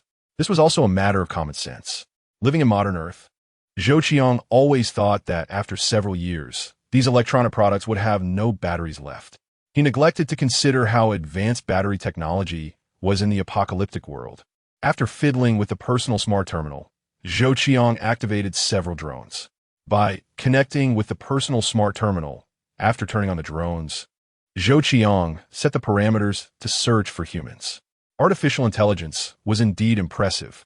Once Zhou Qiang issued the command, it immediately knew what to do. Several drones suddenly took off, departing from 4 directions of Tianwei City. They had dozens of hours of endurance, and at their speed, they could scout an area within hundreds of kilometers. Now, they were no longer just filming, they were on reconnaissance. Civilian drones were this formidable. Zhou Qiang wondered how military drones would perform. To quickly locate the survivor settlement, Zhou Qiang dispatched dozens of drones. The drones were merely civilian, lacking the powerful reconnaissance capabilities of military drones. Still, as the saying goes, when quality is lacking, quantity makes up for it. With nearly 20 drones confirming the approximate location of the survivors, Zhou Qiang was quite confident he could find them. The previous group of survivors had come from that direction, so the settlement should be in that area. In the apocalypse, the enemy of humanity is the zombies. When facing zombies, humans do not need to conceal their traces. Zombies lack consciousness and thought. They're just walking corpses. Thus, they inadvertently exposed their approximate location. The direction of the several drones indicated where they were located. Under Zhou Qiang's command, the artificial intelligence operated them, advancing rapidly. They could reach speeds of over 200 kilometers per hour, disappearing into the sky in the blink of an eye. All that was left was to wait for the results. Zhou Qiang happily took out a pile of snacks, eating while watching the images returned on the virtual screen. With the processing of the personal smart terminal, everything was in order. An hour later, an alarm suddenly went off. There was no need for Zhou Qiang to issue a command. The artificial intelligence automatically enlarged the images captured by the drone that triggered the alarm. He saw that about 70 kilometers away from Tianwei City, There was a strategically advantageous location, nestled between steep mountains and cliffs. A large area of buildings was scattered across the cliffside. This position was definitely easy to defend and hard to attack. Through the images, he could see numerous human survivors moving between the buildings. Without a doubt, this was a human settlement. It covered a significant area, with at least over 100,000 people living there. At the foot of the mountains, tall walls had been built. Inside the walls, there were some military fortifications. A large number of vehicles were parked inside the walls. Outside the walls, there were many cultivated farmlands filled with crops. The drone's filming capabilities were indeed impressive. From such a distance, it could clearly capture the situation several kilometers away. After zooming in on the images, even the facial expressions of the people were clearly visible. On the wall, there are armed personnel stationed. Each of them is holding weapons, which are varied and many are even homemade. There are also some heavy machine guns set up at the shooting positions. At regular intervals, there are anti-aircraft guns. Some high-rise buildings in the settlement also have anti-aircraft guns. It is clear that the firepower of this settlement is formidable. Since the settlement has been discovered, Zhou Qiang will certainly not allow the drone to penetrate further.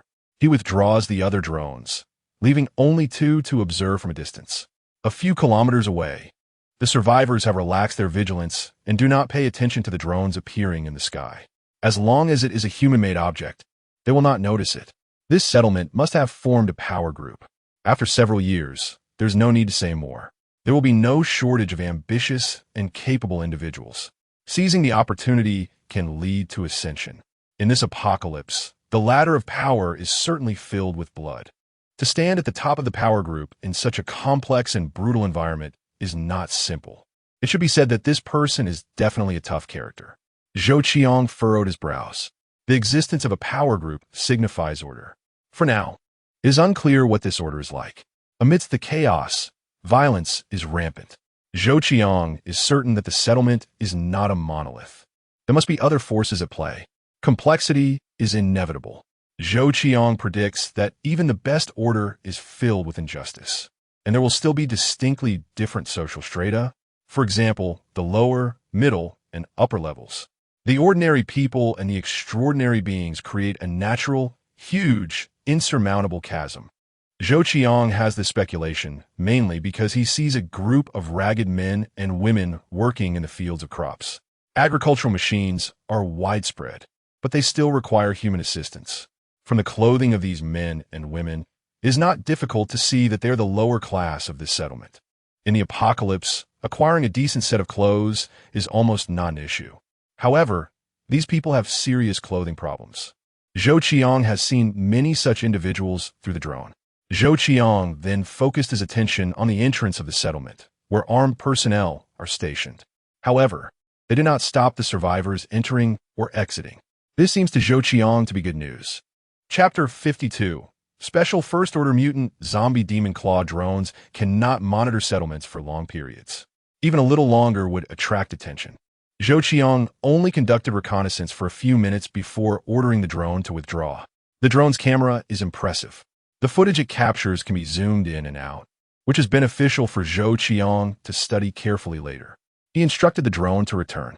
Zhou Qiang was already reviewing the footage captured. He watched it bit by bit, occasionally zooming in. The virtual screen displayed the overall layout of the settlement. It is a settlement built against a mountain, originally a small town with a large valley. The main buildings are located in the valley and on the surrounding hills. As the playback continued, Zhou Qiang gathered more and more information. It is 70 kilometers away from Tianwei City, not too close. Before the apocalypse, this was a prosperous and developed world. The distance between cities is usually several tens to hundreds of kilometers, and within that distance, there would be counties and towns. The number of zombies in Tianwei City is overwhelmingly large, making it unlikely for survivors to come here. In contrast, the nearby counties and towns have become areas for them to obtain supplies. Having discovered the human settlement, Zhou Qiang was not in a hurry. He would not rashly approach it. If he were to go, he needed to be fully prepared. Zhou Qiang was waiting for an opportunity. The zombie creation system had a forced mechanism, a 3-day limitation mechanism. Once 3 days pass, Zhou Qiang will have the right to return to modern Earth. This time frame is determined by himself. As long as the time limit is lifted, Zhou Qiang can choose to return or stay in the apocalypse. Utilizing this mechanism, Zhou Qiang took risks earlier. If a life-threatening crisis arises, he can escape using this. Additionally, Zhou Qiang needed to make some preparations. The 5 fully enhanced mammoths he armed are a reliance. Zhou Qiang planned to equip them with firearms. Cold weapons are necessary, but these firearms are also needed. Zhou Qiang's focus turned to the special first-order mutant zombie fragments. He had accumulated 9 pieces. Perhaps he should first create this creature? It might surprise him. Since he had no plans to set out immediately, Zhou Qiang shifted his focus back to the industrial park. The discovery of the settlement meant that the industrial park must be cleared for his talent plan. This would become a resettlement area. Immediately, aside from protecting his 20 mammoths and 20 raptors, all the other mammoths and raptors were dispatched by Zhou Qiang to the industrial park. 2 days later, morning sunlight streamed through the window. Zhou Qiang's eyes sparkled with excitement. After 2 days, the 10th piece of special first-order mutant zombie fragments was finally gathered. It was truly not easy. Special talent fragments average around 300 to 500 manufacturing points to produce one.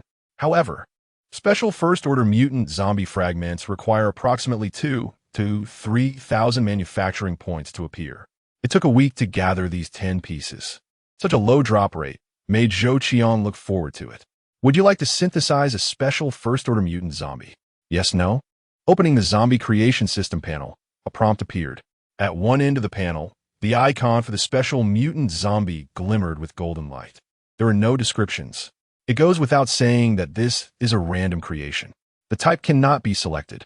The only aspects available are the manufacturing cost and manufacturing points. The price is somewhat steep at 1 million manufacturing points. Zhou Qiang only had about 200,000 left, and now he was directly asking for half. However, the higher the price, the greater its power. The mammoths and raptors had a manufacturing cost of only 100,000. This special first-order mutant zombie costs 10 times that. The manufacturing points also needed to reach 1,000, which is also 10 times. Yes, Zhou Qiang did not hesitate. He had waited so long for this moment. Instantly, 1,001,000 manufacturing points were deducted. Countless particles of light appeared before Zhou Qiang. This time, the particles were not blue, but golden. Soon, these golden particles coalesced into a zombie resembling a demon. It was quite blurry, but Zhou Qiang's heart raced. He saw a pair of wings resembling those of a demon. This special first-order mutant zombie was not very tall, only about 1.5 meters. It gave the impression of a weak dwarf. Zhou Qiang widened his eyes. This creature was supposed to be a special first-order mutant zombie. It didn't seem right. In Zhou Qiang's expectations, it should have been a tall, muscular zombie like a giant, with a fearsome appearance. But now this special first-order mutant zombie seemed rather unimpressive. 5 minutes later, the golden light faded, revealing a completely crimson monster standing before Zhou Qiang. Calling it a monster was mainly due to its appearance. At first glance, it looked like a demon from a Western novel. Upon closer inspection, it resembled a bat that had gained intelligence. Its head was human-shaped, with fangs in its mouth, but its arms had transformed into demon-like wings, equipped with sharp claws. Its legs had also undergone mutation, turning into claws similar to eagle talons, incredibly sharp. Special first-order mutant zombie, Demon Claw. Demon Claw was its name. It stood silently before Zhou Qiang, giving him an incredibly chilling feeling. Is this a zombie with flying capabilities? Flying zombies are a rare type of mutant zombie. Since Demon Claw is classified as a special first-order mutant, it must have its unique strengths. In fact, Zhou Qiang was already overjoyed. A flying zombie? Just this alone is a huge gain. What use is there for a zombie that is as strong as a gorilla? In terms of practicality, it is far less useful than this Demon Claw. Zhou Qiang noticed that the composition of Demon Claw's claws was different from that of the raptors. The raptors were merely a normal black, but this demon's claws were blood red. With such a monster-level Demon Claw zombie standing before him, Zhou Qiang felt a shiver run down his spine. The zombies produced by the zombie creation system could be used as avatars. Zhou Qiang shifted his consciousness. In an instant, his awareness transferred to the Demon Claw. The world he saw turned blood red.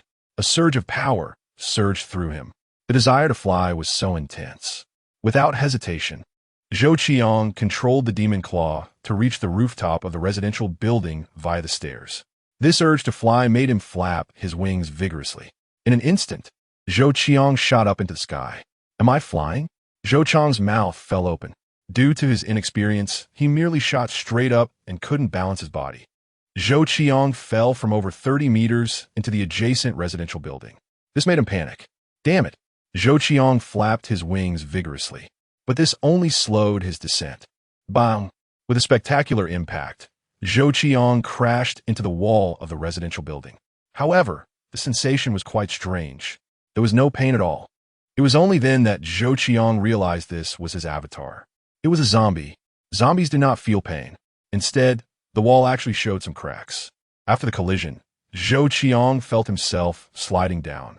He then fell heavily to the ground. This was not a very pleasant first flight. Zhou Qiang stood up and checked. The demon claw was indeed a special first-tier mutated zombie. Its resilience was so strong that it had no fractures or even superficial injuries. Zhou Qiang felt excited. This was flying. He imagined himself as a bird. This kind of experience was likely unique to him as a human. Zhou Qiang shook his arm, which was essentially a wing. Suddenly, he flapped his wings hard, and in that moment, he pushed off with his legs. Instantly, Zhou Qiang felt the sensation of soaring upwards. In the blink of an eye, he was already flying above the residential buildings. Naturally, Zhou Qiang gained a new instinct, the instinct to fly. His wings flapped in accordance with this instinct. Whoosh! This time, Zhou Qiang mastered the technique of flying. The feeling of flying was absolutely wonderful beyond imagination. Zhou Qiang almost unconsciously flew according to his thoughts.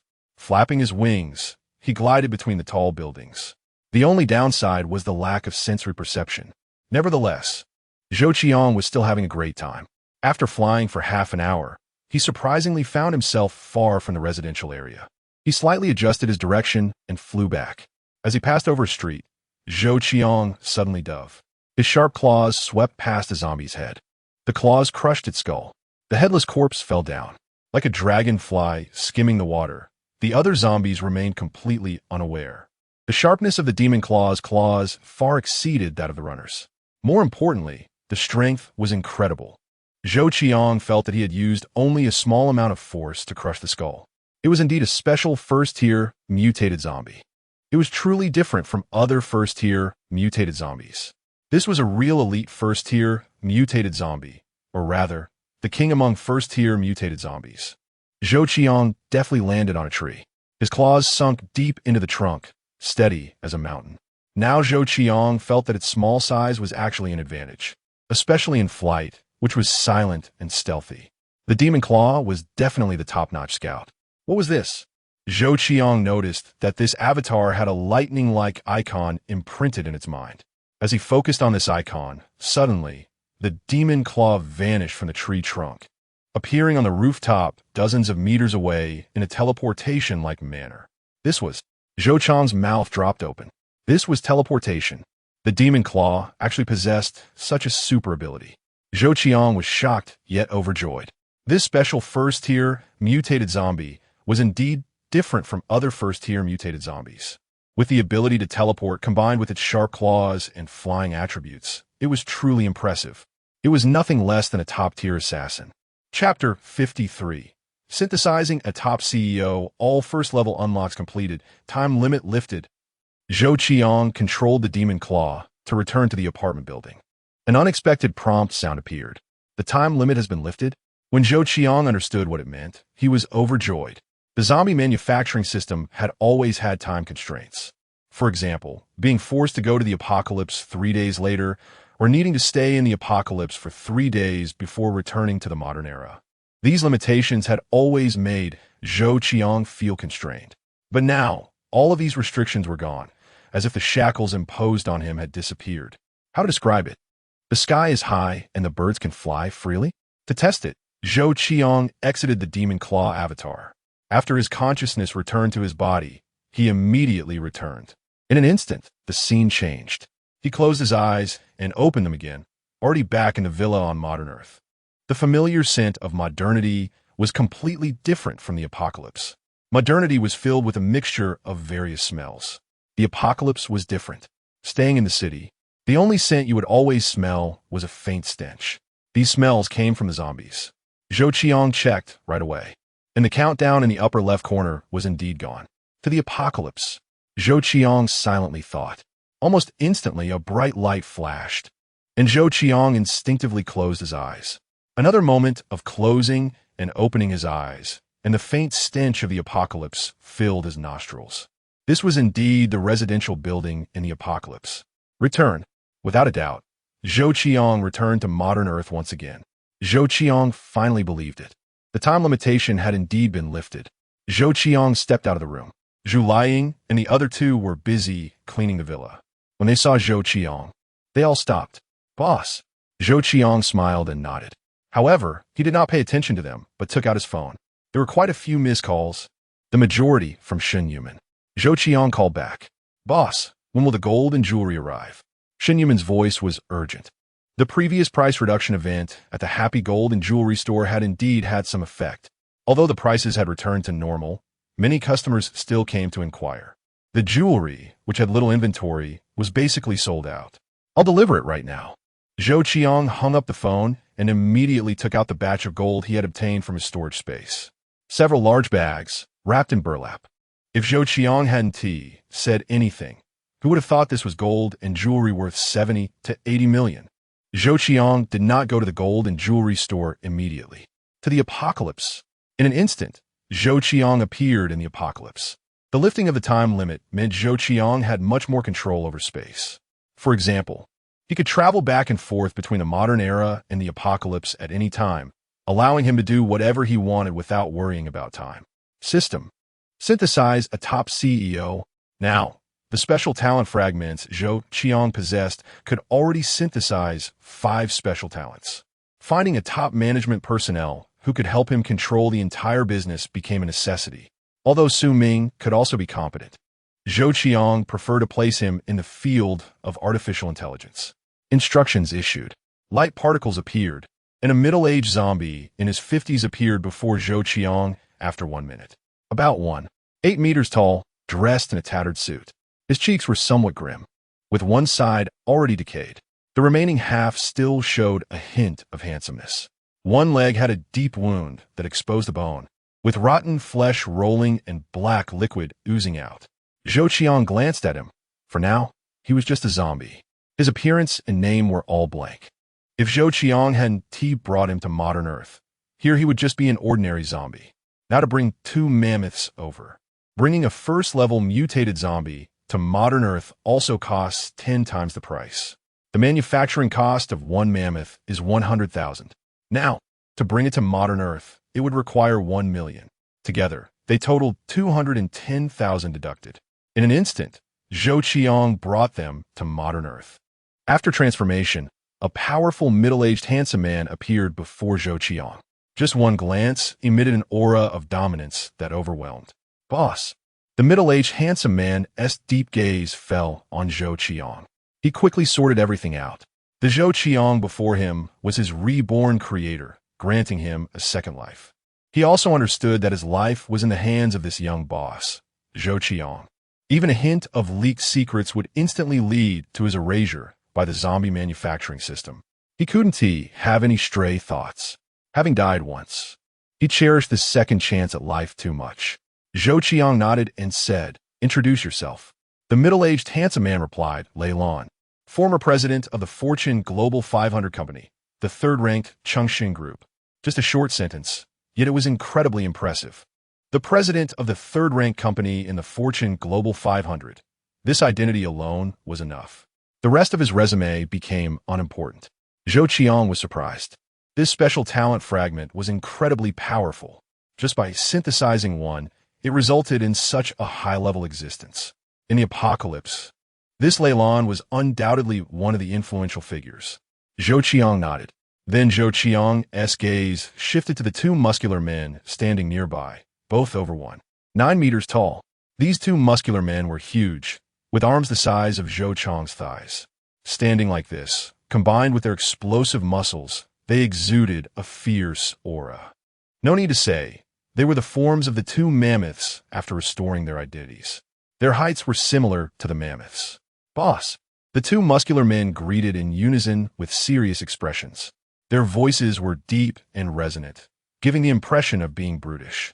They were close in height, but their features were different. The two had distinct jawlines, resembling bodybuilders, with bulging chest muscles, exuding immense impact. Just by looking at them, it was clear that these two were not to be trifled with. Boss, I'm Lu Wu. Boss, I'm Zhou Qiang.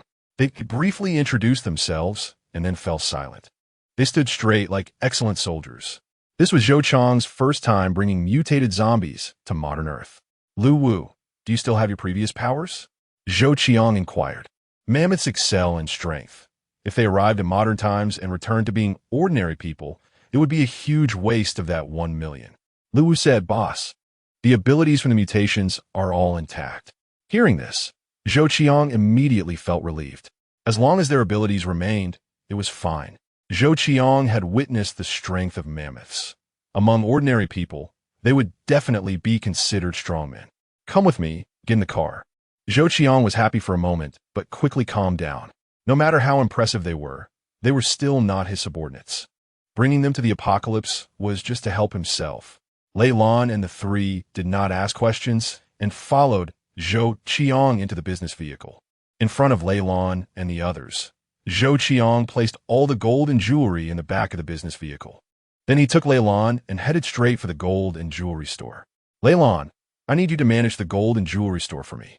Lu Wu, Zhou Qiang, you will be responsible for the security work of the gold and jewelry store from now on, temporarily acting as security guards.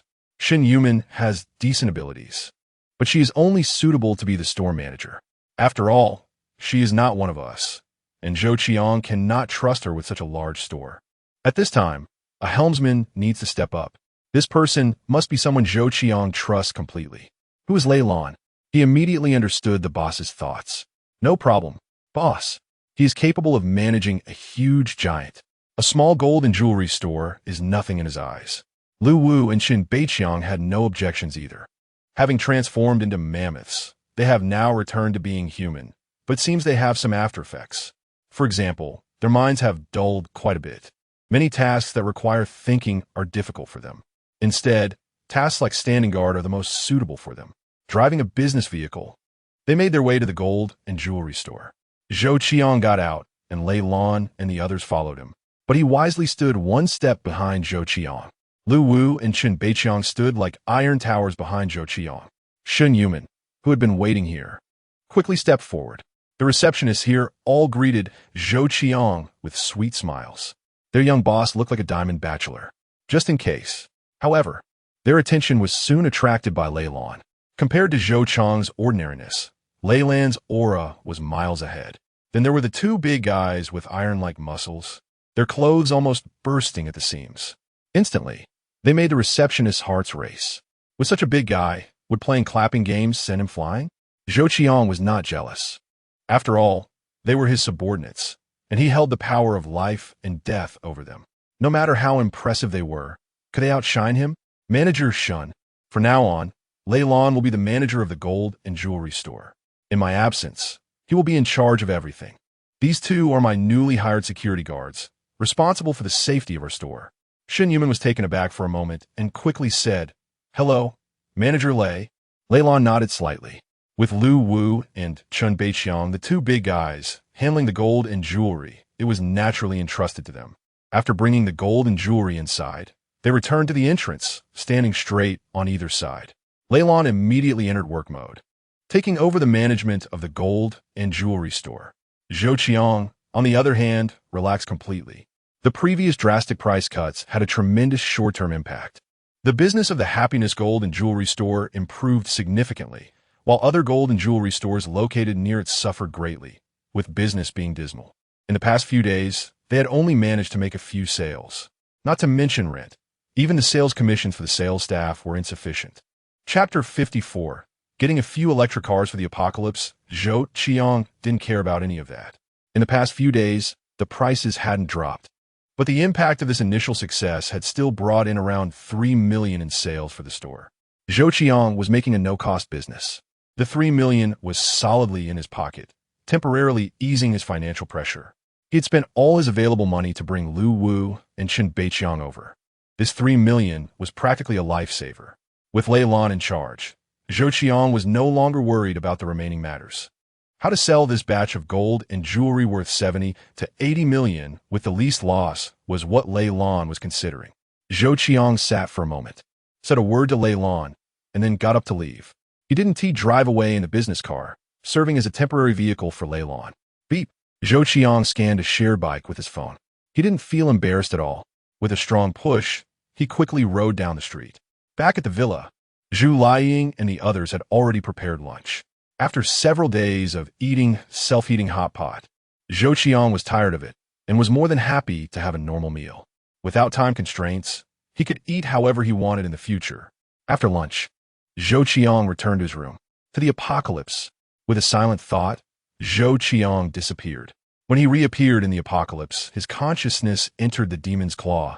Making a clone, he flew around to confirm there were no dangers, then returned his consciousness to himself. Zhou Qiang, along with the mammoths and raptors, walked out of the residential building. The street in front of the building was filled with zombies that looked terrifying, but they seemed to ignore Zhou Qiang. It wasn't that Zhou Qiang was invisible. Rather, these zombies were his subordinates. Zhou Qiang's target was the cars on the street. After years, these cars still had electricity, but their tires had long been deflated. This one looks good. An electric SUV was covered in dust, having not moved for years. The SUV in front of Zhou Qiang had a techie design, full of aesthetic appeal. If it were placed on modern Earth, it would certainly cause a sensation just based on its appearance. If its performance were revealed, it would cause a tsunami. Fady brand? Zhou Qiang looked at the logo and found the car brand on the back. Zhou Qiang wasn't from the apocalypse world, so he naturally didn't know what Fady cars were. It didn't matter. He placed his hand on the car and, with a thought, directly stored it in his storage space. With one SUV acquired, Zhou Qiang aimed for a sedan. This electric car, resembling a sports car, suggested fierce performance just by looking at its design. Stored. Zhou Qiang clapped his hands happily and stored it in the storage space. The space was large enough, so he stored whatever he fancied. There were quite a few cars on the street, and Zhou Qiang carefully selected some new ones that weren't damaged, quickly gathering over a dozen for himself. After taking these cars, Zhou Qiang returned to the residential building. Back to modern times. With no time constraints, it was freedom and pleasure. With a thought, Zhou Qiang returned to modern Earth. He walked to the villa's yard and took an SUV out of his storage space. Zhu Liying, you three come over and clean these cars. Several cars lined up in a row. Zhu Liying and her team quickly brought buckets and cloths to start cleaning. Zhou Qiang didn't watch them clean, but found Su Mei instead. Su Mei, can you crack the car's smart program? The electric cars in the apocalypse world were bound to personal smart terminals, which served as the car keys. They could also use facial recognition, voice, fingerprints, etc. This was truly an autonomous electric car. With artificial intelligence, it was basically like an experienced driver. At this moment, Su Mei lacked the strong woman's aura. Her hair was somewhat greasy, indicating she had been here for days. Su Ming and Wei Dong were in similar situations.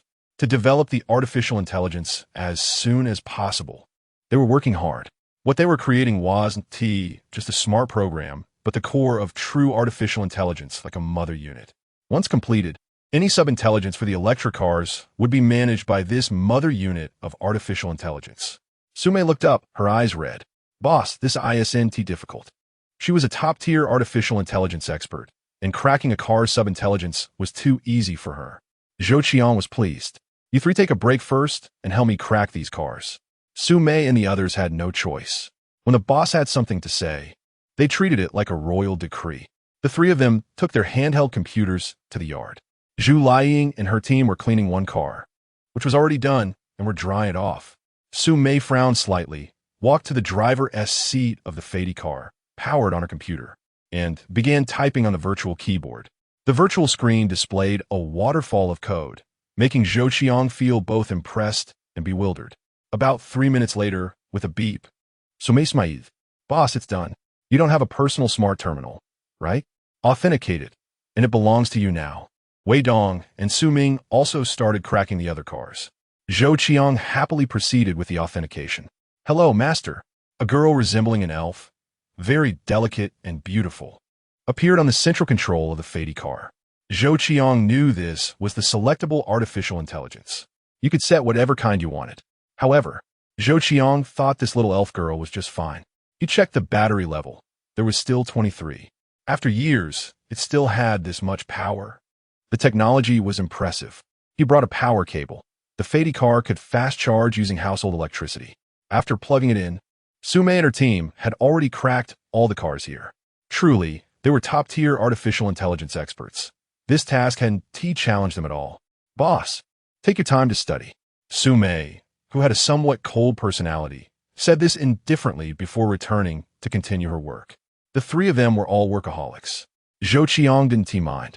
When Zhu Qiang and the others finished washing the cars, he eagerly tried each one. In just 5 minutes, the Fady car was fully charged. This charging speed, if brought to modern Earth, could revolutionize many industries. Coupled with its powerful range, it could almost declare the death sentence for oil. After confirming that each car was usable, Zhou Qiang stored all of them back into the storage space. Now it was time to focus on serious business. Zhou Qiang returned to his room, closed the door, and immediately appeared in the apocalypse. Stepping out of the residential building, Zhou Qiang took the Fady car out of the storage space.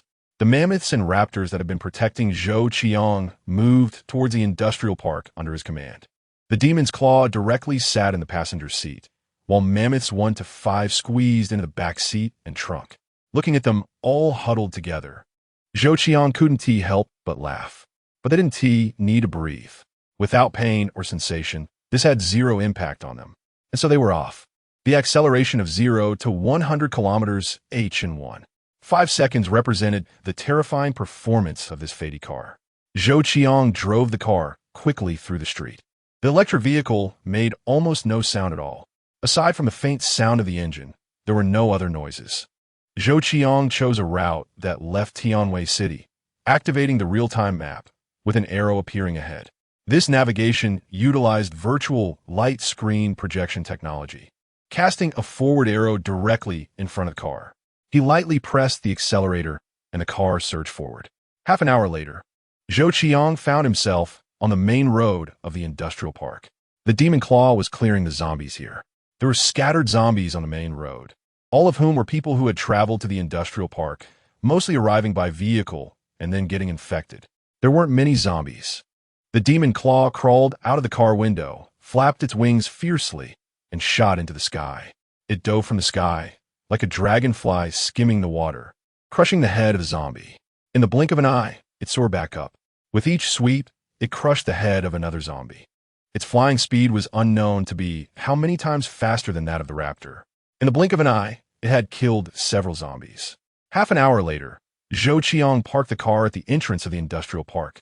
Here, dozens of armored mammoths were already present. The entrance was filled with the bodies of zombies killed by these mammoths. Zhou Qiang took a glance, finding it a gruesome sight. Under the violent blows of the mammoths' battle axes, most had been reduced to parts. Hundreds of mammoths and raptors had been hunting here, and in a few days, they had nearly completed the cleanup task. Next, Zhou Qiang would shift his focus to the industrial park. Currently, the manufacturing points Zhou Qiang had accumulated had surpassed 130,000. The special talent fragments had also reached over 100. There were plenty of mammoth and raptor fragments. The fragments of special first-tier mutated zombies had once again reached 7 pieces. He was not far from recreating a second special first-tier mutated zombie. The power of the Demon Claw made Zhou Qiang aware that the special first-tier mutated zombie should be the pinnacle existence among first-tier zombies. Hellhound fragments. 3. Looking at these 3 hellhound fragments was an unexpected delight. Surprisingly, there were 2 hellhounds in this industrial park. While there were many hellhounds in the city, they were scattered throughout, making it difficult to encounter them. Zhou Qiang's temporary residence was a building behind the entrance of the industrial park. Dozens of raptors had searched every room and area of this building, clearing out all the zombies. It was very safe. Chapter 55. Trading bread for information the next day. After enjoying a breakfast, Zhou Qiang was transported to the apocalypse. The mammoths and raptors had hunted throughout the night, and there were basically no zombie corpses left in the industrial park. Zhou Qiang looked up at the rising sun, walked to the car, and the mammoth bodyguards won too. And 3 got in.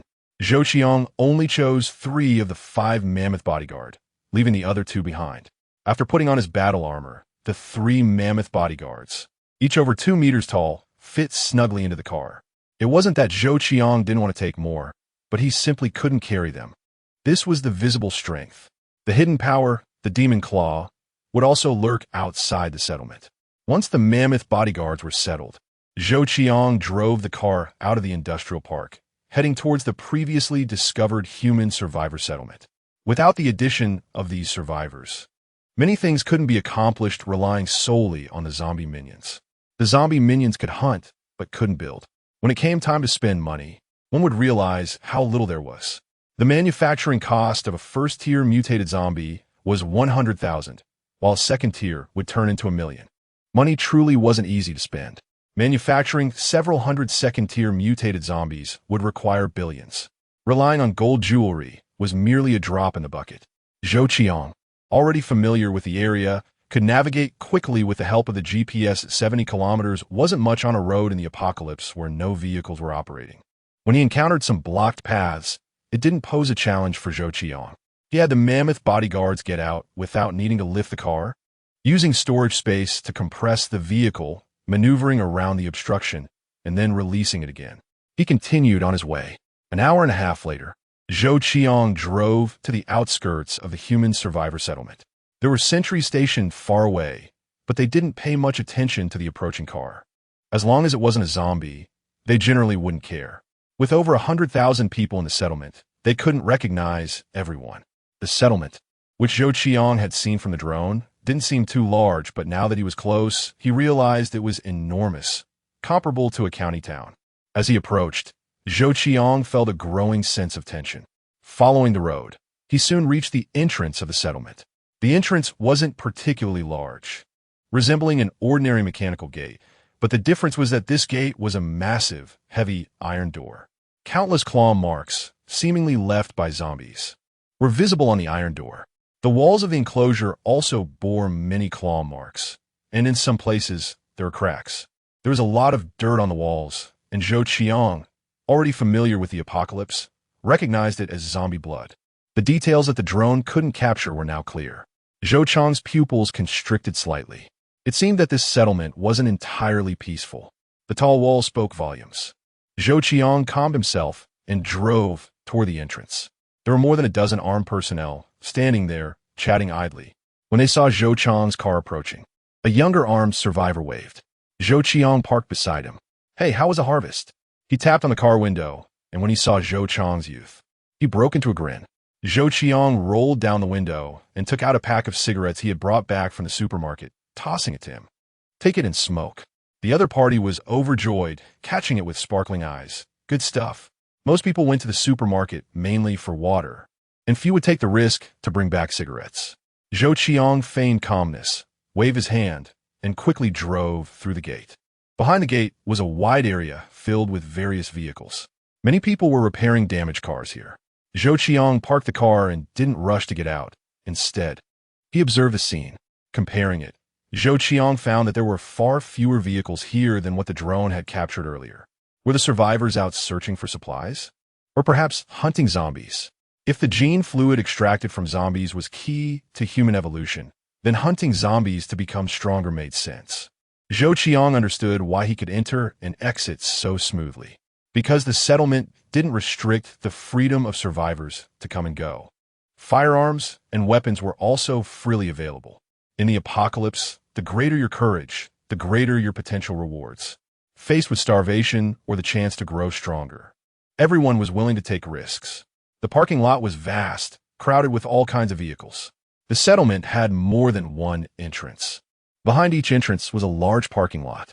Outside the parking lot, Zhou Qiang saw many survivors gathered around the barbed wire. They were gaunt and dressed in tattered clothes, some even in rags. On their faces, only numbness could be seen. Their eyes were hollow and colorless. These people all stared longingly at the parking lot. their eyes filled with a glimmer of hope and desire. In despair, this was their most common expression. The food in the settlement was minimal, a small bowl of thin porridge each day, not enough to hold up chopsticks. To get more, they needed to find their own solutions. This was the apocalypse. Outside was filled with zombies. It wasn't as simple as daring to go out and finding food. As Zhou Qiang walked by, he could see that everything edible around the settlement had been completely scavenged, from grass roots to various plant tubers. If they hadn't even eaten these, one could imagine the despair. I need to recruit 10 bait. At that moment, someone from a team stepped out and shouted towards the people outside the barbed wire. Instantly, these numb individuals erupted in excitement. One by one, they raised their hands and shouted, hoping to be chosen. You, and you, and you. The person selected 10 who were somewhat stronger. The selected individuals showed ecstatic expressions, while those not chosen had ashen faces. Led by this person, the 10 went to the convoy. They were given a few steamed buns and a portion of clean water. Such simple food, yet they devoured it ravenously, as if it were a delicacy. Once they were full, they were all herded onto the back of a pickup truck. The term bait was clearly not a good one. Sitting in the back, their faces once again fell into despair and numbness. Becoming bait was a life-or-death situation. If they were lucky, they might survive for a while, ensuring they wouldn't go hungry. The convoy soon departed. Zhou Qiang wasn't in a hurry to recruit personnel. This trip was still about understanding gene evolution. After getting out of the car, the 3 mammoth bodyguards followed him. Their size and the battle armor they wore drew everyone's attention the moment they got out. It was simply because the battle armor was too eye-catching, and the height of the mammoth bodyguards, standing over 2 meters tall, made them stand out in the crowd, making it hard not to notice them. This was still a full-size SUV. Otherwise, it really wouldn't fit these 3. Zhou Qiang led the mammoth bodyguards, striding out of the parking lot. The parking lot was protected by barbed wire, and outside was a seemingly endless expanse of various tents, wooden houses, and metal shacks. A few ambitious individuals had gathered some building materials to erect ugly little houses. These structures stretched far and wide, filling the mountains and valleys. They can't even fill their stomachs, and in this apocalypse, they're almost despairingly waiting to die, with death looming. Who has the energy to fuss over their shelter? Zhou Qiang glanced at the people surrounding the barbed wire. The most notable feature was their dry, cracked lips. This was caused by long-term water scarcity. The rivers in the apocalypse are all polluted, and even the groundwater is the same. Drinkable water needs to be purified. With these restrictions, water resources are the most precious commodity in the apocalypse. Come here. Zhou Qiang stood at the entrance of the parking lot, casually pointing at a disheveled person with a dirty face. If it weren't for her women's clothing, Zhou Qiang wouldn't have been able to tell if she was male or female. Her clothes were very old and somewhat loose. At first glance, she looked like a beggar. The person was stunned for a moment, but still approached with fear and anxiety. Zhou Qiang was well-dressed, his face glowing, accompanied by 3 towering subordinates, clearly a high-ranking figure. His words here were no different from an imperial decree. No one among the crowd dared to approach Zhou Qiang. They all looked at him with fear. The power structure in the settlement resembled that of an ancient emperor. Their lives were not much more valuable than ants. The high-ranking figures could kill them like chickens. No one dared to provoke such a powerful person. The individual nervously stood in front of Zhou Qiang. Their eyes still showed some spirit. Zhou Qiang smiled with satisfaction. The reason he chose her was mainly because her eyes were somewhat large, containing colors that others did not have. Zhou Qiang waved his hand. Mammoth 1 approached and handed a bag to Zhou Qiang. Zhou Qiang took out a piece of bread and a small bottle of mineral water from inside and offered them to her. Instantly, Zhou Qiang could see her throat moving desperately, a sign of swallowing. Her eyes revealed a deep longing. This was bread and water, a rare food in the settlement. I need to know some information. Tell me, this is yours. Chapter 56. My dual gene evolution. Half an hour later, Zhou Qiang finally understood the situation in the settlement. The reason he approached this emaciated lower-class woman for information was that she could keep secrets. If he had asked someone prominent, they would definitely suspect his motives. However, these lower-class individuals would not. He handed the woman some bread and water and watched her devour it ravenously. She finished a piece of bread and a bottle of water in one go. The woman's account was clear and logical, indicating she had received a decent education. It was fortuitous. After a moment of hesitation, Zhou Qiang decided to give her a few more bottles of water and some pieces of bread. The rest was up to her fate. Zhou Qiang was not a saint and certainly did not have a compassionate heart. With over 100,000 people in the settlement, hardly anyone could eat and drink their fill. He couldn't help them at this moment. It wasn't a matter of food and water. It was a matter of power. The power dynamics in the settlement were complex. If he dared to stir things up, those who had clawed their way to the top in the bloody chaos would not easily allow Zhou Qiang to act recklessly in the settlement. There was no order here, only force. Zhou Qiang did not want to expose the current state of the settlement. He needed to possess greater strength before he could come and take over the settlement. As for giving this woman precious food and water, ridiculous. To the survivors, it was valuable, but to Zhou Qiang, a few dollars worth of bread and a bottle of mineral water were nothing. After speaking, Zhou Qiang left with his mammoth bodyguard. The woman stood there, dazed, watching the direction Zhou Qiang had left, her expression filled with hesitation and complexity. As the apocalypse descended, humanity initially fell into chaos. All anyone could do was flee for their lives. Gradually, survivors gathered together, forming what is now the settlement. Surrounded by zombies, there was nowhere to escape in the early days. A safe settlement with other humans was undoubtedly the most attractive option. The people from the entire Tianwei City urban area gradually learned about this place through various means of communication. In the early days of the apocalypse, there was still a guarantee of electricity and the existence of satellites, making communication feasible. Groups of 3 to 5 people, or even hundreds, all tried their best to escape to this place. After several years, the area centered around Tianwei City actually developed 4 settlements. The 4 settlements were similar in population and were named according to their cardinal directions: east, south, west, and north. The one Zhou Qiang was in was the West City.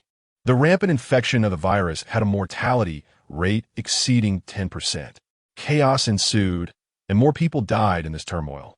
The panic of facing zombies in the early days meant that only a few managed to escape the city.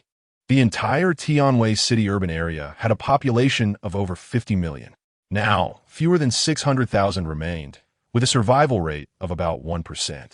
The 4 human survivor settlements were merely a microcosm of the apocalypse. In fact, the whole world is currently made up of scattered settlements, serving as refuges for humanity. In the absence of order, the power structure has long since disappeared, with each settlement governing itself. Driven by ambition, power constantly shifts among each settlement. Everyone wants to be the one who rules the settlement. Those with strength see their settlements enter a period of great development, while those without strong leaders are disorganized and chaotic. Death plays out every day. It is certain that in the coming years, humanity will gradually grow stronger, leading to the merging of settlements. Stronger powers will be established.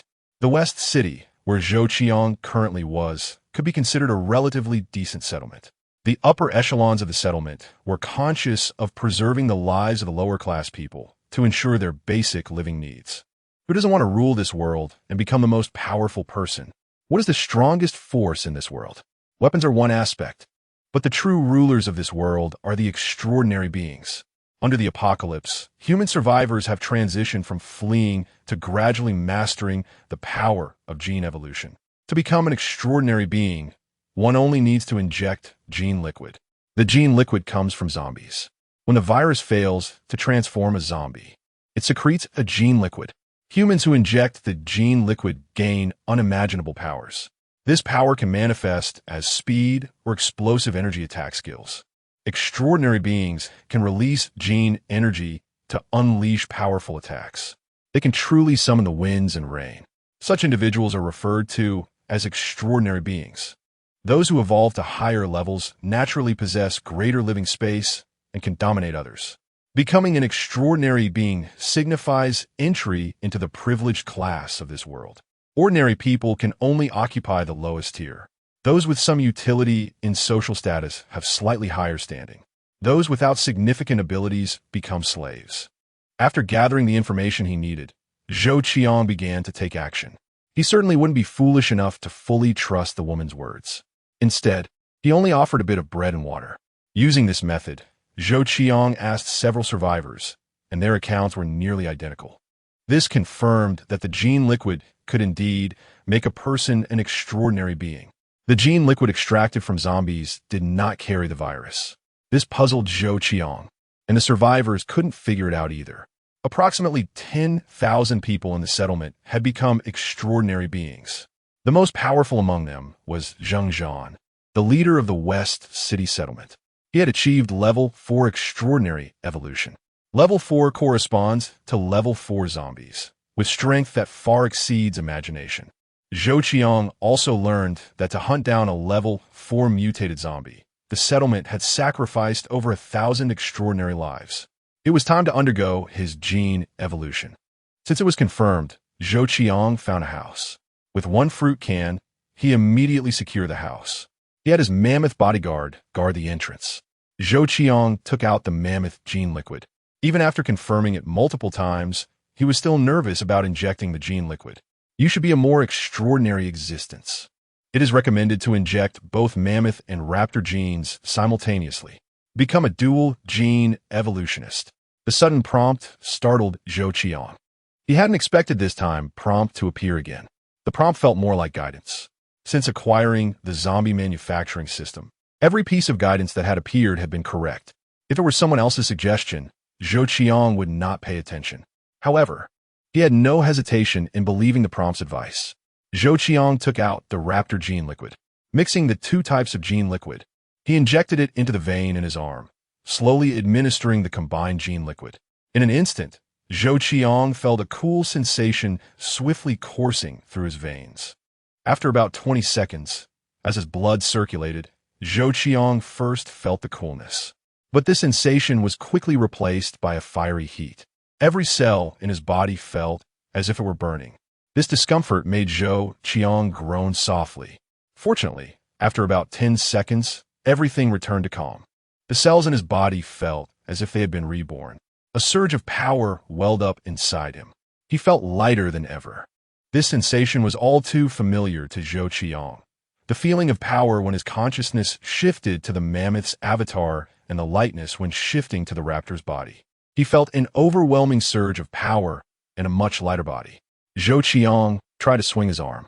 Power seemed to surge from every cell, then converged in his swinging arm, causing the entire arm to turn red. Before Zhou Qiang could comprehend what was happening, this red arm shot out a beam of red energy. Boom! The wall of the house where Zhou Qiang was staying was made of bricks. Yet the energy beam instantly shattered the bricks, turning them into debris. A hole big enough for a person to pass through appeared in the wall. Is this the energy strike of a transcendent? Zhou Qiang was stunned. He had heard that a first-level transcendent could use such an incredible skill, which was named Energy Strike. The power of the energy strike would depend on the individual's genetic evolution strength. The higher the level, the greater the striking power. Generally speaking, transcendent beings could only evolve in one direction, either as a power-based transcendent or a speed-based transcendent. Dual gene evolution was exceedingly rare. In fact, many had tried injecting two types of genes together, but almost all who attempted died. Those who survived and succeeded were extremely few, akin to winning a 5 million lottery. Zhou Qiang only dared to try boldly after hearing the prompt. Listening to the system was indeed the right choice.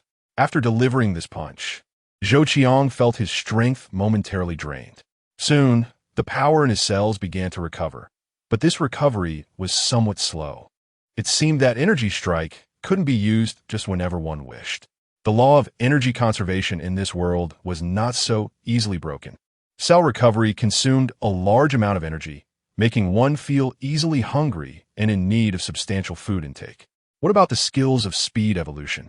From the information Zhou Qiang gathered, speed-evolved transcendent beings possessed the first skill, Gale. Zhou Qiang stepped out through the hole. The next moment, he began to sprint. His incredibly light body made him feel that even if he were on the track with the world champion sprinter, he might not lose to him. In fact, he might even surpass him slightly. Accelerate, accelerate. Zhou Qiang began to exert force. Instantly, a faint blue aura surged from his legs. But the emergence of this blue aura connected a power through his legs. allowing Zhou Qiang to unleash an abnormal speed. It was as if a car suddenly engaged its turbocharger while driving, gaining immense propulsion. This force increased Zhou Qiang's speed by 50%. This was the skill gale of speed gene evolutionists. The exhilarating sprint felt even more intense than when he was in the presence of a sprinter. After all, this was truly his own power, far from what could be achieved through a sprinter's clone. With the enhancement of Gale, Zhou Qiang ran with great exhilaration. However, since this was a settlement, Zhou Qiang didn't get carried away. He jogged a bit and returned to the side of the mammoth bodyguards. Feeling the changes in his body, Zhou Qiang smiled. Now he was a transcendent too. If nothing unexpected happened, Zhou Qiang had a significant advantage. It was very difficult for survivors to obtain a vial of gene liquid. There were too many zombies in the city. They could not venture deep inside to hunt. But Zhou Qiang did not have such restrictions. With the zombie manufacturing system, he had a group of zombie minions. With sheer numbers, he could overwhelm high-level zombies. Having become a transcendent, not only had his hearing sharpened, but his perception had also become keen. Zhou Qiang felt that now he could punch through a bull. An unprecedented sense of power filled his body. Zhou Qiang lifted his shirt. Previously, he had almost no muscle, but now it was different. Lifting his shirt revealed 8-pack abs. Genetic modification had made Zhou Qiang's body incredibly robust. Zhou Qiang was certainly not satisfied with this. He took out the gene liquid of the crawler from his storage space. It is recommended to mix the hellhound gene with the side zombie gene, along with half of the crawler gene. The prompt sounded again. Zhou Qiang had the hellhound and crawler genes, but he did not have the side zombie gene. This meant that to evolve into a second-level transcendent, Zhou Qiang was missing a gene liquid. As a dual gene evolver, his path to evolution was more challenging and required more caution. Injecting different gene liquids also carried certain risks. And since everyone's situation was different, there was really no reference value. Dual gene evolvers were strong, but they also had significant limitations. Right now, if it weren't for the prompt, Zhou Qiang's evolution path would have been disrupted. Since he lacked the side zombie gene liquid, Zhou Qiang had to stop. He did not force it. Being able to become a transcendent made Zhou Qiang very happy. Let's go. At that moment, Zhou Qiang left with the mammoth bodyguards. There was a mercenary market in the western settlement. Although it was called a mercenary market, Zhou Qiang preferred to call it a slave market, because the people here were essentially selling all of themselves. To survive, they had abandoned all dignity. They were betting their lives for tomorrow. In the apocalypse, finding a job was very difficult. The most direct way to get food was to sell one's life, acting as cannon fodder for the transcendent beings. Over the years, those who survived had become excellent warriors. Becoming a mercenary also provided a chance to become a transcendent. This was also the easiest way for ordinary people to rise to the ruling upper class. When Zhou Qiang arrived here, he saw a vast open space, with at least over 1,000 people present. It was noon now.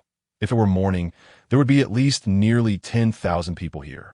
Countless teams would be selecting the people they needed. Over 1,000 people mostly sat in silence. In front of them was a piece of cardboard with their names and specialties written on it. Many had brought their own weapons, ranging from firearms to cold weapons. Although many looked ragged, their eyes glinted with fierce light, indicating they were not timid individuals. Timid people could not become mercenaries. Zhou Qiang's appearance immediately drew the attention of the crowd. Zhou Qiang's appearance was ordinary, and his clothing was not particularly flashy. What caught people's attention was actually the 3 tall and impressive bodyguards accompanying him. Thud, thud. The mammoth bodyguards walked heavily, creating a sense of weighty impact on the ground. Those who knew the score understood that this was due to their massive weight. The battle armor they wore was very heavy. Only a transcendent being could wear such heavy armor and still move freely. With 3 transcendent beings acting as bodyguards, Zhou Qiang's identity undoubtedly became more imposing in the eyes of the crowd. At this moment, several women dressed provocatively were flaunting themselves in front of Zhou Qiang, continuously throwing flirtatious glances at him. Chapter 57. Even the strongest, now only worth a bottle of water, it must be said that these women have put in a lot of effort to sell themselves. The clothes they wear can lure many men's souls. They have also done their makeup, making them look exquisite. Huh, Zhou Qiang sneered. He truly looked down on these people. However, he didn't mean to despise them. To survive, women's way of living in the apocalypse is primarily through their bodies. Zhou Qiang ignored them and walked past. Accompanied by his mammoth bodyguards, Zhou Qiang moved through the area. At first, people were curious about Zhou Qiang, but they quickly returned to their usual selves. There were plenty of extraordinary beings in the settlement, just as there were strong ones. There was no need to make a fuss. Many extraordinary beings would come to the mercenary market to select some manpower. A bit of food and water could buy a lot of people willing to risk their lives. They were only curious about the battle armor worn by Zhou Qiang's 3 extraordinary bodyguards. Wuan, a mercenary. Zhou Qiang glanced at the middle-aged man in front of him wearing glasses. He didn't look well. One of his glasses was cracked, yet he still wore it. In the apocalypse, he probably couldn't get a replacement. In front of him lay a long knife, polished to a shine. A shield pieced together with wooden boards bore numerous claw marks. It was obvious he had fought with zombies. Wuan had only one name, with no other introduction. Which school did you graduate from? What industry did you work in? Zhou Qiang curiously asked. A glint flashed in Wu An's eyes as he looked at the fair-skinned Zhou Qiang, who seemed to have scarcely seen the sun. Such a person was rare in the settlement. However, the 3 bodyguards Zhou Qiang brought were indeed intimidating. PhD from Beijing University, previously an analyst at a securities company. Wu said calmly. Zhou Qiang was taken aback. Beijing University was the most prestigious school in Long Country. Those who graduated with a PhD were all talents. Moreover, being an analyst at a securities company was a high-status occupation. Wu smiled lightly and said, "Now it's the apocalypse. Degrees don't matter. If you have strength and aren't afraid of death, you can get food to eat. A degree can't be eaten. You need to be bold and willing to fight." Zhou Qiang nodded. It was indeed the case. A degree was of no help in killing zombies. In this apocalypse, your degree didn't matter. What was needed was your ability to hunt zombies and seize useful supplies from them. And this PhD had forcibly turned into a hunter. Zhou Qiang looked at Wuan, but shook his head slightly in his heart. Those who were once impressive had now fallen to the point of risking their lives for just a bun. His profession was useless in this apocalypse. What's the price? Zhou Qiang was curious about how much food they needed to sell their lives. Wu An's eyes lit up as he said, 1 bottle of water a day and 1 full meal. If I sell my life for 3 months and don't die, I'll become an extraordinary being. Look at that. This is a PhD from Beijing University, a person of stature before the apocalypse. Yet now, he would risk his life for just a bottle of water and a meal. This price is almost standard in the mercenary market.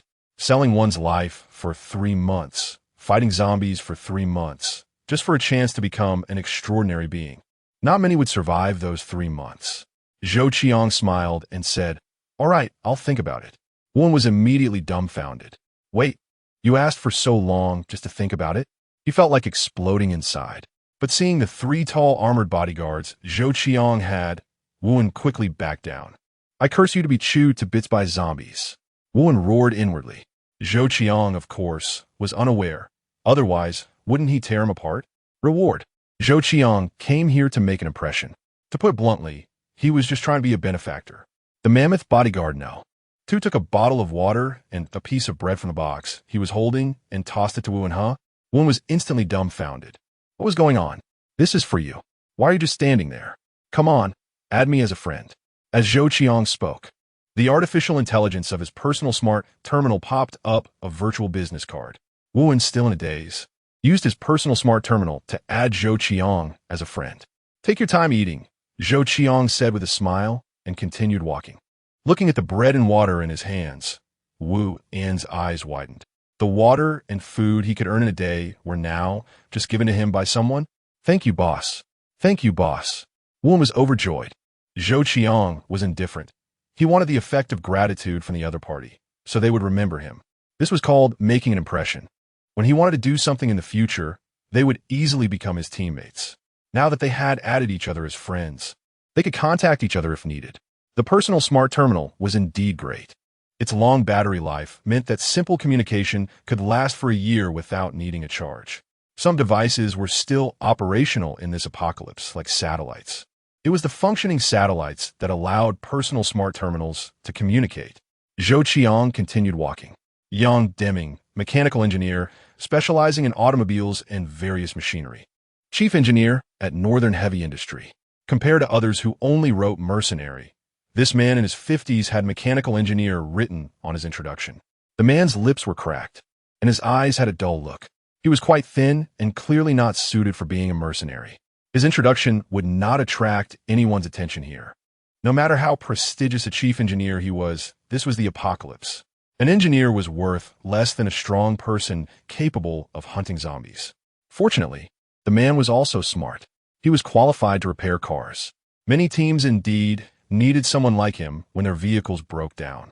Others were uninterested. But Zhou Qiang was very interested. Such a person was exactly what he was looking for. In the industrial park, there were several machinery factories.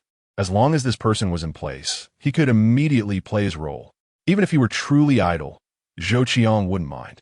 Northern Heavy Industry was famous, and a chief mechanical engineer could earn at least several million a year. The key was his social status. However, in the apocalypse, that meant nothing. Zhou Qiang sighed.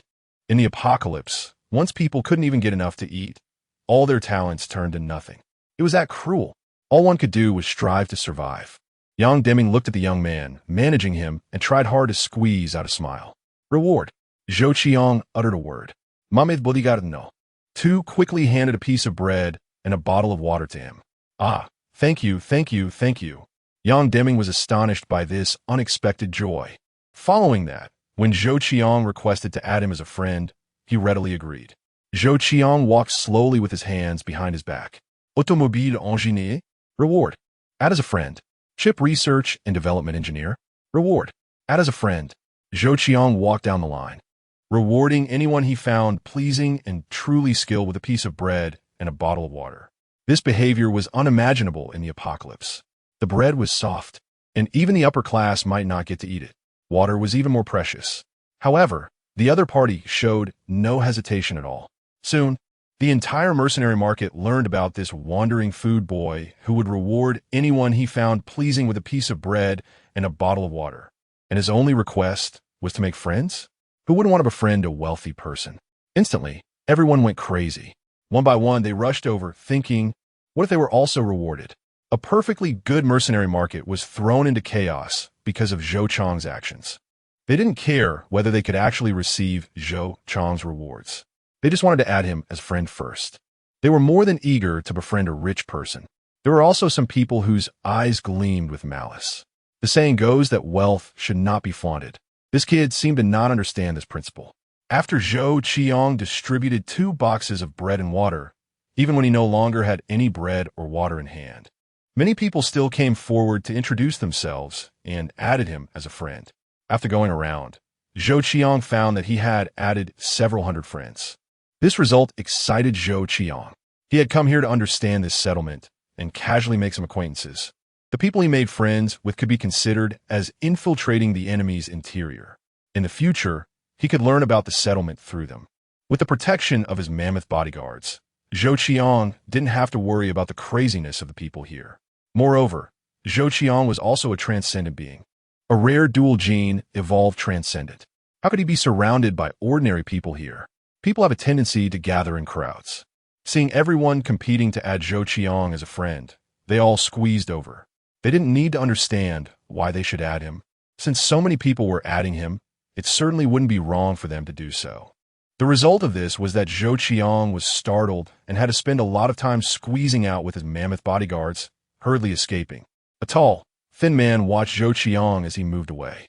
A hint of greed flashed in his eyes. He raised his hand and spoke into his personal smart terminal. Boss, the other party looks clean and has to have plenty of food and water. I'm following him now. Don't worry, he won't escape. Rest assured, boss, I've checked. He doesn't seem like a big shot from the upper echelons. Chapter 58. I created a welfare group. Zhou Qiang naturally had no idea he was being watched. At that moment, he was resting against a tree. He was not idle. With so many people added today, he needed to categorize them and then create a terminal group. The personal intelligent terminal had built-in social functions. Zhou Qiang was already quite adept at using the personal intelligent terminal. Xiaoxue, personal intelligent terminal AI, helped me create a chat group. The era of artificial intelligence was great. No matter what you wanted to do, You just needed a voice command. In fact, the personal intelligent terminal could be paired with a brainwave patch, allowing commands to be given directly through brainwaves without speaking. However, Zhou Qiang had not used this feature. Okay, the chat group has been created. Please name it. Xiaoxue. The AI utilized the virtual light screen function of the personal intelligent terminal to project the chat group. At the same time, her sprite-like figure appeared beside the chat group. Welfare group. Zhou Qiang's name was straightforward and simple. In the next moment, the chat group was renamed to Welfare Group. Pull all friends into the group. Zhou Qiang issued the command. The AI Xiaoxue executed it, and instantly, all 417 friends Zhou Qiang had added were pulled into the Welfare Group. Welfare Group? Who created this group? Who is randomly adding people? What welfare is there? If they could just give us a piece of bread, that would be enough. Otherwise, what kind of welfare group is this? I just want a bottle of water. I'm so thirsty, I don't want to say a word. Please, a bottle of water. I want a big bowl of rice. I haven't eaten meat in a long time. Please provide welfare. The newcomers didn't care about what this welfare group was about. They just started chatting. Various requests almost filled the screen. The group chat function on the personal intelligent terminal was very powerful. Whenever someone spoke, a small figure representing that person would appear next to their name. This made it easy to see what the other person looked like. The newcomers did not leave the group immediately. After all, they were curious about the nature of this group. The group owner seems to be the bread delivery guy. It really is. You're so handsome, group owner. I'd be willing to be your woman. Any position is fine. Shameless upstairs, the group owner can totally ignore me. You two bimbos. Group owner. If you don't mind men, I don't mind anything. So it turned out to be the bread delivery guy. The members of the group confirmed Zhou Qiang's identity. The bread and water that Zhou Qiang had distributed today unconsciously established his image. This was the kindness of a generous heart, especially considering the group's name was Welfare Group. Everyone was excited. Group owner, are there really benefits? One piece of bread and one bottle of water for each person? If the group owner really sends it, I'm willing to accompany the group owner for a week. The one upstairs is so ugly. Do you think the group owner would be interested in you? Everyone, be quiet. The group owner likes someone like me. Zhou Qiang looked at the continuous stream of messages and felt a sense of disbelief. He saw them in the mercenary market, lifeless. Many people had despair written on their faces. Who would have thought that in this group? They were all lively and quite flirtatious. It seemed that people were like this. No matter how cruel reality was, they would still seek a bit of joy here. Zhou Qiang glanced and typed a message. You all must be in many groups, right? As soon as Zhou Qiang spoke, the group erupted again. Of course, we are in many groups. Group owner. There are all kinds of strange ones. There's a mercenary group. There's a tactical group for dealing with zombies. I joined an information sharing group. I'm in a water ecology research group. I joined a weapon research group. What do you count as? I'm in an extraordinary group. I have a palm group. A bottle of water can cover the night. The group responded with enthusiasm. At first, Zhou Qiang did not understand what the palm group meant, but upon seeing that a bottle of water could cover the night, he suddenly realized, in the apocalypse, it was a world without order. Nothing was illegal. It was all about who had the strongest fist and who was ruthless. As women, they were certainly in a vulnerable position. They could only rely on their bodies to earn some food and drink. Zhou Qiang shook his head. This was the nature of the apocalypse. It wasn't their fault. He then muted the group. Everyone, I'm very happy to meet you today. Since this is a welfare group, there will definitely be benefits. I have decided to issue red envelopes here every day. Anyone who grabs one will receive bread and water, and even other food. Zhou Qiang sent out the message and then unmuted the group. Zhou Qiang's message caused another uproar in the group. Group owner, is there really such a good thing? Will there really be bread and water? Is the group owner trying to fool us? Everyone calm down. There are 1 TB pies falling from the sky. I suspect the group owner's intentions aren't pure. Sometimes in the apocalypse, a person's life isn't worth a bottle of water. Would the group owner be so kind? No good deed goes unpunished. Be careful not to be deceived. I believe in the group owner. Why don't you send me a red envelope welfare right now? Among the 417 people who joined the group, many remained skeptical. This day wouldn't just drop pies. Such precious water and food. Would they just be given away for free? Whether to believe it, everyone would know by tomorrow. When I send out the red envelopes, I will create a separate group for those who grab them and tell them where I've placed the food and water. After sending these 2 sentences, Zhou Qiang closed the group chat. He wanted them to believe not just through words, but through action. The purpose of this group was to stir their atmosphere and make them lively. The goal was simple, to build good relationships. In fact, with food, he needed to worry about them not coming to him. But for now, Zhou Qiang didn't need them. By using this group and the occasional welfare, he aimed to bring them together. This group was like a breakthrough point. It could also be seen as Zhou Qiang's way of infiltrating the community. Through the group and these internal members, Zhou Qiang could naturally get a clear understanding of the entire community. These people would become Zhou Qiang's eyes. Any movement or change could be immediately known through this group. Not only that, but through the group, he could also better understand these people. He could determine who could be useful and who could not. Another goal of Zhou Qiang was to use this group to help these people connect with more useful individuals and then bring them into this group. Anyone who could join the group was genuinely talented. Losing even one such person would be a loss. Zhou Qiang closed the group, but the information in the welfare group kept appearing. What do you think the group owner really is? 2 boxes of bread and 2 boxes of water today. That is quite a sum. What a spendthrift, giving away a month's worth of food and water just like that. Do you think what the group owner said earlier is true? Did you see the 3 bodyguards the group owner had? I got close today and felt a shiver. It gave me a strong pressure. They're definitely extraordinary. The group owner's strength is unfathomable. Could it be that there is another boss in the settlement?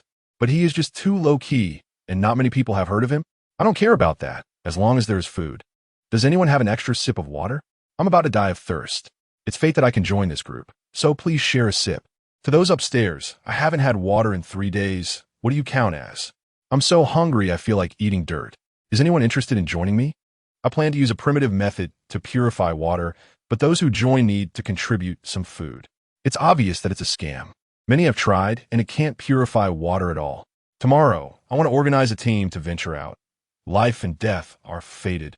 Wealth and nobility are determined by heaven. Any gains will definitely be shared equally among all team members. Who want to join? I will also organize a team. Message me if you're interested. The group chat is lively. The discussion about Zhou Qiang quickly shifts to their individual needs. After all, most of them are hungry. While the chat is cheerful, the reality is that they are enduring hunger and thirst. Zhou Qiang appears in the parking lot with 3 bodyguards. The day's objectives have been achieved, and there is no need to stay here any longer. It's only 3 in the afternoon. There is plenty of time to return to the industrial park. The gain from this trip is that he has become an extraordinary person. He drives away from the settlement. The armed soldiers here do not stop him. Almost a minute after Zhou Qiang leaves, 2 modified electric trucks also roar away from the settlement. Chapter 59. A house full of raging beasts. Zhou Qiang was quite satisfied with the gains from this trip. The benefits of establishing this group were numerous. In fact, at this moment, many private messages were coming into Zhou Qiang's personal smart terminal. He glanced at them, and almost all were from women. A virtual light screen popped up beside Zhou Qiang, not affecting his driving, but able to display the contents. What the hell? After Zhou Qiang finished reading, his eyes widened. Each woman sent him seductive videos of their performances. Some, although not particularly pretty, had figures that were absolutely stunning. These videos were definitely top-notch. With artificial intelligence, creating selfie videos that looked like blockbuster films was incredibly easy. The AI could even help with editing. For those with somewhat decent faces, the videos turned out to be spectacular. There were some in bathrooms, some in the wild, and some on beds. What the heck? Why are they sending me these? Trying to tempt me? Cough. I'm definitely a serious person. Zhou Qiang stared at them for a few more glances, even feeling a bit tempted. Fortunately, the car was being driven by AI, so Zhou Qiang could afford to be distracted. Zhou Qiang was well aware of the intentions of these women. Boss, as long as you provide me with food and drink, I am willing to stay with you for a lifetime. 1 bottle of water, and I can be at your service for 3 hours. Boss, I've been trained. My skills will definitely blow you away. Boss, I just need a can, and I will be yours for the entire day. Various soft and charming voices flooded in, definitely leading one's imagination astray. Some are even more direct. How could someone as serious as me have any thoughts? Heh, Xiaoxue, turn this off. Zhou Qiang chuckled. Was he really that casual? Besides this, There were some private messages just to get familiar, and some were directly asking for food and drink, all sorts of sob stories. Zhou Qiang didn't have the saintly compassion to pay them any mind. He wasn't sure who the truly useful ones were. The SUV sped steadily down the highway. One had to admit, artificial intelligence was indeed impressive. With it applied to cars, true autonomous driving was achieved. The modern Earth's autonomous driving was a joke in comparison. Zhou Qiang even reclined his seat and rested his hands behind his head, feeling really good. All he had to do was appreciate the scenery along the way. Squeak! Just then, a sudden voice echoed in Zhou Qiang's mind. His brows furrowed. He traced the source and found it was the Demon Claw. The Demon Claw had been lurking outside the settlement and had followed him after he left. However, Zhou Qiang's car was in the light, while the Demon Claw was in the shadows, responsible for vigilance and early warning. Now it had sent out a signal, and it was obvious that something was up. Since the car was being driven by AI, Zhou Qiang didn't have to worry about it going off course. He decisively transferred his consciousness to the Demon Claw. In an instant, the Demon Claw became Zhou Qiang's avatar. At that moment, Zhou Qiang's perspective shifted to the trees flying alongside the highway. The scenery flashed by in an instant. Zhou Qiang naturally waved his hand, which was the Demon Claw's wing. Whoosh! The feeling of flying swept Zhou Qiang through the woods. When in flight, he could easily dodge just by shifting his thoughts. Zhou Qiang didn't take the time to enjoy the sensation of weaving between the trees. Instead, he focused his gaze on the roadside. 2 electric trucks were speeding along. On them were over 20 armed individuals, equipped not only with firearms but also cold weapons. Some even carried shields. Zhou Qiang looked further ahead, and a few hundred meters ahead was his SUV. At this point, it was no longer the best time to leave the city in search of supplies. There was only one answer. The target was him. It seemed he had caught the attention of some interested parties back at the settlement. Zhou Qiang sneered. The next moment, he withdrew his consciousness from the Demon Claw. Instantly, his awareness returned to his body. Zhou Qiang looked through the rearview mirror and indeed saw their vehicles quickly closing in. I need to take manual control, Zhou Qiang said. Switching for you now. You can intervene in manual driving. The car's autonomous driving system responded. It didn't simply quit. The driver had to grip the steering wheel and press the accelerator for it to fully disengage. Zhou Qiang pressed down hard on the accelerator, and the SUV shot forward with even greater speed. To confirm whether they were indeed following him, Zhou Qiang checked the road ahead and found an intersection leading to a village. Without hesitation, he turned the steering wheel, and the car entered the village road. Moments later, Zhou Qiang noticed they had indeed followed him. This was getting interesting. Zhou Qiang licked his lips, feeling a bit nervous. Over 20 of them were armed. It looked like there would also be some extraordinary individuals among them. Given Zhou Qiang's current strength, this situation would definitely lead to capture. Especially now that he had entered the village road, there was no escape route left except for the village. Zhou Qiang was now like someone who had walked into a dead end. The people behind seemed to sense this too, all wearing smiles. In their eyes, Zhou Qiang was undoubtedly a fool. If he tried to escape, it wouldn't be easy for them to catch him on the main road. Yet they had chosen to charge into the village. This was practically asking for death. Brothers, catch him and force him to hand over food. At the very least, make him call someone to bring food to trade for him, the burly leader shouted. The rest of the group cheered and howled. They were all fugitives who no longer cared about laws or morals. In the apocalypse, those two concepts were a joke. Was Zhou Qiang looking for death? Of course not.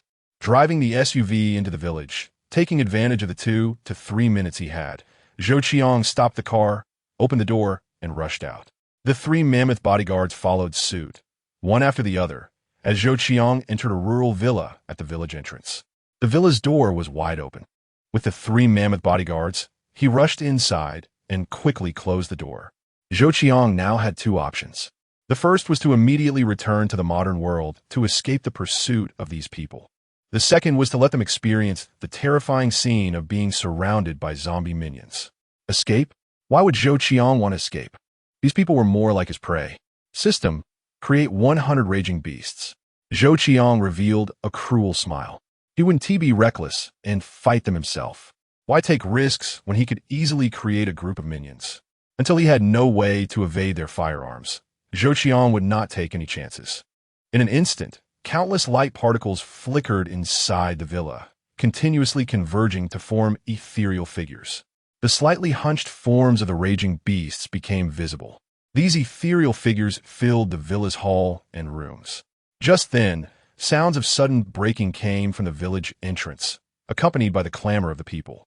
They jumped down from the trucks, each gripping their weapons with experience, while those carrying riot shields took the lead, crouching low to protect their vital areas. Soon, they charged into the villa's courtyard. Over 20 people, filled with murderous intent. At the forefront was a burly man carrying a giant shield made of alloy, which could perfectly conceal him behind it. He held a tang knife in his hand, its sharpened blade emitting a chilling white light. His name was Wu Li, a well-known extraordinary being in the settlement. His team was famous for their ferocity in battle. Even more notorious were their black-on-black tactics. "Kid, you can't escape now." Wu Li shouta. Inside the villa, Zhou Qiang heard the shout and sneered. "Can't escape? We'll see who escapes later." The particles of light before him vanished, and 100 raptors were created. They filled the hall and the stairs, even crowding into several rooms. Over 100 raptors stood shoulder to shoulder, packed tightly together. Their dry skin looked incredibly fierce at that moment. Leyland's abilities were impressive, and the large amount of gold sold had brought Zhou Qiang substantial funds. It was precisely because of this that he could produce 100 raptors in one go. Facing the survivors for the first time, Zhou Qiang did not dare to be careless. Enhance the raptors. During this time, he had accumulated 72 raptor shards. Zhou Qiang unreservedly enhanced 2 of the raptors to their complete forms. The complete raptors became different. Their claws grew longer, harder, and sharper, even shining with a metallic luster. It was clear that their power was astonishing. Their lower limb muscles bulged, filled with explosive strength.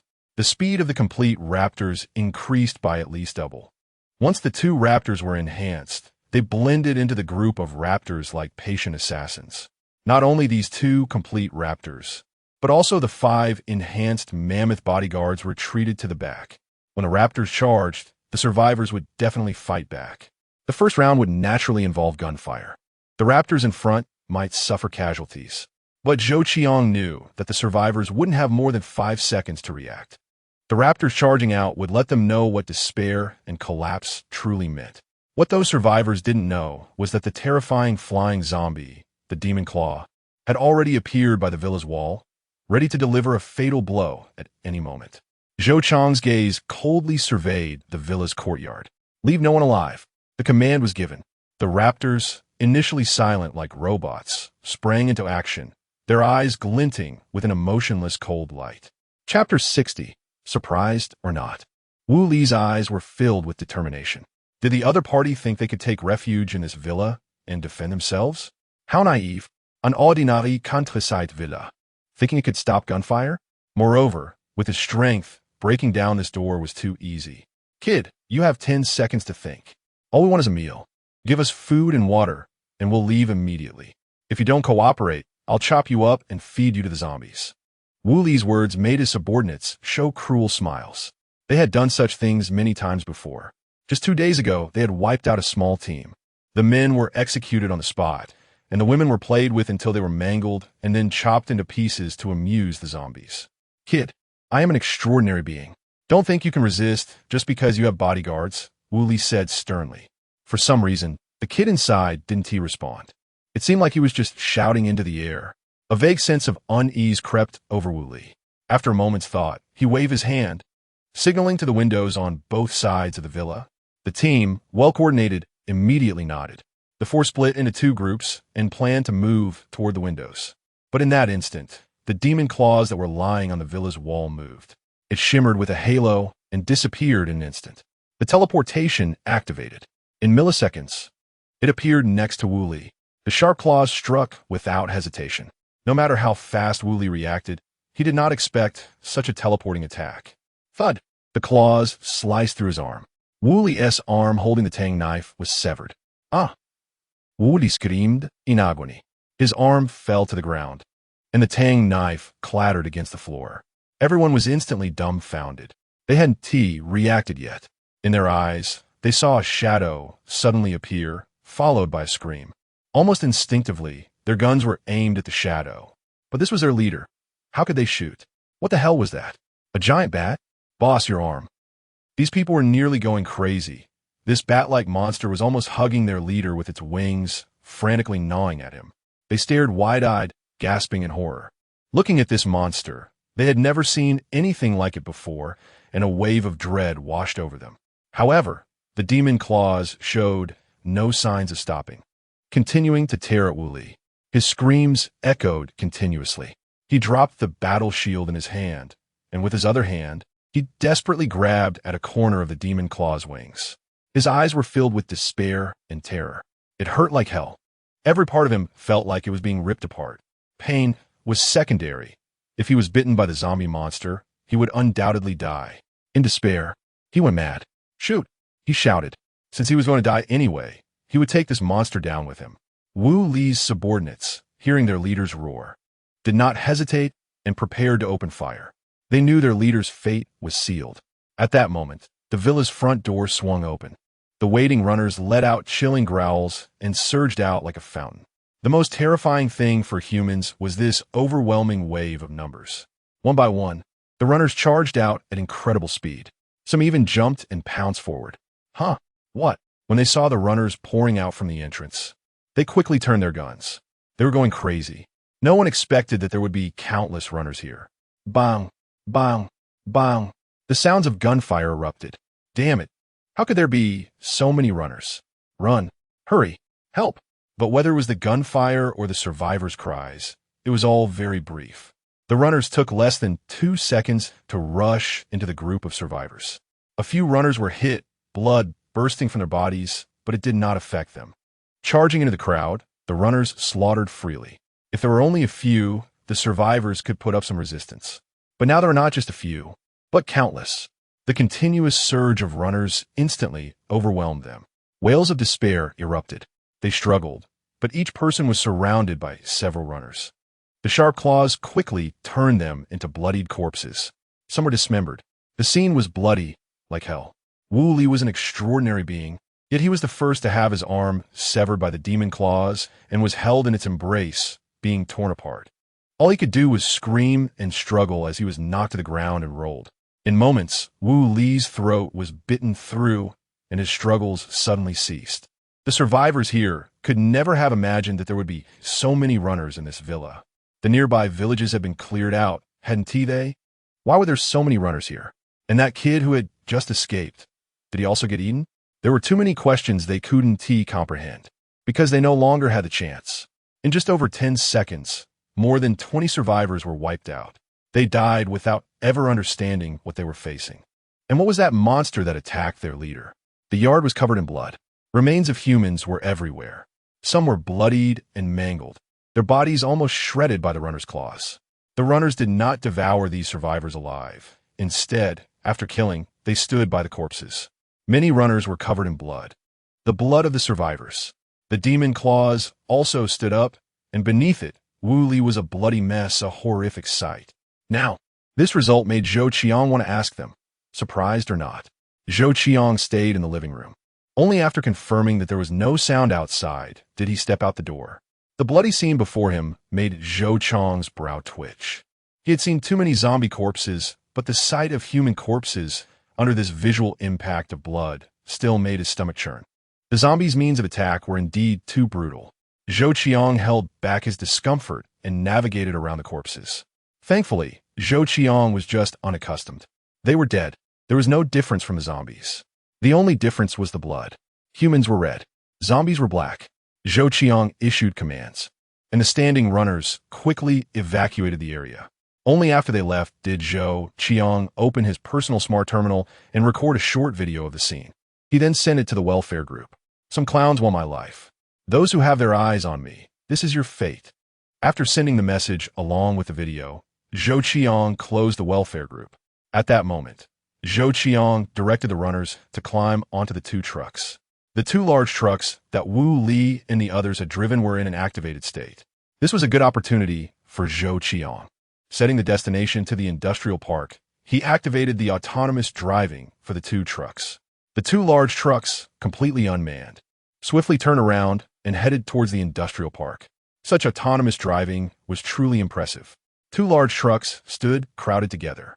If such a scene were seen by humans, it would probably shatter their worldview. Zhou Qiang got into the SUV and followed the trucks as they left. The welfare group. After Zhou Qiang sent out these messages and videos, it immediately caused an uproar. Looking at this bloody video, the people here weren't scared. Instead, they were filled with excitement. Hadn't they witnessed enough bloody scenes when the apocalypse first arrived? Countless people had turned into zombies, desperately biting. How many bloody scenes had they seen? Zhou Qiang's video was just a bit cruel, but it didn't scare them at all. On the contrary, many people watched with curiosity and interest. Who dared to target the group leader? TSK, look at these people, they really kicked a steel plate this time. The group leader's strength is too formidable. There were quite a few people in this team, and you see there are more than 20 corpses, yet they didn't expect to be wiped out. The group leader was mighty, effortlessly annihilating the enemy. Is this the world of the big shots? Does the group leader still need to cling to powerful allies? I would even be content being a mere leg hair, just to be included. I'm shocked. May I ask what level of extraordinary being the group leader is? The group leader is ruthless. The scene was a bloody mess, making it hard to identify who these people were. However, for those in the group, it became more of a casual chatting method. Many were too hungry to speak. They merely glanced at it and exited the group chat. Only those who were full had the leisure to analyze Zhou Qiang's intentions. The lively group found it hard to calm down. Their focus shifted to Zhou Qiang's identity. What the heck? I was eating noodles, and the group leader showed me this. I almost vomited up what I just ate. Shocked, there's actually hot noodles upstairs. Big shot. I hope you wouldn't mind if I went up to eat what you threw up again. It's disgusting upstairs. I should be the one to say that. Please let me have the noodles that you vomited. I've already been hungry for 3 days. Whoever mentions food to me, I'll get angry with them. I'm feeling weak all over, wondering if I can survive to see the sunrise tomorrow. It's getting dark, and I'm so scared. Is there anyone willing to keep me company? I don't dare to sleep alone. Forget it. After watching this video, I've lost my appetite, which saved me a day's worth of food. The group chat was filled with all kinds of conversations, continuously pouring out. Especially as someone specifically posted videos and pictures of meals, not knowing how many people were made envious. Damn it. They were so hungry that their stomachs were sticking to their backs. Chapter 61. The swift ones as scavengers in the chat group. Zhou Qiang completely ignored the messages. At this moment, the group had exploded with activity because of a small video he posted, driving all the way back to the industrial park before dark. Zhou Qiang didn't check the group messages. He parked the car and directed the hundreds of swift ones to get off the truck. The zombie minions had been waiting here for a long time. Zhou Qiang's return had them surrounding him protectively. He walked into the cleared factory. Some zombie minions stood guard outside, while more entered the factory. The factory was Zhou Qiang's temporary residence, and the zombie minions had from the dormitory building. The bedding was, of course, the new bedding Zhou Qiang brought from modern Earth. After arranging the zombie minions, Zhou Qiang didn't linger in the apocalypse and directly returned to modern Earth. In modern times, the lights were just coming on, and the street lights had lit up. Dinner was sumptuous. Zhou Qiang and her friends were, needless to say, excellent cooks. And the meals they prepared were as good as those from hotels, emphasizing color, aroma, and flavor. Zhou Qiang looked at the table full of dishes and immediately recorded a small video of himself eating. After finishing, he appeared back in the apocalypse and unceremoniously opened the benefits group to send out the video. Zhou Qiang wanted to create a strong impact on them, raising his own profile in the process. At the same time, this would also make him appear mysterious. I have a sentence of MMP that I don't know whether to say. The group leader actually eats so well, and the rest meat? Damn, that meat seems to be a fried pig trotter. I want to ask, am I the only one living in the apocalypse while the boss lives before the apocalypse? Why do I not even have steam buns, but the boss has fried pig trotters to eat? Boss, are you sure the pig you ate wasn't infected? I can guarantee that this pig is definitely infected. After the boss finishes eating, he will 100% be infected and turn into a zombie. I seem to see the cumin powder on the fried pig trotter, and my saliva has already soaked my clothes. Heaven is unfair. I have been hungry for 3 days, but some people are feasting. I have also been hungry for 3 days, and now I feel like I have been starving for a century. Seeing the boss's braised pork, my steamed bun suddenly doesn't taste good anymore. I thought having food and drink was already being superior. But after seeing the boss's life, I realized I live worse than pigs and dogs. It's terrifying. There's food and strength. I begged the boss to take me as a little brother. I'm willing to go through fire and water for the boss at just one word. Envy exploded on the spot. What do you mean by exploding on the spot? I am so envious that I am turning purple. After eating and drinking to his heart's content, Zhou Qiang took a shower. He didn't need to spend the night in the apocalypse. There was no need to be on edge. That feeling was refreshing. Sitting on the spacious bed in the modern Earth villa, listening to the sound of cars rushing outside the window, the city's hustle and bustle made him feel even quieter. Only now could Zhou Qiang fully relax and confirm the dual gene evolution in his body. What impressed Zhou Qiang the most were still the two skills he had comprehended. The qualitative change brought about by genetic evolution had indeed changed humanity.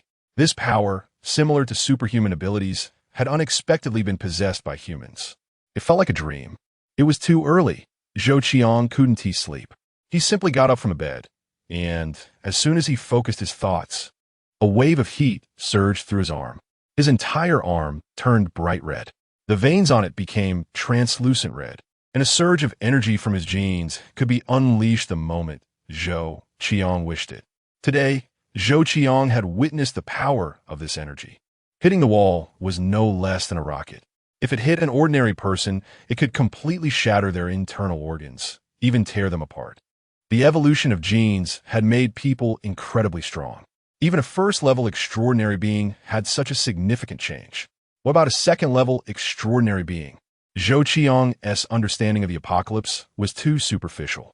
After crossing over, he had been active only in the city, dealing only with zombies. He only knew some relatively simple things. For example, the population of this world was 10 times that of modern Earth. The planet's area far exceeded that of Earth by several times. And then there was the technology that was decades ahead of Earth. Zhou Qiang really didn't know much about zombies. Just because he had a zombie manufacturing system didn't mean he understood zombies well. In fact, Zhou Qiang would only know what the next level of zombies looked like and what characteristics they had after unlocking them. The mammoth and swift ones were merely enhanced in strength and speed based on ordinary zombies. Unlike human extraordinary beings, they didn't possess supernatural abilities.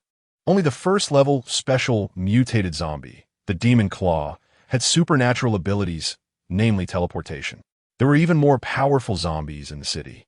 He didn't know what abilities they had.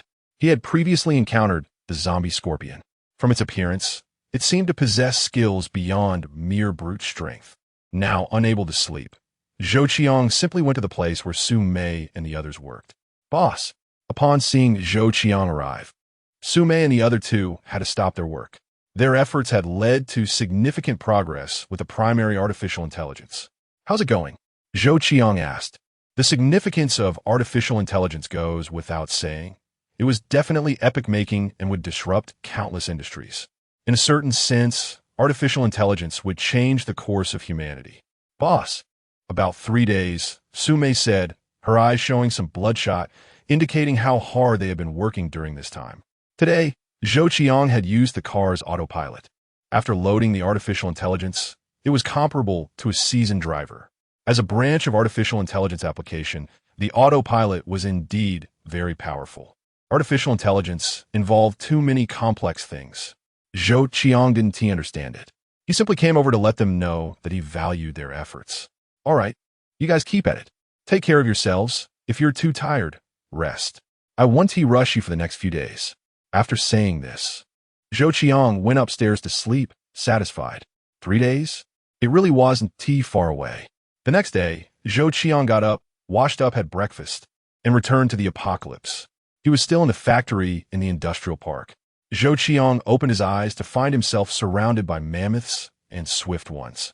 5 complete mammoths and 5 complete swift ones were basically all there. Taking a deep breath of the air carrying a rotting smell reminded Zhou Qiang that this was the apocalypse, no longer the quiet modern world. First, Zhou Qiang checked the status of his zombie minions. The industrial park was almost completely occupied, so there wouldn't be any danger. After a night, not a single zombie was lost. On the contrary, the ordinary zombies that had stayed in the city were working day and night without rest, suffering significant losses. 23 ordinary zombies had died. You have lost 23 ordinary zombies. You have gained 3 manufacturing points. These 3 manufacturing points must have been hunted by the ordinary zombies somehow. With the main force in the industrial park and no zombies to kill, there naturally wouldn't be any increase in manufacturing points. There was no shortage of manufacturing points. Zhou Qiang glanced at his information. Funds, 33, 245, 576 manufacturing points, 132, 455 special zombie talent fragments, 376 first-level special mutated zombie fragments, 7 mammoth fragments, 35 swift 1 fragments, 21 whether it was funds or manufacturing points. Both were exceptionally abundant, especially the manufacturing points. The industrial park has been thoroughly cleaned, and with the combined efforts of hundreds of mammoths and runners, the manufacturing points have reached over 100,000. These manufacturing points are enough for Zhou Qiang to indulge for a while. Zhou Qiang did not expect to have such a significant harvest in a short time without paying attention. So many gains can also unleash a wave of military power. In a short term, Zhou Qiang will not lack manufacturing points or money. With the operation of Leilon, Zhou Qiang does not need to worry about making money and can focus on the apocalypse, especially once the artificial intelligence is completed. Once the details are confirmed, it will be a moment that shocks the world. Zhou Qiang felt elated. With these gains, what do the losses of ordinary zombies count for? A mere loss of several 100,000 is nothing. In a good mood, Zhou Qiang walked out of the factory. He gave orders to his zombie minions, and they all climbed onto the big trucks. Zhou Qiang took out a cigarette, lit it, and leaned against the truck, watching the mammoths and runners climb aboard. To be honest, this scene was jaw-dropping. If I filmed a video for the survivors, would they think this was a movie? Zhou Qiang chuckled mischievously. Soon, the mammoths and runners filled 2 big trucks. Zhou Qiang flicked his wrist on the personal smart terminal. Xiaoxue. Connect the 2 big trucks and navigate to Dongfeng Road in Tianwei City. Received. Operating for you now. Before long, the 2 big trucks started automatically without anyone needing to drive them, turning the steering wheel and heading towards Tianwei City. Look, this is automatic driving under artificial intelligence. All it takes is one command from you. Zhou Qiang pointed at the demon claw hanging upside down from the lightning rod on the rooftop in the distance with a cigarette, but clear the way. Upon receiving the order, the demon claw lightly lifted its claw, and in the moment of falling, its wings flapped, transforming into a lightning-like black shadow, already flying towards the distance. It is now Zhou Qiang's Super Scout. Watching the demon claw leave, Zhou Qiang then got into the SUV and quickly caught up with the 2 big trucks. The mammoths were armored, making it hard to see their appearance. Only the runners had expressionless faces, their eyes hollow and glinting coldly, sending chills down one's spine. The 10 kilometers to Tianwei City had sparse zombies. Bang! Suddenly, 5 runners leaped down from the big truck. They were the fully evolved runners that Zhou Qiang had enhanced. After landing, the 5 fully evolved runners began to sprint, their eyes gleaming with a destructive light, reaching speeds of 60 to 70 kilometers per hour, which was terrifying. Their target was the zombies wandering on the road. Buzz! With the sound of claws slicing through the air, a zombie wandering on the road had its head severed before it even hit the ground, impaled by the runner's claws. In the next moment, the runner swung its arm. The head flew off the road and landed in a field overgrown with weeds on either side of the road. Even the zombie's body was picked up and violently thrown aside by the runners. A few runners, like robots from sci-fi movie, were clearing the road in the simplest manner, ensuring that the big trucks could pass through without obstruction. Chapter 62. The sexy female zombie is staring at me entering Tianwei City. There were quite a few zombies at the entrance. At this moment, Zhou Qiang finally realized the pros and cons of the AI-controlled autopilot. It couldn't distinguish between zombies and humans, treating zombies as people. The people wandering around made it almost impossible for the vehicle to move. Zhou Qiang issued commands to it, such as charging forward and using the dump truck's bucket to clear a bloody path. However, it wouldn't execute such commands, as its core function was safe driving. To crush a path with the dump truck, he would have to disengage the autopilot and switch to manual driving. Not bad, not bad. Zhou Qiang was actually pleased. He didn't expect the autopilot to truly obey his commands and charge through. If that were the case, he wouldn't dare use this autopilot on modern Earth. On the contrary, now that it was so human-like and had a core function, Zhou Qiang felt truly reassured. Get out of the car. He gave instructions to the mammoths and raptors, and they all jumped out. The commotion attracted the attention of the city zombies, some of whom had already gathered around. However, they did not attack. The ones causing the disturbance were the zombie minions, and in their logic and instincts, they wouldn't act against their kind. But Zhou Qiang glanced at the zombies here. Hunt freely, clear out this street. Since they didn't attack, Zhou Qiang wouldn't hold back. He gave the order, and the mammoths and raptors moved.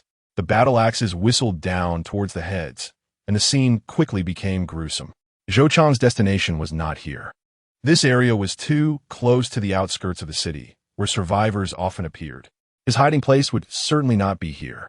Zhou Qiang sat in the SUV, smoking a cigarette, watching the mammoths and raptors advance, where the zombies posed no threat at all. After finishing his last puff, he flicked the cigarette butt away. Zhou Qiang opened the door. Having a storage space was incredibly convenient. He took out a riot shield. After becoming an extraordinary being, this shield, which was originally a bit heavy, felt as light as carrying a chicken. With his other hand, he pulled out a sharp long knife. Taking a deep breath, Zhou Qiang stepped onto the street. With the mammoths and raptors clearing the way, the street was filled with corpses. The scene was somewhat terrifying. Zhou Qiang's expression turned serious. Grab a zombie, he commanded Mammoth Bodyguard Number 1. The impressively armored Mammoth Bodyguard Number 1 stepped forward, bypassing the chopping mammoths, and appeared among the pile of zombies. It reached out its hands and grabbed a female zombie.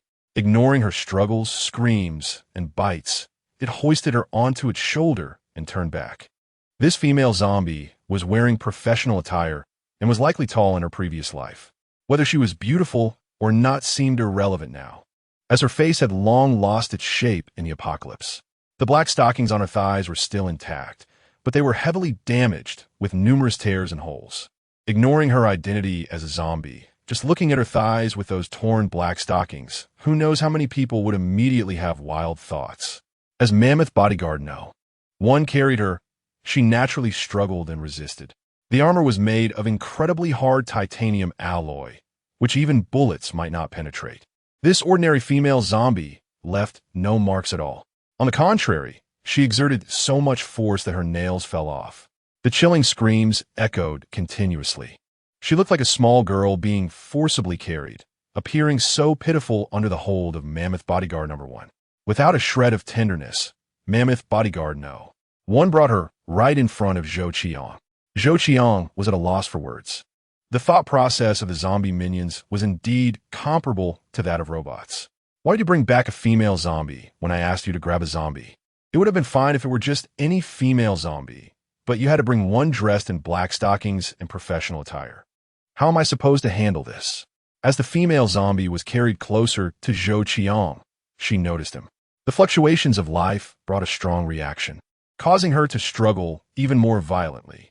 She raised her head, continuously opening and closing her mouth. Zhou Qiang tightened his grip on the long knife. This time, he would fight the zombie himself.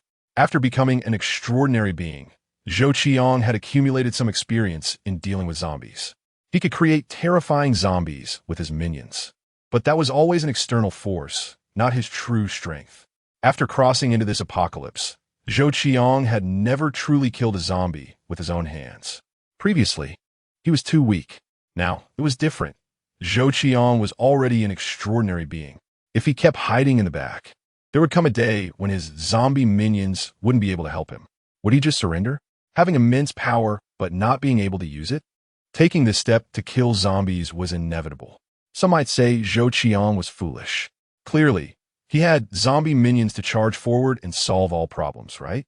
In the city, that was indeed possible, and Zhou Qiang had been doing just that. But when dealing with survivors in the future, he couldn't expose his zombie minions. He could only rely on himself. Let her go. Zhou Qiang's gaze was firm as he issued the command. Mamit bodyguard no. One had no concept of worrying about Zhou Qiang. It only needed to obey his orders. So, it unceremoniously released the female zombie. As it loosened its grip, the female zombie slid off its shoulder and fell onto the street, frantically scrambling to get up. He. She emitted sounds, rushing towards Zhou Qiang with outstretched arms. In her eyes, he was just a pile of delicious food. But Zhou Qiang retracted the long knife into the storage space, leaving his hands empty. However, his arms turned bright red. A surge of energy formed on his arm. Bang! It was as if some power erupted. The first-level extraordinary person's understanding of energy strikes manifested. Red light burst forth, flashing and disappearing. The power generated slammed into the female zombie's full chest. Bang! A sound of shattering echoed. The female zombie's chest was actually blown apart. The resulting hollow could no longer support her neck and head. Under Zhou Qiang's gaze, her neck bent backward, and her body fell down. Her head hit the ground. For zombies, where the fatal point was the head, they were still alive. Therefore, this female zombie continued to blink her eyes, staring blankly at Zhou Qiang. Damn! Zhou Qiang felt a chill in his heart. This move was quite extreme, but in terms of effect, it was mediocre. Especially with this female zombie being so eerie, Zhou Qiang even doubted whether he would have nightmares. Don't think just because you're a woman, I won't go hard on you. Zhou Qiang approached, cursing. He raised the riot shield in his hand and struck down hard. How dare you stare at me? Zhou Qiang's strength, combined with the shield, crushed the zombie's head. You have gained 1 manufacturing point. The notification sound appeared. Zhou Qiang grinned. This was his first true kill of a zombie. Perfect. For this female zombie to die at his hands was absolutely a stroke of misfortune amidst fortune. He considered it a form of redemption for her.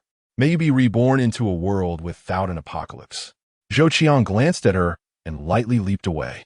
A light body jumped onto the roof of the SUV. It could jump up to 8 meters in place. What is the world record for standing jump? Only 65 meters. Standing on the roof of the SUV, Zhou Qiang once again took out a sharp long knife from the storage space. Bring 3 more over. Upon receiving the order, Mammoth Bodyguard number 1 turned back. Moments later, it returned with 2 ordinary zombies clamped in its right hand and 1 in its left. This operation. Zhou Qiang was left speechless. Mammoth Bodyguard number 1 threw down the 3 ordinary zombies. These ordinary zombies, which had already noticed Zhou Qiang, immediately began to howl and charged at him, completely ignoring the Mammoth Bodyguard number 1 that was holding them. Zhou Qiang stood on top of the SUV. He leaped and flipped down to the ground. Before one of the zombies could turn around, the sharp long knife struck down from the back of its head. The zombie fell instantly. The power of a transcendent being had nearly split its head in half. The remaining 2 zombies had just barely turned halfway around. Swish! Zhou Qiang reversed the long knife and swiftly slashed upwards. The second zombie was cleaved from the side, a gushing wound appearing from its ear to the top of its head. Dark liquid splattered out. The second zombie also fell down. Zhou Qiang retracted the long knife to store energy and slashed out again. At that moment, the third zombie had just turned around. What greeted it was the long knife flashing with cold light. The terrifying power split its head in 2. The bone could not stop this hard, sharp long knife. Swish! This sound represented a clean kill. The 3 zombies were killed by Zhou Qiang in just about 2 seconds. The changes brought by becoming a transcendent being were not just about strength. Speed was only one aspect. The biggest change was in awareness and reflexes. Looking at the 3 fallen zombies, Zhou Qiang smiled. This battle stance was cool. It would have been perfect if there were girls nearby cheering for him. After a moment of self-admiration, Zhou Qiang realized that he had truly changed. In just half a month, he had transformed from an ordinary person to a transcendent being. Looking ahead, his zombie minions were still battling other zombies. The street was gradually being cleared. Zhou Qiang wiped the contaminated liquid off one of the zombie's tattered clothes with his long knife. After throwing the shield and long knife into the storage space, Zhou Qiang sat back in the car. He didn't recklessly charge into the horde of zombies. If he got injured, it would be a sad ending. Staying back and letting the zombie minions charge ahead was a better strategy, right? He started the car and caught up with the zombie minions clearing the street. His destination was within reach. Half an hour later, Zhou Qiang arrived at a high-rise building at an intersection. This was a luxuriously decorated hotel.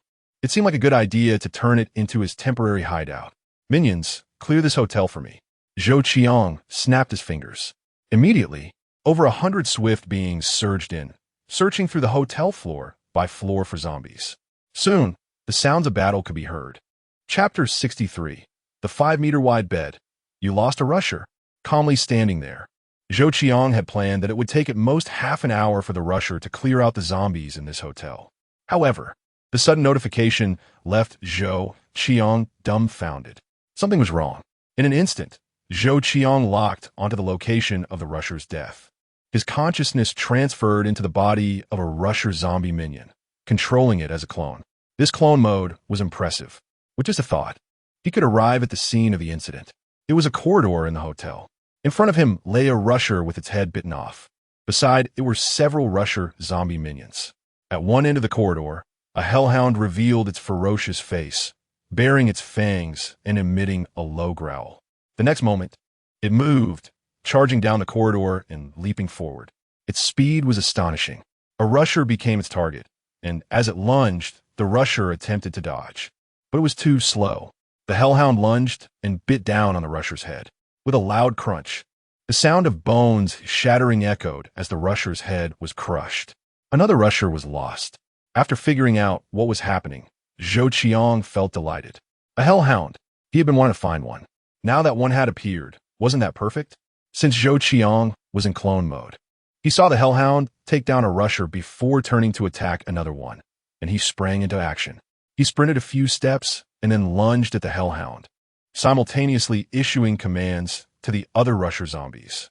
With Zhou Qiang controlling one of the rusher clones, a total of 5 rushers charged forward at once. The hellhound was powerful.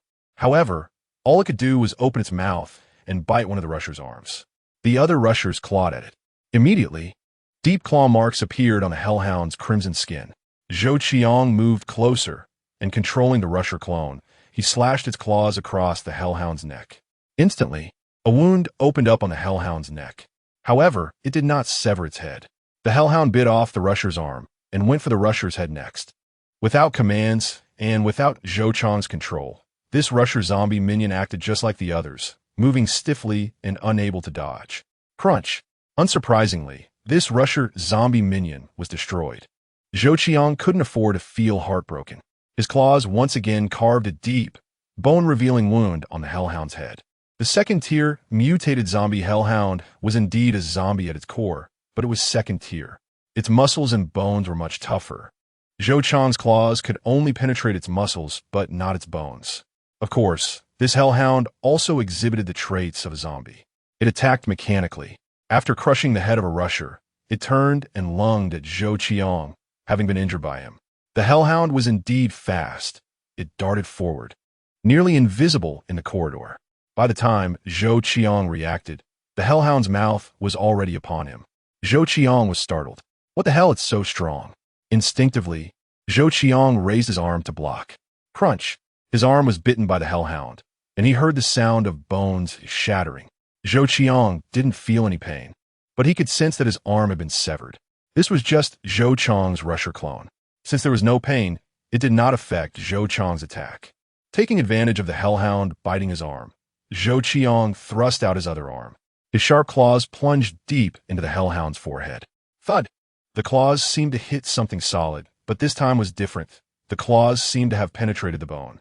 Unfortunately, it wasn't a mammoth, or else with a battle axe, he could have easily split its head in two. The rusher had claws, which were long and sharp, but difficult to use with a battle axe. Moreover, the rusher's strength was far less fluid than that of a mammoth wielding a battle axe. After Zhou Qiang's blow, the hellhound raised its head and lunged at him directly. Its body was much larger than the rusher. When it lunged, Zhou Qiang attempted to dodge, but was too late. After being knocked down by the hellhound, all Zhou Qiang could see was a shadow forming a massive mouth, ready to bite down on his head. Its fangs were sharp and dripped with liquid. In an instant, it enveloped the head of the rusher clone Zhou Qiang was controlling. Crunch! The sound of shattering bones was nauseating. Zhou Qiang felt a slight pain in his consciousness as he was directly kicked out of the Rusher clone. What the hell? Is this what it feels like when a clone dies? Zhou Qiang shook his slightly dizzy head. His consciousness was forcibly returned to his own body, but he could still feel it. To be honest, the moment his consciousness was in the clone and his head was bitten off was terrifying, especially since Zhou Qiang actually felt a sense of death. This feeling was very unpleasant. The Hellhound was indeed ferocious. A few rushers were no match for it all. They could injure it, but could not kill it. Mammoth bodyguards. Zhou Qiang issued the command. The 5 mammoth bodyguards that had been protecting Zhou Qiang, wielding shields and battle axes, rushed up the stairs to the floor where the Hellhound was located. Zhou Qiang's consciousness transferred into the body of mammoth bodyguard number 1. Gripping the shield and battle axe, he charged upward, with a few rushers dragging it. Zhou Qiang didn't need to worry about it running away. In fact, the battle between the rushers and the Hellhound was somewhat like a standstill, with each side biting and clawing at the other. Both being zombies, their fighting styles were indeed stiff. Moments later, Zhou Qiang and the other 4 mammoth bodyguards burst into the corridor. In the corridor, there was still 1 rusher left. The rest had been killed by the Hellhound, all with their heads bitten off. One must admit, this Hellhound was indeed fierce. It had killed several first-tier, mutated rushers. Yet it was still alive, just covered in wounds. These wounds were merely superficial to the Hellhound. As long as its head remained intact, these wounds were meaningless. Ugh! Zhou Qiang let out a roar. However, the mammoth clone he controlled could only emit a chilling sound. Zhou Qiang led the charge towards the Hellhound. The Hellhound was drawn to him, and wearing armor, Zhou Qiang's attraction was even stronger. Without hesitation, the Hellhound charged down the corridor, leaping towards Zhou Qiang. Perfect! Zhou Qiang narrowed his eyes, and as the shadow lunged at him, he swung his battle axe hard at it. Wearing armor, Zhou Qiang didn't need to dodge. Thud! The axe felt heavy, and the recoil was significant. The axe seemed to hit something hard. The next moment, liquid splattered all over him. You have obtained a Hellhound fragment. The notification sounded. The Hellhound was cleaved away by the powerful swing of the battle axe and died when it hit the ground. No matter how hard its head was, it could only succumb to the battle axe. The fully enhanced mammoth strength was only slightly inferior to that of an ordinary second-tier mutated zombie. Under Zhou Qiang's attack, the Hellhound's head took a direct hit. Understanding the zombie's characteristics, once you grasp the Hellhound's attack patterns, killing it becomes quite simple. This is Zhou Qiang using a battle method with clones. However, for the survivors, they cannot adopt such a combat style. As long as humans are injured, they will be infected. Injury and death are synonymous. Using such a hard-hitting method, such a fighting style that completely disregards one's own safety, is naturally unfeasible. No one dares to play like this. Even a madman wouldn't, unless they are thinking of sending themselves to death. Zhou Qiang controlled the mammoth clone to approach. The Hellhound's head was split in half by a powerful blow. It was already dead beyond any hope of revival. On the 38th floor, Zhou Qiang chose a luxurious business suite. The original price was $2,988 per night. Current price, free. The apocalypse is refreshing. The world's resources have been redistributed. No matter how rich or poor you are, it's starting over. Bang!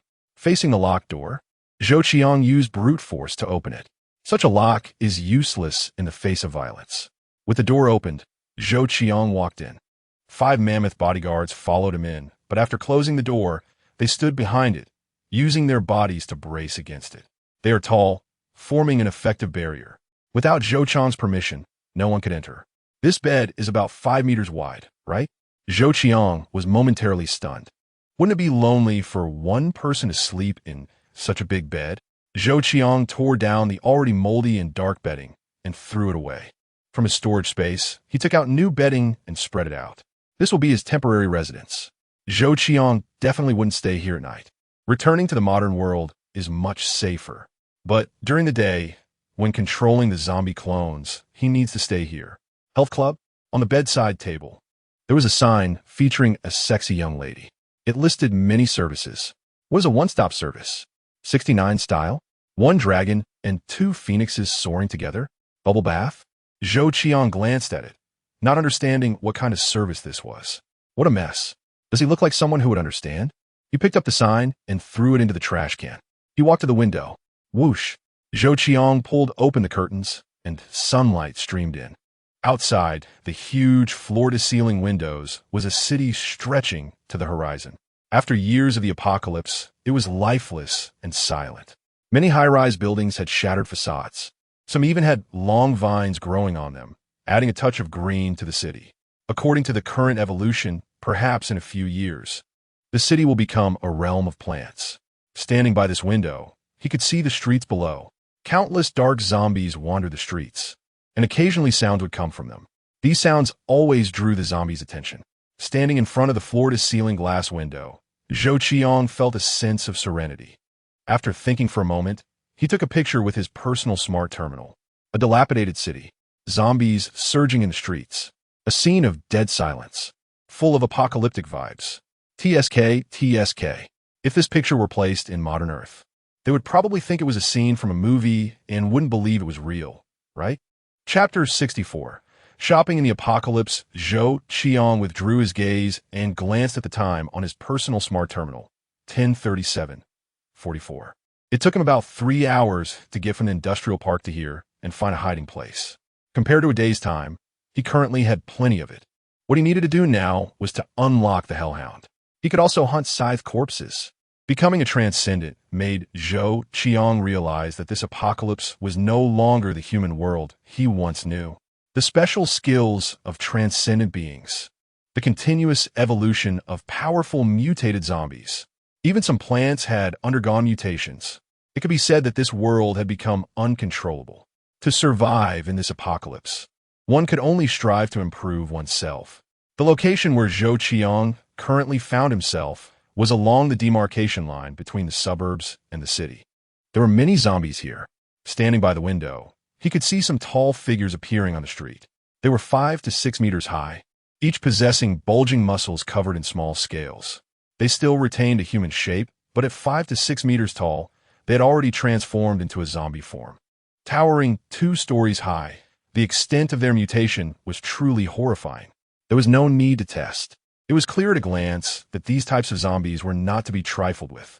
Zhou Qiang took out a bottle of happy water from his storage space and gulped it down in one go. Let us get to work. This area was one Zhou Qiang had never been to before. Ordinary zombie minions were not in this vicinity. He stepped out of the room to create 100 ordinary zombies. 100 ordinary zombies cost 1,000 manufacturing points and 1 million in funds. Given Zhou Qiang's current funds and manufacturing points, it was a drop in the bucket. Once the command was given, the long corridor was instantly filled with light particles. In fact, there were still some zombies in this hotel that had not been cleared out. They were the guests who had been staying in the hotel rooms. When the apocalypse struck, they were infected and turned into zombies. Having lost their minds, the doors that could easily be opened were like cages to them. They were trapped here, and without someone to open the door, they could not escape. Zhou Qiang did not bother to kill these trapped zombies. After a minute, the light particles in the corridor coalesced into ordinary zombies. 100 ordinary zombies filled the corridor, comprising men, women, and children. Since it was random, they were certainly uneven in appearance. However, Zhou Qiang was no longer picky as he had been at the beginning. This time, the zombies created served 2 purposes: sentinels and laborers. The countless materials and supplies in this city were mostly of interest to Zhou Qiang. He planned to use ordinary zombies to move them like ants. Who doesn't like gold and jewelry? Who would complain about having too much? Let them transport it slowly. Zhou Qiang referred to this behavior as idle grinding. Go. Retrieve the valuable items from this area. With the order given, the 100 ordinary zombies began to act and left the building via the stairs. Zhou Qiang returned to his room, where the mammoth bodyguards were still barricading the door. He tried lying down on the 5-meter-wide bed and rolled around a bit. The bed had great elasticity, making it fun to roll on. No wonder wealthy people like big beds. They are indeed comfortable for rolling. Even if 3, 5, or 8 people rolled together, it seemed feasible. Once settled, Zhou Qiang transferred his consciousness to a fully evolved raptor below, designated Raptor Number 1. The previous Raptor King was too lame. Zhou Qiang's vision instantly shifted to that of this raptor clone. Move out. He issued a simple command. The more than 100 armored mammoths followed in Zhou Qiang's footsteps. Over 200 raptors also kept up. A group of zombie minions, under Zhou Qiang's leadership, surged into the street. Phew! A zombie approached, still unaware of what was happening. The raptor clone, under Zhou Qiang's control, used its sharp and hard claws to decapitate it, having evolved into a fully developed form. Zhou Qiang felt his strength had increased more than twofold. His speed was also outrageous. Both his movements and agility had undergone a qualitative leap. The fully developed raptor strength was now close to that of a second-tier mutated zombie. With such power, killing an ordinary zombie was incredibly easy, like chopping vegetables. Hello. Ugh. There were quite a few zombies on this street, and after Zhou Qiang killed one, it attracted their attention. Perhaps these sounds triggered their sensitive hearing. The zombies began to stir. However, the raptor clone was under Zhou Qiang's control, leading the zombie minions. The agitated zombies seemed to have lost track of their target and could only spin around in confusion. Yet moments later, what greeted them was a battle axe coming down. Clearing the zombies on this street took Zhou Qiang several minutes. Hundreds of first-tier mutated zombie minions rushed in all at once, and their combat power was terrifying. Just over 1,000 zombies were not enough to pose any threat. After clearing this segment of zombies, Zhou Qiang looked up. About 100 meters away, two large figures stood. Their dark skin and small scales glimmered in the sunlight. Countless ordinary zombies stood in front of them, only reaching up to their shins. With such terrifying beings, Zhou Qiang dared not approach. He preferred to keep his distance. Just look at their fists. They could no longer be described as mere punching bags. If one of those fists came crashing down, Zhou Qiang was certain that even a mammoth in armor would be flattened like paper. Not worth the trouble. Zhou Qiang quickly shifted his gaze to the nearby shopping mall. There weren't many zombies here. However, at the entrance of the mall, there was an automatic rifle. Goodness, this place was relatively deep in the city. Had someone been here? Zhou Qiang was curious, but seeing the automatic rifle, he already had an answer. The person who came here probably met a grim fate. They must have been killed, leaving the gun behind. Or perhaps the gun was broken and discarded by survivors. Zhou Qiang walked over and picked it up. It was hard to tell its condition. He didn't even know what model it was. Never mind. He tossed it into his storage space. Zhou Qiang entered the mall, with the zombie minions following suit. Zombies in the mall were very scarce. Zhou Qiang also noticed that there were many bullet casings at the entrance. Dozens of skeletons lay scattered about, likely the remains of zombies that had been killed. A fierce battle must have taken place here. There was no blood. Zhou Qiang speculated that after the survivors were killed, the zombies would have licked up all the blood, leaving no traces behind. Many mall entrances often featured numerous counters selling luxury goods. Brands like Chanel, LV, Patek Philippe watches, and various gold and jewelry were predominant. The top luxury brands of the world for men and women. The mall's positioning was quite high, and its lavish decoration and the many luxurious brands that had set up shop left Zhou Qiang astonished. In his previous life, he probably wouldn't have dared to approach these brands. One piece of clothing might require him to go without food and drink for a year just to afford it. But now, Zhou Qiang's mischievous side emerged. He chose to walk into an Armani store. The interior seemed simple, but the clothes were shockingly expensive. Zhou Qiang looked at one item, 888 yuan. All right, this one will do. Zhou Qiang took it down. There was a layer of dust on it, ruining its aesthetic appeal. TSK. It's almost 190,000. Zhou Qiang shook off the dust and thought that after dry cleaning it, wearing it wouldn't be a problem. Right now, he couldn't try it on since he was using the raptor clone. However, it looked suitable at first glance. If it really doesn't work, let's grab a few more pieces. There must be something that fits, right? In a corner of the store, a female sales zombie in a small suit perhaps heard the sound of Zhou Qiang shaking the clothes and crawled up, swaying as she walked toward Zhou Qiang. He didn't need her service right now, so get lost. Poof! Her claw swung through. The female sales zombie's head fell to the ground and rolled, while her body took a few more steps forward before collapsing in front of Zhou Qiang. Zhou Qiang, who was already accustomed to this apocalyptic style, didn't even frown. He beckoned one of the mammoth zombies over. The mammoth zombie walked over, and Zhou Qiang draped the selected clothes over its outstretched hand. The zombie clone couldn't store items, so he let the zombie brother hold them. Zhou Qiang picked out a dozen outfits he liked. After all, it didn't cost him anything. Then he slipped in the nearby LV store and chose a few belts. A belt costing tens of thousands, indeed. The world of the poor is just a lack of understanding of this world. There were quite a few bags here, both for men and women. Zhou Qiang picked out more than 20 bags. Bags can cure all ailments, after all. Perhaps he could give some as gifts. Looking at the genuine LV bags, pulling out this gift would definitely be impressive. He hung the belts and bags on the mammoth zombie brother and continued to the next store. What kind of person seems wealthy? 1 is someone who drives a sports car. 2 is someone who lives in a big villa. But the most cultured is someone who wears a watch worth several million on their wrist. This store in front of him is Patek Philippe, the fighter jet among watches. Previously, Su Shiyuan had given Zhou Qiang a watch worth over 100,000, which was already quite nice. But in terms of grade, it couldn't compare to Patek Philippe. Zhou Qiang walked in, and indeed, there were exquisite watches on the counter. There weren't many, but each one exuded luxury. They were unclaimed items. Zhou Qiang didn't hold back. He controlled the claws of the raptor clone and smashed the glass. With a deft flick, he packed dozens of watches worth over 100,000 each into a bag. The store's treasure was a blue dial watch worth $938,700. Zhou Qiang couldn't name the model, but it was definitely something that only retro enthusiasts would like. In the era of artificial intelligence, watches have really become just a status symbol. He loved it. Zhou Qiang was drooling as he picked up the 3 million watch. When he wore it, his status would immediately soar. A watch worth nearly 3 million. Isn't that something only a billionaire would dare to flaunt? He thought about having the zombie brothers move all the watches back one day and then picking out some that were available on modern Earth. Maybe it could create a new profit point? Unfortunately, the time difference of several decades means too many things can't be sold on modern Earth.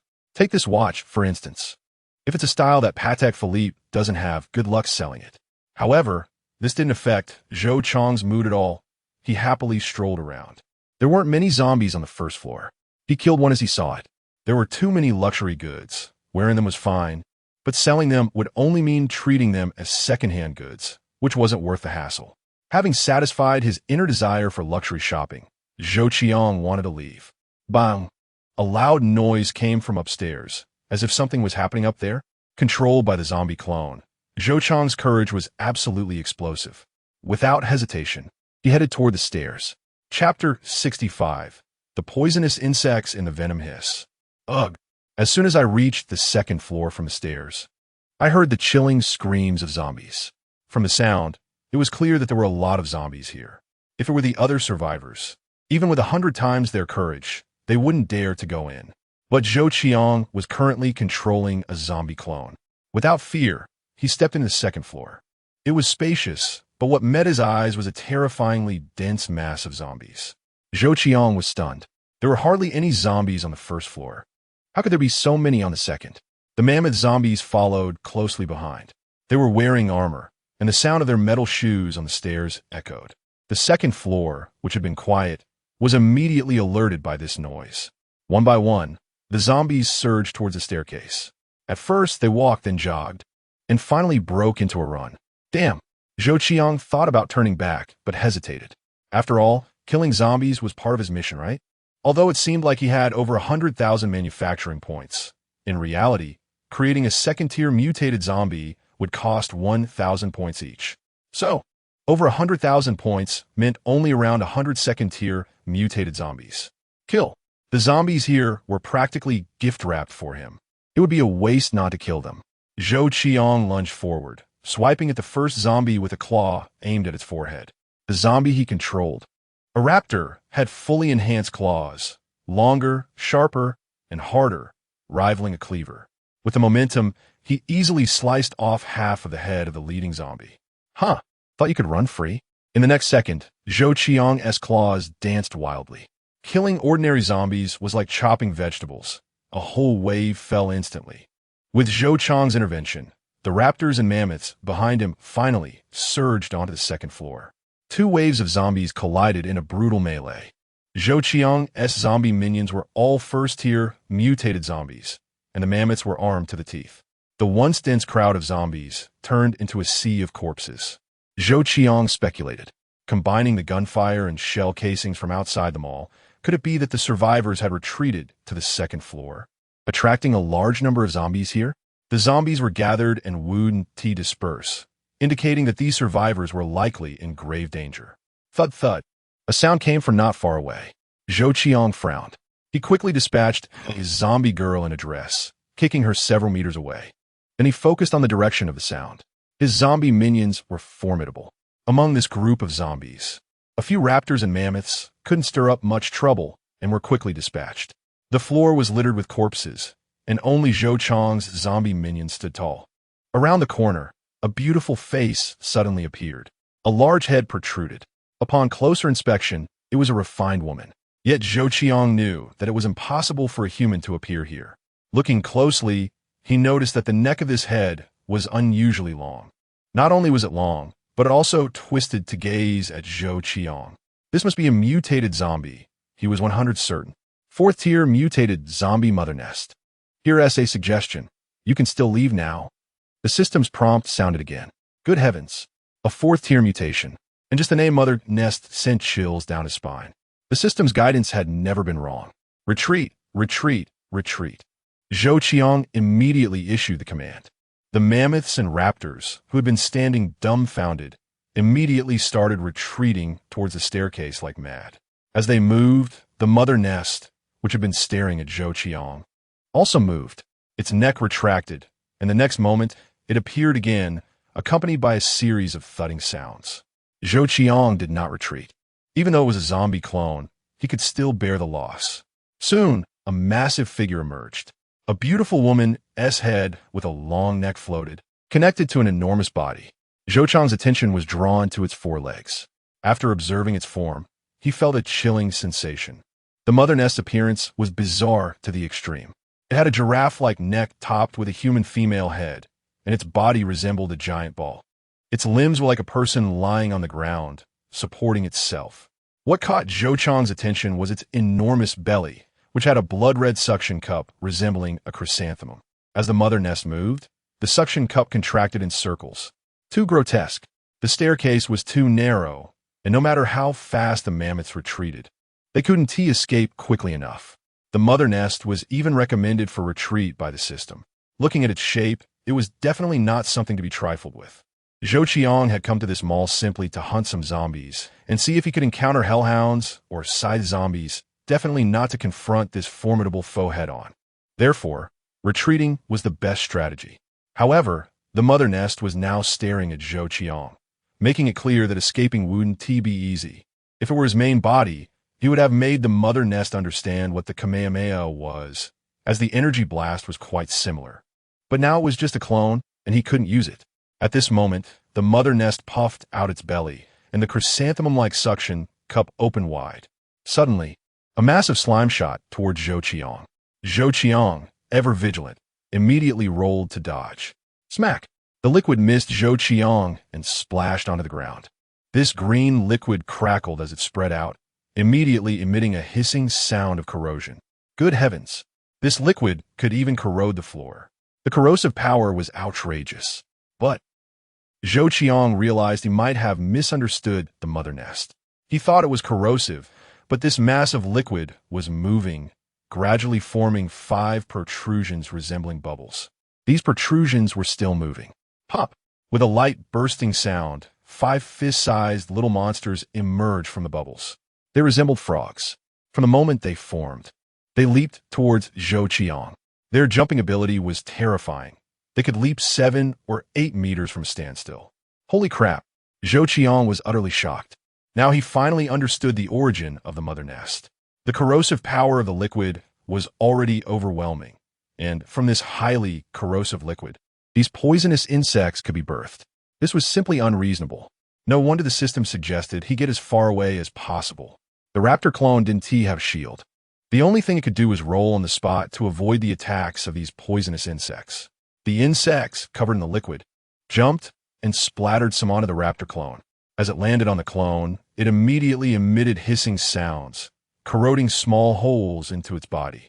Moreover, wherever they crawled, small footprints bubbled and smoked also showing signs of corrosion. Impressive. Zhou Qiang stood up. These poisonous insects bounced back. Thud. Zhou Qiang swiped at one, slicing it in half midair. The liquid from the insect splattered everywhere, covering Zhou Qiang's face. Hissing sounds emerged, and smoke began to rise. Good heavens! In the blink of an eye, the face of the raptor clone was corroded into a pockmarked mess. If it were a survivor, it would have been a fatal injury. However, Zhou Qiang is currently in his clone, showing no fear of them at all. In a swift motion, he strikes another approaching poisonous insect midair. Bang!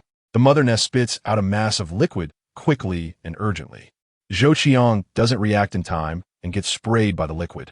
The terrifying corrosive power causes the flesh of this clone to collapse instantly. What is even more alarming is that the liquid is moving, and 5 poisonous insects are directly forming inside the clone's body. It feels as if the raptor's clone has split to produce these insects. Wow, impressive. Terrifying. Now Zhou Qiang finally understands why this creature is not to be trifled with. The liquid is already powerful enough, and it can even give birth to poisonous insects. One mass produces 5 insects. If it spews out 10 or 8 masses with dozens of insects around, who could handle it? It is important to know that these insects possess extremely strong corrosive power. Zhou Qiang doesn't feel any pain, although a large part of his body has been corroded. It does not affect his combat ability. His claws suddenly thrust out, piercing through 2 poisonous insects and tossing them aside. Humans certainly cannot play like this. But for the clone, it is not a problem. Zhou Qiang glances at his claws. The corrosive power has slightly eroded a layer, but it won't affect the claw's use. A few poisonous insects are jumping around like fleas, making them hard to catch. It seems this raptor clone is going to be scrapped. Zhou Qiang scoffs. This is a complete raptor after all. However, Zhou Qiang is determined to fight the mother nest to give other mammoths and raptors a chance to escape. These few poisonous insects are tricky, and Zhou Qiang cannot catch up to them. That's fine. Zhou Qiang's focus shifts to the mother nest. Damn it. You killed one of my clones. I 1T let you off easy. The speed of the complete raptor is also at a freakish level. Zhou Qiang dashes forward, already launching himself. The mother nest realizes Zhou Qiang is rapidly approaching and emits a piercing scream, try to move its bloated body, but its speed is truly slow. Its huge belly is incredibly heavy, making it almost impossible for its bent limbs to support quick crawling. All it can do is desperately spit out liquid.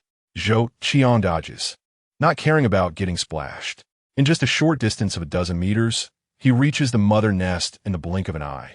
He endures a mass of liquid hitting his belly and crashes into the mother nest's abdomen. Without hesitation, his claws frantically slash at its belly. I'll give you a disembowelment. The claws stab again and again, occasionally piercing in, then cutting downward to widen the wound. The sound of splattering continues. The mother nest goes crazy, shaking its head, trying to counterattack with its bent limbs, but it can't lift them because its belly is too heavy. Almost in the next moment, its belly is cut open. The liquid inside bursts out, splattering everywhere.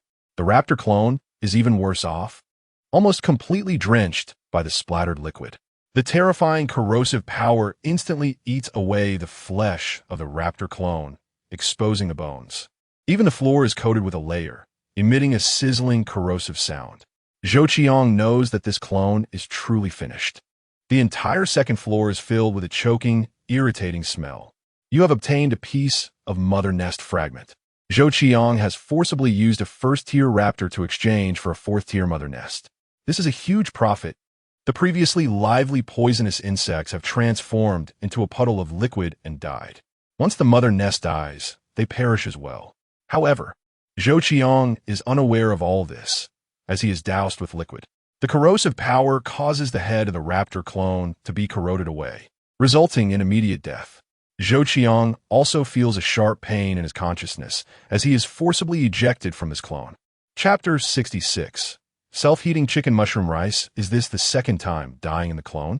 In the hotel's business suite, Zhou Qiang suddenly sat up on the 5-meter-wide bed, patting his slightly dizzy head. Although the death of the clone didn't have much impact on him, this dizzy feeling was really unpleasant. He had defeated a complete body raptor and exchanged its blood for a 4th-tier mutated mother nest. This trade wasn't a loss. He shook his head and once again transferred his consciousness to a mammoth in the mall. The mammoth was about to walk down the stairs but stopped after becoming the clone. Zhou Qiang controlled it to turn back to the second floor, where the mother nest lay in liquid. Smoke was billowing up everywhere. The raptor clone was on the ground, its flesh corroded away, leaving only bones. Judging by the state of the bones, they would probably be corroded away slowly as well. Zhou Qiang controlled the mammoth to poke at the liquid with its battle axe. This liquid could also corrode metal, but at a noticeably slower rate. If he had known earlier, he would have controlled the mammoth to deal with it. The mammoth was armored and wouldn't be easily corroded. Perhaps rushing him would have resolved the battle in just a few strikes. This kind of fierce fighting method was something only zombie minions would have. Survivors had no hope of it. The mother nest's abnormalities would definitely drive humans crazy. Zhou Qiang controlled the mammoth to approach the mother nest.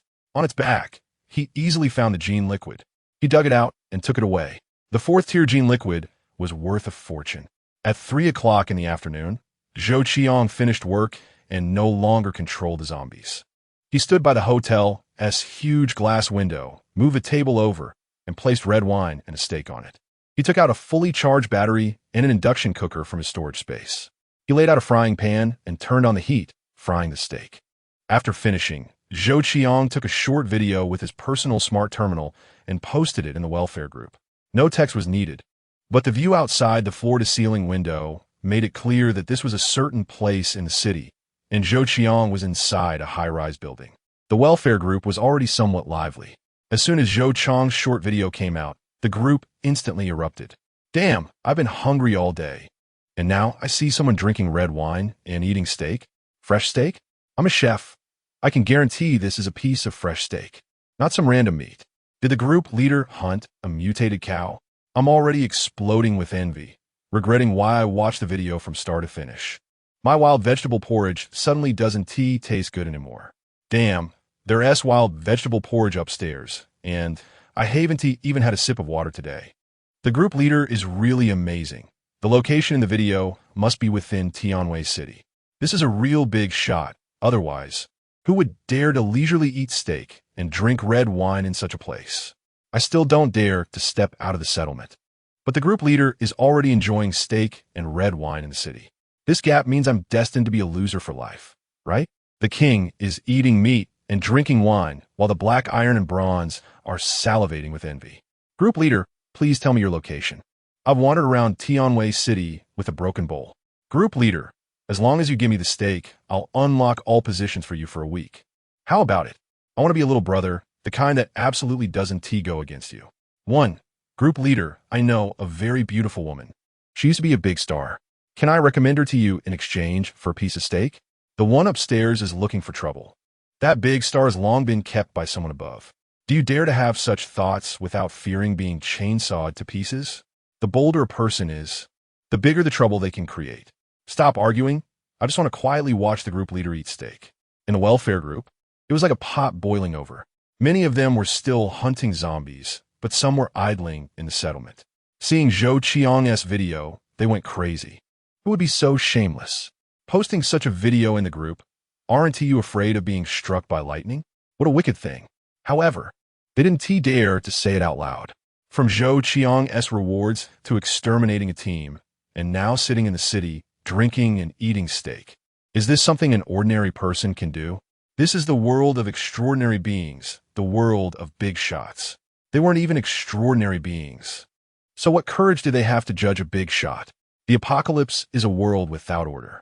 If a big shot gets unhappy, killing someone is as easy as killing a chicken. Even a bottle of water or a piece of bread, someone nearby would take him out. Zhou Qiang's personal smart terminal projected the messages from the group, and he watched while eating. The people in the group were indeed talented. He chuckled, finished the red wine, pulled out a cigarette, lit it, and took a drag. He opened the package sending feature in the group. This was a fast-paced game. Whoever grabbed the package first would get it. No money was needed. Otherwise, Zhou Qiang really wouldn't have money for a new personal smart terminal. He selected 30 packages and then sent them.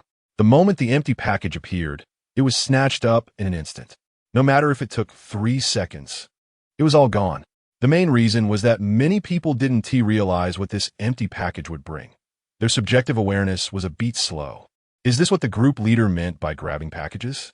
Did I manage to grab one? Wow, I got one too. Just don't know if what the group leader said counts.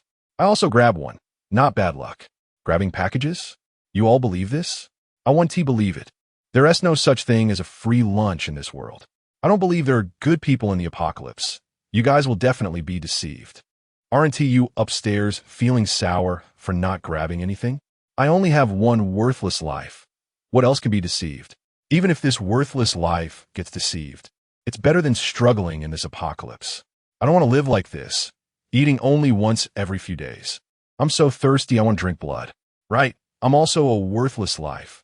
What can be taken from me? Not recognizing a good person's heart. Don't regret it when you get deceived and end up feeding zombies. The group was in an uproar. Zhou Qiang browsed through their chats without explaining anything. He selected those who received the empty packages and pulled them into a newly established small group. Adding Zhou Qiang made it 31 people.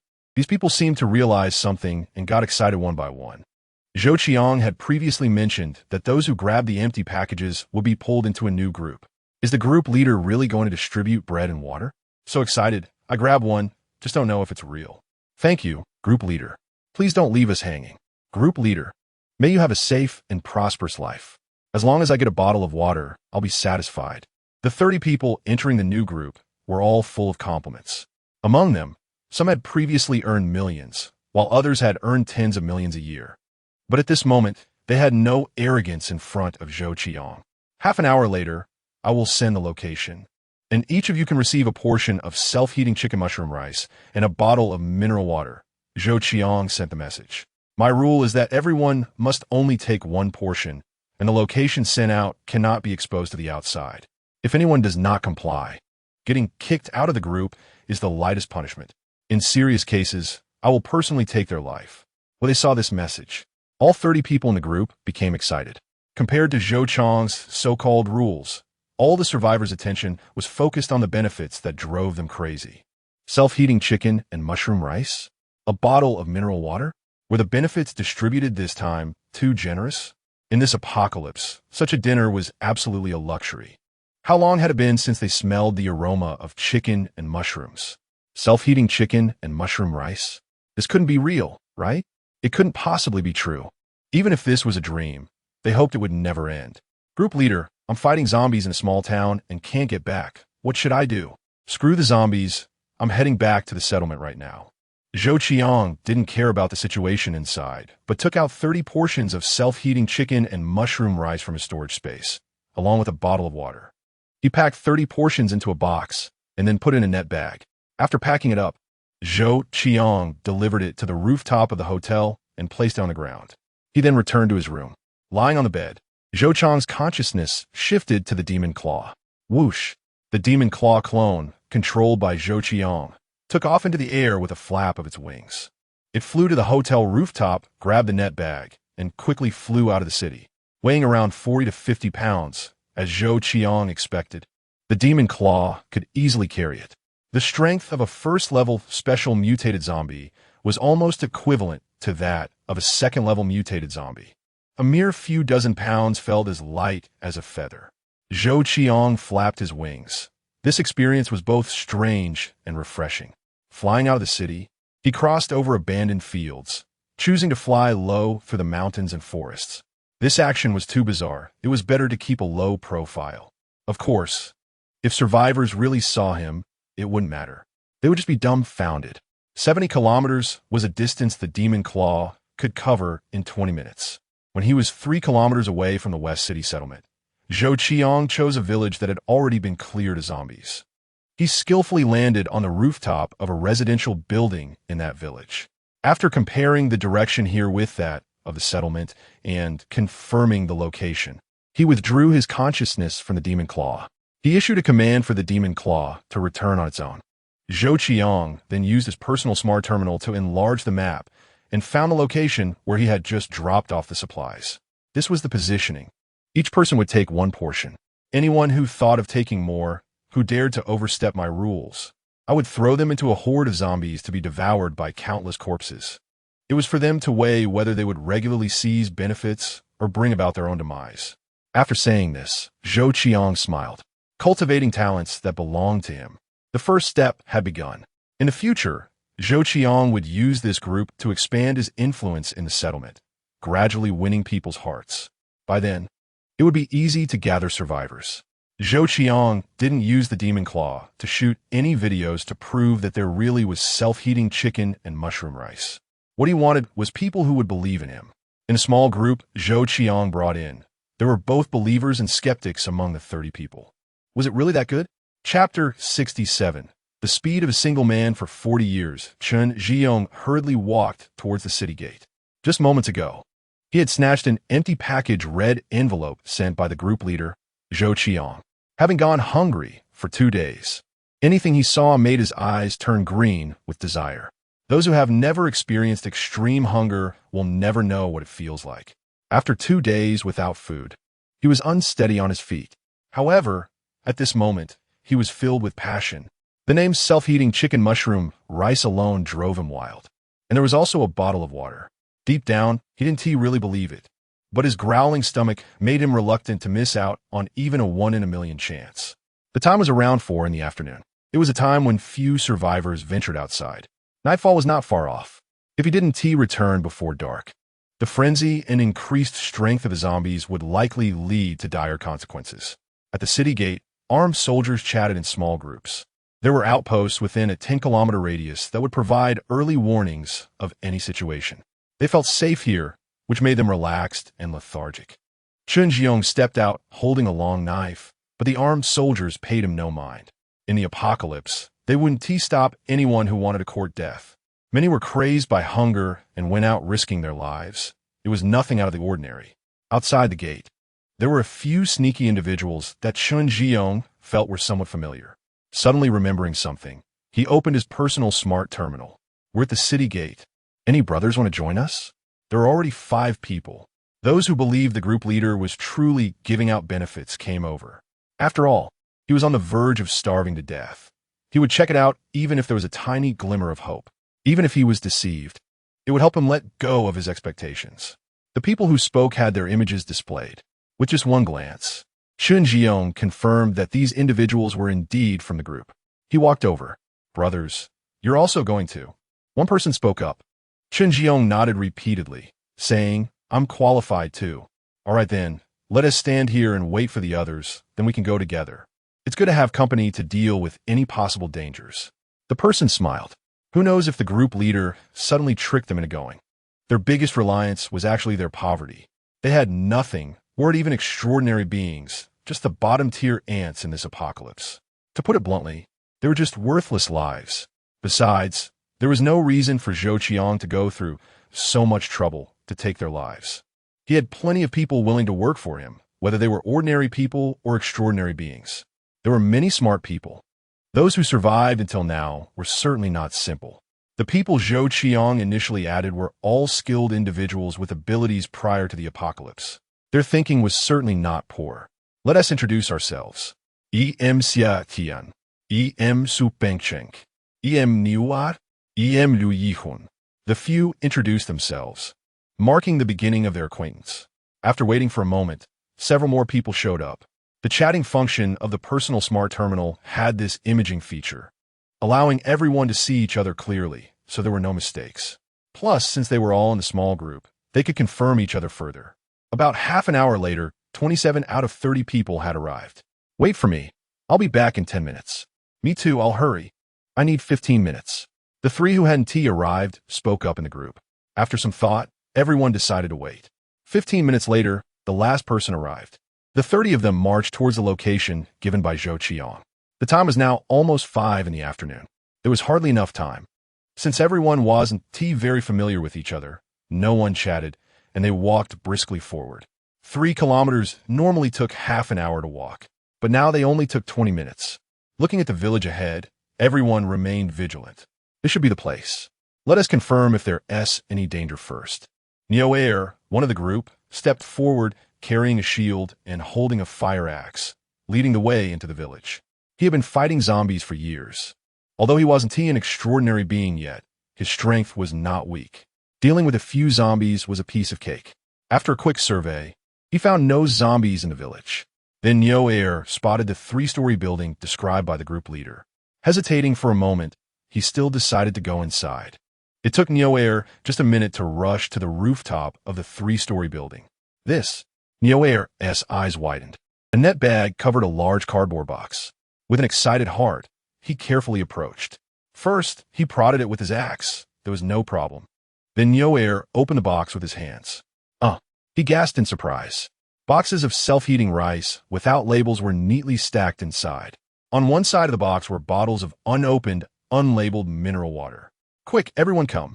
The group leader didn't lie. Oh my god, it's really self-heating rice. Nyo exclaimed, snapping pictures with his personal smart terminal, shouting excitedly. The crowd that had been waiting at the village entrance could no longer hold back. Upon receiving the news, they rushed into the village like madmen. When they saw the box of self-heating rice on the rooftop, everyone erupted in excitement. Oh my god, it's real, it's real. Ha! I told you. What kind of person is the group leader? Does he need to lie to us ants? I never dreamed this would be real self-heating rice. Chicken and mushrooms, I must be seeing things. The hungry crowd surged forward chaotically. Nyo stood up at this moment. Everyone line up, 1 portion and 1 bottle of water per person. Anyone who breaks the rules will not be treated kindly by me, Nyo. Whoever wants to court death, I'll accommodate them. Looking at Nyo's gleaming axe. Everyone calmed down. One by one, they lined up and took their rice. At that moment, each person was excited, carefully holding the self-heating rice. Everyone had experience with self-heating rice. They tore open the packaging and poured in water. In moments, a strong aroma wafted through the air, making everyone's mouths water. Finally, they could eat. One by one, they dove in like starving ghosts, not caring about the heat. Many people even shed tears. So fragrant, so delicious. This moment felt like a dream. Nyo took a small video at this time and posted it in the benefits group. Thanks to the group leader. The self-heating chicken mushroom rice is in the hands of the brothers now. From now on, I, Nyo, will follow the group leader faithfully through thick and thin.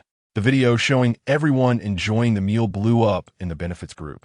Good gracious, I can only shout good gracious. What the hell, is this real? Damn it, what did I miss?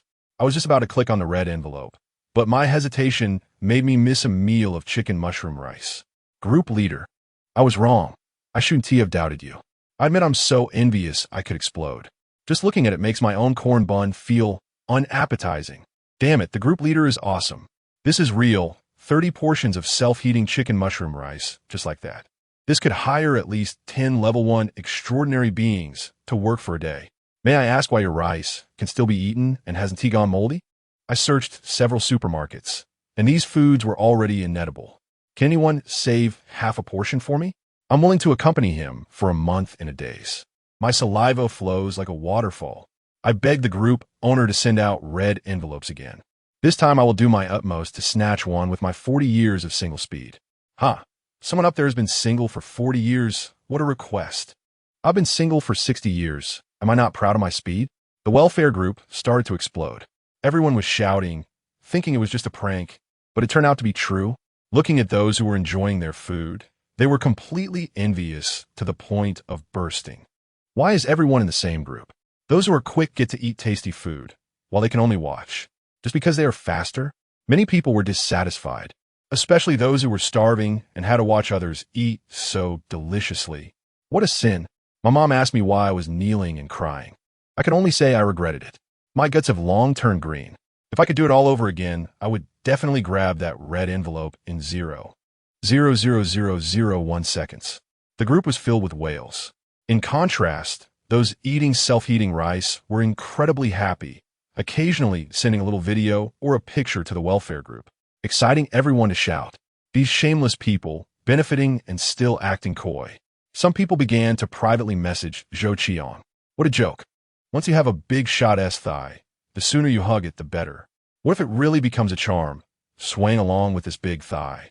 Wouldn't it open up an amazing life? Especially some women, they had no morals to speak of. They would do anything to tempt him, cleaning themselves up and sending videos showcasing themselves directly to Zhou Qiang. Some even shot several and sent them all at once. They just wanted Zhou Qiang to notice them, and then live a life unlocking all positions. For a moment, Zhou Qiang's communication was filled with private messages. Of course, Zhou Qiang paid no attention to these messages. Seeing the group bubbling, he achieved his initial goal. He posted a small task. Those who could complete it well would be rewarded with a portion of the same self-heating rice and a bottle of water. Once this information was released, the already boiling group erupted like a volcano. Ignoring those loudmouths, Zhou Qiang said, "Talented people should not be buried. Who can recommend a truly talented and capable person to join the group?" Once confirmed, they would be rewarded with a portion of self-heating rice and a bottle of water. If it's a top talent or a researcher, the reward would be 5 portions of self-heating rice and 5 bottles of water. Similarly, recommending an extraordinary person to join would earn a portion of self-heating rice and a bottle of water. Once these conditions were put out, everyone was excited. Is there such a good thing? In the past, for top researchers, they wouldn't even have a chance to meet them. But now, in this apocalyptic world, these top researchers are just like them, at the bottom, some even worse than them. Countless people are starving to death. With such people, it's incredibly easy to contact them and pull them into the group. Wow, I know a once great researcher. Everyone, this reward is mine for sure. Group owner, I also know someone. I'm going to pull him in right now. In the group, many people's minds were racing. Some had already taken action. Those who were quick would have, those who were slow would not.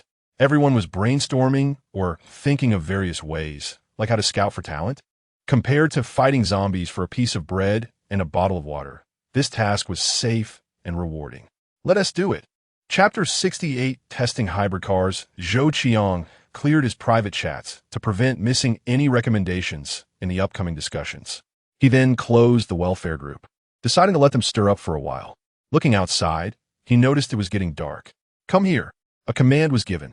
A mammoth, holding a pile of clothes, belts, and various bags, stood in front of Zhou Qiang. Zhou Qiang put all these items into his storage space and waved his hand. The mammoth retreated to the door and stood still.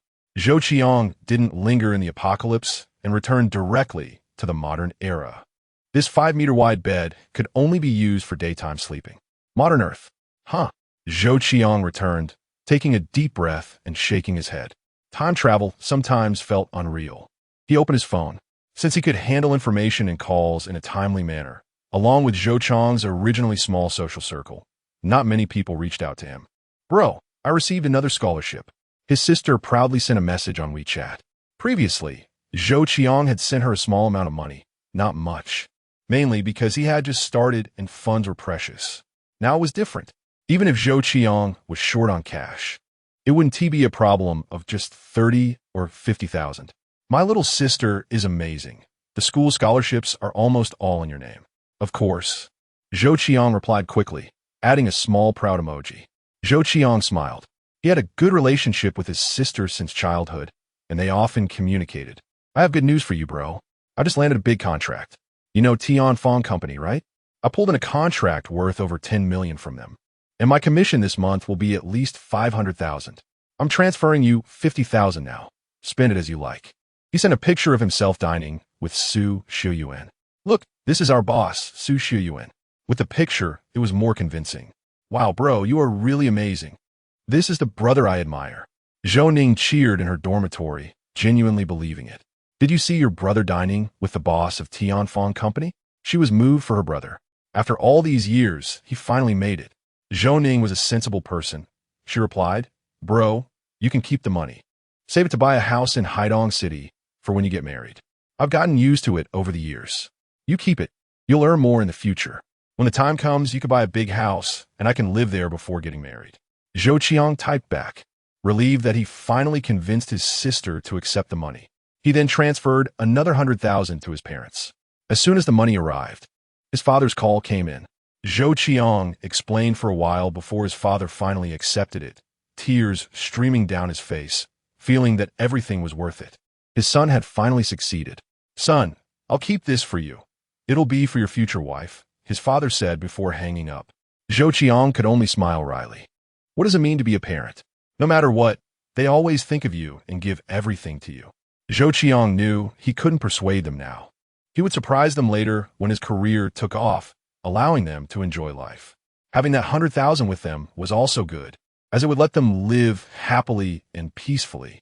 Xiaoxue, can you integrate my phone into the personal smart terminal? After hanging up, Zhou Qiang fiddled with the old smartphone in his hand. Although it was called a smartphone, it really had nothing to do with being smart. Having experienced the intelligence in the apocalypse, Zhou Qiang scoffed at the so-called smart technology of modern Earth. The image of Xiaoxue, the sprite, appeared in front of Zhou Qiang through virtual light projection. It scanned the phone in Zhou Qiang's hand. Boss, do you need to integrate it? Yes, integrate it. What does it mean to be smart? What does it mean to be powerful? In less than 3 seconds, the personal smart terminal replicated the applications on the phone. These applications were established in a separate area. When Zhou Qiang needed them, he could use them. Functions like making calls were already available on the personal smart terminal. By integrating these applications, such as WeChat and Alipay, it would be convenient for Zhou Qiang to use them in modern Earth without carrying his phone. After the integration was complete, Zhou Qiang squeezed the old phone in his hand. Crack! The power of a transcendent directly crushed the phone. He tossed it into the trash bin. Zhou Qiang stood up and was about to leave the room when a call came in. Presidenso? Haha, Zhou. Do you have time tomorrow? Su Xiuyuan's voice came through. Time is like a chest. If you squeeze it, there will definitely be a groove. Zhou Qiang nodded and said, What's up? Old Yang wants to test their company's first range-extended hybrid car tomorrow. Didn't he invite me to the testing ceremony? I thought I'd go with you. Su Xiuyuan said, Old Yang? Zhou Qiang quickly recalled who it was. Last time he dined with Su Xiuyuan, he brought this old Yang, named Yang Qi. Don't underestimate Yang Qi. He is the boss of Yiba Heavy Industry Company, worth billions. He is quite a prominent figure in Haidong City. Yang Qi's interest in new energy vehicles doesn't seem unusual. There are now at least 80 to 100 new energy vehicle companies in the domestic market. The national and global strategic landscape has countless players entering this arena. Big and small companies all want to get a piece of the pie. Everyone knows this is a major direction for the future. If you don't get in now, it'll be too late later. An industry that grows wildly is always full of opportunities and huge profits. Those who can reach such a position are all individuals with unique vision. Of course, the barriers to entry in new energy vehicles are very high. Without tens or hundreds of billions, you don't even qualify to sit at the table. Zhou Qiang thought for a moment. All right, President Su, I'm free tomorrow. It's a good opportunity to see something new. After all, I'll definitely be at that table in the future. Su Xiuyuan nodded and said, I'll pick you up tomorrow morning. After hanging up, Zhou Qiang stroked his chin. Pondering, this seemed like an opportunity. Learning something from Yiba Heavy Industry, Zhou Qiang still didn't have the qualifications to sit at that table. After all, he didn't even have a small goal yet. When he got to the living room, Zhou Qiang was surprised to see Su Mei and the others there. Boss. Zhou Qiang saw the relaxed smiles on their faces. What is up? Are you almost done? A look of surprise appeared on Zhou Qiang's face. Su Mei nodded and said, Boss, we'll finish a day earlier than expected. It should be done by tomorrow night. When the time comes, we'll show you what real artificial intelligence is. I guarantee you'll be amazed. Wei Dong and Su Ming nodded repeatedly. It's worth noting that when artificial intelligence first emerged, it shocked the world. Good. Zhou Qiang's smile widened. He had experienced artificial intelligence before, but it wasn't true artificial intelligence. It was merely a program that couldn't even be called smart. The personal smart terminal's artificial intelligence only had the superficial aspects of AI. True power comes from having core artificial intelligence. The next day, early in the morning, Zhou Qiang waited at the bus stop at the intersection. Many office workers had already risen early to catch the bus to work. Looking at the clusters of people here, Zhou Qiang sighed. Before the zombie manufacturing system, wasn't he just like them, getting up early every day, fearing being late? On the bus, there were several young ladies dressed in fashionable, yet not particularly expensive clothes, occasionally laughing brightly. This scene attracted the attention of many men, and Zhou Qiang was no exception. Looking openly at them, what are you looking at, you poor loser? One of them shot Zhou Qiang a glare. Zhou Qiang smiled and didn't care. They were just a group of superficial women. He wasn't angry enough to prove anything. The clothes he had brought back from the apocalypse hadn't even been washed yet. Produce. Zhou Qiang wasn't picky and was still wearing his ordinary clothes from before. Viewed this way, Zhou Qiang indeed fit the image of a loser. Sometimes, Zhou Qiang was curious about what gave these women the courage. They were just ordinary office workers, not particularly beautiful or charismatic. Why did they look down on losers? In the past, women with such looks would have been goddesses in Zhou Qiang's eyes. But now it was different. Even beautiful women, like movie stars, didn't catch Zhou Qiang's attention. When they saw Zhou Qiang ignoring them, a few women snorted and continued discussing their topic. At that moment, a Rolls-Royce drove up to the bus stop. "Wow, it's a Rolls-Royce. If I could just sit in it, I'd be willing to die," they exclaimed. Why do such wealthy people look down on me? They wondered. Anyone who can drive a Rolls-Royce must be worth over 100 million, right? The women discussed, their faces full of envy and longing. The other people at the bus stop were equally filled with envy. In their world, cars worth tens of millions seemed far too distant. While they were discussing, the Rolls-Royce stopped, and Zhou Qiang lowered the window, waving at Zhou Qiang. The driver immediately got out, walked around, and opened the door for Zhou Qiang. Zhou Qiang smiled and got in. The Rolls-Royce drove away. The woman who had just mocked Zhou Qiang as a poor loser was left dumbfounded. She never expected that this shabby-dressed man would be picked up by a Rolls-Royce. The other onlookers were also in a state of confusion. Are the wealthy people nowadays so low-key and unpretentious?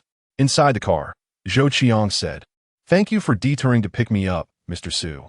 Zhou Qiang chuckled and replied, "No need to be polite. This time, Old Yang's new car has made quite a splash. Today is an internal test, and tomorrow there will be a media conference." "Mr. Su, Old Yang must have spent quite a bit of money, right?" Zhou Qiang inquired. Zhou Qiang nodded. "A real investment of 100 billion. You could say it's a gamble." It was clear that Yang Qi had great ambition. After more than half an hour, the Rolls-Royce drove into the vast campus of Eba Heavy Industry Company, where many guests had already arrived. Chapter 69. Malfunction. Those who could be invited by Yang Qi were all of significant status. Zhou Qiang was merely an accessory.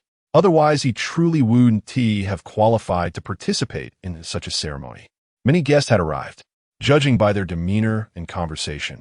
They were all influential figures from Haidong City. Eba Heavy Industry Company had set up a venue similar to a cocktail party here, with drinks, various delicacies, and pastries in abundance. Zhou Qiang felt at home in this environment. Zhou Qiang didn't know any of these people, and he happened to be hungry.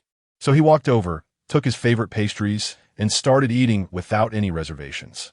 A month in the apocalypse had brought huge changes to Zhou Qiang. Now, even when facing the richest person in the world, he wouldn't feel intimidated. To Zhou Qiang, this testing ceremony should be seen as a meeting for Yang Qi to raise funds. 100 billion was far from enough to play around with. With the strength of Eba Heavy Industry Company, he truly couldn't manage it alone. It was precisely for this reason that Yang Qi placed great importance on this test.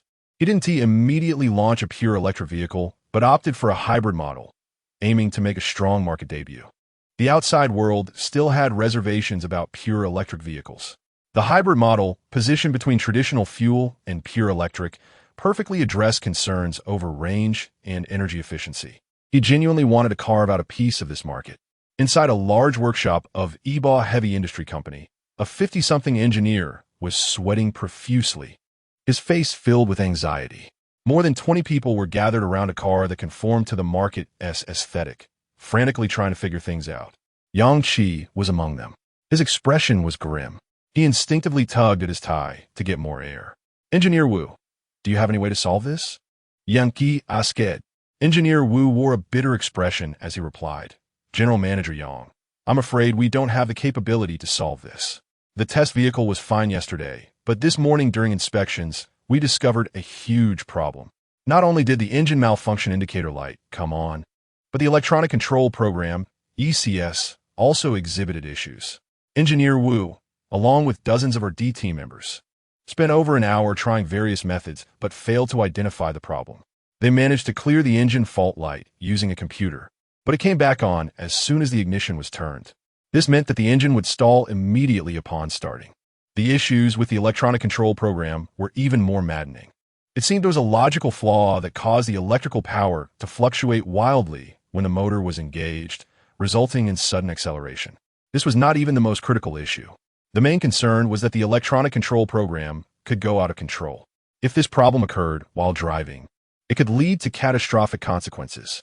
If these two issues could not be resolved, the testing ceremony could not proceed at all. Yang Qi was anxious. Wasn't it fine yesterday? How can you tell me it's not working now? Do you know how many people are outside? These are all potential investors. If they find out our test car has such a major problem, will they still have confidence in EBA heavy industry company? The more he spoke, the more agitated he became. He looked at the dozens of people around him. These were all engineers he had hired at great expense. Yet now they were at a loss. Engineer Wu was also anxious, but he truly had no solution left. General Manager Yang, we can only call for outside help now. Saying this made Engineer Wu feel embarrassed. If this got out, it would be a disgrace for EBA heavy industry company. If the media got wind of it, would users still trust EBA cars? Yang Qi felt helpless. He nodded, glanced at the time, and realized there was still some time before the ceremony started. So they should be able to resolve it. He immediately took out his phone and made a call. Mr. Smith?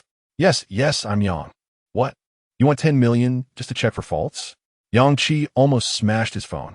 Just for a check, if they were to solve it, depending on the issue's severity, he would have to pay additional fees. This meant he would need to spend at least 30 to 50 million to actually resolve the problem.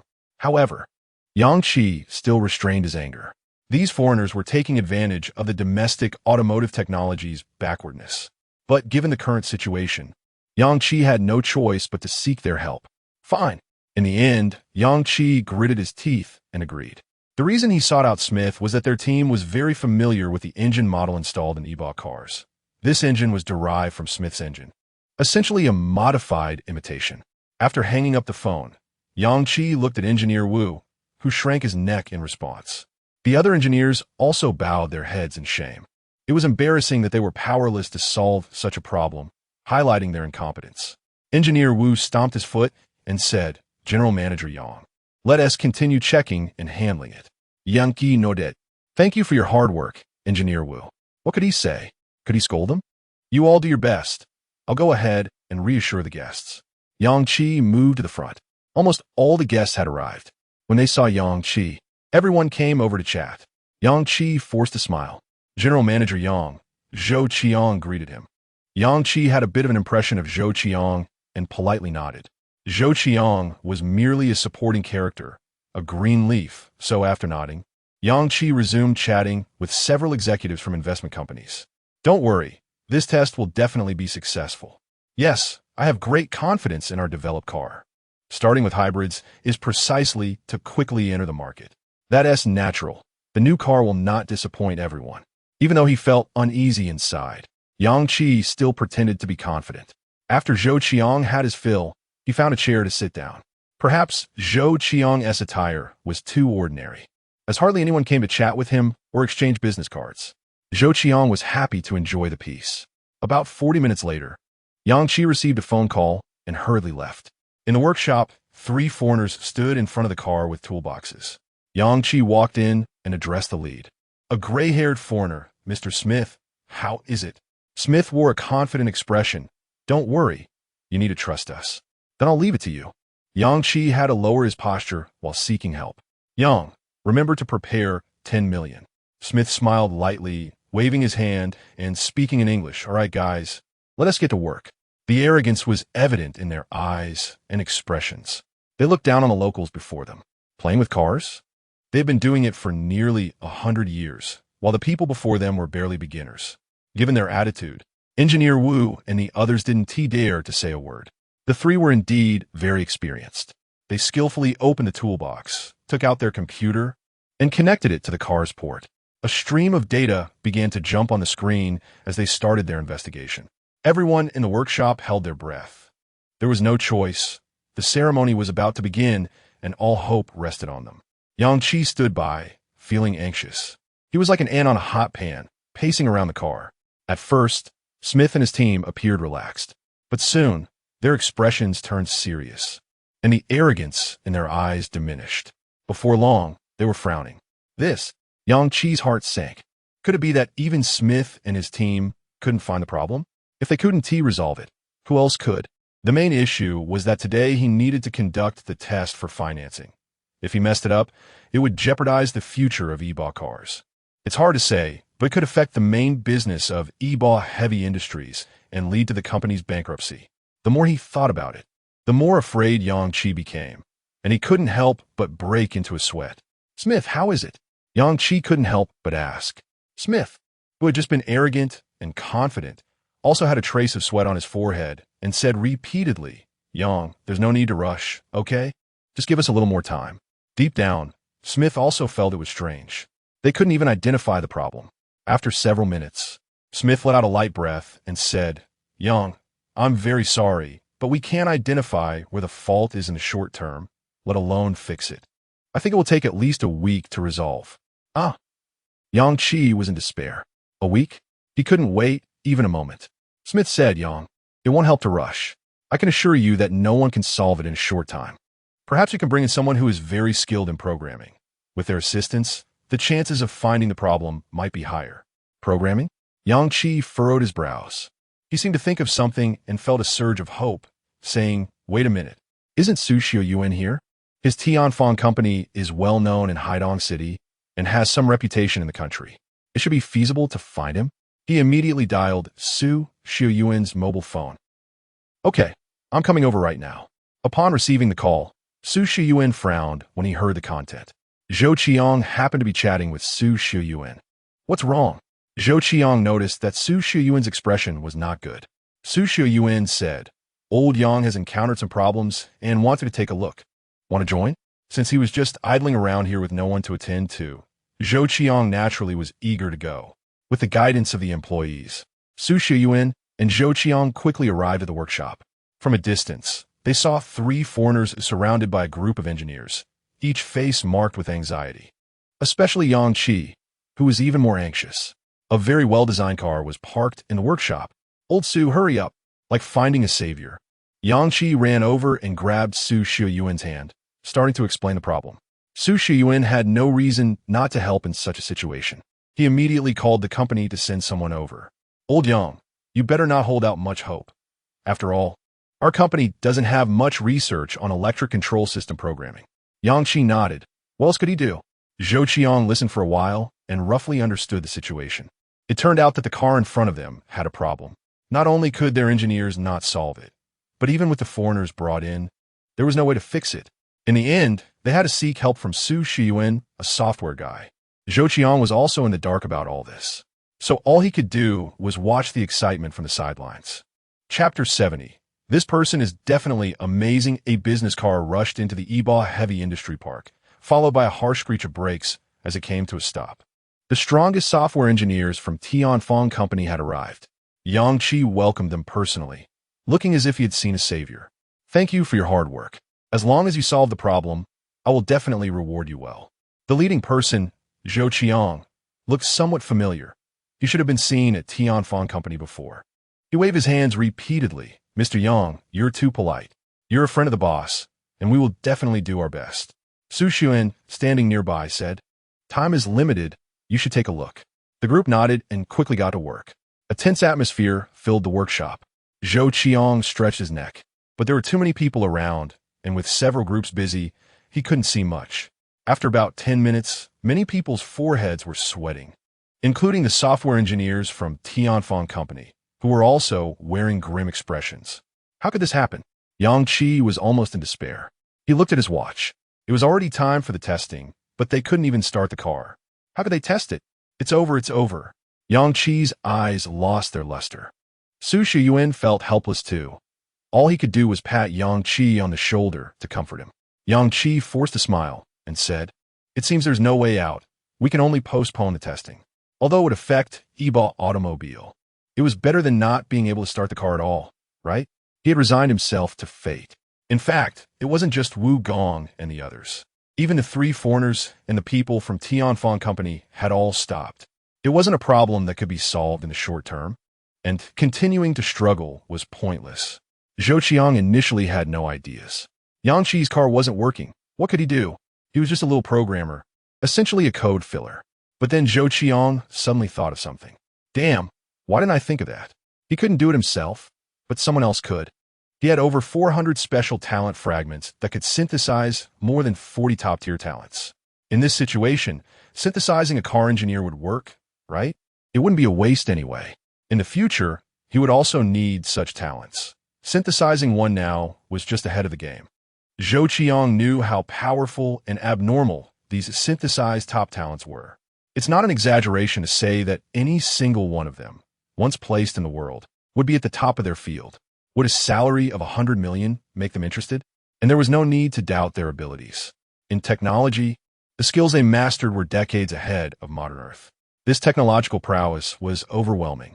Perhaps synthesizing an engineer could solve the current problem? Zhou Qiang's eyes lit up. Mr. Yang, I could give it a try, he said. Everyone present looked at Zhou Qiang with strange expressions. Even Su Xiuyuan was stunned. Could Zhou Qiang also get involved with the car? Yang Qi forced a smile and said, "Thank you for your kindness, Brother Zhou." He really had no hope left. Zhou Qiang said, "Wait for me." With that, he dashed away. After leaving the workshop, he circled around to a nearby restroom. He entered one of the stalls and closed the door. Whoosh! Zhou Qiang disappeared. When he reappeared, he was in the apocalyptic world, in a familiar hotel suite, on a familiar 5-meter bed. System, synthesize a car engineer. Command issued. The system responded. Consume 10 special talent fragments to synthesize a car engineer. Yes, no. Zhou Qiang didn't even blink at the mere 100,000 manufacturing price. Yes. Fragments and funds deducted. Light particles appeared. 1 minute later, a medium-sized male zombie appeared.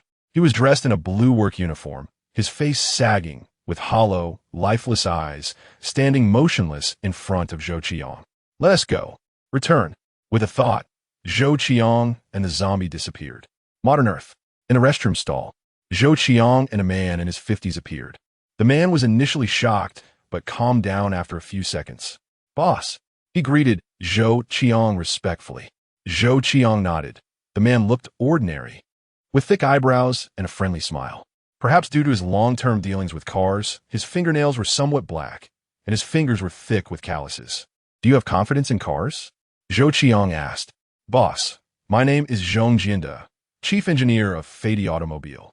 Zhou Qiang smiled slightly, exuding absolute confidence, and said, It's hard to say about the apocalyptic world, but in modern Earth, there's no car problem I can't solve. This statement was undeniably arrogant. Zhou Qiang felt delighted. Fady Automobile was indeed the world's top car company in the apocalyptic world. Amazing. He directly synthesized their chief engineer. Impressive. All right, follow me. We have 2 problems to solve. Zhou Qiang wasted no time and led Zhou Qiang out of the restroom, heading straight to the workshop. In the workshop, Yang Qi and the others, who had little hope, were packing up their tools. The arrival of Zhou Qiang and Zhou Qiang didn't make them raise their expectations. What a joke. A kid from who knows where. What does he know about car structure? Zhou Qiang didn't mind, pointing at the car. Zhou Qiang wore an expression of absolute confidence. His gaze calm as he slowly sat inside the car. Su Xiuyuan looked at Zhou Qiang, a questioning look on his face. Zhou Qiang smiled and said, He's one of my employees. He just happened to be nearby, so I let him give it a try. Zhou Qiang just attempted to start the car, listened to the sound, then picked up the nearby connected computer and began typing something. Lines of data refreshed, and soon Zhou Qiang stopped. After thinking for a few seconds, he started typing again, modifying some of the internal codes. Fuck, do you know what you're doing? Smith was about to go crazy. You were just messing around. This is an engine still in testing. If you modify it like this, the data will be scrambled, and it might take months to fix. This person was actually altering the core parameters of an engine.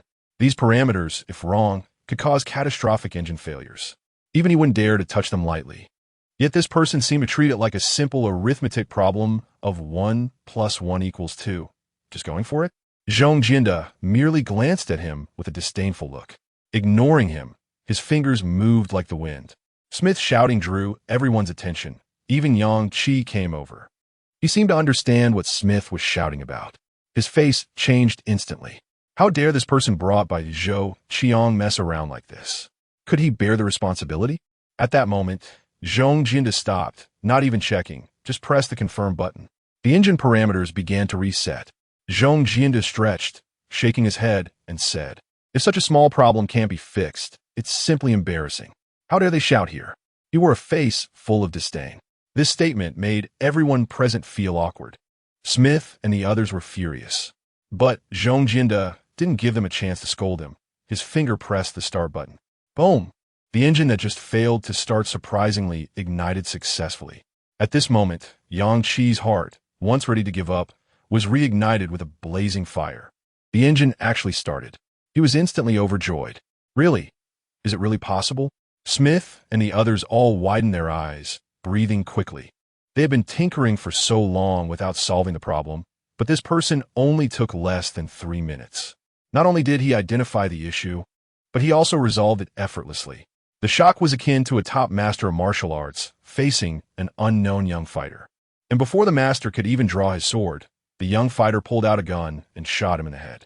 It was truly ridiculous. Just moments ago, he had been thinking that the person was acting recklessly. And now, Smith felt his face turning red. It was too embarrassing. He had become the clown instead. If anyone was the most excited at the scene, it was undoubtedly Yang Qi. The others were merely shocked. But he felt as though he had risen from hell to heaven. That kind of relief from near disaster was something others couldn't understand. An indescribable joy blossomed in Yang Qi's heart. Oh, Brother Zhou, you are my savior, my lifesaver. From now on, you're my brother. Yang Qi grabbed Zhou Qiang's hand and shook it vigorously. At this moment, Zhou Qiang switched the computer to another port and began operating it. This time, no one dared to doubt him again. Just like before, he inputted commands like a storm, with lines of code flashing. After just 5 minutes, Zhou Qiang stopped. He tossed the computer aside and got out of the car. Boss, everything is resolved. Let someone try it. There was no sign of emotion on his face, as if solving such a problem was too trivial. Yang Qi rubbed his palms together, clearly excited. What are you still dawdling for? Try it. Engineer Wu personally climbed into the car, first turned off the ignition, then started it again. It went smoothly. Once on the road, the electronic control system had no issues. After a lap, Wu stopped the car, his face filled with excitement. Yang, there's no problem anymore. Everything is resolved. Wu's gaze toward Zhou Qiang had completely changed. This is what it means to be impressive. The issue that had troubled dozens of so-called excellent automotive engineers was resolved in less than 10 minutes. Such a person is simply amazing. Wu's eyes were filled with respect. Even Smith and the others had to put away their arrogant demeanor in front of Zhou Qiang and instead began to seek his advice. Yang Qi finally felt at ease, wrapping his arm around Zhou Qiang's shoulder. Brother Zhou, I won't say too much in thanks. In the future, if you need anything, just ask, and I will definitely help you with whatever I can. He seemed to think of something. Hey, someone, go arrange the venue. Finance, transfer 30 million to my brother. This is his reward. Yang Qi was not a stingy person. After all, hiring this foreign expert would cost no less than this amount. And now this money was definitely for Zhou Qiang, which could be considered a good deed. He looked at Zhou Qiang with fiery eyes. This person is definitely impressive. Without thinking, he grabbed Zhou Qiang's hand and shook it vigorously. Master, you are too amazing. You alone are worth 1,000 troops. Zhou Qiang smiled lightly, exuding an air of calm and confidence. Chapter 71 Core Team of Automobile Manufacturing. Yang Qi wanted to recruit talent, but he had to wait until after the testing ceremony. Time had already passed. While Yang Qi and his team were busy, Zhou Qiang had already brought Zhou Qiang and Su Shiyuan back to the venue below. The guests here were already discussing in low voices. They found seats to sit down. Brother Zhou, you have surprised me once again, Su Shiyuan said, looking at Zhou Qiang and occasionally glancing at Zhou Qiang. Last time it was Su Mei, a top program expert. This time it was Zhou Qiang, who solved dozens of problems that others couldn't find in just 10 minutes. Who exactly is Zhou Qiang? How does he have so many top talents at his disposal? Su Shiyuan couldn't quite see through Zhou Qiang. Zhou Qiang waved his hand and said, Mr. Su, it was just a coincidence. Haha, I can't believe you. Su Shiyuan replied, not believing him at all, but he didn't pursue the matter further. Everyone has their secrets. However, Su Shiyuan felt that Zhou Qiang was not an ordinary person and would eventually soar to great heights. It was best to maintain a good relationship with him. Seeing that Su Shiyuan did not delve deeper, Zhou Qiang also breathed a sigh of relief. Old Zhou, what do you think of this e-bought car? Zhou Qiang turned to chat with Zhou Qiang. Garbage. Zhou Qiang spat out 2 words lightly. Zhou Qiang was dumbfounded. That was quite a polite way to say it. He really was a science guy who didn't understand a bit of tact. I think it's pretty good, Zhou Qiang said. The car's appearance is above average and meets the public's aesthetic. It's a hybrid focusing on new energy with enough hype. The power is not weak. According to Yang Qi, it can go from 0 to 100 km/h in 7.8 seconds. The range is a bit lacking, with a pure electric range of only 150 kilometers. But combined with the engine, it can run for 850 kilometers. That's really not bad. To reach this level at the start of car manufacturing is impressive, Zhou Qiang admired. But in Zhou Jinda's eyes, it was garbage? Zhou Qiang slapped his forehead. Damn, he forgot that this guy came from a post-apocalyptic world decades ahead of Earth. Their new energy technologies had already blossomed, and the current technology and aesthetic design were indeed too outdated. Zhou Jinda disdainfully said, "Boss, not to mention the engine is outdated. From battery technology to the electric control system, and even the tuning of the chassis, compared to what I had before, it's barely average on modern Earth.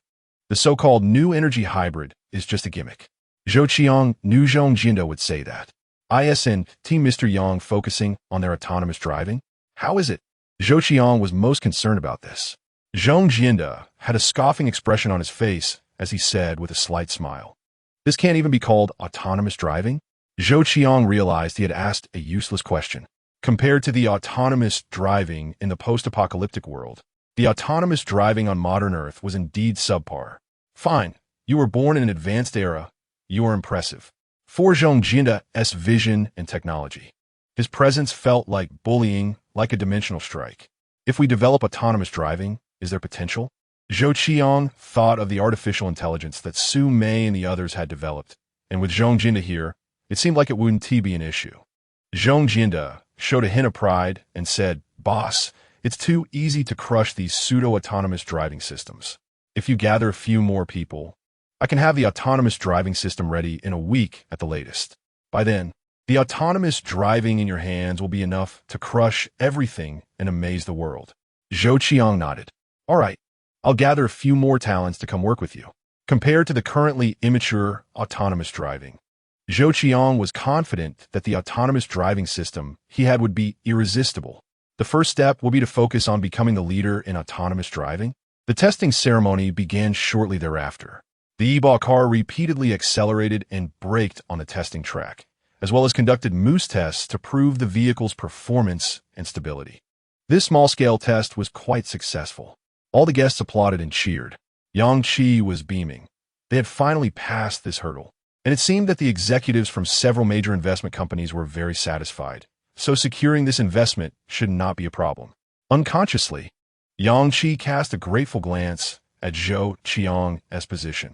During lunch, Yang Qi sent off the guests but kept Zhou Qiang, Su Shuyuan, and a few others behind. "I really appreciate you today, Brother Zhou." Yang Qi had a bit to drink and felt excited. "Mr. Yang is too polite. This time, we made 30 million, which is definitely an unexpected gain." Zhou Qiang was, of course, satisfied. The power of top talents had been proven once again. They could earn you tens of millions in just a few minutes. And compared to the cost of producing them, it was a huge profit. "Call me Yang Ge." "Not Mr. Yang," Yang Qi said earnestly. Zhou Qiang didn't act coy and generously called out, "Yang Ge." Yang Qi then turned to Zhou Jinda, his eyes full of admiration, and asked, "Master Zhou, what do you think of my car?" If someone didn't know better, they might think they were engaging in superstition with a title like Master Zhou. Zhou Qiang looked at Zhou Jinda, genuinely worried that this guy, this steel-like science nerd, would say it was garbage again. Zhou Jinda replied, "It's acceptable." Yang Qi was very impressed with Zhou Jinda. Hearing the words acceptable immediately made him satisfied. To have a master of such high attainment say acceptable meant he had succeeded. However, Zhou Jinda shook his head and said, "It's just that your active safety and autonomous driving are too weak." Yang Qi nodded. This was the truth. The active safety and autonomous driving systems were provided by a domestic company and could only be described as ordinary. The test results were of average level. To put it bluntly, they were more of a gimmick and designed to fool users. Just think about it. When faced with sudden obstacles and emergency braking at a speed of 30 km/h, the car couldn't stop. At 50 or 60 km/h, there was no need to think about it.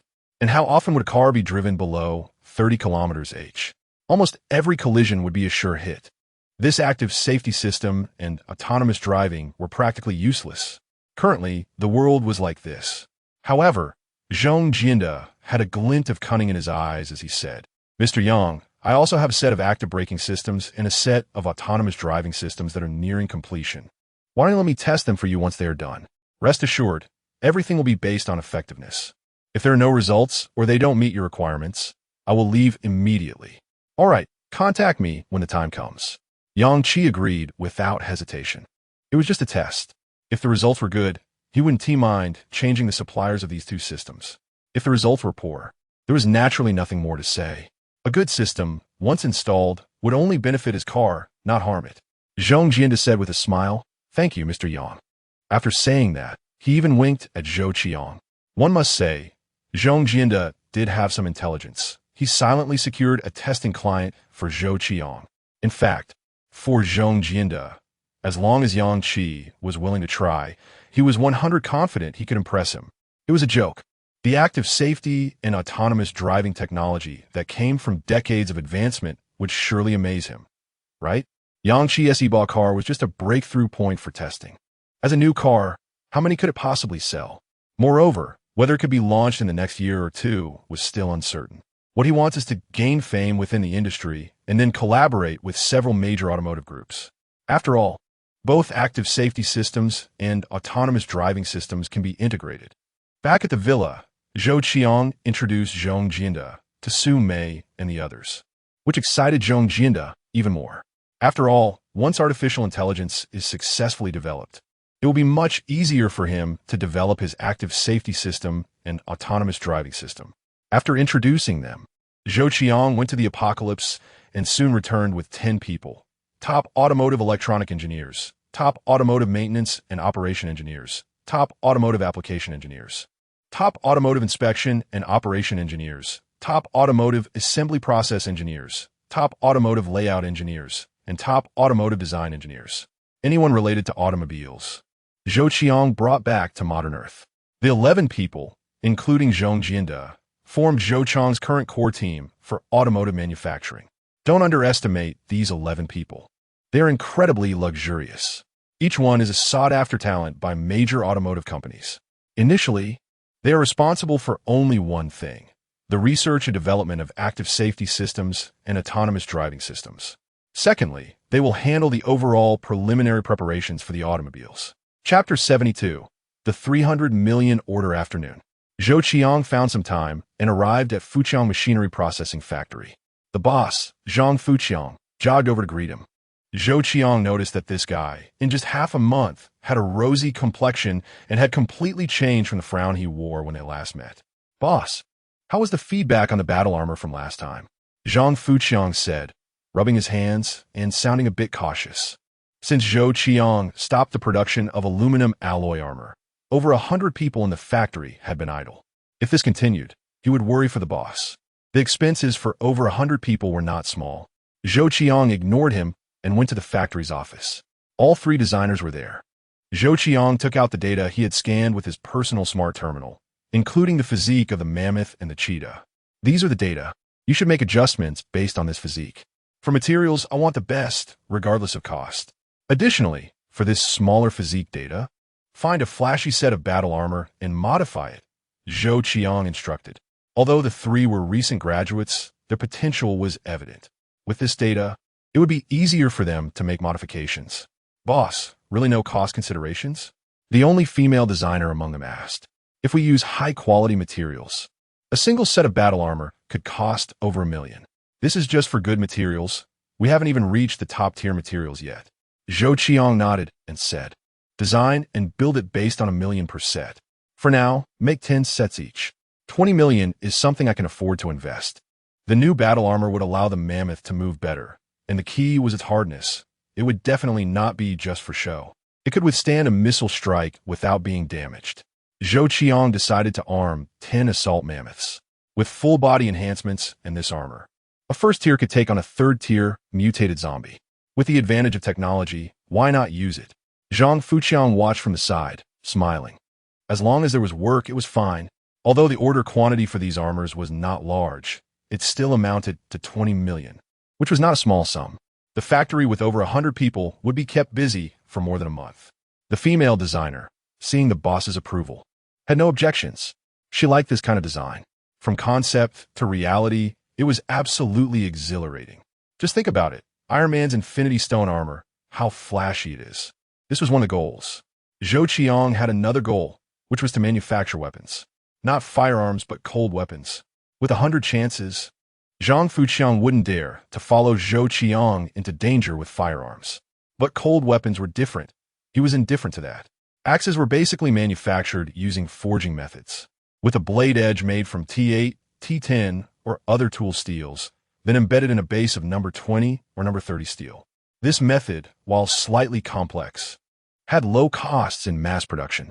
Upon hearing Zhou Qiang's requirements, Zhang Fuqiang immediately proposed a manufacturing plan for the battle axe without much thought. Zhou Qiang was taken aback. All right, it seems Zhang Fuqiang has some knowledge. Do it your way. For now, let's make 1,000 axes and remember to sharpen them, Zhou Qiang said. Zhang Fuqiang hesitated and said, Boss, who uses real weapons for a show? Besides, sharpening them, could that have any adverse effects? These axes are real weapons. Mind your own business. Having money makes you the boss. Just do as requested, Zhou Qiang replied. Besides, what can an ordinary person do with a battle axe weighing 50 or 60 pounds? Try lifting one. Zhang Fuqiang thought for a moment and realized he was being overly sensitive. A battle axe that heavy couldn't be lifted by an ordinary person. Fighting? That was out of the question. They were asking for something real, something imposing, or something needed for a scene. All right, just follow through with it. You got an order. Stop complaining. Zhou Qiang waved his hand, and Zhang Fuqiang laughed and ran off. 1,000 battle axes would be enough. When the mammoths wielded those axes, they would be incredibly fierce. However, Zhang Fuqiang soon returned. Boss, the government is bidding for the curbstones for Donghai Park. I have a few engraving machines here. How about we place a small order to do it? Zhou Qiang was a bit confused. Curbstones?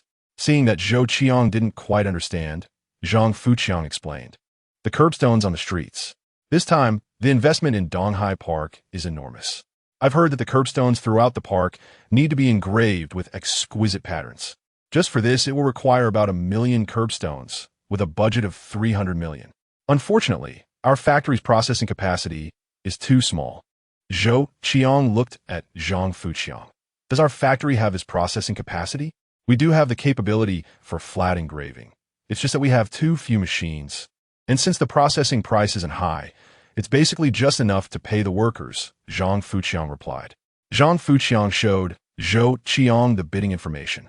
The processing volume was enormous, and since the government had periodic requirements, they didn't plan to contract it out to just 1 or 2 factories. Instead, all sizes of processing factories could come to take on the work. They were currently in the statistical phase, then would distribute based on the number of factories and their processing capabilities. It was rare. This time, everyone could benefit. Zhou Qiang looked it over. The processing requirements were indeed not high. Basically, any factory with engraving machines could handle it. It involved engraving a flat pattern, such as small flowers, grass, or some small animals, on a curbstone. How long does it take to process one? Zhou Qiang truly didn't understand. Zhang Fuqiang said, the curbstones are too heavy. Each one needs to be manually moved to the machine, so it mainly depends on labor. Additionally, engraving won't be too fast. Just the engraving time alone takes 8 minutes. From moving it to the machine to stacking it after completion, it takes 10 minutes to finish one. That is only 6 pieces an hour. This efficiency is indeed shockingly low. In a day, a person without eating or drinking could only manage 144 pieces. No wonder the government is opening bids to all processing factories. A few million pieces? If only 1 or 2 factories get it, how long would that take? You handle this matter, Zhou Qiang said. Since Zhang Fuqiang wanted to improve the factory, Zhou Qiang would of course support him. Keeping workers idle was not an option. Bringing in some work to make the factory lively was good too. After returning from Fuqiang Machinery Processing Factory to the villa, Zhou Qiang's mind was focused on how to make money. Gold had some limitations in generating funds. It was necessary to explore new sources of funding. 300 million? Zhou Qiang thought of the curbstones Zhang Fuqiang mentioned this afternoon, with a budget of 300 million, which was definitely an enticing amount. Processing curbstones? Didn't he have that capability? With just a few machines, what could they do? However, was there any way? Zhou Qiang's mind began to work. If the processing speed was fast enough, could they secure a larger share? But how to improve it? Zhou Qiang was completely an outsider to the manufacturing industry. Wait, why am I being so foolish? Zhou Qiang chuckled, slapped his forehead, and then returned to his room. To the apocalypse. With a thought, he directly teleported. In the blink of an eye, Zhou Qiang was already in a hotel suite in the apocalypse. The problems he couldn't solve himself. There were plenty of talents here in the apocalypse, right? On his personal smart terminal, Zhou Qiang opened the welfare group. The welfare group was lively. Everyone was discussing the recommended rewards Zhou Qiang had mentioned earlier. Meanwhile, Zhou Qiang's private messages were flooded with dozens of recommendations. Zhou Qiang opened one of the messages. Hu Yishan, an engineer from Longhua Shipbuilding Industry Group. I have to say, Hu Yishan is definitely an impressive individual. Just look at the resume. It's full of honors. Someone like this is definitely a treasure. Zhou Qiang clicked to invite him into the benefits group and then added this recommender into a small group. Soon after, Zhou Qiang added all the people who had recommended talents, instantly making the group lively. Wow, I finally got in the small group. Is there really rice and water? I recommended 2 engineers. This reward should be enough to eat. I won't have to worry about starving for a month. Everyone, don't get too excited. The group owner still needs to review. Ha, I'm not afraid. The person I recommended is definitely a big shot. You won't believe it, but I actually recommended a pilot who used to fly stealth fighters. Zhou Qiang glanced at the first woman who entered the group, Zhao Ying, and said, I don't have time to tally things up right now. Zhao Ying, you will be responsible for counting the talents they recommended. And how much the rewards are, I will distribute them uniformly tomorrow. Zhao Ying was taken aback. She didn't expect to be picked by Zhou Qiang. However, she immediately became excited. Being able to work for the group owner is simply an immense honor. If she performs well, could the group owner reward her with a golden rice bowl? This matter must be handled beautifully. Everyone report your numbers to me, and I will tally them up. Zhou Qiang no longer paid attention to this group. Instead, he ran to the benefits group and said, I have a question, answer well, and there will be a reward. Instantly, the group was in an uproar. The group owner has finally appeared. What question does the group owner have? My brain is already eager to answer. The group owner's reward. It won TB self-heating rice again, right? The group owner asks me. I'm a 100 knowledge scholar. Group owner, what is the question? Everyone in the group is an elite, and they realized that the opportunity to earn a meal was here. As long as it was about their expertise, they would have a way to answer. In an instant, countless people were staring eagerly at the group. Zhou Qiang said, do you know what type of engraving machine is best for processing curbstones? It's the fastest. This question left many people dumbfounded. What the heck? This is the apocalypse. What are we processing curbstones for? However, the experts in the processing industry were all energized. One person named Lu Yonka was the first to respond. Group owner, use a super-fast metal engraving machine. No matter how complex the pattern is, it can be engraved in just 20 seconds. If it's just flat engraving, it doesn't even take 5 seconds. Zhou Qiang was most concerned about the time mentioned by the other party. 20 seconds?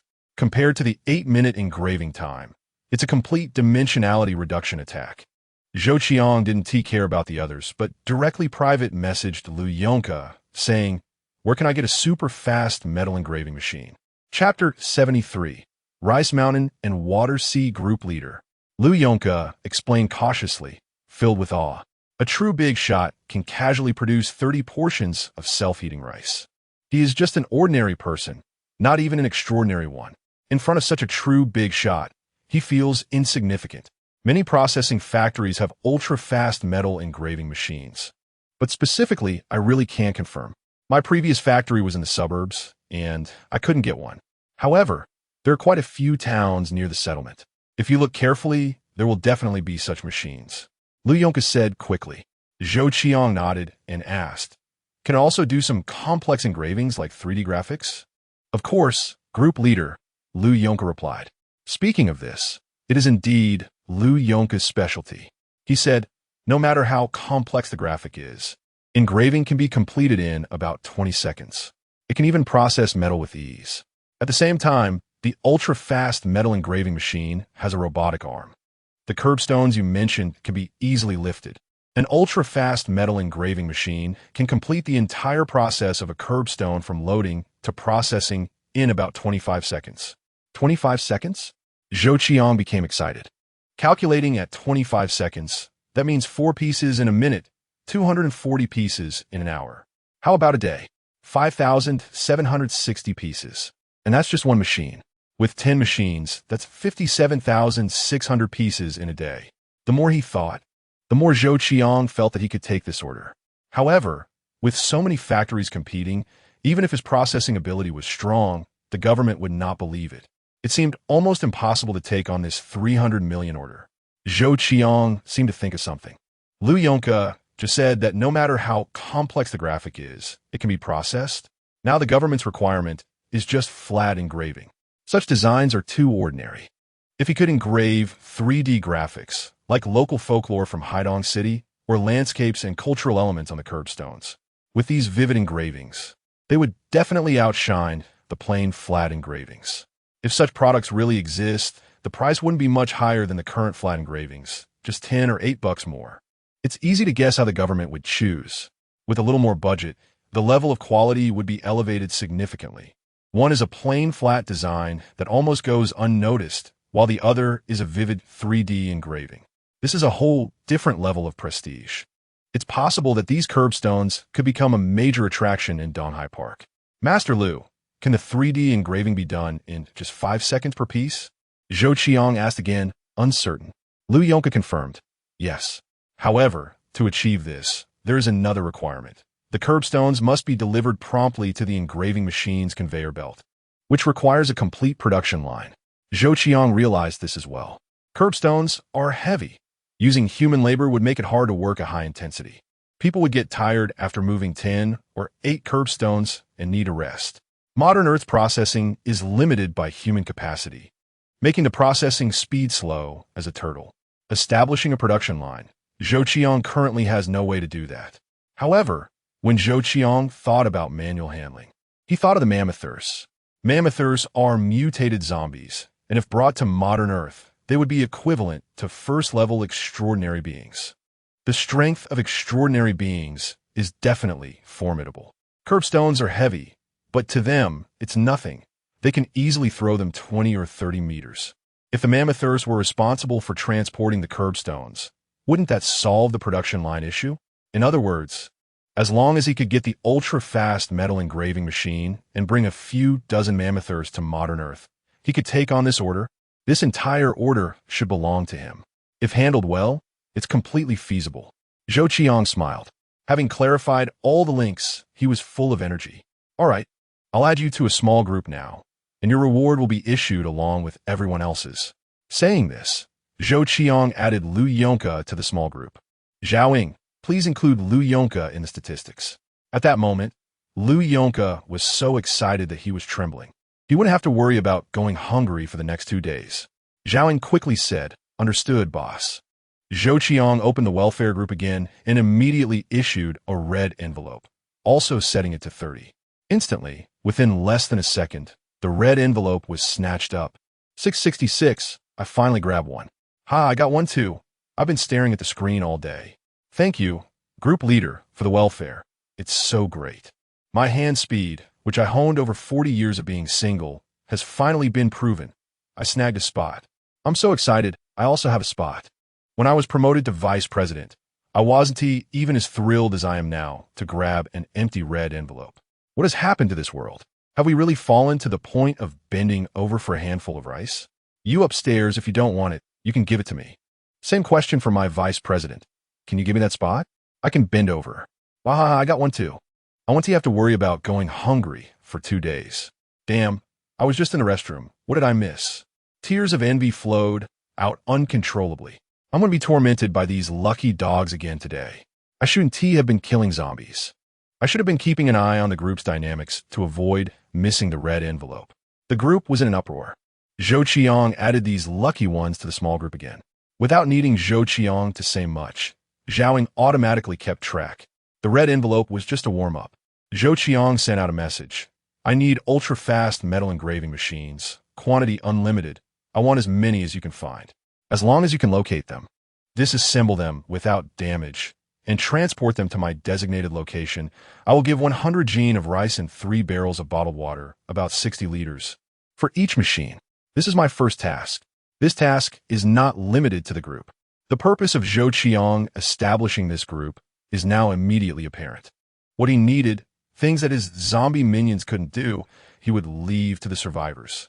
If he were to search for the ultra-fast metal engraving machines one by one, not knowing where to find them is one reason.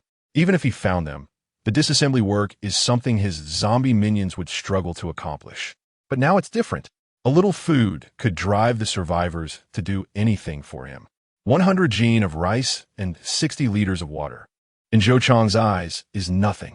But in the eyes of the survivors, it's enough to make them go crazy. To prove his financial strength, Zhou Qiang also took out a pile of rice and over 100 barrels of bottled water. In the apocalypse, this is what true wealth looks like. He took a picture and sent it to the group to prove that he had the ability to fulfill the rewards he offered for the task. Sure enough, when the group saw Zhou Qiang's posted task, everyone erupted. Damn, what did I just see? Rice mountain and water sea. I'm shocked. The group leader is indeed deep and unfathomable. Ultra-fast metal engraving machine? What is that? I regret not studying mechanical engineering. I have no idea what an ultra-fast metal engraving machine is. I know where there are ultra-fast metal engraving machines. Looking for a team. You upstairs, I'll join you. Who has the information? I'm strong and sturdy. Come with me, I guarantee we can get that machine back. In the heated group, everyone jumped in excitement. 100 gene of rice and 60 liters of bottled water. As long as I can get my hands on one of those super fast metal engraving machines. Wouldn't that mean I've made it big? With so much food, I could completely rise to the top. With the benefits previously provided by Zhou Qiang, along with the food captured on camera, who would still doubt Zhou Qiang's ability to deliver? This is why Zhou Qiang wants to establish an image of a wealthy person. Smart people don't waste time chatting here. Instead, they strike first. For example, they look for those who know about this machine or seek cooperation with extraordinary individuals. The quicker the move, the better the advantage. If the nearby super-fast metal engraving machine is taken away, one would need to go further to places with more zombies. Naturally, the danger increases. Therefore, the importance of seizing the initiative becomes apparent. For a moment, the entire small area of the settlement became agitated. Even some extraordinary individuals became aware of it. Compared to ordinary survivors, they were the most excited. With their extraordinary strength, clearing out zombies and bringing back 1 or 2 of these super-fast metal engraving machines would be a piece of cake, right? Especially if they could capture a factory.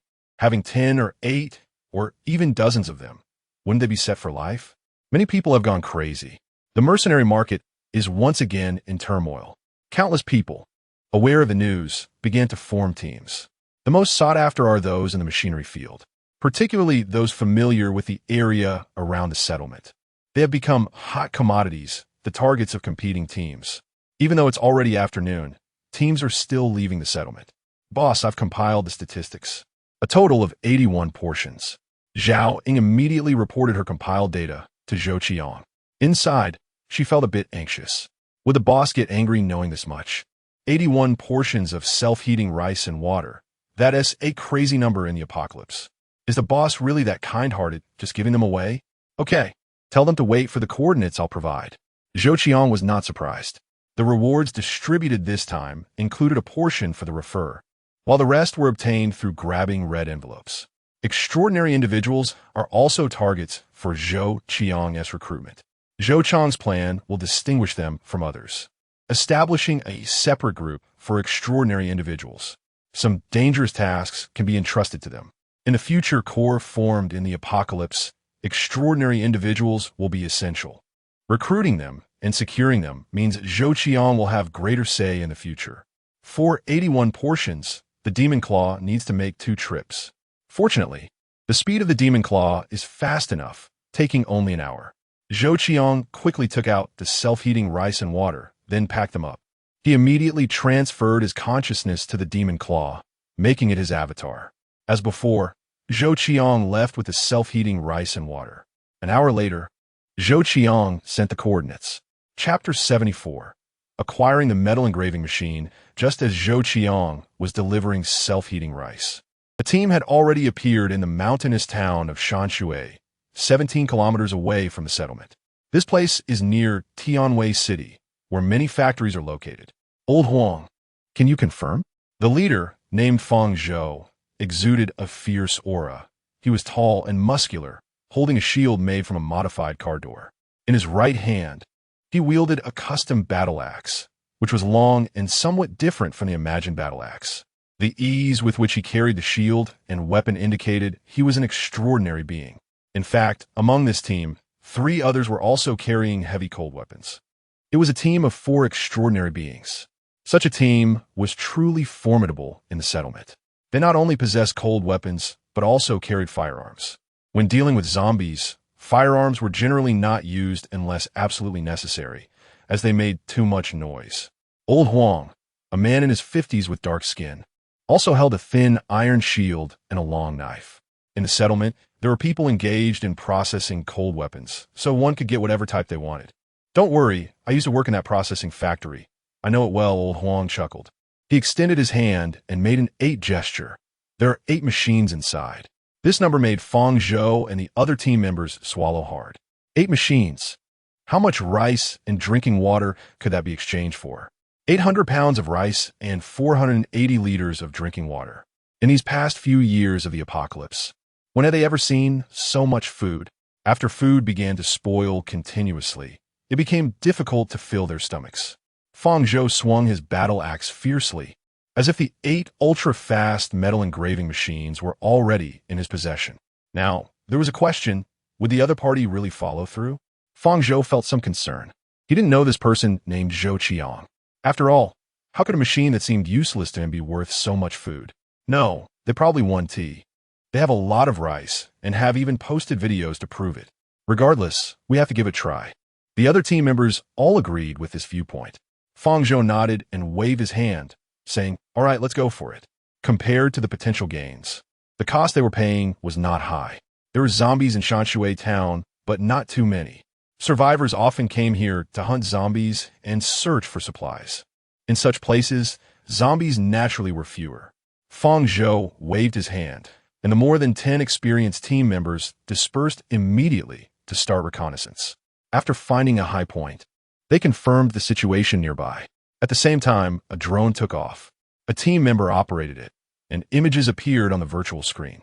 This system was designed to scan for zombies. In the apocalypse, many capable individuals existed, and someone had indeed developed such a system for drone use. Through selling this system, people could easily profit in the settlement. To obtain this system, one needed to purchase a license, and many teams would grit their teeth and buy it. Because this system was indeed useful, it could detect every zombie that appeared within the camera's view. Not only that, but it could also distinguish whether the zombies were mutated or not. Having this system greatly increased the survival chances for survivors. The difference between having it and not having it was massive. There are a total of 723 zombies in the processing factory with no mutated zombies. I planned the route. The drone's reconnaissance results quickly charted the most ideal route through the system. What is high technology? What is artificial intelligence? The reconnaissance system on the drone automatically planned a route, avoiding zombies and optimizing the path with the least obstacles. Using its data algorithms, it was more precise than humans. As the planned route was sent out, every team member received it, and it was displayed on the virtual screen. Some high-end personal smart terminals even projected an arrow on the ground. Is everyone clear? Understood, head. Group 1 advances, Groups 2 and 3 provide cover, Group 4 on standby. Move. Feng Zhou did not hesitate, waving his hand, and the entire team began to advance along the route. They were very skilled at dealing with zombies. As they advanced along this route, a zombie appeared from around a corner. Group 2, watch your left. A zombie is coming out. A prompt came through the team communication. The drone in the sky constantly monitored every movement below. Group 2 received. The members of Group 2 replied. Li Feng, you handle it. The zombie had just turned around when, before it could comprehend the situation, a glinting blade flashed and cut through its head. The strength of an extraordinary being was indeed overwhelming. The zombie fell to the ground.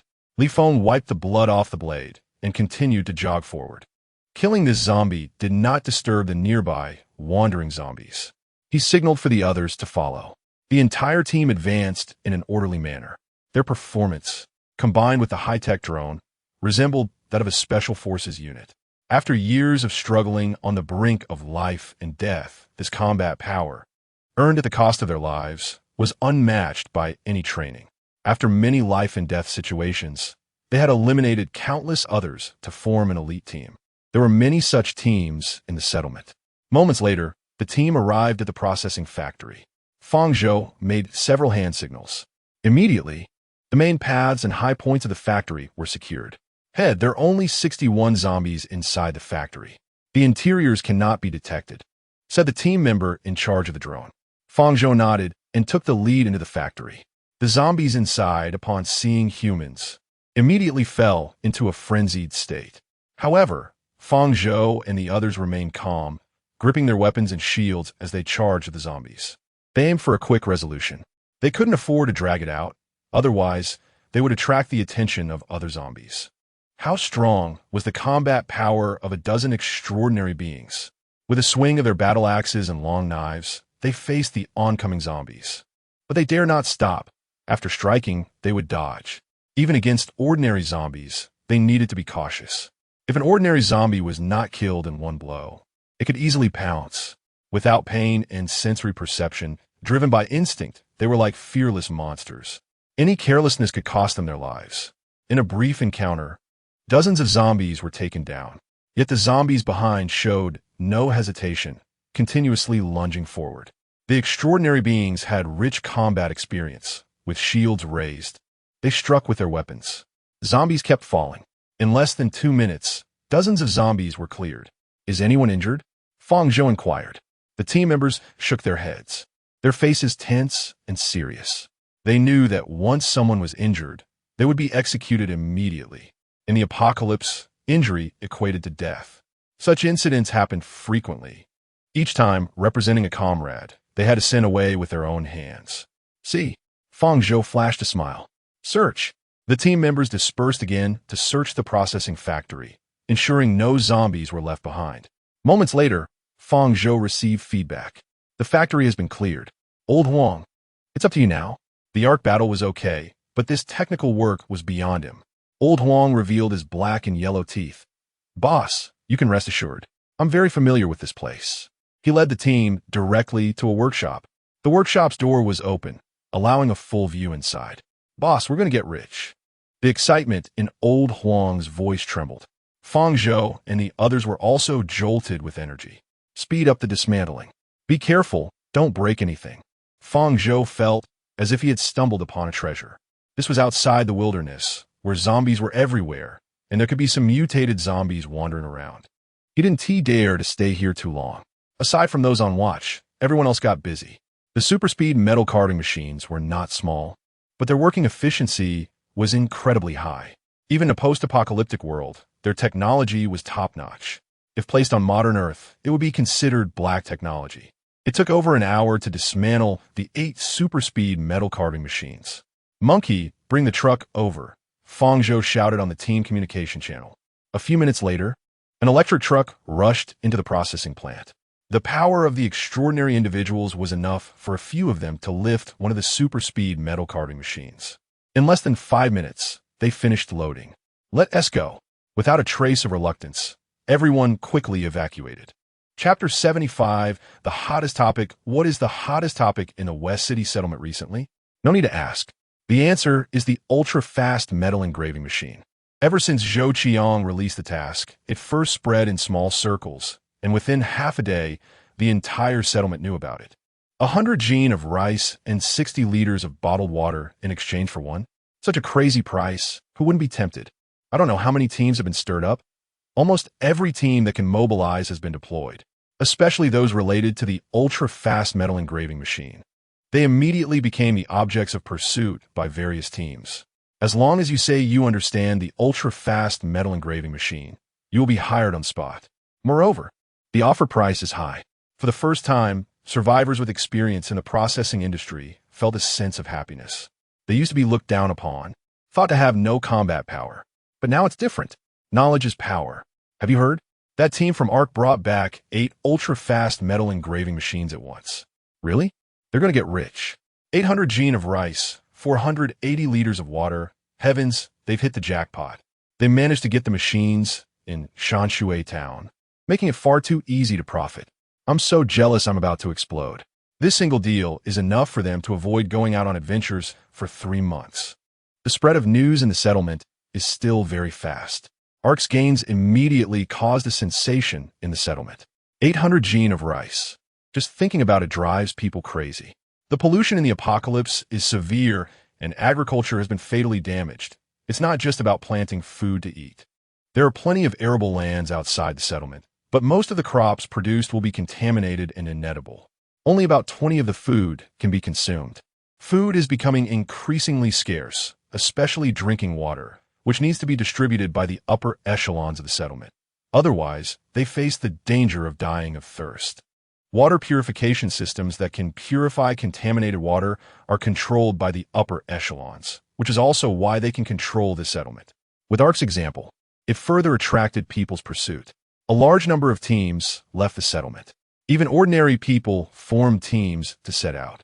What if they brought back 1 or 2 machines? Zhou Qiang kept a close eye on the group. He was very aware of the changes in the settlement. The group chat had already exploded. They were discussing the ultra-fast metal engraving machine and the rice. Food and water are too precious in the apocalypse. Almost every day, someone dies of thirst or hunger. A single grain of food could trigger a bloody incident. Being in this group, they clearly understood the strength of the group owner. The outside world worrying about not being able to pay is simply a joke. This Ark is about to get rich. Why isn't this lucky protagonist me? 800 gene of rice. How long will it last? Everyone, guess why the group owner wants these useless machines? I dare not guess, afraid of being silenced. I think the group owner must want to process some weapons. Tianwei City is just a major economic city. They envy those survivors at military bases, as they can directly obtain powerful weapons from military bases, making it much simpler to deal with zombies. These military bases must have quite a few combat robots and mechs. A Ghost Fire mech should have no problem taking on a Tier 4 mutated zombie. It is said that several large settlements are strong and well-armed. Who knows who will dominate the future? What use is that? In my opinion, solving the pollution problem is the primary issue. Otherwise, we will starve and die every day, and our small group will eventually be wiped out. Those upstairs are thinking too simply. It's not that easy. I wonder if I can live to see the day they expel the zombies and restore human civilization. Zhou Qiang was also interested in these topics. For example, after occupying the military base, their strength would certainly undergo a qualitative leap. Mechs? Comparable? It seems very much in line with the technological level of the apocalypse. Another example is how to solve the pollution problem in this world. In Zhou Qiang's view, the pollution issue is paramount. Otherwise, the planted food will be infected, and if the water is not purified, it is completely unusable. This relates to human survival. Currently, I have no way to organize people to solve these problems. Zhou Qiang shook his head. Speaking of pollution, it requires the whole of humanity to find a solution. It cannot be solved by just a few people. For now, Zhou Qiang could only set those thoughts aside. The fact that someone named Ark brought back 8 ultra-fast metal engraving machines is undoubtedly exciting news. Even Zhou Qiang himself was pleased. Zhou Qiang had also researched the information and knew that the ultra-fast metal engraving machine is truly a bug-like existence. Far ahead of modern Earth technology, it uses a processing method similar to 3D printing, with up to 30 sets of engraving heads starting simultaneously. No wonder even the most complex engravings can be completed in 20 seconds. Old Liu, if I want to engrave a curbstone with lifelike reliefs, how should I operate it? For professional questions, Zhou Qiang naturally sought out professionals. Liu Yonke was currently in a shabby tent in the settlement. When he saw Zhou Qiang as private message, he was jolted and immediately said without thinking, "Boss, you need to confirm your engraving graphics first, and secondly, design the data modeling in the metal engraving machine. This is just the most basic process. It's difficult to operate without being a professional. Just the parameters are hard to set. Zhou Qiang also realized this. Having the machine is not enough. Someone needs to set it up properly. People from modern Earth definitely can't operate this ultra-fast metal engraving machine, given the decades of technological gap. Old Liu, are you interested in working with me? Zhou Qiang asked. Boss, I'm willing. Liu Yonka did not hesitate at all. He was afraid this opportunity would slip away. Zhou Qiang said, 1 self-heating rice meal and 1 bottle of water a day. You don't need to take risks. You just need to be my agent in the settlement, responsible for checking whether these machines are complete and functional. This job is yours. You'll contact the person who brings back the machines. If there aren't enough people, you can recruit a few to form a team. I will also take care of their food and drink. Liu Yonka was so excited he felt like he was about to bounce up. Now he felt like he was firmly holding onto a big leg, not to mention staying in the settlement. Even if he were asked to climb a mountain of knives or cross a sea of fire, he wouldn't frown. He felt like he could fly to the sky. Boss, no problem. I'll recruit people right now. Liu Yonka knew this was his opportunity. If he seized it, he would be far from hunger and might even become someone important. He had to do this job well for the boss.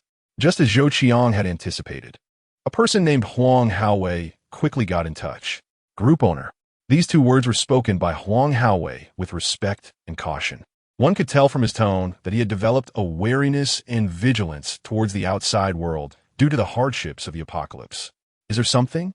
Zhou Qiang asked. Huang Haowei was overjoyed to see Zhou Qiang respond. Group owner, may I ask if what you said before about the metal engraving machine still stands? Of course, for this matter, you will coordinate with Liu Fik. He will check first, and if there are no issues, I will specify a place for you. Once the goods arrive, I will pay immediately. Zhou Qiang replied quickly. Huang Haowei naturally had no objections. After recommending Liu Yonka to him, the rest of the matters were handled by Liu Yonka. Liu Yonka took over immediately. It was easy to find a few people familiar with machinery in the settlement. Liu Yonka just shouted at the mercenary market, and immediately a crowd gathered around him. Liu Yonka selected 5 people and asked them some mechanical questions. Seeing that they could answer quickly, he decided to keep them. He then brought these 5 people to coordinate with Huang Haowei. After checking the 8 ultra-fast metal engraving machines several times and confirming that they were indeed in good condition, Liu Yonka immediately replied to Zhou Qiang. Boss, there are no problems. They are all in good condition. What do you think? Zhou Qiang said, we can proceed with the transaction. Have them prepare, and I'll give you a location shortly. After closing the chat window, Zhou Qiang glanced out the window. It wasn't too late.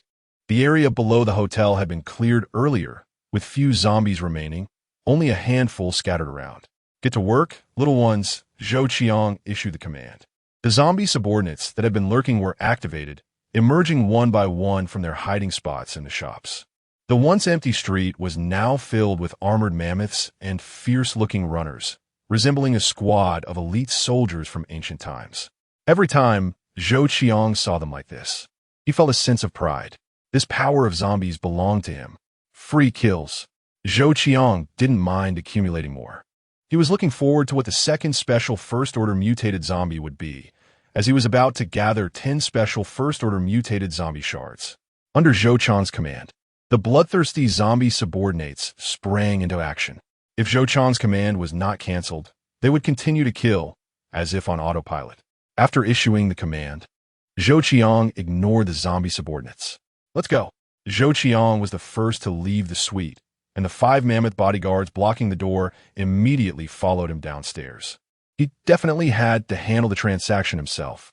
Upon reaching the hotel lobby, Zhou Qiang waved his hand, and a full-size electric SUV appeared from his storage space. With another wave, an electric truck materialized. With autonomous driving, one person could easily operate several vehicles. Under Zhou Qiang's command, the Demon Claw charged down the street towards the city outskirts. Zombies were crushed one by one as it smashed their heads. The vehicle smoothly exited the city. An hour later, Zhou Qiang arrived at a village 2 kilometers away from the settlement. There were no zombies here, and the empty rooms met Zhou Qiang's requirements. This is the address. Have them bring the machines here. Zhou Qiang sent Liu Yonka the location. He then took out 16 bags of unpackaged old rice from his storage space, followed by 24 barrels of bottled water, placing them onto the electric truck. The existence of the purchasing company solved the packaging issue for Zhou Qiang. After completing all this, Zhou Qiang lit a cigarette and waited. He wasn't worried about the other party pulling any tricks. As long as he wanted, he could use zombies to bury them. Chapter 76. The mechanical master Ark and his team escorted the 8 ultra-fast metal engraving machines away from the settlement. Before the apocalypse, not to mention 8 machines, even 800 wound T need human escort. Wrong. It was before Zhou Qiang announced the acquisition of the ultra-fast metal engraving machines that these machines were tossed aside at the processing plant, and no one even glanced at them. But now, they had become treasures. Each one was worth 100 pounds of rice and 60 liters of water. In the apocalypse, that was an amount that could drive people crazy. As such, Ark had to be extremely cautious, especially now that everyone in the settlement knew he had obtained 8 ultra-fast metal engraving machines. Who knew if someone might risk their lives for food? There was no doubt that anything could happen in the apocalypse. Fortunately, the delivery location was only 2 kilometers from the settlement. Everyone kept their eyes peeled. Drones were on alert. Every team member was vigilant, closely watching their surroundings. 3 vehicles escorted the electric truck as it sped away. In less than 3 minutes, they arrived at a small village. Ark waved his hand, and the drones flew above the village immediately. Several team members quickly approached the small village and cautiously entered. Zhou Qiang didn't play any tricks. Naturally, their caution was in vain. Zhou Qiang stood at the front of the SUV, arms crossed. 5 mammoth bodyguards surrounded Zhou Qiang, protecting him. The team confirmed there were no issues. The convoy entered the village. Ark jumped down from the vehicle, his eyes fiery as he stared at Zhou Qiang. Is this the legendary group leader from the settlement? Leader, Ark proactively greeted, his voice tinged with flattery. In this world, having food was everything. However, his gaze was fixed on the 5 bodyguards Zhou Qiang brought. The infinite gem battle armor was indeed striking. Coupled with their towering physiques, they exuded an intimidating aura. Ark, who had fought his way through blood and corpses, felt a sense of trepidation rise within him. These 5 bodyguards were not to be trifled with. Zhou Qiang nodded, his gaze shifting to the electric truck, which was loaded with the 8 ultra-fast metal engraving machines. Liu Yonka and the others were all there. They were extremely excited to see Zhou Qiang. Liu Yonka had seen Zhou Qiang before, but the other 5 were meeting him for the first time. Boss! I've seen the boss, they exclaimed excitedly, rubbing their hands together. All of them had faces that looked worn and haggard. The years of the apocalypse had dulled their edges. Old Liu, everything all right? Zhou Qiang asked. Liu Yonka patted his chest and said, Boss, I guarantee it with my head. Good. Then shall we start the transaction, Captain Fong? Zhou Qiang looked at Ark, who exuded a fierce aura. Having dealt with zombies for years, his momentum was naturally different. After becoming an extraordinary being, that momentum was even stronger. Ark nodded. He liked such straightforwardness. When he saw that the electric truck indeed had 16 bags of 50-pound rice, he was so excited that he trembled, especially the 24 barrels of bottled water, which were even more enticing. A team member went over to inspect the rice. He took out a small sample. It was indeed pure white rice, exuding a faint rice fragrance. He nodded excitedly, then opened a barrel of bottled water, poured out a little, and took out a tester. Boss, it's pure water. His voice trembled with excitement. Ark tightly clenched his fists. He really didn't expect that the ultra-fast metal engraving machines could be exchanged for food and water. The other party kept their promise. Thank you, group leader. This sentence came from the heart. His eyes squinted with joy. Zhou Qiang suddenly became mysterious in his mind. Food was so precious in the apocalypse. Yet the other party exchanged it for these useless machines? Zhou Qiang pointed at the ultra-fast metal engraving machines on the electric truck. Shall we swap them? Ark readily agreed. No problem. He waved his hand. The team members immediately became busy, moving the 8 ultra-fast metal engraving machines onto Zhou Qiang's electric truck and transferring the rice and water to their own electric truck. The transaction was quick. Old Liu, this is your reward, a box of bread and a box of water. Liu Yonka and his team were overjoyed. Thank you, boss. Thank you, boss. Zhou Qiang smiled and waved at Ark, Captain Fong. It was a pleasure working together. After saying that, he got into the car and left. The SUV and electric truck quickly left the village. Ark watched Zhou Qiang leave until they disappeared from sight before retracting his gaze. Let us head back. In the wilderness, Ark didn't dare linger. The group started their return. However, the atmosphere in the team became lively. Captain, what do you think the group leader wants these machines for?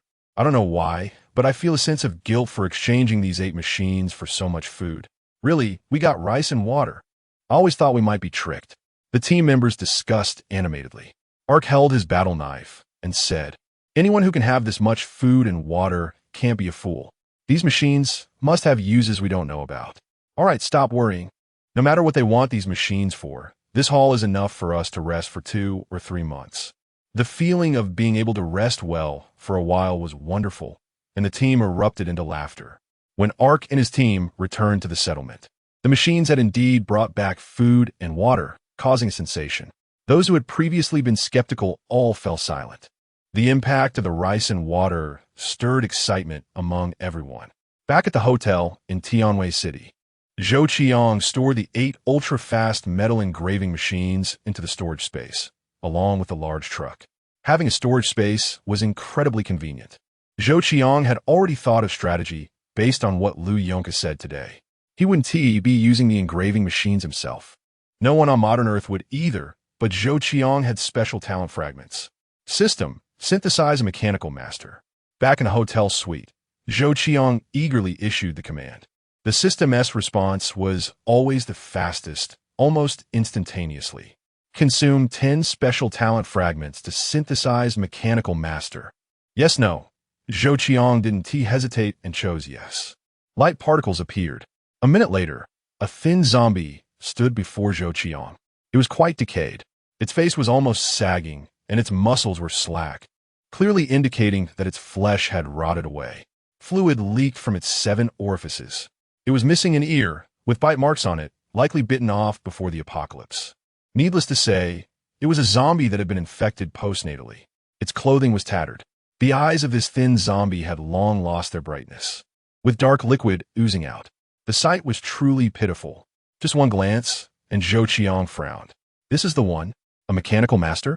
But the creation of so many special talents was all top-notch. Zhou Qiang still chose to trust the system. Without hesitation, he brought it back to the modern world. In the villa room, a thin old man, around 60 years old, appeared, standing about 7 meters tall. He had transformed from the pitiful appearance of the apocalypse to a spirited figure. His eyes